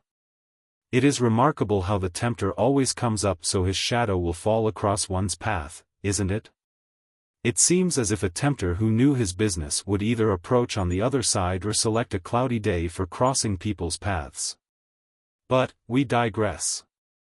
The St. Bibbses lived in a cozy and elegantly furnished cottage, and had everything that could be procured on credit. They had 2 charming little girls named Dolly and Polly. George St. Bibbs loved fashionable society and his wife was domestic in her ways, so she had made him move to Houston, so that he would not have a chance to gratify his tastes. However, George still went to functions, and things of that kind, and left his wife at home. One night there was to be a very high-toned blowout by society people, gotten up by the Business League and the daughters of the survivors of the Confederate reunion. After George had left, his wife looked into her little hand mirror and said to herself, "I'll bet $1 there isn't a lady at that ball that stacks up half as well as I do when I fix up." Then an idea struck her. She rang for her maid and told her to bring a cup of hot tea, and then she dressed in a magnificent evening dress. Left the maid to look after Dolly and Polly and got on the streetcar and went to the ball. George was at the ball enjoying himself very much. All the Tony people were there, and music's voluptuous swell rose like everything, and soft eyes looked love to eyes that spake again, and all that sort of thing. Among the guests was the Vicomte Carolus de Villiers, a distinguished French nobleman, who had been forced to leave Paris on account of some political intrigue, and who now worked on a large strawberry farm near Alvin. The Viscount stood near a portière picking his teeth, when he saw Mrs. St. Bibbs enter. He was at her side in a moment, and had written his name opposite hers for every dance. George looked over and saw them, and gasped in surprise, "Jerusalem, that's Molly." He leaned against a velvet cul-de-sac near the doorway and watched them. Mrs. St. Bibbs was the belle of the evening. Everybody crowded about her, and the Viscount leaned over her and talked in his most engaging manner, fanning her with an old newspaper, as she smiled brightly upon him, a brilliant stream of wit, persiflage and repartee falling from her lips. "Mon Dieu," said the Viscount to himself, as his ardent gaze rested upon her, "I wish I knew who she is." At supper Mrs. St. Bibbs was the life of the gang. She engaged in a witty discussion with the brightest intellects around the table, completely overwhelming the boss joshers of the town. She conversed readily with gents from the wards, speaking their own dialect, and even answered without hesitation a question put to her by a man who had a sister attending the state university. George could scarcely believe that this fascinating, brilliant woman of the world was the quiet little wife he had left at home that evening. When the ball was over and the musicians had been stood off, George went up to his wife, feeling ashamed and repentant. "Molly," he said, "forgive me. I didn't know how beautiful and gay you could be in swell society. The next time our Longfellow literary coterie gives a fish fry at the Hook and Ladder Company Hall, I'll take you along." Mrs. St. Bibbs took her husband's arm with a sweet smile. "All right, George," she said, "I just wanted you to see that this town can't put up no society shindigs that are too high up for me to tackle. I once spent 2 weeks in Galveston, and I generally catch on to what's proper as quick as anybody. At present there are no two society people in town more sought after and admired than George St. Bibbs and his accomplished wife. An odd character. A Post reporter stood on the San Jacinto Street Bridge last night. Half of a May moon swam in a sea of buttermilky clouds high in the east.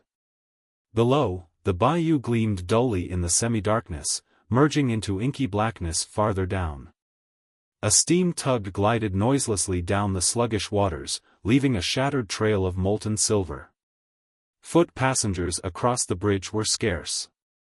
A few belated Fifth Warders straggled past, clattering along the uneven planks of the footway.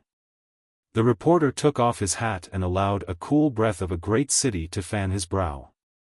A mellow voice, with, however, too much dramatic inflection, murmured at his elbow, and quoted incorrectly from Byron. "Oh, moon, and darkening river, ye are wondrous strong. Yet lovely in your strength as is the light of a dark eye in woman."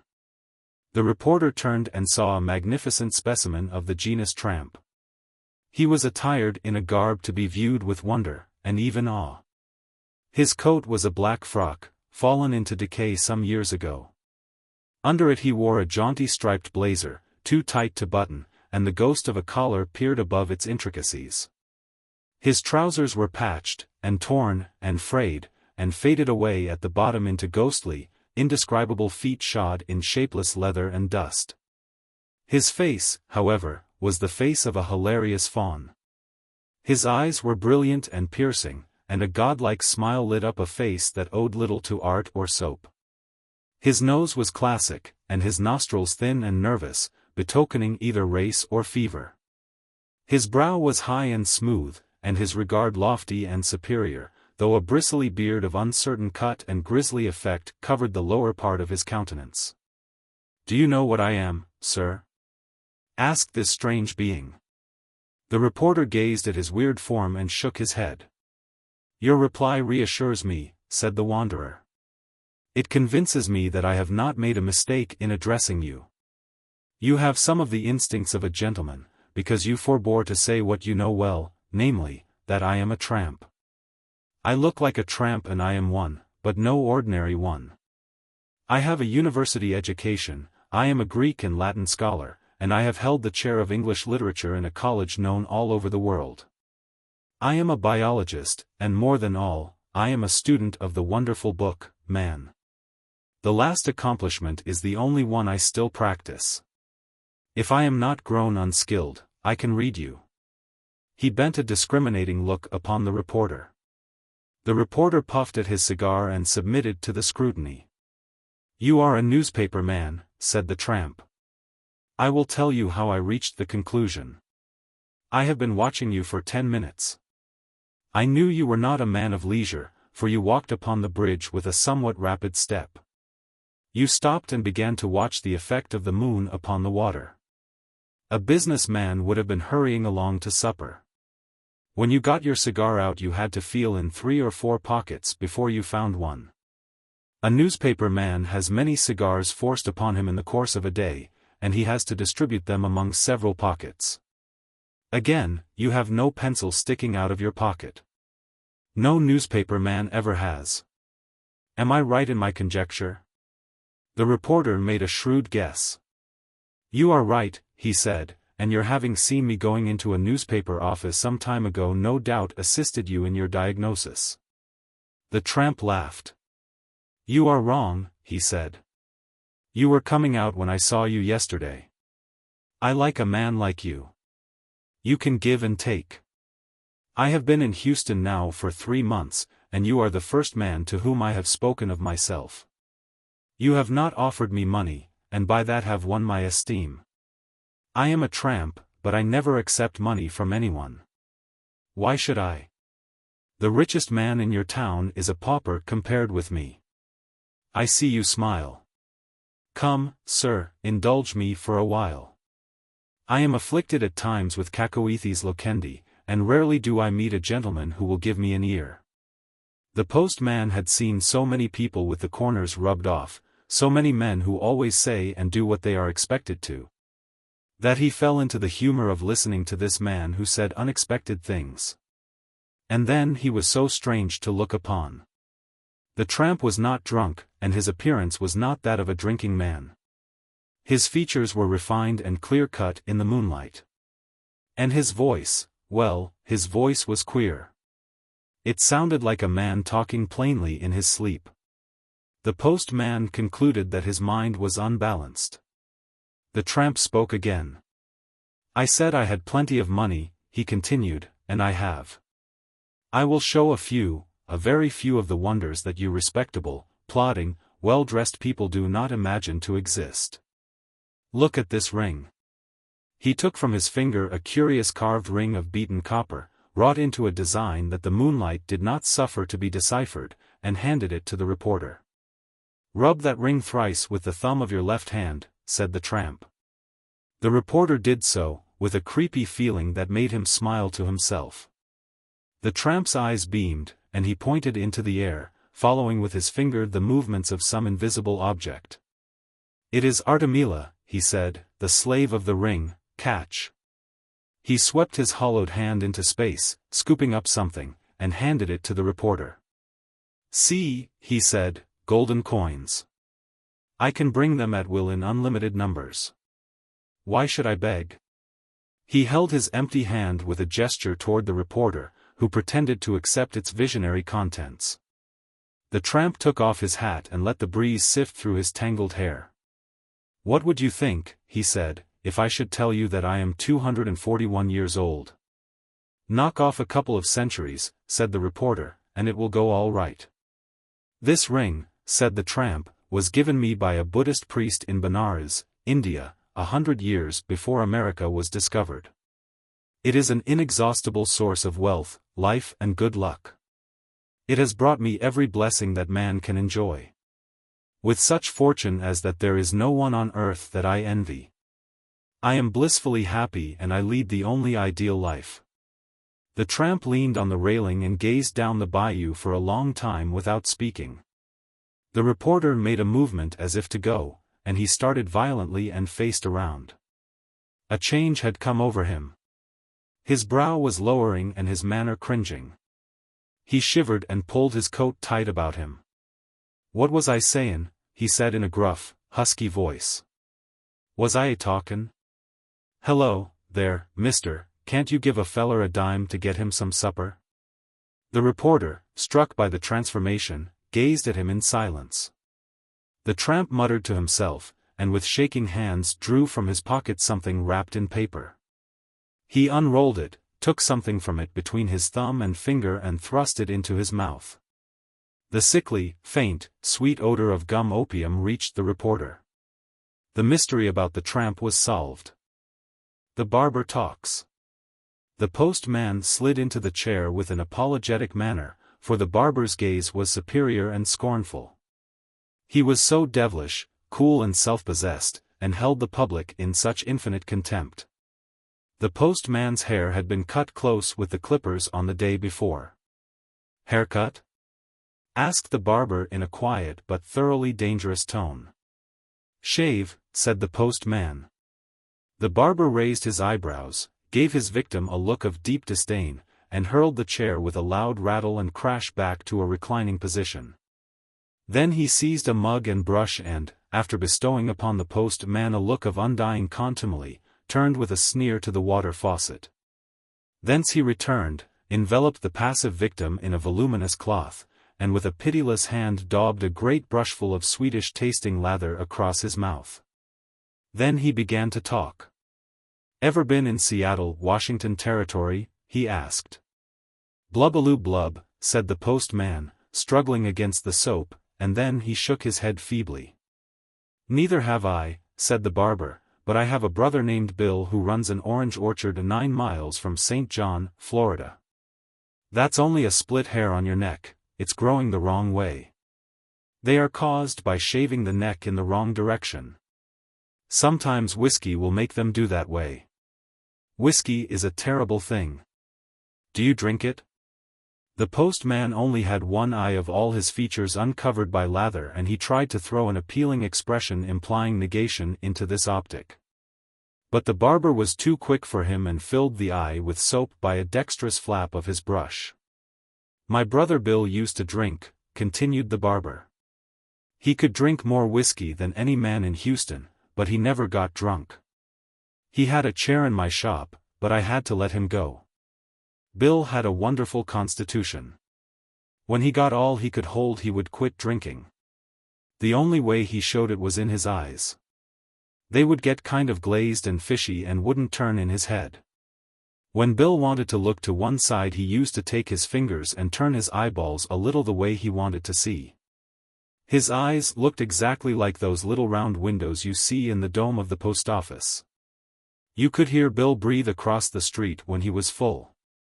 He could shave people when he was drunk as well as he could sober. Razor hurt you?"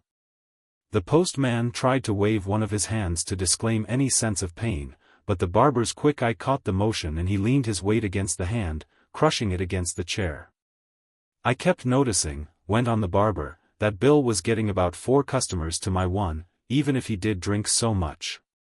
People would come in 3 or 4 at a time and sit down and wait their turns with Bill when my chair was vacant. I didn't know what to make of it. Bill had all he could do, and he was so crowded that he didn't have time to go out to a saloon, but he kept a big jug in the back room, and every few minutes he would slip in there and take a drink.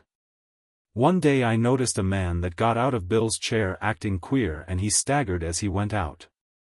A day or 2 afterwards the shop was full of customers from morning till night, and one man came back and had a shave 3 different times in the forenoon.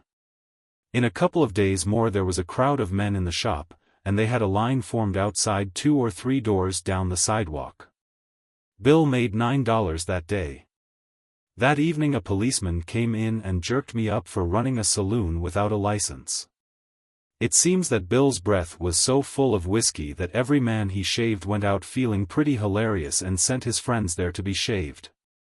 It cost me $300 to get out of it, and I shipped Bill to Florida pretty soon afterward. I was sent for once," went on the barber, as he seized his victim by the ear and slammed his head over on the other side, to go out on Piney Street and shave a dead man. Barbers don't much like a job of that kind, although they get from $5 to $10 for the work. It was 1908 Piney Street.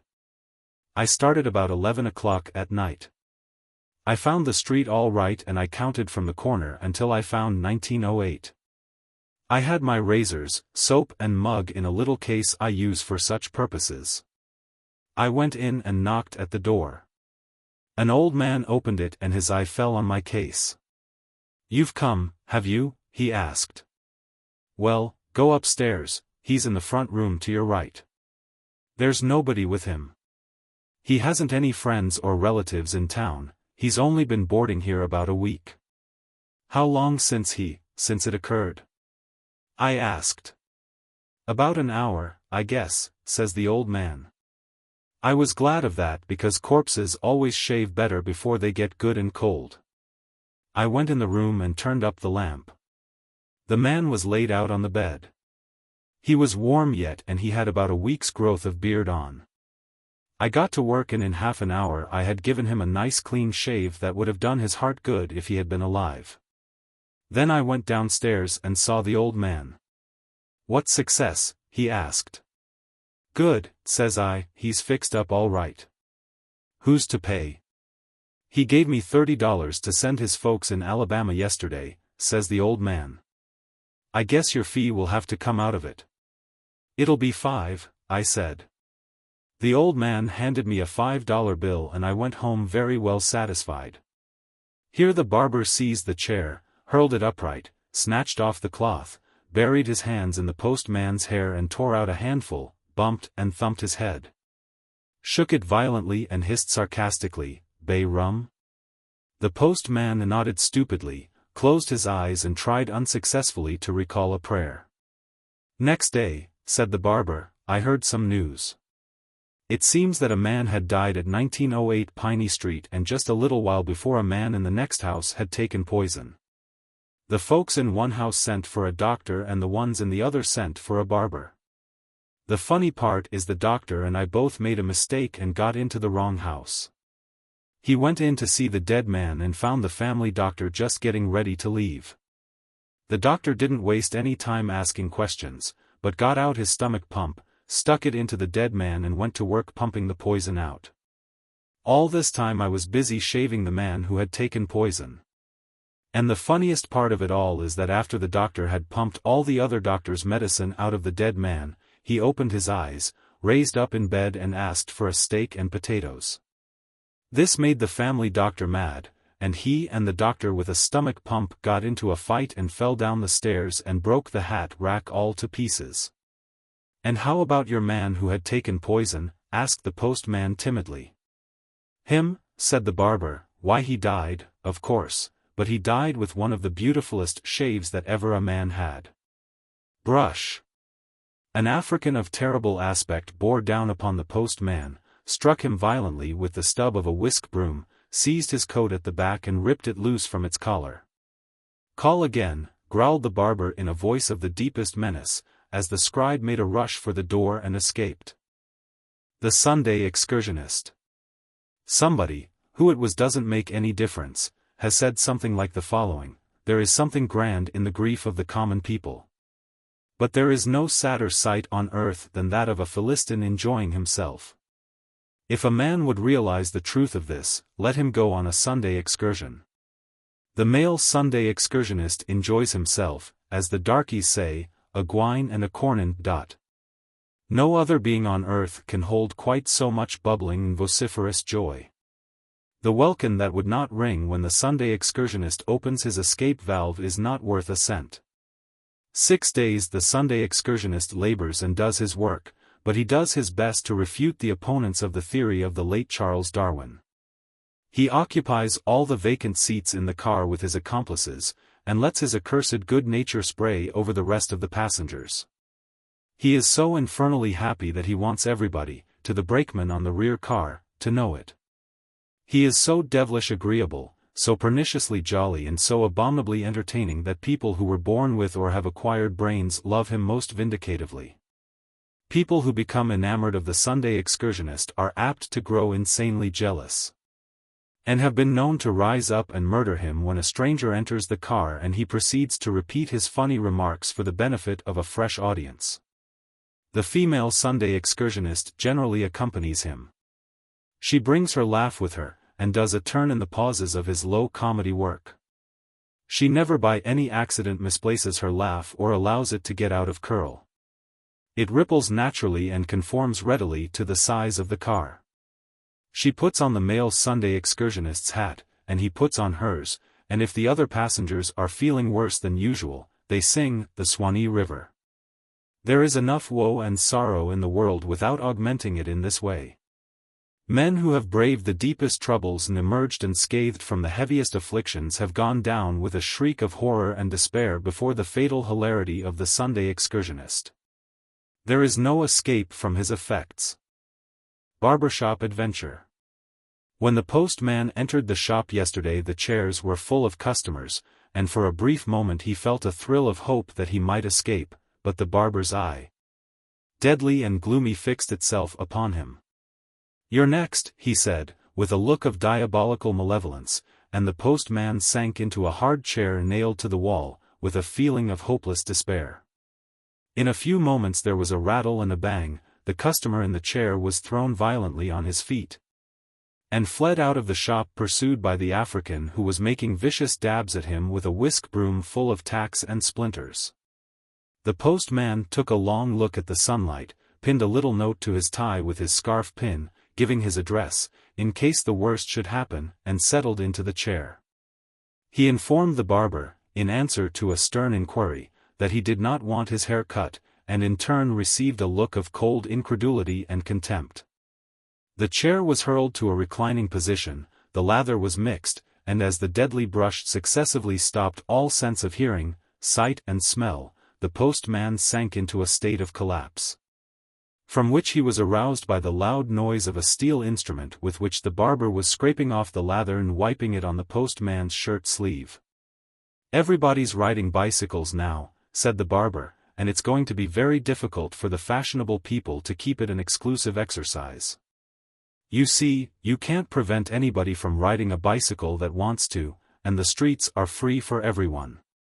I don't see any harm in the sport, myself, and it's getting more popular every day. After a while, riding will become so general that a lady on a wheel will not create any more notice than she would walking. It's good exercise for the ladies, and that makes up for their looking like a bag full of fighting cats slung over a clothesline when they ride. But the pains they do take to make themselves mannish. Why can't a lady go in for athletics without trying to look and dress tough? If I should tell you what one of them did the other day, you wouldn't believe it." The barber here glared so fiercely at the postman that he struggled up to the top of the lather by a superhuman effort and assured the artist that anything he said would be received with implicit faith. "I was sent for," continued the barber, "to go up on McKinney Avenue and was to bring my razor and shaving outfit. I went up and found the house. A good-looking young lady was riding a bicycle up and down in front of the gate. She had on a short skirt, leggings, and a sack coat, cut like a man's. I went in and knocked and they showed me into a side room. In a few minutes the young lady came in, sat down on a chair, and an old lady whom I took to be her ma dropped in. 'Shave,' said the young lady. 'Twice over, and be in a hurry, I've an engagement.' I was nearly knocked down with surprise, but I managed to get my outfit in shape. It was evident that that young lady ruled the house. The old lady said to me in a whisper that her daughter was one of the leaders among the girls who believed in the emancipation of women. And she had resolved to raise a mustache and thus get ahead of her young lady companions." The young lady leaned back in the chair and closed her eyes. I dipped my brush in the lather and ran it across her upper lip. As soon as I did so she sprang to her feet, her eyes flashing with rage. "How dare you insult me?" she stormed, looking as if she would like to eat me up. "Leave the house, immediately," she went on. I was dumbfounded. I thought perhaps she was a trifle flighty, so I put up my utensils and started for the door. When I got there, I recovered my presence of mind enough to say, "Miss, I am sure I have done nothing to offend you. I always try to act a gentleman whenever it is convenient. In what way have I insulted you?" "Take your departure," she said angrily. "I guess I know when a man kisses me." And so I left. "Now, what do you think of that?" asked the barber, as he pushed about an ounce of soap into the postman's mouth with his thumb. "I think that's a pretty tough story to believe," said the postman, summoning up his courage. The barber stopped shaving and bent a gaze of such malignant and cool ferocity upon his victim that the postman hastened to say, "But no doubt it occurred as you have stated." "It did," said the barber. "I don't ask you to take my word for it. I can prove it. Do you see that blue mug on the shelf, the third from the right? Well, that's the mug I carried with me that day. I guess you'll believe it now." "Speaking of bald heads," went on the barber, although no one had said a word about bald heads, "reminds me of how a man worked a game on me once right here in Houston. You know there's nothing in the world that will make hair grow on a bald head. Lots of things are sold for that purpose, but if the roots are dead nothing can bring them to life. A man came into my shop one day last fall and had a shave. His head was as bald and smooth as a teacup. All the tonics in the world couldn't have started one hair growing there. The man was a stranger to me, but said he ran a truck garden out on the edge of town. He came in about 3 times and got shaved, and then he struck me to fix him up something to make his hair grow. The barber here reached back upon a shelf and got a strip of sticking plaster. Then he cut a gash along the postman's chin and stuck the plaster over it. When a man asks for a hair tonic, continued the barber, in a barbershop he always gets it. You can fix up a mixture that a man may use on his head for a long time before he finds it is doing him no good. In the meantime he continues to shave in your shop. I told my customer that I had invented a hair tonic that if its use were persisted in would certainly cause the hair to grow on the smoothest head. I sat down and wrote him out a formula and told him to have it prepared at a drug store and not to give away the information, as I intended after a while to have it patented and sell it on a large scale. The recipe contained a lot of harmless stuff, some salts of tartar, oil of almonds, bay rum, rose water, tincture of myrrh and some other ingredients. I wrote them down at random just as they came into my head, and half an hour afterwards I couldn't have told what it was composed of myself. The man took it, paid me $1 for the formula and went off to get it filled at a drug store. He came back twice that week to get shaved, and he said he was using it faithfully. Then he didn't come any more for about 2 weeks. He dropped in one afternoon and hung his hat up, and it nearly knocked me down when I saw that the finest kind of a suit of hair had started on his head. It was growing splendidly, and only 2 weeks before his head had been as bald as a doorknob. He said he was awfully pleased with my tonic, and well he might be. While I was shaving him I tried to think what the ingredients were that I had written down for him to use, but I couldn't remember the quantities or half the things I had used. I knew that I had accidentally struck upon a tonic that would make the hair grow, and I knew furthermore that that formula was worth $1 million to any man if it would do the work. Making hair grow on bald heads, if it could be done, would be better than any gold mine ever worked. I made up my mind to have that formula. When he was about to start away I said carelessly, "By the way, Mr. Pluckett, I have mislaid my memorandum book that has the formula of my tonic in it and I want to have a bottle or 2 prepared this morning. If you have the one I gave you I'd like to make a copy of it while you are here." I must have looked too anxious, for he looked at me for a few minutes and then broke out into a laugh. "By Jiminy," he said, "I don't believe you've got a copy of it anywheres. I believe you just happened to hit on the right thing and you don't remember what it was. I ain't half as green as I look. That hair grower is worth a fortune, and a big one, too. I think I'll just keep my recipe and get somebody to put the stuff up and sell it." He started out, and I called him into the back room and talked to him half an hour. I finally made a trade with him and bought the formula back for $250 cash. I went up to the bank and got the money which I had there saving up to build a house. He then gave me back the recipe I had given him and signed a paper relinquishing all rights to it. He also agreed to sign a testimonial about the stuff having made his hair grow out in 2 weeks. The barber began to look gloomy and ran his fingers inside the postman's shirt collar, tearing out the buttonhole, and the collar button flew out the door across the sidewalk into the gutter. "I went to work next day," said the barber, "and filed application at Washington for a patent on my tonic and arranged with a big drug firm in Houston to put it on the market for me. I had $1 million in sight. I fixed up a room where I mixed the tonic, for I wouldn't let the druggists or anybody else know what was in it, and then the druggists bottled and labeled it.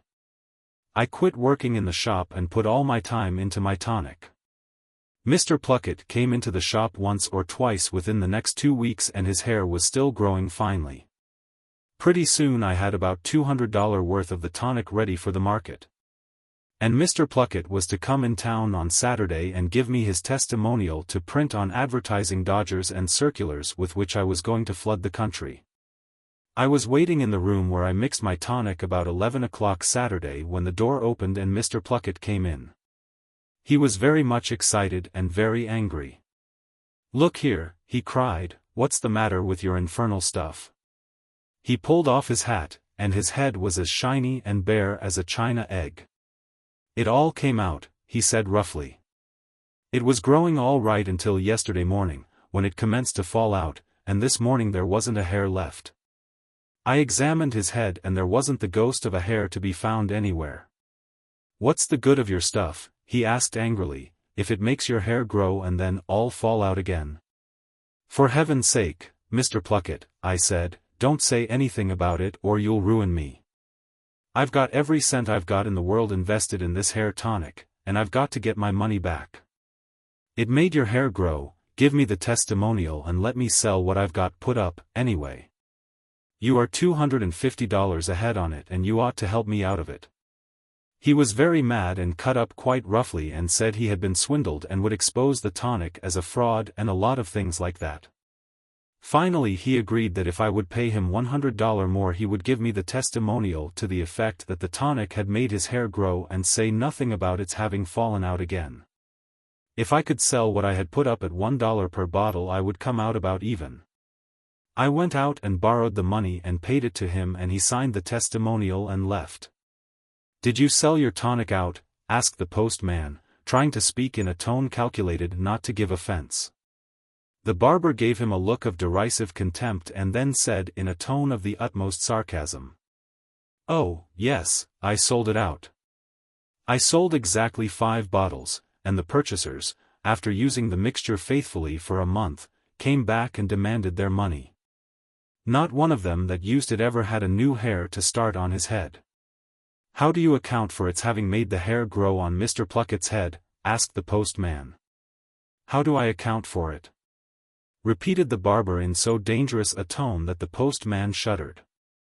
"How do I account for it? I'll tell you how I account for it. I went out one day to where Mr. Pluckett lived on the edge of town and asked for him." "Which Mr. Pluckett?" asked a man who came out to the gate. "Come off," I said, "the Pluckett that lives here." "They've both moved," said the man. "What do you mean by both?" I said, and then I began to think, and I said to the man, "What kind of looking men were the Plucketts?" "As much like as 2 peas," said the man. "They were twins, and nobody could tell 'em apart from their faces or their talk. The only difference between 'em was that one of 'em was as bald-headed as a hen egg and the other had plenty of hair." "Now," said the barber as he poured about 2 ounces of bay rum down the postman's shirt front, "that's how I account for it. The bald-headed Pluckett would come in my shop one time and the one with hair would come in another, and I never knew the difference." When the barber finished the postman saw the African with the whisk broom waiting for him near the front door, so he fled by the back entrance, climbed a brick wall and escaped by a side street. Somebody lied. 2 men went into a saloon on Main Street yesterday and braced up solemnly to the bar. One was an old man with gray whiskers, the other was a long, lanky youth, evidently his son. Both were dressed like farm hands and they appeared somewhat bewildered at the splendor of the saloon. The bartender asked them what they would have. The old man leaned across the bar and said hoarsely and mysteriously, "You see, mister, me and Lem just sold a load of tomatoes and green corn fair $19.50. The old woman at home figured we'd get just $16.25 fare the truck, so me and Lem is $3.25 ahead. When folks makes a big strike they most allies gets drunk, and yes me and Lem never was drunk, we says, we'll get drunk and see how it feels. The feelin's pretty bully, ain't it?" "Some think so," said the bartender. "What'll you have?" They both called for whiskey and stood against the bar until they had taken some 5 or 6 drinks apiece. "Feel good, Lem?" asked the old man. "Not a damn bit," said the son. "Don't feel like shoutin' and raisin' Cain?" "No." "Don't feel good at all?" "No." "Feel like the devil?" "Feel sick, and burnin' inside." "Is your head buzzin', Lem, and atchin'?" "Yes, Dad, and is your knees a kind wobblin', and your eyes a waterin'?" "You bet, and is your stomach gripin', and does yer feel like yer had swallowed a wild cat and litter of kittens?" "Yes, Dad, and don't you wish we was to home, or we could lie down in the clover patch and kick. Yes, sonny, this here is what comes of goin' back on your ma. Does yer feel real bad? Bad easy there devil, Dad. Look-a here, mister, said the old man to the bartender, somebody has lied to us about the fun in gettin' drunk. We're a-goin' home and never goin' to do it again. I'd ruther hev the blind staggers, the itch, and the cramp colic all to onct, than ter get drunk. Come on, sonny, and let's hunt the wagon. The lotus and the cocklebass. There are yet tales of the Spanish Main. That grim coast washed by the tempestuous Caribbean, and presenting to the sea a formidable border of tropical jungle topped by the overweening Cordilleras, is still begirt by mystery and romance. Buccaneers and revolutionists have roused the echoes of its cliffs, and the condor has wheeled perpetually above where, in the dark green jungles, they made food for him with their pikes and cutlasses. Taken and retaken by pirates, by adverse powers, and by sudden uprising of rebellious factions. The old towns along the historic 300 miles of adventurous coast have scarcely known for hundreds of years whom rightly to call their master. Pizarro, Balboa, Sir Francis Drake, and Bolivar did what they could to make it a port of Christendom. Sir John Morgan, Lafitte, and other eminent sea rovers, bombarded and pounded it in the name of Abaddon. The game still goes on. The tintype man, the enlarged photograph brigand, and the Kodaking tourist have found it out. The hucksters of Germany, France, and Syria bag its small change across their counters. The gentleman adventurer throngs the waiting rooms of its rulers with propositions for railways and concessions. The little, opera bouffe nations play at government and intrigue until some day a big, silent gunboat glides into the offing and warns them not to break their toys. It was in these latter days that Johnny Atwood added his handiwork to the list of casualties along the Spanish Main by his famous manipulation of the shoe market. And his unparalleled feat of elevating that despised and useless weed product, the cocklebass, from its obscurity to be a valuable product in international commerce. The trouble began, as trouble often begins instead of ending, with a romance. There was a man named Hemstetter, who came to the little southern town where Johnny lived, to open a general store. His family consisted of one daughter called Rosine, a name that atoned much for Hemstetter. This young woman was possessed of sufficient pulchritude to agitate the young men of the community. Johnny, who was among the more violently agitated, was the son of Judge Atwood, who lived in the colonial mansion near the edge of Dalesburg. Being a young man of address and spirit, as well as scion of one of the oldest families in the state, it would seem that the desirable Rosine should have been pleased to return his affection, and be received into the stately but rather empty colonial mansion. But no. There was a cloud on the horizon in the shape of a lively and shrewd young farmer in the neighborhood who dared to enter the lists as a rival to the highborn Atwood. One night Johnny propounded to Rosine a question that is considered of great importance by the young. The accessories were all there: moonlight, oleanders, magnolias, and the mockbird's song. Whether or no the shadow of Pinkney Dawson, the prosperous young farmer, came between them, is not known, but Johnny was declined. Hesitatingly, blushingly, flutteringly, it is true, but declined. Could the blood of an Atwood brook declination? Johnny bowed to the ground and went away with head high, but mortified and bruised in his pedigree and heart. A Hemstetter refuse an Atwood. Among other accidents of that year was a Democratic president. Judge Atwood was a warhorse of democracy. Johnny set the wheels moving. He would go away, away. Rosine should never look upon his face again. Perhaps in years to come she would look back with regret upon the pure and faithful love that, etc., etc. The wheels of politics revolved, and John de Graffenraid Atwood was appointed United States Consul at Vibora. Just before leaving he dropped in at Hemstetter's to say goodbye. Pink Dawson was there, of course, talking about his 80-acre field, and the 3-mile meadow, and the 200-acre pasture, and the 40-acre hill tract. Johnny shook hands with Rosine as coolly as if he were only going to run up to Vicksburg for a week.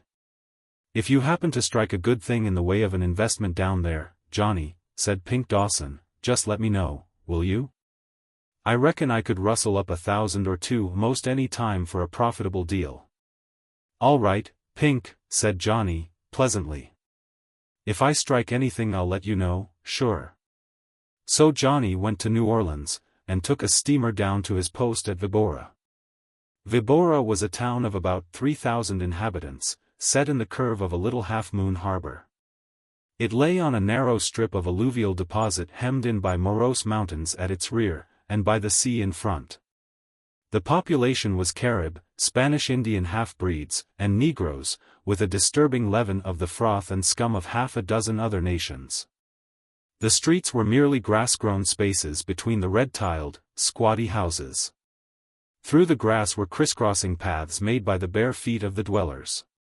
2 or 3 Americans and 4 or 5 Germans and French represented the more enlightened races. The sole source of the town's life and income was the exportation of fruit, a little rubber, and a few of the valuable woods. John de Graffenraid Atwood, the newly appointed consul, plunged into his work, which was principally to sprawl in a hammock, and to try to forget Rosine Hemstetter. We are to suppose that he has been thus occupied for 1 year. Then will begin the story of the exploit that made Johnny a hero in commerce, agriculture, and love. Johnny ate of the lotus, root, stem, and flower. The tropics gobbled him up. They who dine on the lotus rarely consume it plain, as a healthy salad should be eaten. There is a sauce diable that goes with it, and the distillers are the chefs who prepare it. And on Johnny's menu carded red brandy and the native red rum. His particular friend in Vibora was Billy Keogh, an American, who was interested in mahogany. The two would sit on the little porch of the consulate at night and roar out great, indecorous songs, until the natives, slipping past in the grass outside, would shrug a shoulder and mutter things in Spanish to themselves about the Diablos Americanos. One day Johnny's mozo brought the mail and dumped it on the table. Johnny leaned from his hammock, and fingered the 4 or 5 letters dejectedly. Keogh had come over from his bamboo shack in pajamas, although it was nearly noon, and was smoking and chopping lazily with a paper knife at the legs of a centipede that crawled across the table. Johnny was in that mood of lotus eating when the world tastes bitter in one's mouth. "Same old thing," he complained. "Fool people writing for information about the country. They want to know all about raising coffee and fruit, and how to make a fortune without work. Half of them don't even send stamps for an answer. They must think a consul has nothing to do but write letters. Open those letters for me, old man, and see what they want. I'm feeling too rocky to move." Keogh, acclimated beyond all possibility of ill humor, drew his chair to the table with smiling compliance on his rose-pink countenance, and began to slit open the letters. 4 of them were from citizens in various parts of the United States who seemed to regard the consul at Vibora as a cyclopedia of information. They asked long lists of questions, numerically arranged, about the climate, products, possibilities, laws, business chances, and statistics of the country in which the consul had the honor representing his own government.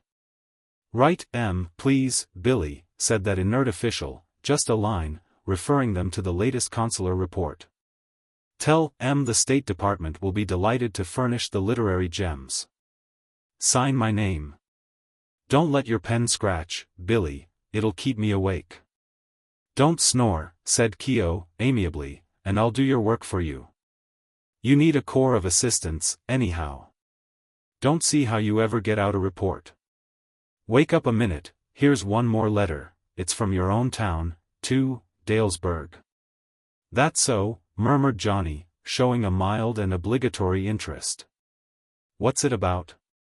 "Postmaster writes," explained Keogh. "Says a citizen of the town wants some facts and advice from you. Says the citizen has an idea in his head of coming down where you are and opening a shoe store. Wants to know if you think the business would pay. Says he's heard of the boom along this coast, and wants to get in on the ground floor." In spite of the heat and his bad temper, Johnny's hammock swayed with his laughter. Keo laughed too. And the pet monkey on the top shelf of the bookcase chattered in shrill sympathy with the ironical reception of the letter from Dalesburg. "Great bunions," exclaimed the consul. "Shoe store. What'll they ask about next, I wonder? Overcoat factory, I reckon. Say, Billy, of our 3,000 citizens, how many do you suppose ever had on a pair of shoes?" Keo reflected judicially. "Let's see, there's you and me and—" "Not me," said Johnny, promptly and incorrectly, holding up a foot encased in a disreputable deerskin zapato. "I haven't been a victim to shoes in 6 months." "You've got 'em, anyhow," went on Keo. "And there's Bridger, and Henschel, and Lutz, and Blanchard, and the 2 Lecouvres, and the quarantine doctor, and that Italian that's agent for the banana company, and old Delgado, no. He wears sandals. The Commandante wears boots on parade day, and the Juez Politico wears cloth gaiters when he holds court. And, oh, yes, La Madama Mercedes Quintero Tomabilla Oliveras y Guerrera had on a pair of red kid slippers at the bail the other night. That's about all." "Don't the soldiers at the cuartel?" "No, that's so, they are allowed shoes only when on the march. In town they turn their little toeses out to grass." "'Bout right," agreed the consul. "Not over 20 out of the 3,000 ever felt leather on their walking arrangements." "Oh, yes, Vibora is just the town for an enterprising shoe store, that doesn't want to part with its shoes. Wonder if old Patterson is trying to jolly me. He always was full of things he called jokes. We'll jolly him back a few." Keo dipped his pen, and wrote at Johnny's dictation. Around many pauses, filled in with smoke and sundry travellings of the bottle and glasses, the following answer to the Dalesburg communication was perpetrated. "Mr. Obadiah Patterson. Dalesburg. Miss. Dear Sir, in reply to your favor of July 2nd, I have the honor to inform you that, according to my opinion, there is no place on the habitable globe that presents to the eye stronger evidence of the need of a first-class shoe store than does the town of Villabora. There are 3,000 inhabitants in the place, and not a single shoe store. The situation speaks for itself. This coast is rapidly becoming the goal of enterprising businessmen, but the shoe business is one that has been sadly overlooked or neglected. In fact, there is a considerable number of our citizens actually without shoes at present. Besides the want above mentioned, there is also a crying need for a brewery, a college of higher mathematics, a coal yard, and a clean and intellectual Punch and Judy show. I have the honor to be, Sir, your OBT servant, John de Graffenraid Atwood, U.S. Consul at Vibora. P.S. Hello, Uncle Obadiah. How's the old burg racking along? What would the government do without you and me? Look out for a green-headed parrot and a bunch of bananas soon, from your old friend, Johnny. I throw in that postscript, explained the consul. So Uncle Obadiah won't take offense at the official tone of the letter. Now, Billy, you get that correspondence fixed up and send Poncho to the estafeta with it. The Ariadne takes the mail out tomorrow if they make up that load of fruit today. The night program in Vibora never varied. The recreations of the populace were soporific and flat. The people wandered about, barefoot, aimless, and silent, each with lighted cigar or cigarette. Looking down the dimly lighted ways you seem to see a threading maze of brunette ghosts tangled with an accompanying procession of insane fireflies. In some houses the thrumming of lugubrious guitars added to the depression of the triste night. Giant tree frogs rattled in the foliage as loudly as the endman's bones in a minstrel troupe. By 9 o'clock the streets were vacant, and all were abed. Nor at the consulate was there often a change of bill. Keo came there nightly, for Vibora is close to the gratings of Avernus, and its one cool place was the consul's little porch overlooking the sea. The brandy would be kept moving, and by 10 o'clock sentiment would begin to stir in the heart of the self-exiled Johnny. Then he would relate to Keo the story of his ended romance. Each night Keo would be ready with untiring sympathy. But don't think for a minute, thus would Johnny always conclude his woeful tale, that I'm grieving about that girl, Billy. I've forgotten her. She hardly ever enters my mind. If she would walk in that door right now my pulse wouldn't gain a beat. That's all over long ago. Don't I know it? Keo would answer. Of course you've forgotten her. Proper thing to do. Wasn't quite okay of her to listen to the knocks that Dink Pawson kept giving you. Pink Dawson. A world of contempt would be in Johnny's tones. Poor white trash. Had a 500-acre farm, though, and that counted. Maybe I'll get back at him someday. He told Rosine all about how wild I was, and kept her posted. All right. I never did anything low down. Everybody in Mississippi knows the Atwoods. Say, Billy, did you know my mother was a de Graffenraid? Why, no, Keo would say, is that so? He had heard it some 300 times. Fact. The de Graffenraids of Hancock County. But I never think of that girl any more, do I, Billy? At this point Johnny would fall into a gentle slumber, and Keo would saunter out to his own shack under the calabash tree at the edge of the plaza. In a day or two the letter from the Dalesburg postmaster and its answer had been forgotten by the Vibora exiles. But on the 26th day of the July the fruit of the reply appeared upon the tree of events. The Andador, a fruit steamer that visited Vibora regularly, drew into the harbor and anchored. The beach was lined with spectators while the quarantine doctor and the custom house crew rowed out to attend to their duties. An hour later Billy Keo lounged into the consulate, clean and cool in his linen clothes, and grinning like a pleased shark. Guess what? He said to Johnny, lounging in his hammock. Too hot to guess, said Johnny, lazily. Your shoe store man's come, said Keo, rolling the sweet morsel on his tongue, with a stock of goods big enough to supply the continent as far down as Tierra del Fuego. They're carting his cases over to the custom house now. 6 barges full they brought ashore and have paddled back for the rest. Oh, ye saints in glory! Won't there be regalements in the air when he gets on to the joke and has an interview with Mr. Consul?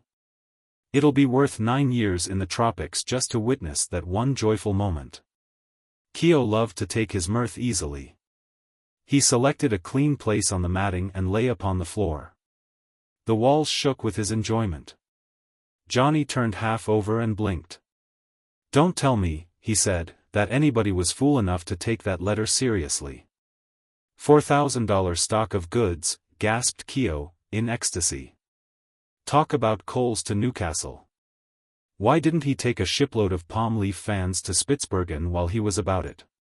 Saw the old codger on the beach. You ought to have been there when he put on his specs and squinted at the 500 or so barefooted citizens standing around. Are you telling the truth, Billy? Asked the consul, weakly. Am I? You ought to see the bunco gentleman's daughter he brought along. Looks. She'd stack up like 1,000 bricks at an inaugural ball. She makes the brick-dust senoritas here look like tar babies. Go on, said Johnny, if you can stop that asinine giggling. I hate to see a grown man make a laughing hyena of himself. Name's Hemstetter, went on Keo. He's hello. What's the matter now? Johnny's moccasined feet struck the floor with a thud as he wriggled out of his hammock. Get up, you idiot, he said sternly, or I'll brain you with this inkstand. That's Rosine and her father. Gad. What a driveling idiot old Patterson is. Get up, here, Billy Keo, and help me. What the devil are we going to do? Has all the world gone crazy? Keo rose and dusted himself. He managed to regain a decorous demeanor. Situation has got to be met, Johnny, he said, with some success at seriousness. I didn't think about its being your girl until you spoke. First thing to do is to get them comfortable quarters. You go down and face the music, and I'll trot up to Henschel's and see if Mrs. Henschel won't take them in. They've got the decentest house in town. Bless you, Billy, said the consul. I knew you wouldn't desert me. The world's bound to come to an end, but maybe we can stave it off for a day or two. Keogh hoisted his umbrella and set off for the Henschels. Johnny put on his coat and hat. He picked up the brandy bottle, but set it down again without drinking, and marched bravely down to the beach. In the shade of the custom-house walls he found Mr. Hemstetter and Rosine surrounded by a mass of gaping citizens. The customs officers were ducking and scraping, while the captain of the Andador interpreted the business of the new arrivals. Rosine looked healthy and very much alive. She was gazing at the strange scenes around her with amused interest. There was a faint blush upon her round cheek as she greeted her old admirer. Mr. Hemstetter shook hands with Johnny in a very friendly way. He was an oldish, impractical man, one of the numerous class of erratic businessmen who are ever seeking a change. I am very glad to see you again, John. May I call you John? He said. Let me thank you for your kind answer to our postmaster's letter of inquiry. He volunteered to write to you on my behalf. I was looking about for something different in the way of a business in which the profits would be a little livelier. I had noticed in the papers that this coast was receiving much attention from investors. I am extremely grateful for your advice. I sold out everything I possessed and put the proceeds in as fine a stock of shoes as could be bought in the north. You have a picturesque town here, John. I hope business will be as good as your letter justifies me in anticipating. Johnny's agony was abbreviated by the arrival of Keogh, who hurried up with the news that Mrs. Henschel would be much pleased to place a couple of rooms at the service of Mr. Atwood's friends. So there Mr. Hemstetter and his daughter were at once conducted and left to recuperate from their voyage, while Johnny went down to see that the cases of shoes were safely stored after they had been opened and examined at the custom-house. That night the consul and Keogh held a desperate consultation on the breezy porch. Send M back home, suggested Keogh, reading Johnny's thoughts. I would, said the consul, after a little silence, but I've been lying to you, Billy. All right about that, said Keogh, affably. I told you hundreds of times, said Johnny, slowly, that I'd forgotten that girl, didn't I? About 375, admitted the monument of patience. I lied, repeated the consul, every time. I never forgot her for 1 minute. I was an obstinate ass for running away just because she said no once. And I was too proud a fool to go back. I talked with Rosine a few minutes up at Henschel's. I found out one thing. You remember the farmer fellow who was after her? Dink Pawson? Asked Keogh. Pink Dawson. Well, he wasn't a hill of beans to her. She says she didn't believe the hard things he told her about me. But I'm sewed up now, Billy. That Tam Fool letter I sent has ruined whatever chance I had left. She'll despise me when she finds out that her old father has been made the victim of a joke that a decent schoolboy wouldn't have been guilty of. Shoes. Why, he couldn't sell 20 pairs of shoes in Vibora if he kept store here for 20 years. You put a pair of shoes on one of these Caribs or Spanish brown boys and what did he do? Stand on his head and squeal until he'd kicked M off. None of M ever wore shoes and they never will. If I send M back home I'll have to tell the whole story, and what'll she think of me? I want that girl worse than ever, Billy, and now when she's in reach I've lost her forever because I tried to be funny when the thermometer was at 102. Keep cheerful, said the optimistic Keogh. Then let M open the store. I've been busy myself this afternoon. We can stir up a temporary boom in footgear anyhow. I'll buy 6 pairs when the doors open. I've been around and seen all the fellows and explained the catastrophe. Lutz will take half a dozen pairs, Blanchard 4, and the others anywhere from 3 to 5. Old man Lecouvre is good for a dozen pairs, for he caught a glimpse of Miss Hemstetter, and he's a Frenchman. A dozen customers, said Johnny, for a $4,000 stock of shoes. It won't work. There's a big problem here to figure out. You go home, Billy, and leave me alone. I've got to work at it all by myself. Take that bottle of 3-Star along with you. No, sir. Not another ounce of booze for the United States Consul. I'll sit here tonight and pull out the think stop. If there's a soft place on this proposition anywhere, I'll land on it. If there isn't, there'll be another wreck to the credit of the gorgeous tropics.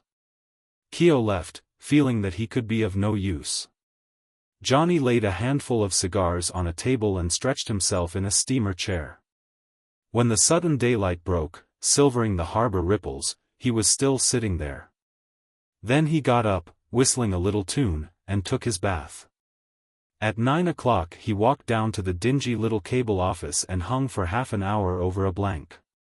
The result of his application was the following message, which he had transmitted at a cost of $33. To Pinkney Dawson. Dalesburg, Miss. Draft for $100 comes to you next mail.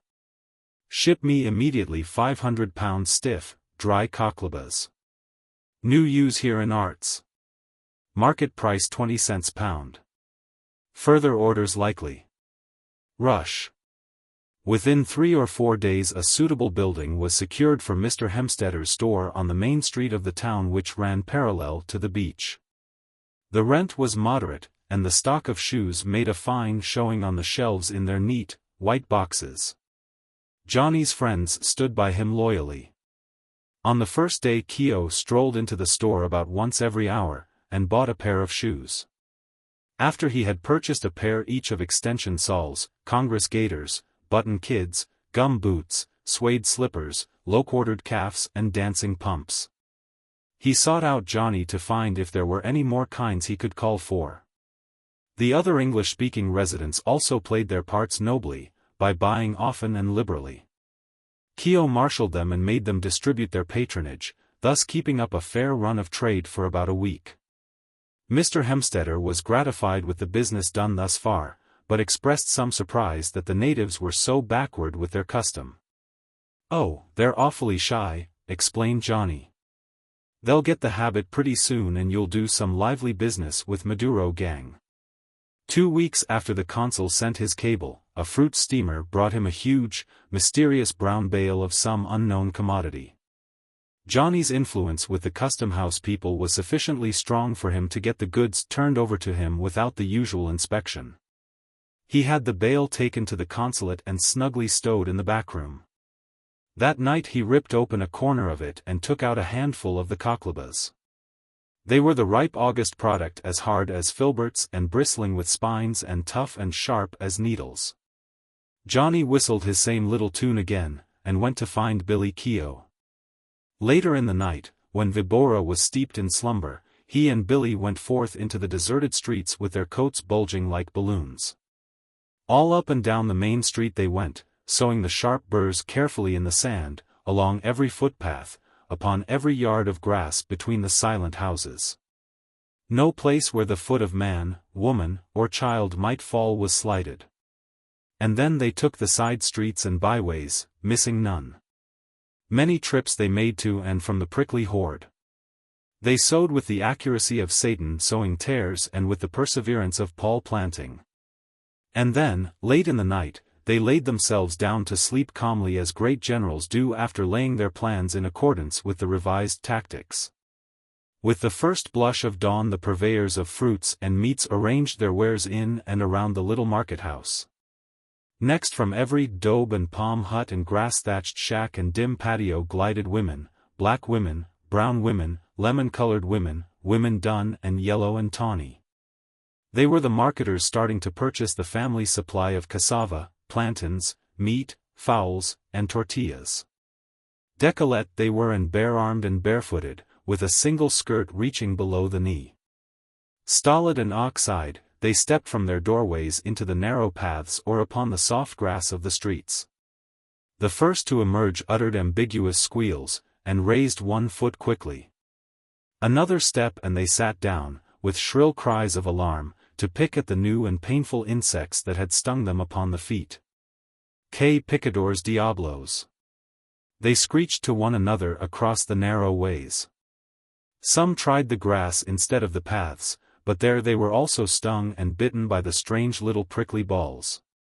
They plumped down in the grass, and added their lamentations to those of their sisters in the sandy paths. All through the town was heard the plaint of feminine jabber. The vendors in the market wondered why no customers came. Then men, lords of the earth, came forth. They, too, began to hop, to dance, to limp, and to curse. They stood stranded and foolish, or stooped to pluck at the scourge that attacked their feet and ankles. Some loudly proclaimed the pest to be poisonous insects of an unknown species. And then the children ran out for their morning romp. And now to the uproar was added the howls of limping infants and cocklebbed childhood. Every minute the advancing day brought forth fresh victims. Dona Maria Castilla's y Buenventura de las Casas stepped from her honored doorway, as was her daily custom, to procure fresh bread from the panaderia across the street. She was clad in a skirt of flowered yellow satin, a chemise of ruffled linen, and wore a purple mantilla from the looms of Spain. Her lemon-tinted feet, alas, were bare. Her progress was majestic, for were not her ancestors hidalgos of Aragon? 3 steps she made across the velvety grass, and set her aristocratic soul upon a bunch of Johnny's burrs. Dona Maria Castilla's y Buenventura de las Casas emitted a yowl even as a wildcat.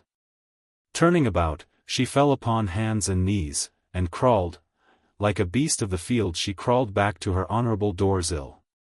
Don Señor Ildefonso Federico Valdezer, Juez de la Paz, weighing 20 stone, attempted to convey his bulk to the cantina at the corner of the plaza in order to assuage his matutinal thirst.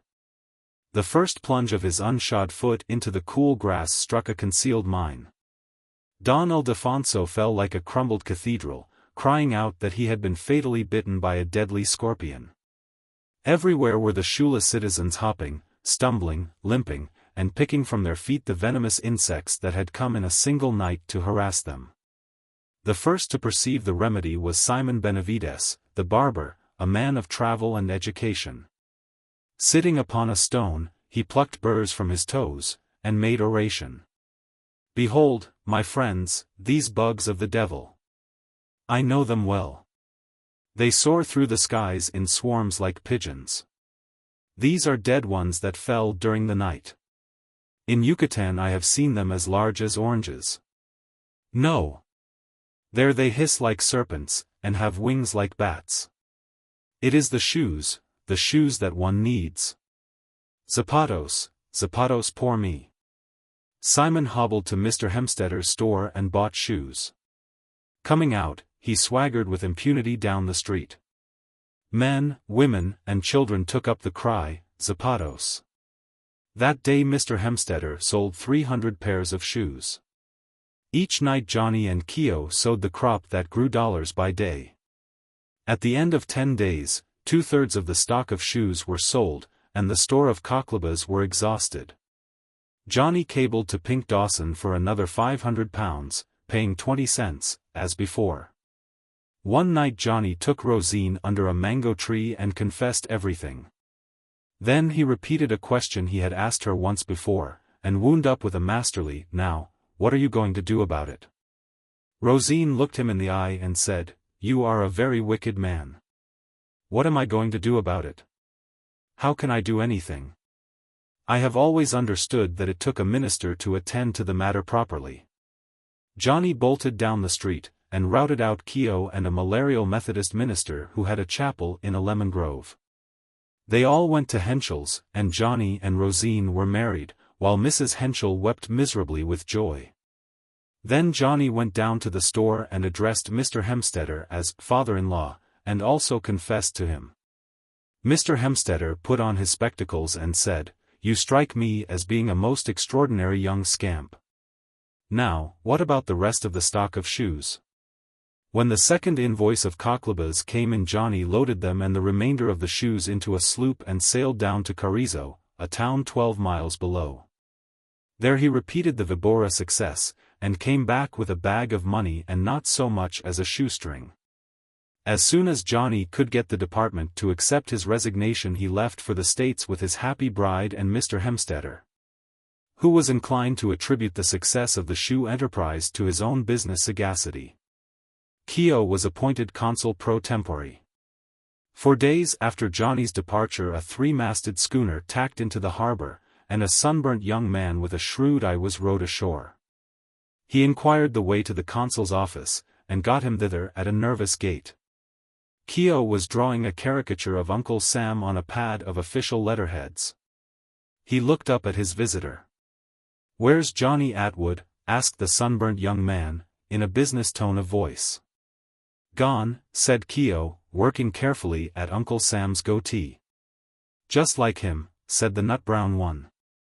"Always gallivanting around instead of tending to business." "I'm looking after the business, just now," remarked Keogh, making large stars on his uncle's vest. "Are you, then? Say. I've got a whole load of them things in the basement of that ship out in that pond. I've got 4 tons and a half. Where's the factory?" "What things? What factory?" asked the new consul, with mild interest. "Why, them cocklebas," said the visitor. "You know. Where's the factory where you use them? I'll give you a bargain in this lot. I've had everybody for 10 miles around picking them for a month. I hired this ship to bring them over in. 15 cents a pound takes the load. Shall I drive the ship in and hitch?" A look of supreme, almost incredulous delight dawned in Keogh's ruddy countenance. He dropped his pencil. His eyes gloated upon his visitor. He trembled lest this great joy he felt was approaching should turn into a dream. "For God's sake, tell me," said Keogh, earnestly, "are you Dink Pawson?" "My name is Pink Dawson," said the cornerer of the Burr Market. Billy Keogh slid gently from his chair to his favorite strip of matting on the floor. There were not many sounds in Vibora on that sultry afternoon. Of such that were maybe mentioned a noise of unrighteous laughter from an Irish American, while a sunburnt young man with a shrewd eye looked upon him with amazement. Also the tramp of many well-shod feet in the main street outside. Also the lonesome wash of the waves that beat along the shores of the Spanish Main. The proem by the carpenter. They will tell you in Ancuria, that President Miraflores, of that volatile republic, died by his own hand in the coast town of Coralio. That he had reached thus far in flight from the inconveniences of an imminent revolution. And that $100,000, government funds, which he carried with him in an American leather valise as a souvenir of his tempestuous administration, was never afterward recovered. For a boy will show you his grave. It is back of the town near a little bridge that spans a mangrove swamp. A plain slab of wood stands at its head. Someone has burned upon the headstone with a hot iron this inscription: Ramon Angel de los Cruces. Y Miraflores. Presidente de la República. De Ancuria. Que si su juez Dios. It is characteristic of this buoyant people that they pursue no man beyond the grave. Let God be his judge. Even with the 100,000 unfound, though greatly coveted, the hue and cry went no further than that. To the stranger or the guest the people of Coralio will relate the story of the tragic end of their former president. How he strove to escape from the country with the public funds and also with Dona Isabel Gilbert, the young American opera singer. And how, being apprehended by members of the opposing political party in Coralio, he shot himself through the head rather than give up the funds, and, in consequence, the Senorita Gilbert.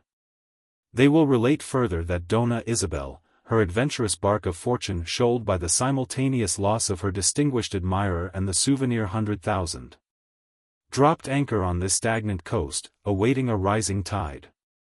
They say, in Coralio, that she found a prompt and prosperous tide in the form of Frank Goodwin, an American resident of the town. An investor who had grown wealthy by dealing in the products of the country, a banana king, a rubber prince, a sarsaparilla, indigo, and mahogany baron. The Senorita Gilbert, you will be told, married Señor Goodwin 1 month after the president's death, thus, in the very moment when fortune had ceased to smile, wresting from her a gift greater than the prize withdrawn. Of the American, Don Frank Goodwin, and of his wife the natives have nothing but good to say. Don Frank has lived among them for years, and has compelled their respect. His lady is easily queen of what social life the sober coast affords. The wife of the governor of the district, herself, who was of the proud Castilian family of Montelian y Dolorosa de los Santos y Mendez, feels honored to unfold her napkin with olive-hued, ringed hands at the table of Señora Goodwin. Were you to refer, with your northern prejudices, to the vivacious past of Mrs. Goodwin when her audacious and gleeful abandon in light opera captured the mature president's fancy, or to her share in that statesman's downfall and malfeasance, the Latin shrug of the shoulder would be your only answer and rebuttal. What prejudices there were in Coralio concerning Señora Goodwin seemed now to be in her favor, whatever they had been in the past. It would seem that the story is ended, instead of begun. That the close of tragedy and the climax of a romance have covered the ground of interest. But, to the more curious reader it shall be some slight instruction to trace the close threads that underlie the ingenuous web of circumstances. The headpiece bearing the name of President Miraflores is daily scrubbed with soap bark and sand. An old half-breed Indian tends the grave with fidelity and the dawdling minuteness of inherited sloth. He chops down the weeds and ever-springing grass with his machete, he plucks ants and scorpions and beetles from it with his horny fingers, and sprinkles its turf with water from the plaza fountain. There is no grave anywhere so well kept and ordered. Only by following out the underlying threads will it be made clear why the old Indian, Galvez, is secretly paid to keep green the grave of President Miraflores by one who never saw that unfortunate statesman in life or in death, and why that one was wont to walk in the twilight, casting from a distance looks of gentle sadness upon that unhonored mound. Elsewhere than at Coralio one learns of the impetuous career of Isabel Gilbert. New Orleans gave her birth and the mingled French and Spanish Creole nature that tinctured her life with such turbulence and warmth. She had little education, but a knowledge of men and motives that seemed to have come by instinct. Far beyond the common woman was she endowed with intrepid rashness, with a love for the pursuit of adventure to the brink of danger, and with desire for the pleasures of life. Her spirit was one to chafe under any curb. She was Eve after the fall, but before the bitterness of it was felt. She wore life as a rose in her bosom. Of the legion of men who had been at her feet it was said that but one was so fortunate as to engage her fancy.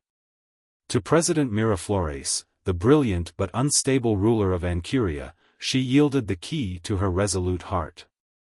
How, then, do we find her, as the Coralians would have told you, the wife of Frank Goodwin, and happily living a life of dull and dreamy inaction? The underlying threads reach far, stretching across the sea. Following them out it will be made plain why Shorty O'Day, of the Columbia Detective Agency, resigned his position. And, for a lighter pastime, it shall be a duty and a pleasing sport to wander with Momus beneath the tropic stars where Melpomene once stalked austere. Now to cause laughter to echo from those lavish jungles and frowning crags where formerly rang the cries of pirates' victims, to lay aside pike and cutlass and attack with quip and jollity. To draw one saving titter of mirth from the rusty cask of romance, this were pleasant to do in the shade of the lemon trees on that coast that is curved like lips set for smiling. For there are yet tales of the Spanish Main. That segment of continent washed by the tempestuous Caribbean, and presenting to the sea a formidable border of tropical jungle topped by the overweening Cordilleras, is still begirt by mystery and romance. In past times buccaneers and revolutionists roused the echoes of its cliffs, and the condor wheeled perpetually above where, in the green groves, they made food for him with their matchlocks and Toledos. Taken and retaken by sea rovers, by adverse powers and by sudden uprising of rebellious factions. The historic 300 miles of adventurous coast has scarcely known for hundreds of years whom rightly to call its master. Pizarro, Balboa, Sir Francis Drake, and Bolivar did what they could to make it a part of Christendom. Sir John Morgan, Lafitte and other eminent swashbucklers bombarded and pounded it in the name of Abaddon. The game still goes on. The guns of the rovers are silenced. But the tintype man, the enlarged photograph brigand, the Kodaking tourist and the scouts of the gentle brigade of fakirs have found it out, and carry on the work. The hucksters of Germany, France, and Sicily now bag its small change across their counters. Gentlemen adventurers throng the waiting rooms of its rulers with proposals for railways and concessions. The little opera-bouffe nations play at government and intrigue until some day a big, silent gunboat glides into the offing and warns them not to break their toys. And with these changes comes also the small adventurer, with empty pockets to fill, light of heart, busy-brained, the modern fairy prince, bearing an alarm clock with which, more surely than by the sentimental kiss, to awaken the beautiful tropics from their century's sleep. Generally he wears a shamrock, which he matches pridefully against the extravagant palms. And it is he who has driven Melpomene to the wings, and set comedy to dancing before the footlights of the Southern Cross. So, there is a little tale to tell of many things. Perhaps to the promiscuous ear of the walrus it shall come with most avail, for in it there are indeed shoes and ships and sealing wax and cabbage palms and presidents instead of kings. Add to these a little love and counterplotting. And scatter everywhere throughout the maze a trail of tropical dollars, dollars warmed no more by the torrid sun than by the hot palms of the scouts of fortune, and, after all, here seems to be life itself, with talk enough to weary the most garrulous of walruses. Fox in the morning.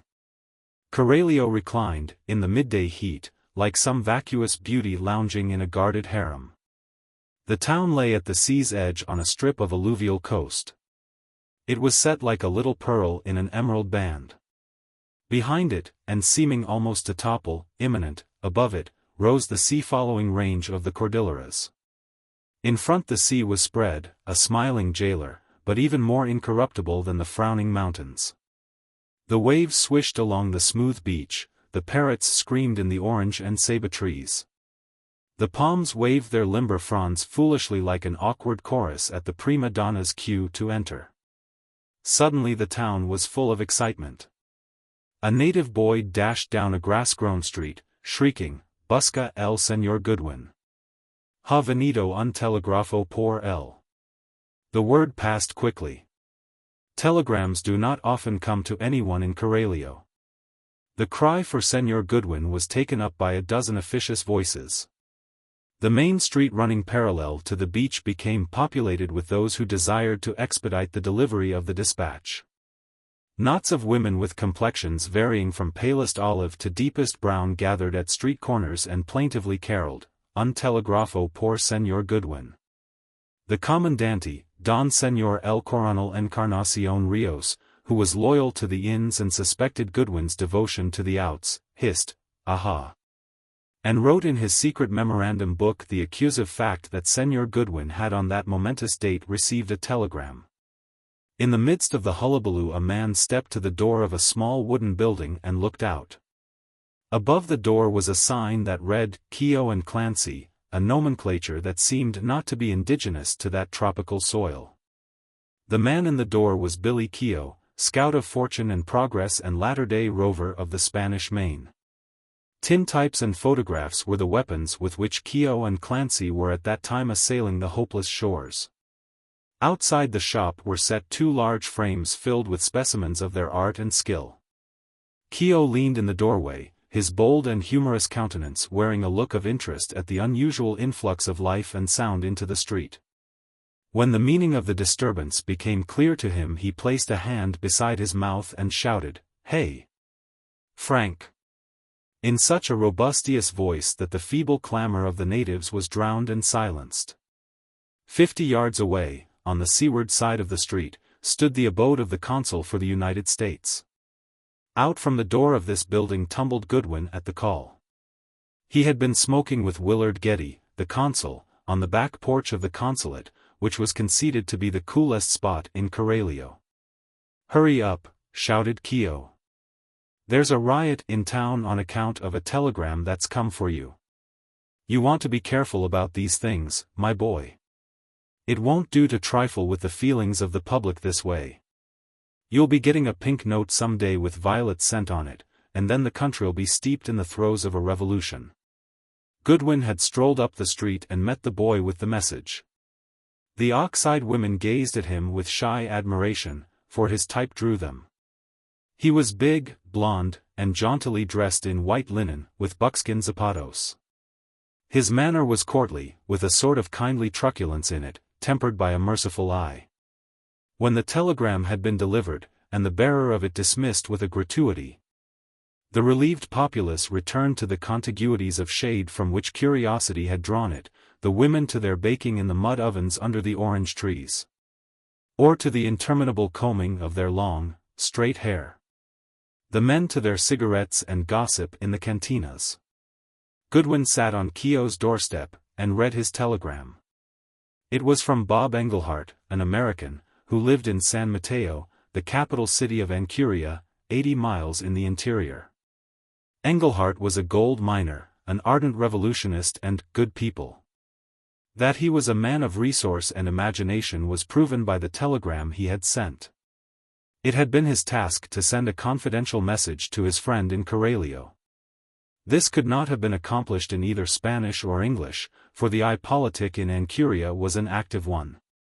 The ins and the outs were perpetually on their guard. But Englehart was a diplomatist. There existed but one code upon which he might make requisition with promise of safety, the great and potent code of slang. So, here is the message that slipped, unconstrued, through the fingers of curious officials, and came to the eye of Goodwin. His nib skedaddled yesterday per jackrabbit line with all the coin in the kitty and the bundle of muslin he's spoony about. The boodle is 6 figures short. Our crowd in good shape, but we need the spondulics. You collar it. The main guy and the dry goods are headed for the briny. You know what to do. Bob. This screed, remarkable as it was, had no mystery for Goodwin.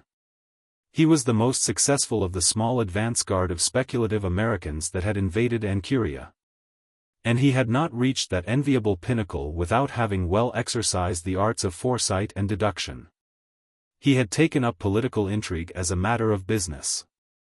He was acute enough to wield a certain influence among the leading schemers, and he was prosperous enough to be able to purchase the respect of the petty officeholders. There was always a revolutionary party, and to it he had always allied himself, for the adherents of a new administration received the rewards of their labors.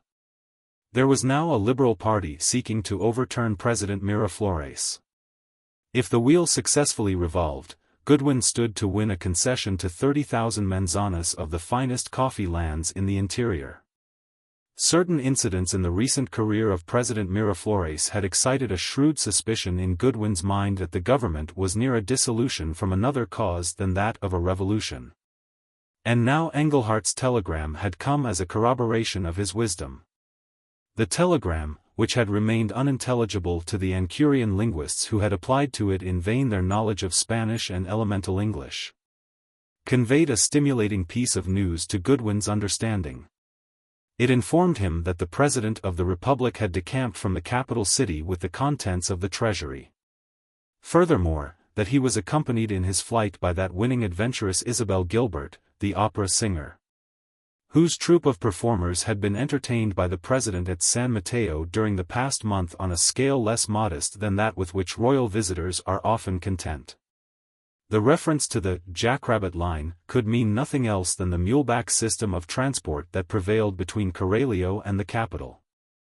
The hint that the boodle was 6 figures short made the condition of the national treasury lamentably clear. Also it was convincingly true that the ingoing party, its way now made a pacific one, would need the spondulics. Unless its pledges should be fulfilled, and the spoils held for the delectation of the victors, precarious indeed, would be the position of the new government. Therefore it was exceeding necessary to collar the main guy, and recapture the sinews of war and government. Goodwin handed the message to Keogh. "Read that, Billy," he said. "It's from Bob Englehart. Can you manage the cipher?" Keo sat in the other half of the doorway, and carefully perused the telegram. "'Tis not a cipher," he said, finally. "'Tis what they call literature, and that's a system of language put in the mouths of people that they've never been introduced to by writers of imagination. The magazines invented it, but I never knew before that President Norvin Green had stamped it with the seal of his approval. 'Tis now no longer literature, but language. The dictionaries tried, but they couldn't make it go for anything but dialect. Sure, now that the Western Union endorses it, it won't be long till a race of people will spring up that speaks it." "You're running too much to philology, Billy," said Goodwin. "Do you make out the meaning of it?" "Sure," replied the philosopher of fortune. "All languages come easy to the man who must know them. I've even failed to misunderstand an order to evacuate in classical Chinese when it was backed up by the muzzle of a breechloader. This little literary essay I hold in my hands means a game of Fox in the Morning. Ever play that, Frank, when you was a kid?" "I think so," said Goodwin, laughing. "You join hands all round, Anne." "You do not," interrupted Keo. "You've got a fine sporting game mixed up in your head with all around the rosebush. The spirit of Fox in the Morning is opposed to the holding of hands. I'll tell you how it's played. This president man and his companion in play, they stand up over in San Mateo, ready for the run, and shout, 'Fox in the Morning.' Me and you, standing here, we say, 'Goose and the gander.' They say, 'How many miles is it to London town?' We say, 'Only a few, if your legs are long enough.' How many comes out? They say, 'More than you're able to catch.' And then the game commences." "I catch the idea," said Goodwin. "It won't do to let the goose and gander slip through our fingers, Billy, their feathers are too valuable. Our crowd is prepared and able to step into the shoes of the government at once, but with the treasury empty we'd stay in power about as long as a tenderfoot would stick on an untamed bronco. We must play the fox on every foot of the coast to prevent their getting out of the country. By the muleback schedule," said Keo, "it's 5 days down from San Mateo. We've got plenty of time to set our outposts. There's only 3 places on the coast where they can hope to sail from, here in Solitas and Alazan. They're the only points we'll have to guard. It's as easy as a chess problem, fox to play, and mate in 3 moves. Oh, goosey, goosey, gander, whither do you wander? By the blessing of the literary telegraph the boodle of this benighted fatherland shall be preserved to the honest political party that is seeking to overthrow it." The situation had been justly outlined by Keo. The down trail from the capital was at all times a weary road to travel. A jiggity-joggity journey it was, ice-cold and hot, wet and dry. The trail climbed appalling mountains, wound like a rotten string about the brows of breathless precipices, plunged through chilling snow-fed streams, and wriggled like a snake through sunless forests teeming with menacing insect and animal life. After descending to the foothills it turned to a trident, the central prong ending at Alazan. Another branched off to Corralio, the third penetrated to Solitas. Between the sea and the foothills stretched the 5 miles breadth of alluvial coast. Here was the flora of the tropics in its rankest and most prodigal growth. Spaces here and there had been wrested from the jungle and planted with bananas and cane and orange groves.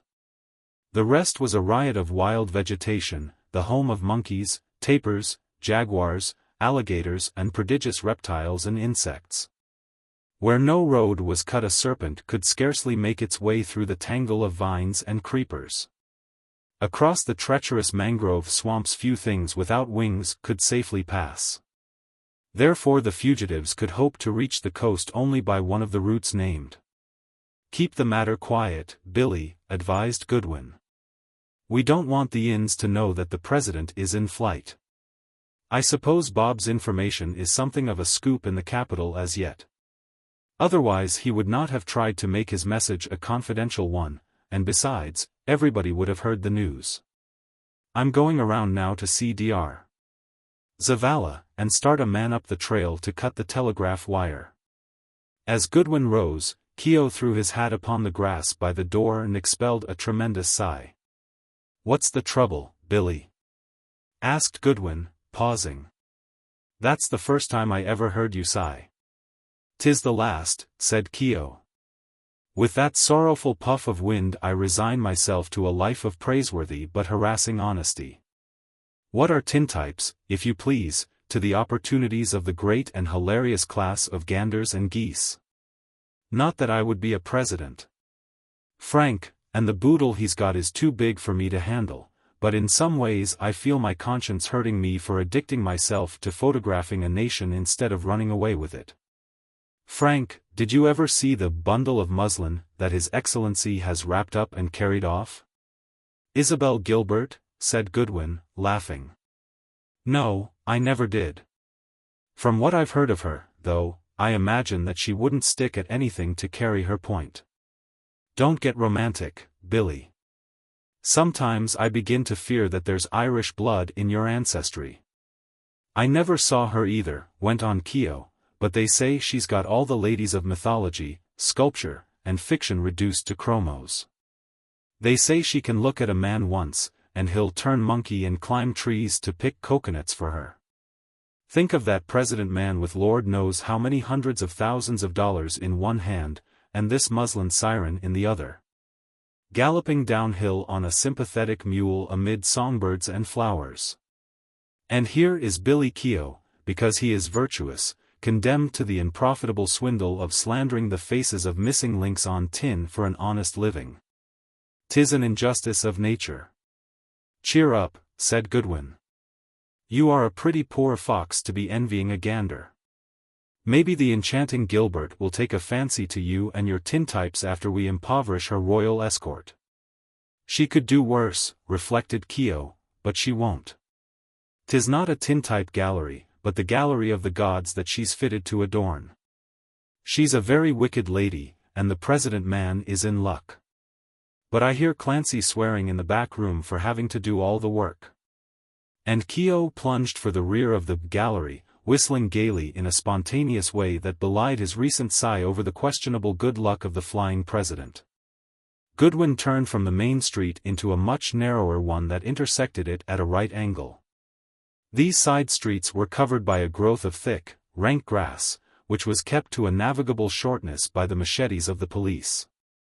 Stone sidewalks, little more than a ledge in width, ran along the base of the mean and monotonous adobe houses. At the outskirts of the village these streets dwindled to nothing. And here were set the palm-thatched huts of the Caribs and the poorer natives, and the shabby cabins of Negroes from Jamaica and the West India Islands.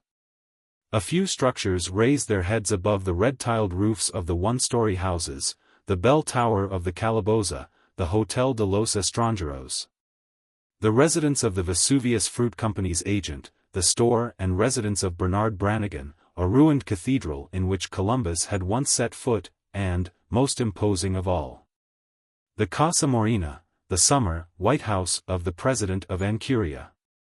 On the principal street running along the beach, the Broadway of Corralio, were the larger stores, the government bodega and post office, the cuartel, the rum shops and the marketplace. On his way Goodwin passed the house of Bernard Brannigan. It was a modern wooden building, 2 stories in height. The ground floor was occupied by Brannigan's store, the upper one contained the living apartments. A wide cool porch ran around the house halfway up its outer walls. A handsome, vivacious girl neatly dressed in flowing white leaned over the railing and smiled down upon Goodwin. She was no darker than many an Andalusian of high descent. And she sparkled and glowed like a tropical moonlight. "Good evening, Miss Paula," said Goodwin, taking off his hat, with his ready smile. There was little difference in his manner whether he addressed women or men. Everybody in Corralio liked to receive the salutation of the big American. "Is there any news, Mr. Goodwin? Please don't say no. Isn't it warm? I feel just like Mariana in her moated grange, or was it a range? It's hot enough." "No, there's no news to tell, I believe," said Goodwin, with a mischievous look in his eye, "except that old Getty is getting grumpier and crosser every day. If something doesn't happen to relieve his mind, I'll have to quit smoking on his back porch, and there's no other place available that is cool enough. He isn't grumpy, said Paula Brannigan, impulsively, when he... But she ceased suddenly, and drew back with a deepening color. For her mother had been a mestizo lady, and the Spanish blood had brought to Paula a certain shyness that was an adornment to the other half of her demonstrative nature. The Lotus and the Bottle. Willard Getty, consul for the United States in Coralio, was working leisurely on his yearly report.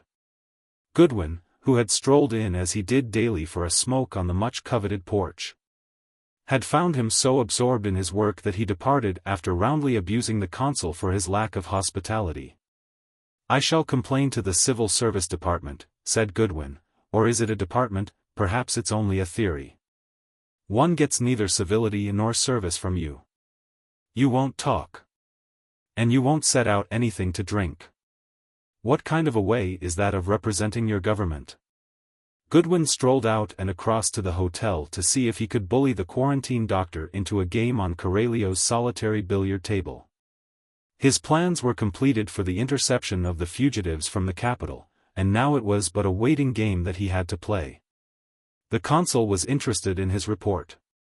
He was only 24, and he had not been in Coralio long enough for his enthusiasm to cool in the heat of the tropics, a paradox that may be allowed between Cancer and Capricorn. So many thousand bunches of bananas, so many thousand oranges and coconuts, so many ounces of gold dust, pounds of rubber, coffee, indigo and sarsaparilla, actually. Exports were 20% greater than for the previous year. A little thrill of satisfaction ran through the consul. Perhaps, he thought, the State Department, upon reading his introduction, would notice, and then he leaned back in his chair and laughed. He was getting as bad as the others. For the moment he had forgotten that Coralio was an insignificant town in an insignificant republic lying along the byways of a second-rate sea. He thought of Greg, the quarantine doctor, who subscribed for the London Lancet, expecting to find it quoting his reports to the Home Board of Health concerning the yellow fever germ. The consul knew that not 1 in 50 of his acquaintances in the States had ever heard of Coralio. He knew that 2 men, at any rate, would have to read his report, some underling in the State Department and a compositor in the public printing office. Perhaps the type sticker would note the increase of commerce in Coralio, and speak of it, over the cheese and beer, to a friend. He had just written, "Most unaccountable is the supineness of the large exporters in the United States in permitting the French and German houses to practically control the trade interests of this rich and productive country," when he heard the hoarse notes of a steamer siren. Getty laid down his pen and gathered his Panama hat and umbrella. By the sound he knew it to be the Valhalla, one of the line of fruit vessels plying for the Vesuvius Company. Down to niños of 5 years, everyone in Coralio could name you each incoming steamer by the note of her siren. The consul sauntered by a roundabout, shaded way to the beach. By reason of long practice he gauged his stroll so accurately that by the time he arrived on the sandy shore the boat of the customs officials was rowing back from the steamer, which had been boarded and inspected according to the laws of Ancuria. There is no harbor at Coralio. Vessels of the draft of the Valhalla must ride at anchor a mile from shore.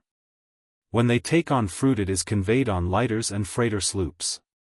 At Solitas, where there was a fine harbor, ships of many kinds were to be seen, but in the roadstead off Coralio scarcely any save the fruiters paused. Now and then a tramp coaster, or a mysterious brig from Spain, or a saucy French bark would hang innocently for a few days in the offing. Then the custom-house crew would become doubly vigilant and wary. At night a sloop or 2 would be making strange trips in and out along the shore. And in the morning the stock of 3-star Hennessy, wines and dry goods in Coralio would be found vastly increased. It has also been said that the customs officials jingled more silver in the pockets of their red-striped trousers, and that the record books showed no increase in import duties received. The customs boat and the Valhalla gig reached the shore at the same time. When they grounded in the shallow water there was still 5 yards of rolling surf between them and dry sand. Then half-clothed Caribs dashed into the water, and brought in on their backs the Valhalla's purser and the little native officials in their cotton undershirts, blue trousers with red stripes, and flapping straw hats. At college Getty had been a treasure as a first baseman. He now closed his umbrella, stuck it upright in the sand, and stooped, with his hands resting upon his knees. The purser, burlesquing the pitcher's contortions, hurled at the consul the heavy roll of newspapers, tied with a string, that the steamer always brought for him. Getty leaped high and caught the roll with a sounding thwack. The loungers on the beach, about a third of the population of the town, laughed and applauded delightedly. Every week they expected to see that roll of papers delivered and received in that same manner, and they were never disappointed. Innovations did not flourish in Coralio. The consul rehoisted his umbrella and walked back to the consulate. This home of a great nation's representative was a wooden structure of 2 rooms, with a native-built gallery of poles, bamboo and nipa palm running on 3 sides of it. One room was the official apartment, furnished chastely with a flat-top desk, a hammock, and 3 uncomfortable cane-seated chairs. Engravings of the first and latest president of the country represented hung against the wall. The other room was the consul's living apartment. It was 11 o'clock when he returned from the beach, and therefore breakfast time. Chanka, the Carib woman who cooked for him, was just serving the meal on the side of the gallery facing the sea, a spot famous as the coolest in Coralio. The breakfast consisted of shark's fin soup, stew of land crabs, breadfruit, a boiled iguana steak, aguacates, a freshly cut pineapple, claret and coffee. Getty took his seat, and unrolled with luxurious laziness his bundle of newspapers. Here in Coralio for 2 days or longer he would read of goings-on in the world very much as we of the world read those whimsical contributions to inexact science that assume to portray the doings of the Martians. After he had finished with the papers they would be sent on the rounds of the other English-speaking residents of the town. The paper that came first to his hand was one of those bulky mattresses of printed stuff upon which the readers of certain New York journals are supposed to take their Sabbath literary nap. Opening this the consul rested it upon the table, supporting its weight with the aid of the back of a chair. Then he partook of his meal deliberately, turning the leaves from time to time and glancing half-idly at the contents. Presently he was struck by something familiar to him in a picture, a half-page, badly printed reproduction of a photograph of a vessel.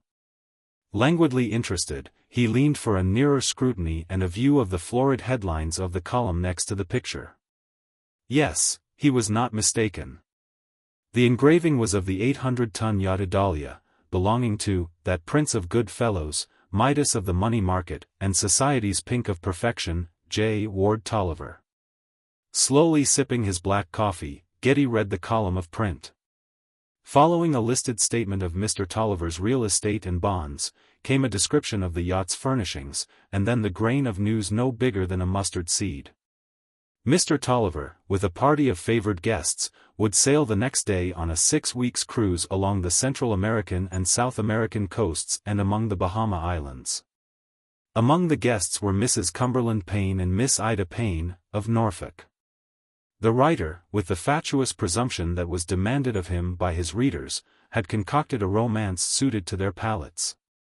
He bracketed the names of Miss Payne and Mr. Tolliver until he had well-nigh read the marriage ceremony over them.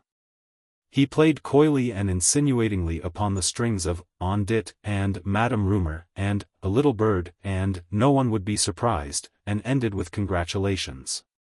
Getty, having finished his breakfast, took his papers to the edge of the gallery, and sat there in his favorite steamer chair with his feet on the bamboo railing.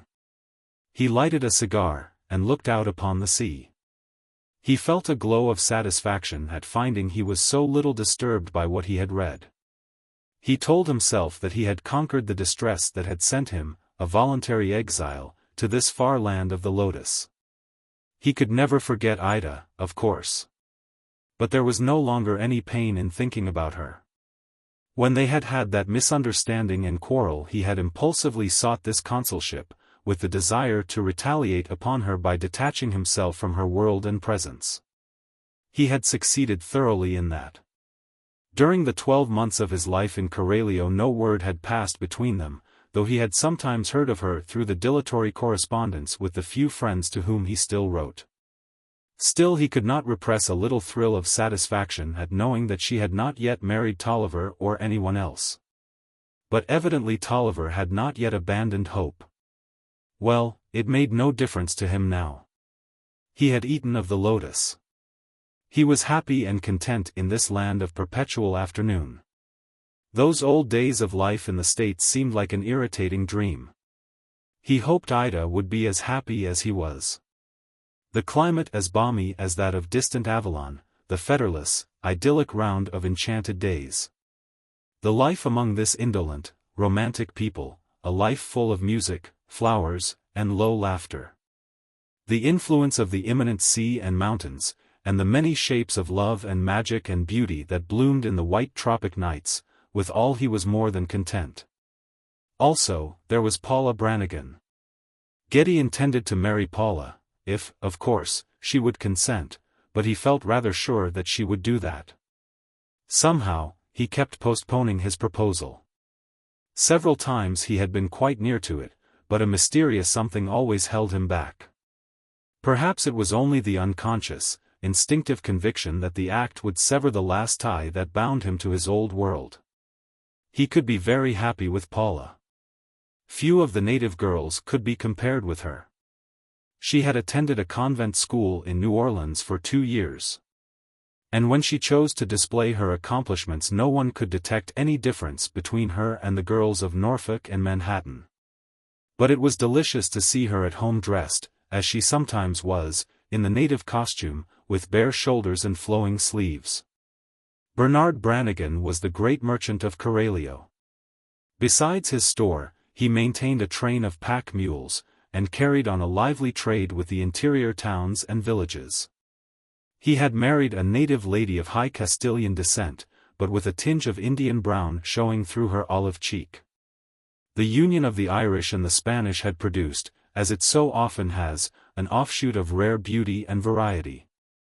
They were very excellent people indeed, and the upper story of their house was ready to be placed at the service of Getty and Paula as soon as he should make up his mind to speak about it. By the time 2 hours were whiled away the consul tired of reading. The papers lay scattered about him on the gallery. Reclining there, he gazed dreamily out upon an Eden. A clump of banana plants interposed their broad shields between him and the sun. The gentle slope from the consulate to the sea was covered with the dark green foliage of lemon trees and orange trees just bursting into bloom. A lagoon pierced the land like a dark, jagged crystal, and above it a pale ceiba tree rose almost to the clouds.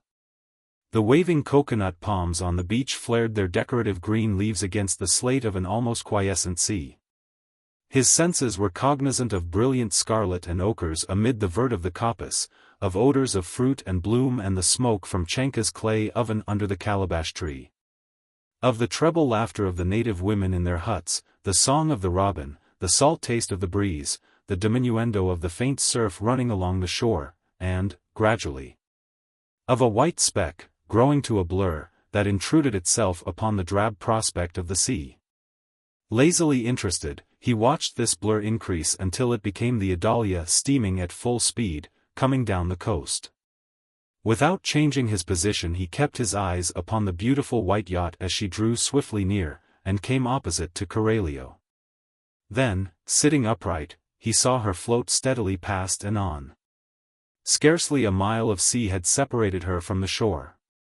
He had seen the frequent flash of her polished brass work and the stripes of her deck awnings, so much, and no more. Like a ship on a magic lantern slide the Adalia had crossed the illuminated circle of the consul's little world, and was gone.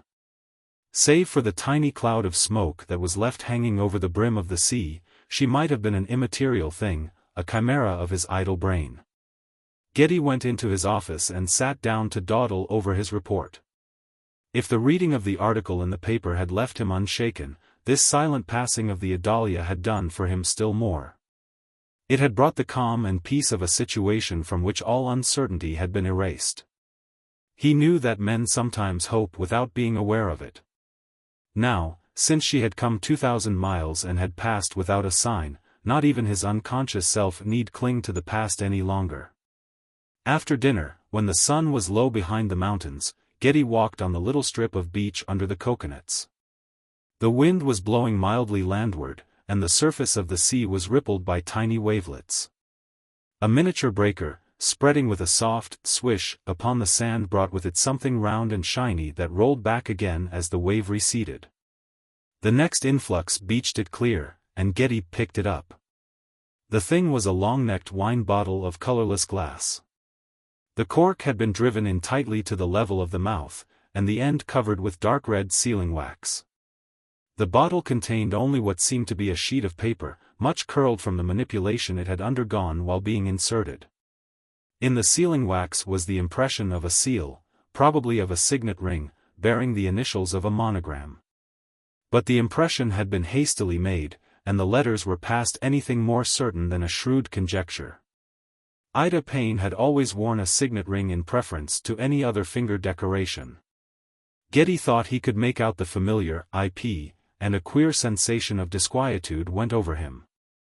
More personal and intimate was this reminder of her than had been the sight of the vessel she was doubtless on. He walked back to his house, and set the bottle on his desk. Throwing off his hat and coat, and lighting a lamp, for the night had crowded precipitately upon the brief twilight, he began to examine his piece of sea salvage.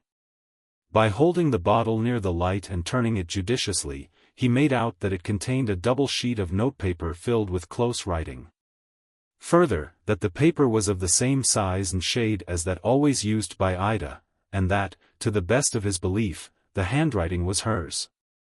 The imperfect glass of the bottle so distorted the rays of light that he could read no word of the writing. But certain capital letters, of which he caught comprehensive glimpses, were Ida's, he felt sure. There was a little smile both of perplexity and amusement in Getty's eyes as he set the bottle down, and laid 3 cigars side by side on his desk. He fetched his steamer chair from the gallery, and stretched himself comfortably. He would smoke those 3 cigars while considering the problem. For it amounted to a problem. He almost wished that he had not found the bottle, but the bottle was there. Why should it have drifted in from the sea, whence come so many disquieting things, to disturb his peace? In this dreamy land, where time seemed so redundant, he had fallen into the habit of bestowing much thought upon even trifling matters. He began to speculate upon many fanciful theories concerning the story of the bottle, rejecting each in turn. Ships in danger of wreck or disablement sometimes cast forth such precarious messengers calling for aid. But he had seen the Adalia not 3 hours before, safe and speeding. Suppose the crew had mutinied and imprisoned the passengers below, and the message was one begging for succor. But, premising such an improbable outrage, would the agitated captives have taken the pains to fill 4 pages of notepaper with carefully penned arguments to their rescue? Thus by elimination he soon rid the matter of the more unlikely theories, and was reduced, though aversely, to the less assailable one that the bottle contained a message to himself. Ida knew he was in Coralio. She must have launched the bottle while the yacht was passing and the wind blowing fairly toward the shore. As soon as Getty reached this conclusion a wrinkle came between his brows and a stubborn look settled around his mouth. He sat looking out through the doorway at the gigantic fireflies traversing the quiet streets. If this was a message to him from Ida, what could it mean save an overture toward a reconciliation? And if that, why had she not used the same methods of the post instead of this uncertain and even flippant means of communication? A note in an empty bottle, cast into the sea. There was something light and frivolous about it, if not actually contemptuous. The thought stirred his pride and subdued whatever emotions had been resurrected by the finding of the bottle. Getty put on his coat and hat and walked out. He followed a street that led him along the border of the little plaza where a band was playing and people were rambling, carefree and indolent. Some timorous senoritas scurrying past with fireflies tangled in the jetty braids of their hair glanced at him with shy, flattering eyes. The air was languorous with the scent of jasmine and orange blossoms. The consul stayed his steps at the house of Bernard Brannigan. Paula was swinging in a hammock on the gallery. She rose from it like a bird from its nest. The color came to her cheek at the sound of Geddy's voice. He was charmed at the sight of her costume, a flounced muslin dress, with a little jacket of white flannel, all made with neatness and style. He suggested a stroll, and they walked out to the old Indian well on the hill road. They sat on the curb, and there Geddy made the expected but long-deferred speech. Certain though he had been that she would not say him nay, he was thrilled with joy at the completeness and sweetness of her surrender. Here was surely a heart made for love and steadfastness. Here was no caprice or questionings or captious standards of convention. When Geddy kissed Paula at her door that night he was happier than he had ever been before. Here in this hollow lotus land, ever to live and lie reclined, seemed to him, as it has seemed to many mariners, the best as well as the easiest. His future would be an ideal one. He had attained a paradise without a serpent. His Eve would be indeed a part of him, unbeguiled, and therefore more beguiling. He had made his decision tonight, and his heart was full of serene, assured content. Geddy went back to his house whistling that finest and saddest love song, La Golondrina. At the door his tame monkey leaped down from his shelf, chattering briskly. The consul turned to his desk to get him some nuts he usually kept there. Reaching in the half-darkness, his hand struck against the bottle. He started as if he had touched the cold rotundity of a serpent. He had forgotten that the bottle was there. He lighted the lamp and fed the monkey. Then, very deliberately, he lighted a cigar, and took the bottle in his hand, and walked down the path to the beach. There was a moon, and the sea was glorious. The breeze had shifted, as it did each evening, and was now rushing steadily seaward. Stepping to the water's edge, Geddy hurled the unopened bottle far out into the sea. It disappeared for a moment, and then shot upward twice its length. Geddy stood still, watching it. The moonlight was so bright that he could see it bobbing up and down with the little waves. Slowly it receded from the shore, flashing and turning as it went. The wind was carrying it out to sea. Soon it became a mere speck, doubtfully discerned at irregular intervals, and then the mystery of it was swallowed up by the greater mystery of the ocean. Geddy stood still upon the beach, smoking and looking out upon the water. "Simon, oh, Simon, wake up there, Simon," bawled a sonorous voice at the edge of the water. Old Simon Ruse was a half-breed fisherman and smuggler who lived in a hut on the beach. Out of his earliest nap Simon was thus awakened. He slipped on his shoes and went outside. Just landing from one of the Valhalla's boats was the third mate of that vessel, who was an acquaintance of Simon's, and 3 sailors from the fruiter. "Go up, Simon," called the mate, "and find Dr. Gregg or Mr. Goodwin or anybody that's a friend to Mr. Geddy, and bring 'em here at once." "Saints of the skies," said Simon, sleepily, "nothing has happened to Mr. Geddy?" "He's under that tarpauling," said the mate, pointing to the boat, "and he's rather more than half drowned dead. We seen him from the steamer nearly a mile out from shore, swimmin' like mad after a bottle that was floatin' in the water, outward bound. We lowered the gig and started for him. He nearly had his hand on the bottle, when he gave out and went under. We pulled him out in time to save him, maybe, but the doctor is the one to decide that." "A bottle?" said the old man, rubbing his eyes. He was not yet fully awake. "Where is the bottle?" "Driftin' along out there some'eres," said the mate, jerking his thumb toward the sea. "Get on with you, Simon." Smith, Goodwin and the ardent patriot, Zavala, took all the precautions that their foresight could contrive to prevent the escape of President Miraflores and his companion.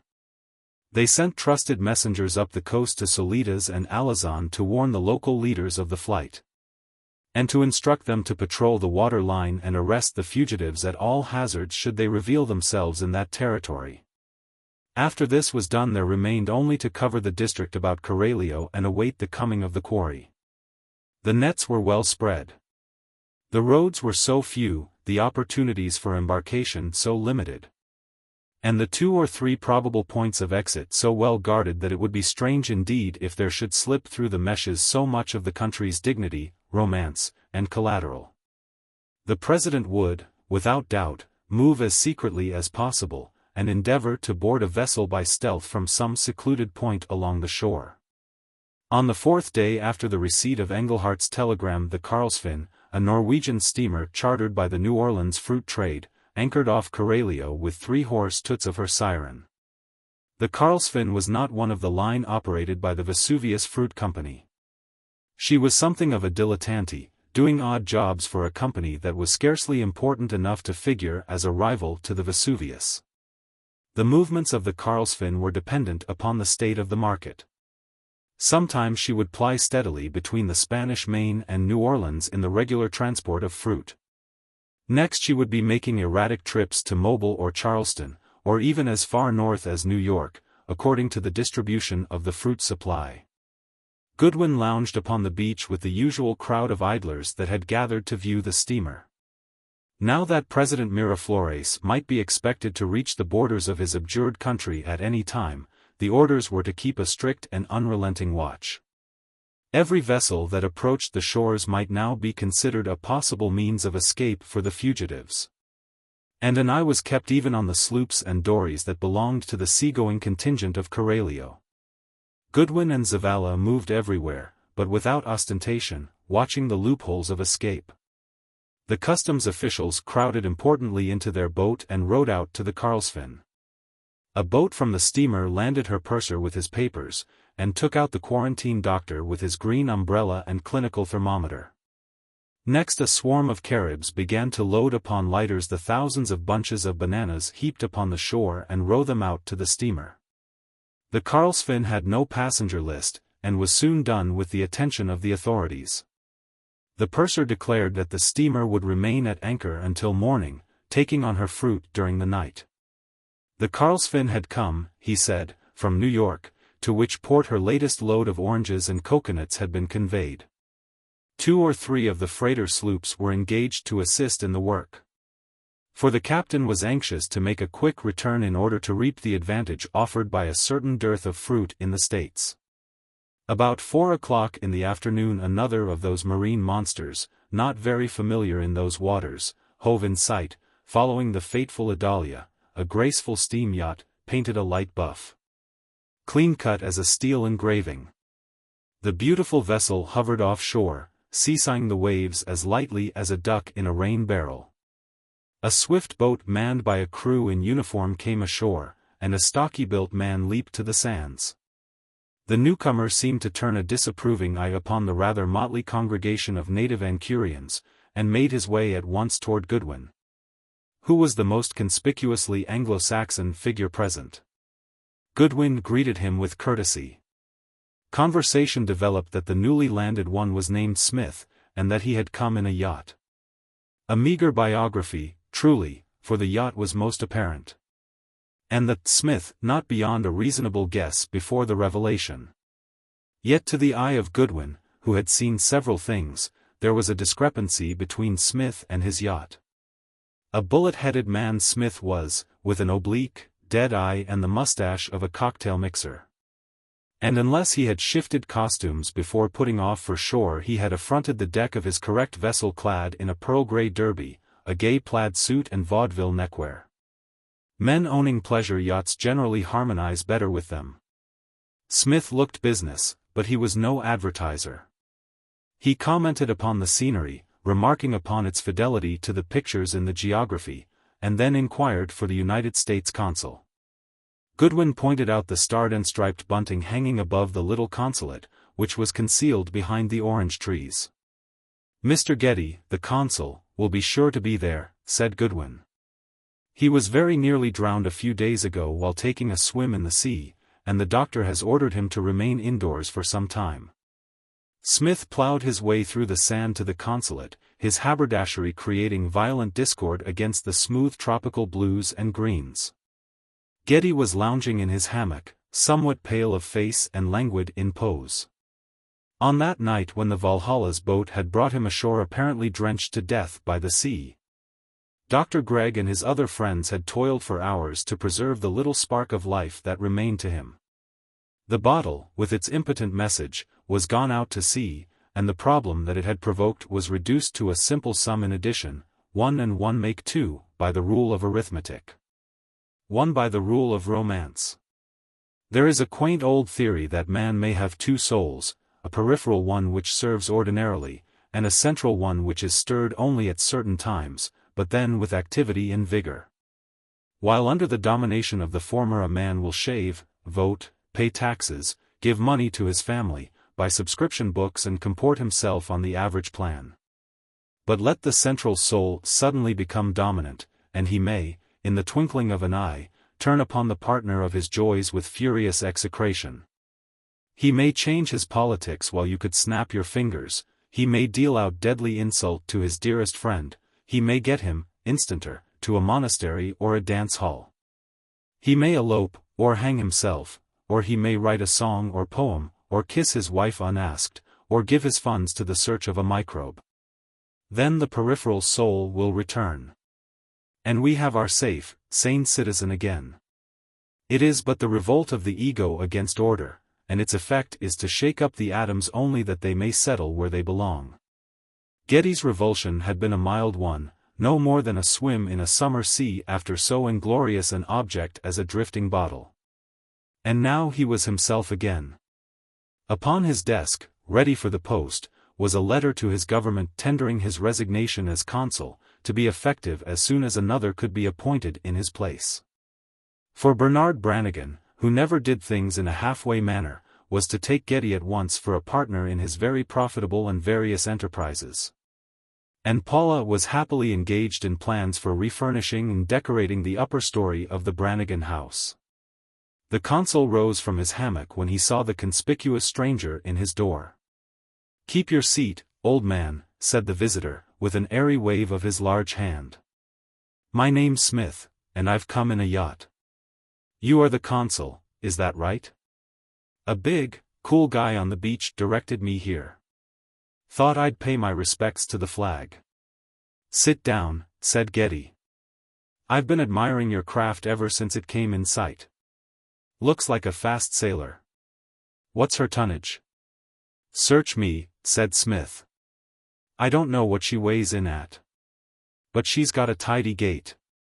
The Rambler, that's her name, don't take the dust of anything afloat. This is my first trip on her.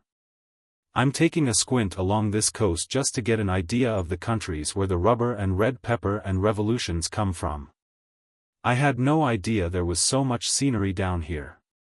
Why, Central Park ain't in it with this neck of the woods. I'm from New York. They get monkeys, and coconuts, and parrots down here, is that right?" "We have them all," said Getty. "I'm quite sure that our fauna and flora would take a prize over Central Park." "Maybe they would," admitted Smith, cheerfully. "I haven't seen them yet. But I guess you've got us skinned on the animal and vegetation question. You don't have much travel here, do you?" "Travel?" queried the consul. "I suppose you mean passengers on the steamers." "No. Very few people land in Coralio. An investor now and then. Tourists and sightseers generally go further down the coast to one of the larger towns where there is a harbor." "I see a ship out there loading up with bananas," said Smith. "Any passengers come on her?" "That's the Carlsfin," said the consul.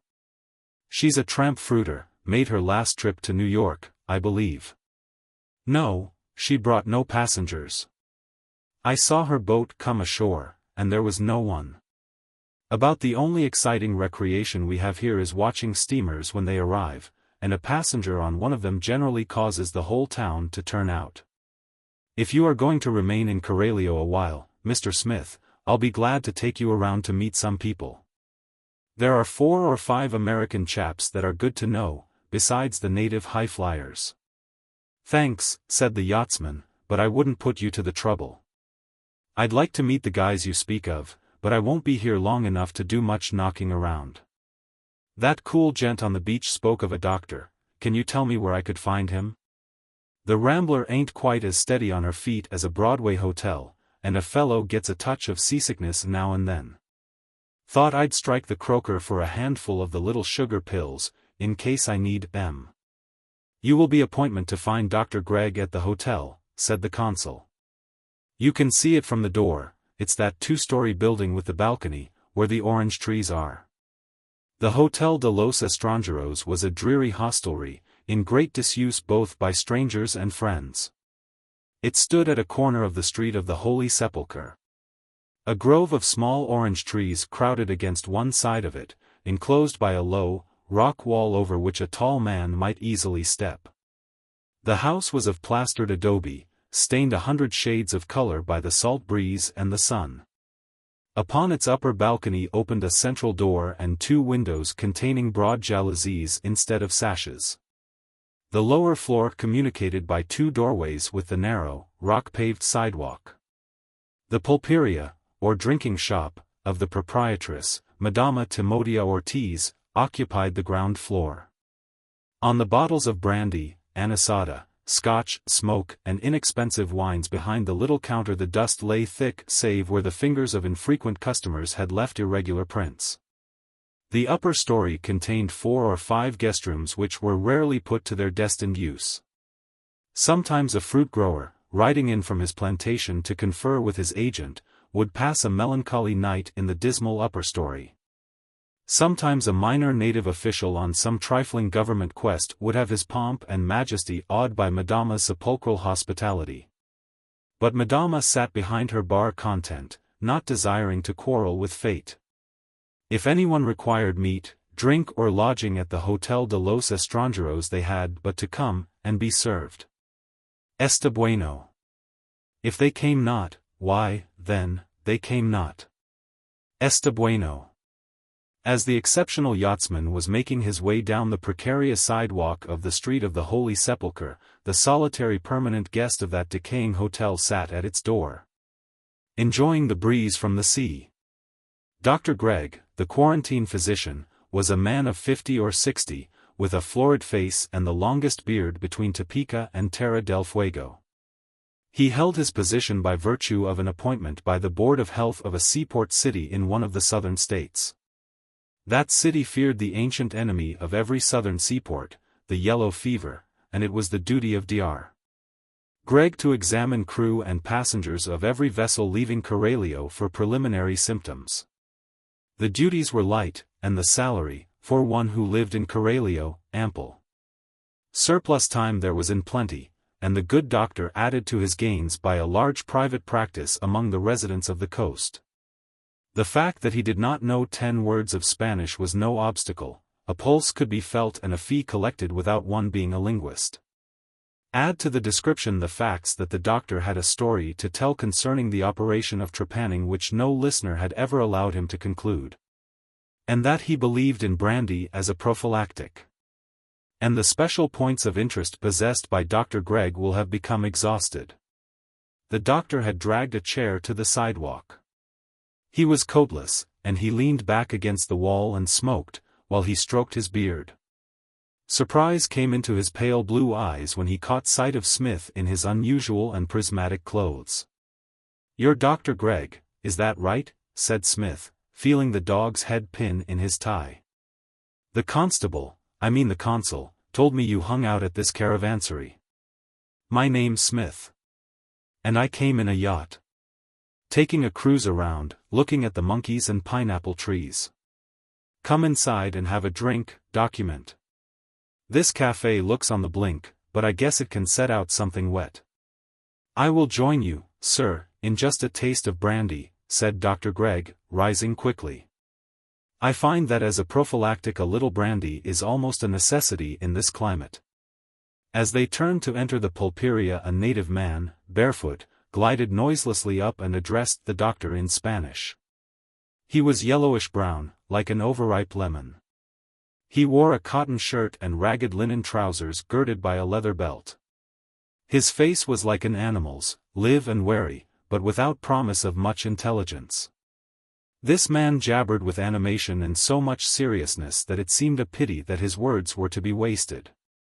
Dr. Gregg felt his pulse. "You sick?" he inquired. Mi mujer está enferma en la casa, said the man, thus endeavoring to convey the news, in the only language open to him, that his wife lay ill in her palm-thatched hut. The doctor drew a handful of capsules filled with a white powder from his trousers pocket. He counted out 10 of them into the native's hand, and held up his forefinger impressively. Take one, said the doctor, every 2 hours. He then held up 2 fingers, shaking them emphatically before the native's face. Next he pulled out his watch and ran his finger round its dial twice. Again the 2 fingers confronted the patient's nose. 2 hours, repeated the doctor. Si, senor, said the native, sadly. He pulled a cheap silver watch from his own pocket and laid it in the doctor's hand. Me bring, said he, struggling painfully with his scant English, other watchy tomorrow. Then he departed downheartedly with his capsules. A very ignorant race of people, sir, said the doctor, as he slipped the watch into his pocket. He seems to have mistaken my directions for taking the physic for the fee. However, it is all right. He owes me an account, anyway. The chances are that he won't bring the other watch. You can't depend on anything they promise you. About that drink, now? How did you come to Coralio, Mr. Smith? I was not aware that any boats except the Carlsfin had arrived for some days. The 2 leaned against the deserted bar, and Madama set out a bottle without waiting for the doctor's order. There was no dust on it. After they had drank twice, Smith said, You say there were no passengers on the Carlsfin, Doc? Are you sure about that? It seems to me I heard somebody down on the beach say that there was 1 or 2 aboard. They were mistaken, sir.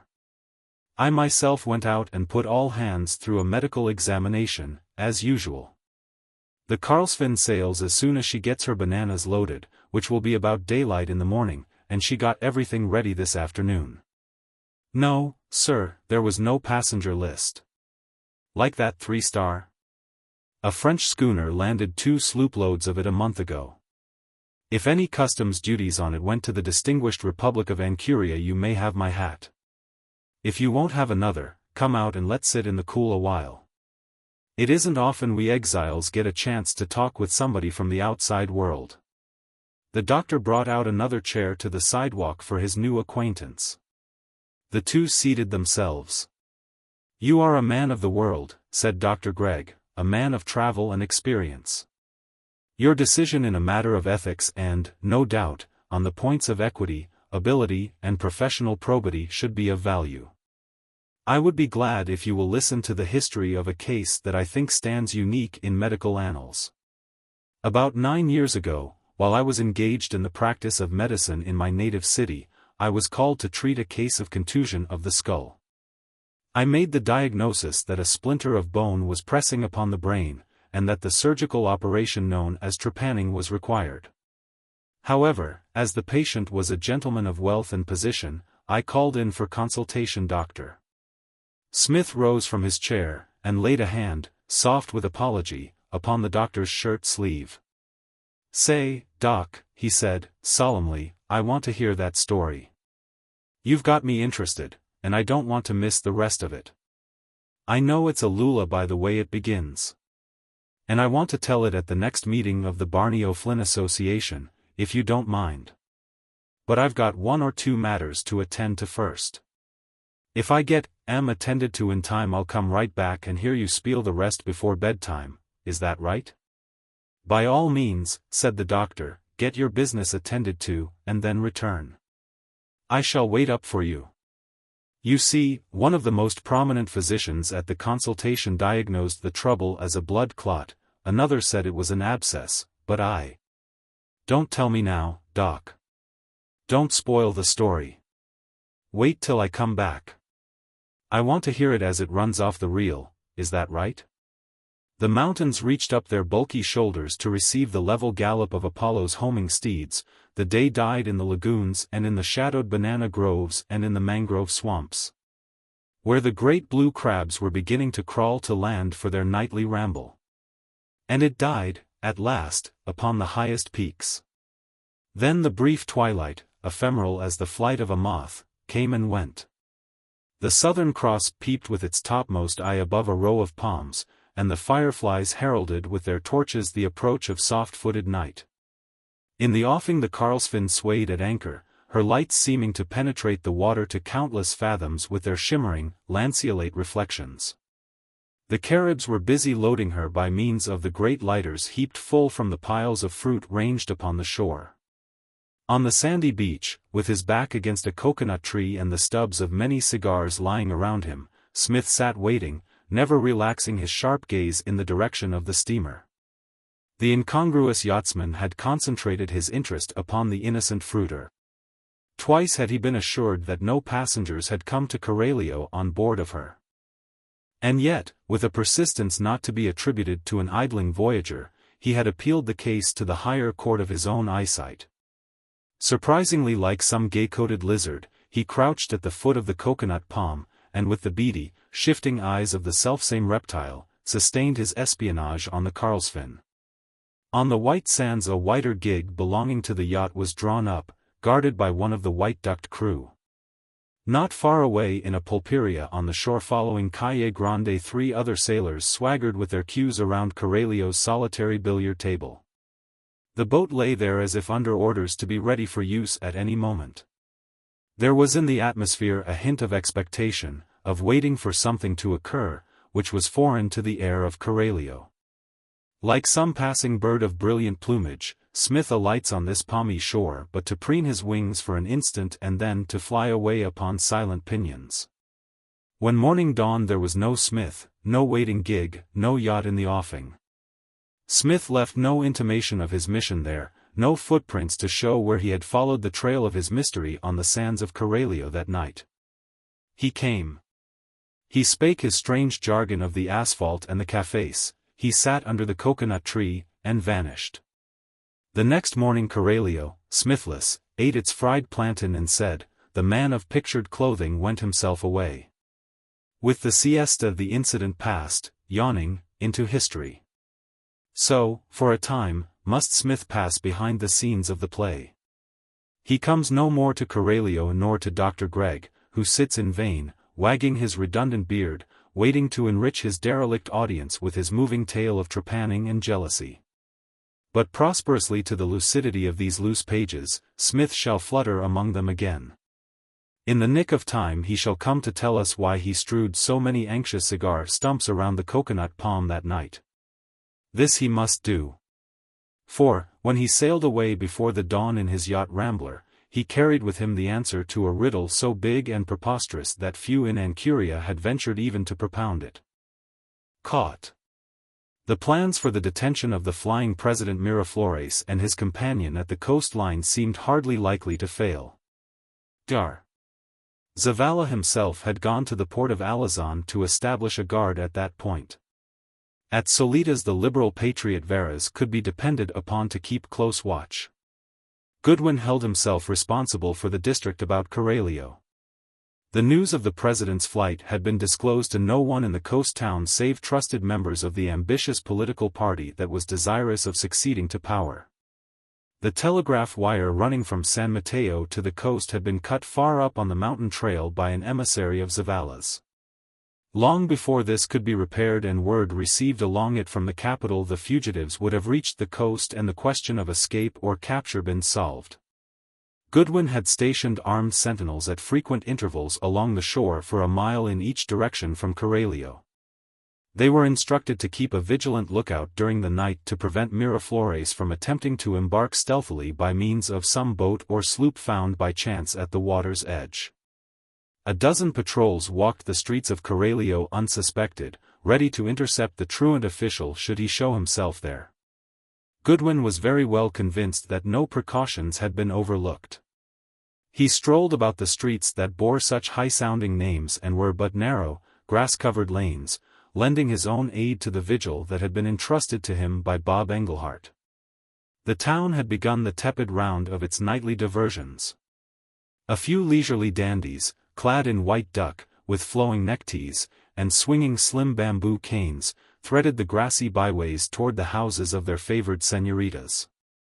Those who wooed the art of music dragged tirelessly at whining concertinas, or fingered lugubrious guitars at doors and windows. An occasional soldier from the cuartel, with flapping straw hat, without coat or shoes, hurried by, balancing his long gun like a lance in one hand.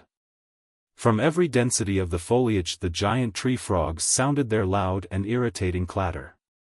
Further out, where the byways perished at the brink of the jungle, the guttural cries of marauding baboons and the coughing of the alligators in the black estuaries fractured the vain silence of the wood. By 10 o'clock the streets were deserted. The oil lamps that had burned, a sickly yellow, at random corners, had been extinguished by some economical civic agent. Coralio lay sleeping calmly between toppling mountains and encroaching sea like a stolen babe in the arms of its abductors. Somewhere over in that tropical darkness, perhaps already threading the profundities of the alluvial lowlands, the high adventurer and his mate were moving toward Land's End.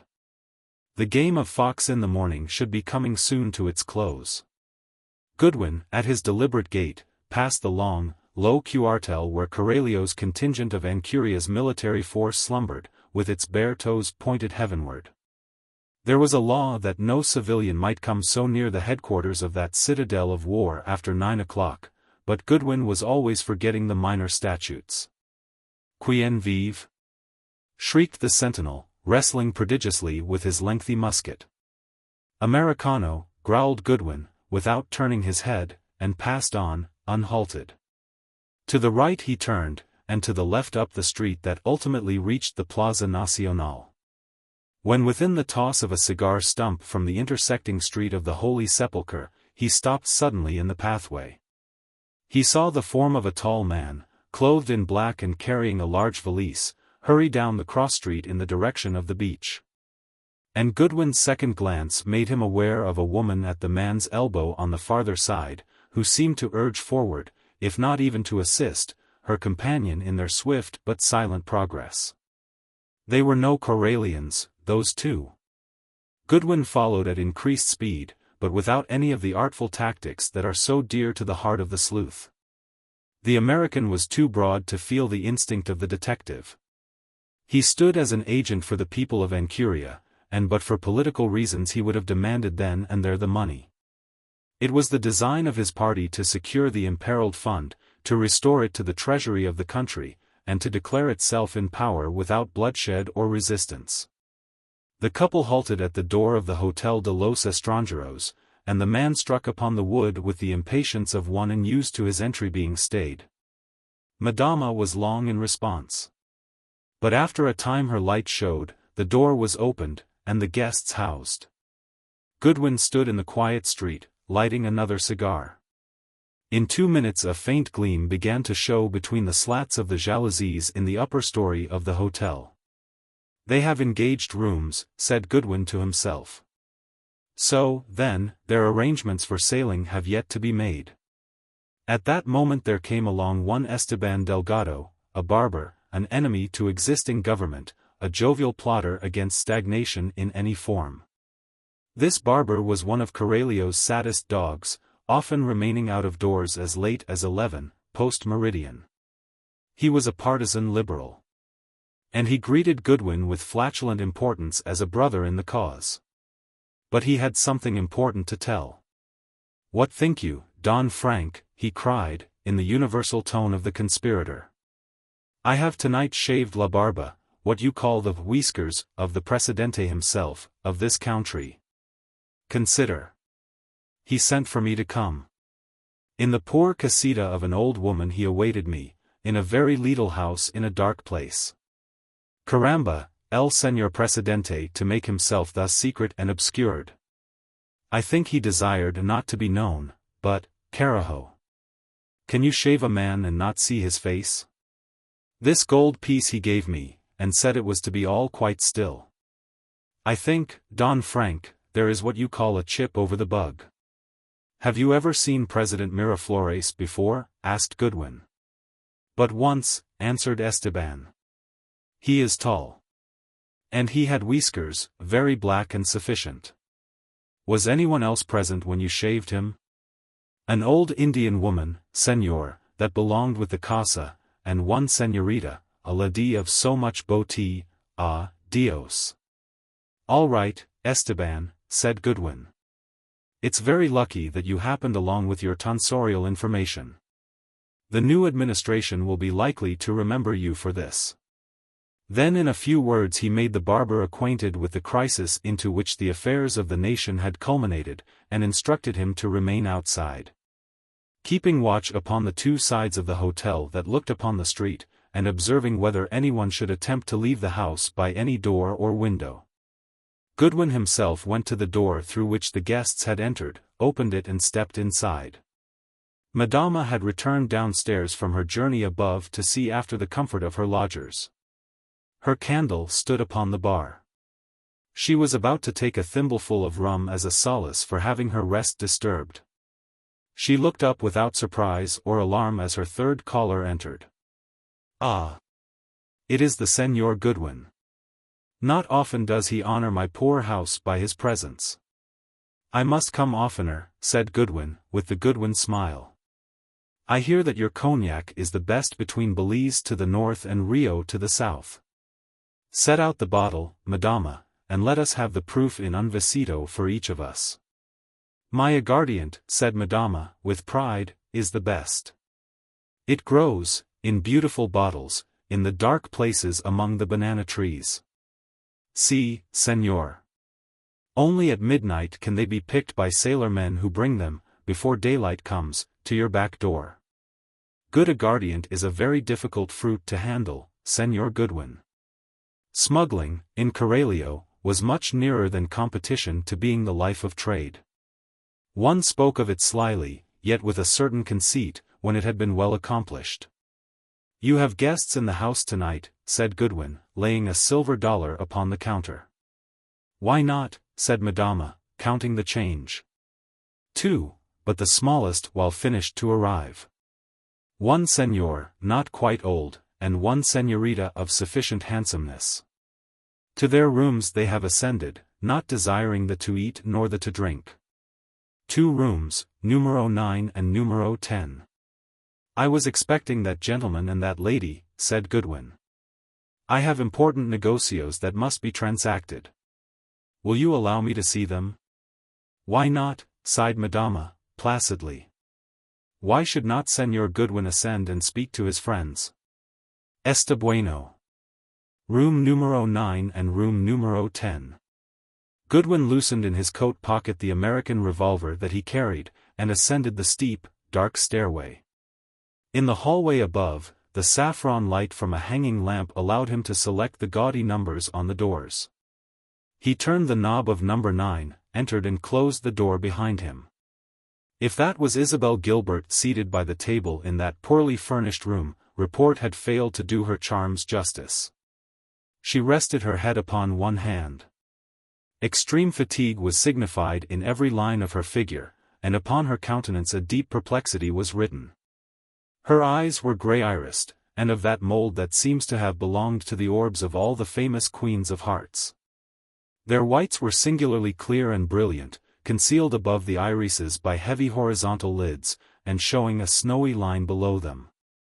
Such eyes denote great nobility, vigor, and, if you can conceive of it, a most generous selfishness. She looked up when the American entered with an expression of surprised inquiry, but without alarm. Goodwin took off his hat and seated himself, with his characteristic deliberate ease, upon a corner of the table. He held a lighted cigar between his fingers. He took this familiar course because he was sure that preliminaries would be wasted upon Miss Gilbert. He knew her history, and the small part that the conventions had played in it. Good evening, he said. Now, madam, let us come to business at once. You will observe that I mention no names, but I know who is in the next room, and what he carries in that valise. That is the point which brings me here. I have come to dictate terms of surrender. The lady neither moved nor replied, but steadily regarded the cigar in Goodwin's hand. We, continued the dictator, thoughtfully regarding the neat buckskin shoe on his gently swinging foot, I speak for a considerable majority of the people, demand the return of the stolen funds belonging to them. Our terms go very little further than that. They are very simple. As an accredited spokesman, I promise that our interference will cease if they are accepted. Give up the money, and you and your companion will be permitted to proceed wherever you will. In fact, assistance will be given you in the matter of securing a passage by any outgoing vessel you may choose. It is on my personal responsibility that I add congratulations to the gentleman in number 10 upon his taste in feminine charms. Returning his cigar to his mouth, Goodwin observed her, and saw that her eyes followed it and rested upon it with icy and significant concentration. Apparently she had not heard a word he had said. He understood, tossed the cigar out the window, and, with an amused laugh, slid from the table to his feet. "That is better," said the lady. "It makes it possible for me to listen to you. For a second lesson in good manners, you might now tell me by whom I am being insulted." "I am sorry," said Goodwin, leaning one hand on the table, "that my time is too brief for devoting much of it to a course of etiquette. Come, now, I appeal to your good sense. You have shown yourself, in more than one instance, to be well aware of what is to your advantage. This is an occasion that demands the exercise of your undoubted intelligence. There is no mystery here. I am Frank Goodwin, and I have come for the money. I entered this room at a venture. Had I entered the other I would have had it before now. Do you want it in words? The gentleman in number 10 has betrayed a great trust. He has robbed his people of a large sum, and it is I who will prevent their losing it. I do not say who that gentleman is. But if I should be forced to see him and he should prove to be a certain high official of the Republic, it will be my duty to arrest him. The house is guarded. I am offering you liberal terms. It is not absolutely necessary that I confer personally with the gentleman in the next room. Bring me the valise containing the money, and we will call the affair ended." The lady arose from her chair and stood for a moment, thinking deeply. "Do you live here, Mr. Goodwin?" she asked, presently. "Yes." "What is your authority for this intrusion?" "I am an instrument of the Republic. I was advised by wire of the movements of the gentleman in number 10. May I ask you 2 or 3 questions? I believe you to be a man more apt to be truthful than timid. What sort of a town is this? Coralio, I think they call it." "Not much of a town," said Goodwin, smiling. "A banana town, as they run. Grass huts, daubs, 5 or 6 two-story houses, accommodations limited, population half-breed Spanish and Indian, Caribs and blackamoors. No sidewalks to speak of, no amusements. Rather unmoral. That's an offhand sketch, of course. Are there any inducements, say in a social or in a business way, for people to reside here?" "Oh, yes," answered Goodwin, smiling broadly. "There are no afternoon teas, no hand organs, no department stores, and there is no extradition treaty. He told me," went on the lady, speaking as if to herself, and with a slight frown, "that there were towns on this coast of beauty and importance.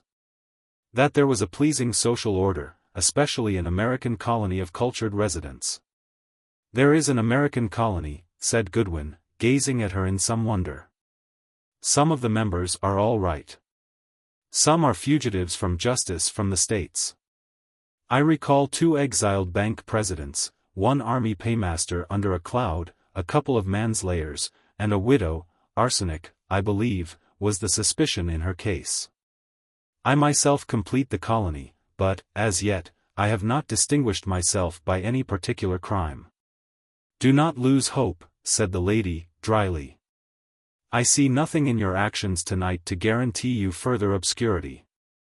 Some mistake has been made, I do not know just where. But him you shall not disturb tonight.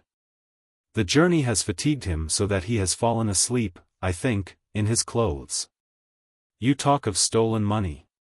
I do not understand you. Some mistake has been made. I will convince you. Remain where you are and I will bring you the valise that you seem to covet so, and show it to you." She moved toward the closed door that connected the 2 rooms, but stopped, and half turned and bestowed upon Goodwin a grave, searching look that ended in a quizzical smile.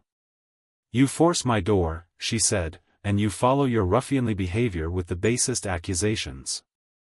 And yet, she hesitated, as if to reconsider what she was about to say, and yet, it is a puzzling thing, I am sure there has been some mistake. She took a step toward the door, but Goodwin stayed her by a light touch upon her arm. I have said before that women turned to look at him in the streets. He was the Viking sort of man, big, good-looking, and with an air of kindly truculence. She was dark and proud, glowing or pale as her mood moved her. I do not know if Eve were light or dark, but if such a woman had stood in the garden I know that the apple would have been eaten. This woman was to be Goodwin's fate, and he did not know it. But he must have felt the first throes of destiny, for, as he faced her, the knowledge of what report named her turned bitter in his throat. "If there has been any mistake," he said, hotly, "it was yours. I do not blame the man who has lost his country, his honor, and is about to lose the poor consolation of his stolen riches as much as I blame you, for, by heaven, I can very well see how he was brought to it. I can understand, and pity him. It is such women as you that strew this degraded coast with wretched exiles, that make men forget their trusts, that drag." The lady interrupted him with a weary gesture. "There is no need to continue your insults," she said, coldly. "I do not understand what you are saying, nor do I know what mad blunder you are making. But if the inspection of the contents of a gentleman's portmanteau will rid me of you, let us delay it no longer." She passed quickly and noiselessly into the other room, and returned with the heavy leather valise, which she handed to the American with an air of patient contempt. Goodwin set the valise quickly upon the table and began to unfasten the straps. The lady stood by, with an expression of infinite scorn and weariness upon her face. The valise opened wide to a powerful, sidelong wrench. Goodwin dragged out 2 or 3 articles of clothing, exposing the bulk of its contents, package after package of tightly packed United States Bank and Treasury notes of large denomination. Reckoning from the high figures written upon the paper bands that bound them, the total must have come closely upon the 100,000 mark. Goodwin glanced swiftly at the woman, and saw, with surprise and a thrill of pleasure that he wondered at, that she had experienced an unmistakable shock. Her eyes grew wide, she gasped, and leaned heavily against the table. She had been ignorant, then, he inferred, that her companion had looted the government treasury. But why, he angrily asked himself, should he be so well pleased to think this wandering and unscrupulous singer not so black as report had painted her? A noise in the other room startled them both. The door swung open, and a tall, elderly, dark-complexioned man, recently shaven, hurried into the room. All the pictures of President Miraflores represent him as the possessor of a luxuriant supply of dark and carefully tended whiskers. But the story of the barber, Esteban, had prepared Goodwin for the change. The man stumbled in from the dark room, his eyes blinking at the lamplight, and heavy from sleep. "What does this mean?" he demanded in excellent English, with a keen and perturbed look at the American. "Robbery?" "Very near it," answered Goodwin. "But I rather think I'm in time to prevent it. I represent the people to whom this money belongs, and I have come to convey it back to them." He thrust his hand into a pocket of his loose, linen coat. The other man's hand went quickly behind him. "Don't draw," called Goodwin, sharply, "I've got you covered from my pocket." The lady stepped forward, and laid one hand upon the shoulder of her hesitating companion. She pointed to the table. "Tell me the truth," she said, in a low voice. "Whose money is that?" The man did not answer. He gave a deep, long-drawn sigh, leaned and kissed her on the forehead, stepped back into the other room and closed the door. Goodwin foresaw his purpose, and jumped for the door, but the report of the pistol echoed as his hand touched the knob. A heavy fall followed, and someone swept him aside and struggled into the room of the fallen man. A desolation, thought Goodwin, greater than that derived from the loss of cavalier and gold must have been in the heart of the enchantress to have wrung from her, in that moment. The cry of one turning to the all-forgiving, all-comforting earthly consoler, to have made her call out from that bloody and dishonored room, "Oh, mother, mother, mother!" But there was an alarm outside. The barber, Esteban, at the sound of the shot, had raised his voice, and the shot itself had aroused half the town. A pattering of feet came up the street, and official orders rang out on the still air. Goodwin had a duty to perform. Circumstances had made him the custodian of his adopted country's treasure. Swiftly cramming the money into the valise, he closed it, leaned far out of the window and dropped it into a thick orange tree in the little enclosure below. They will tell you in Coralio, as they delight in telling the stranger, of the conclusion of that tragic flight. They will tell you how the upholders of the law came apace when the alarm was sounded, the commandante in red slippers and a jacket like a head waiter's and girded sword. The soldiers with their interminable guns, followed by outnumbering officers struggling into their gold lace and epaulets. The barefooted policemen, the only capables in the lot, and ruffled citizens of every hue and description. They say that the countenance of the dead man was marred sadly by the effects of the shot. But he was identified as the fallen president by both Goodwin and the barber Esteban. On the next morning messages began to come over the mended telegraph wire. And the story of the flight from the capital was given out to the public. In San Mateo the Revolutionary Party had seized the scepter of government, without opposition. And the vivas of the mercurial populace quickly effaced the interest belonging to the unfortunate Miraflores. They will relate to you how the new government sifted the towns and raked the roads to find the valise containing Ancuria's surplus capital, which the president was known to have carried with him. But all in vain. In Coralio Senor Goodwin himself led the searching party which combed that town as carefully as a woman combs her hair, but the money was not found. So they buried the dead man, without honors, back of the town near the little bridge that spans the mangrove swamp, and for a real a boy will show you his grave. They say that the old woman in whose hut the barber shaved the president placed the wooden slab at his head, and burned the inscription upon it with a hot iron. You will hear also that Senor Goodwin, like a tower of strength, shielded Dona Isabel Gilbert through those subsequent distressful days. And that his scruples as to her past career, if he had any, vanished, and her adventuresome waywardness, if she had any, left her, and they were wedded and were happy. The American built a home on a little foothill near the town. It is a conglomerate structure of native woods that, exported, would be worth a fortune, and of brick, palm, glass, bamboo and adobe. There is a paradise of nature about it, and something of the same sort within. The natives speak of its interior with hands uplifted in admiration. There are floors polished like mirrors and covered with handwoven Indian rugs of silk fiber, tall ornaments and pictures, musical instruments and papered walls. Figure it to yourself, they exclaim.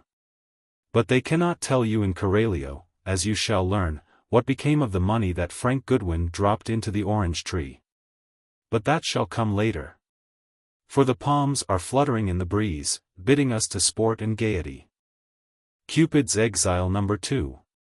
The United States of America, after looking over its stock of consular timber, selected Mr. John de Graffenraid Atwood, of Dalesburg, Alabama. For a successor to Willard Getty, resigned. Without prejudice to Mr. Atwood, it will have to be acknowledged that, in this instance, it was the man who sought the office.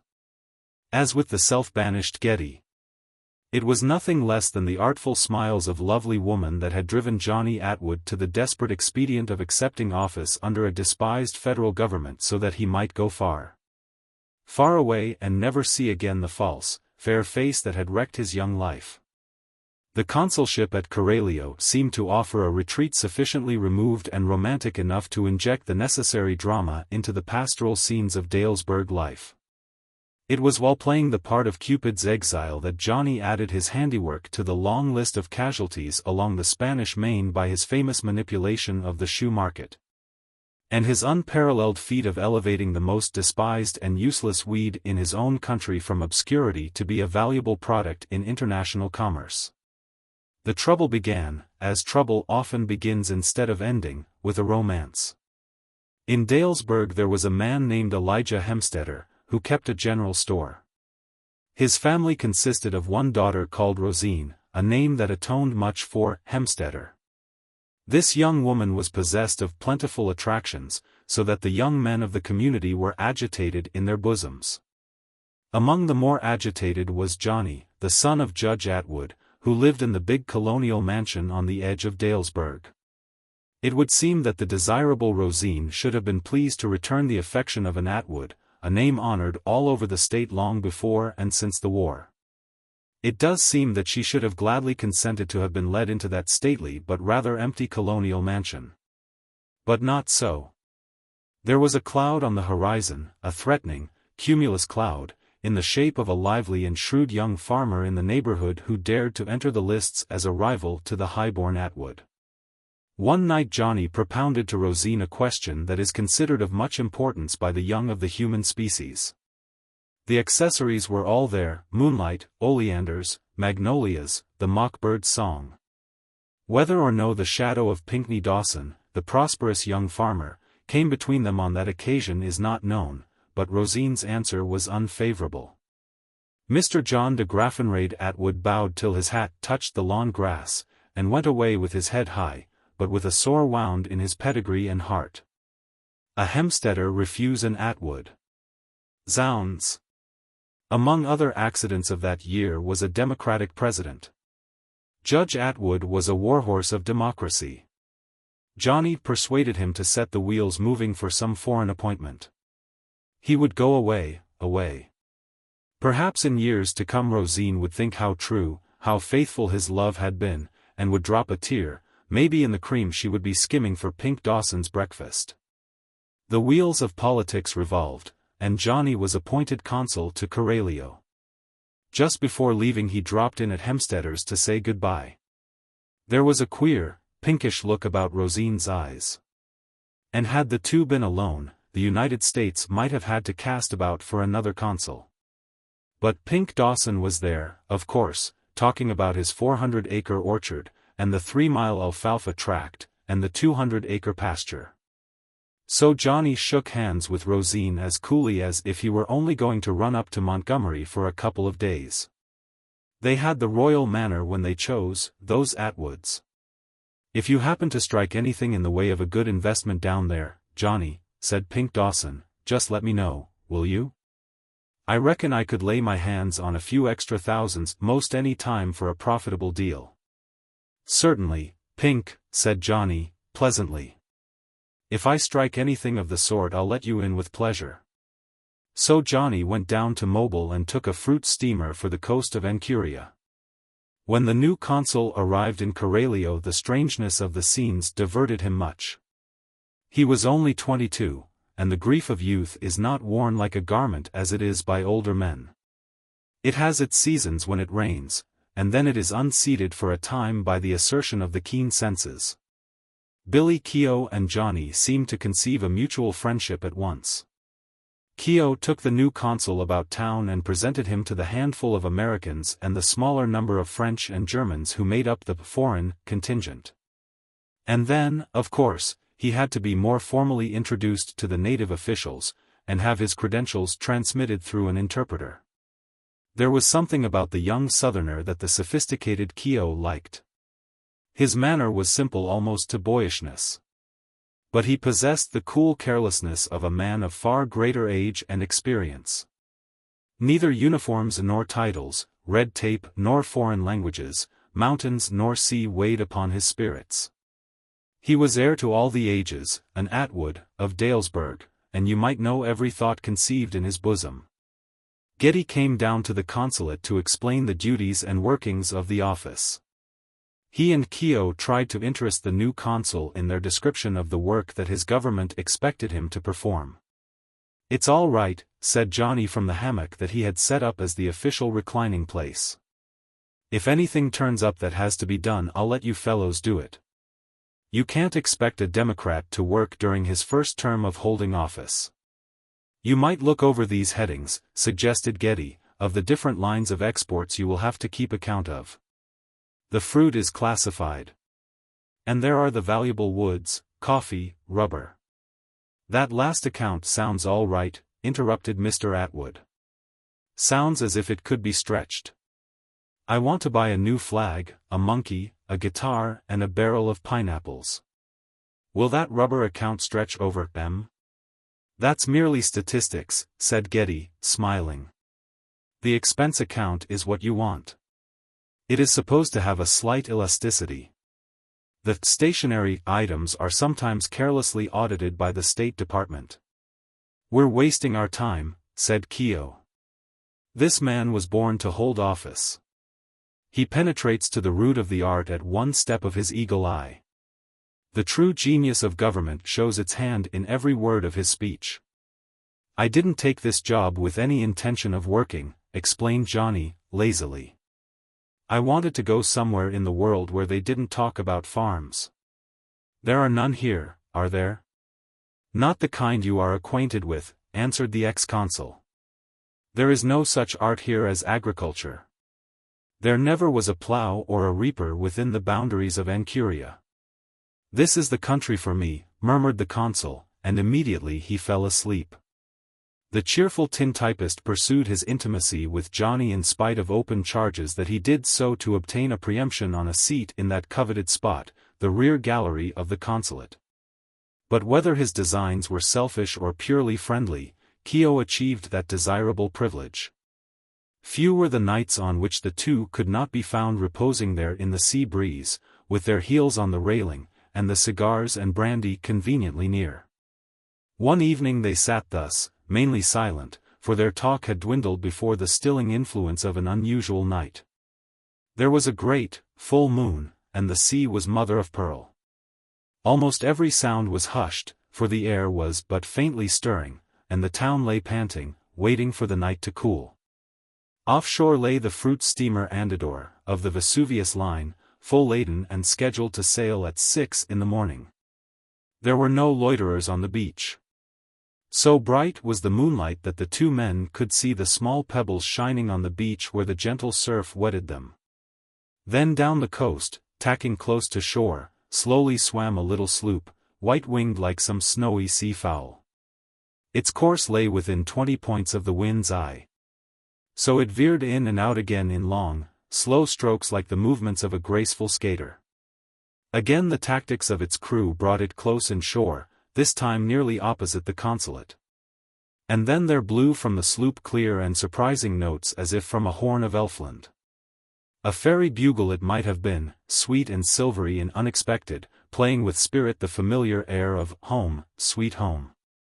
It was a scene set for the land of the lotus. The authority of the sea and the tropics, the mystery that attends unknown sails, and the prestige of drifting music on moonlit waters gave it an anodynous charm. Johnny Atwood felt it, and thought of Dalesburg.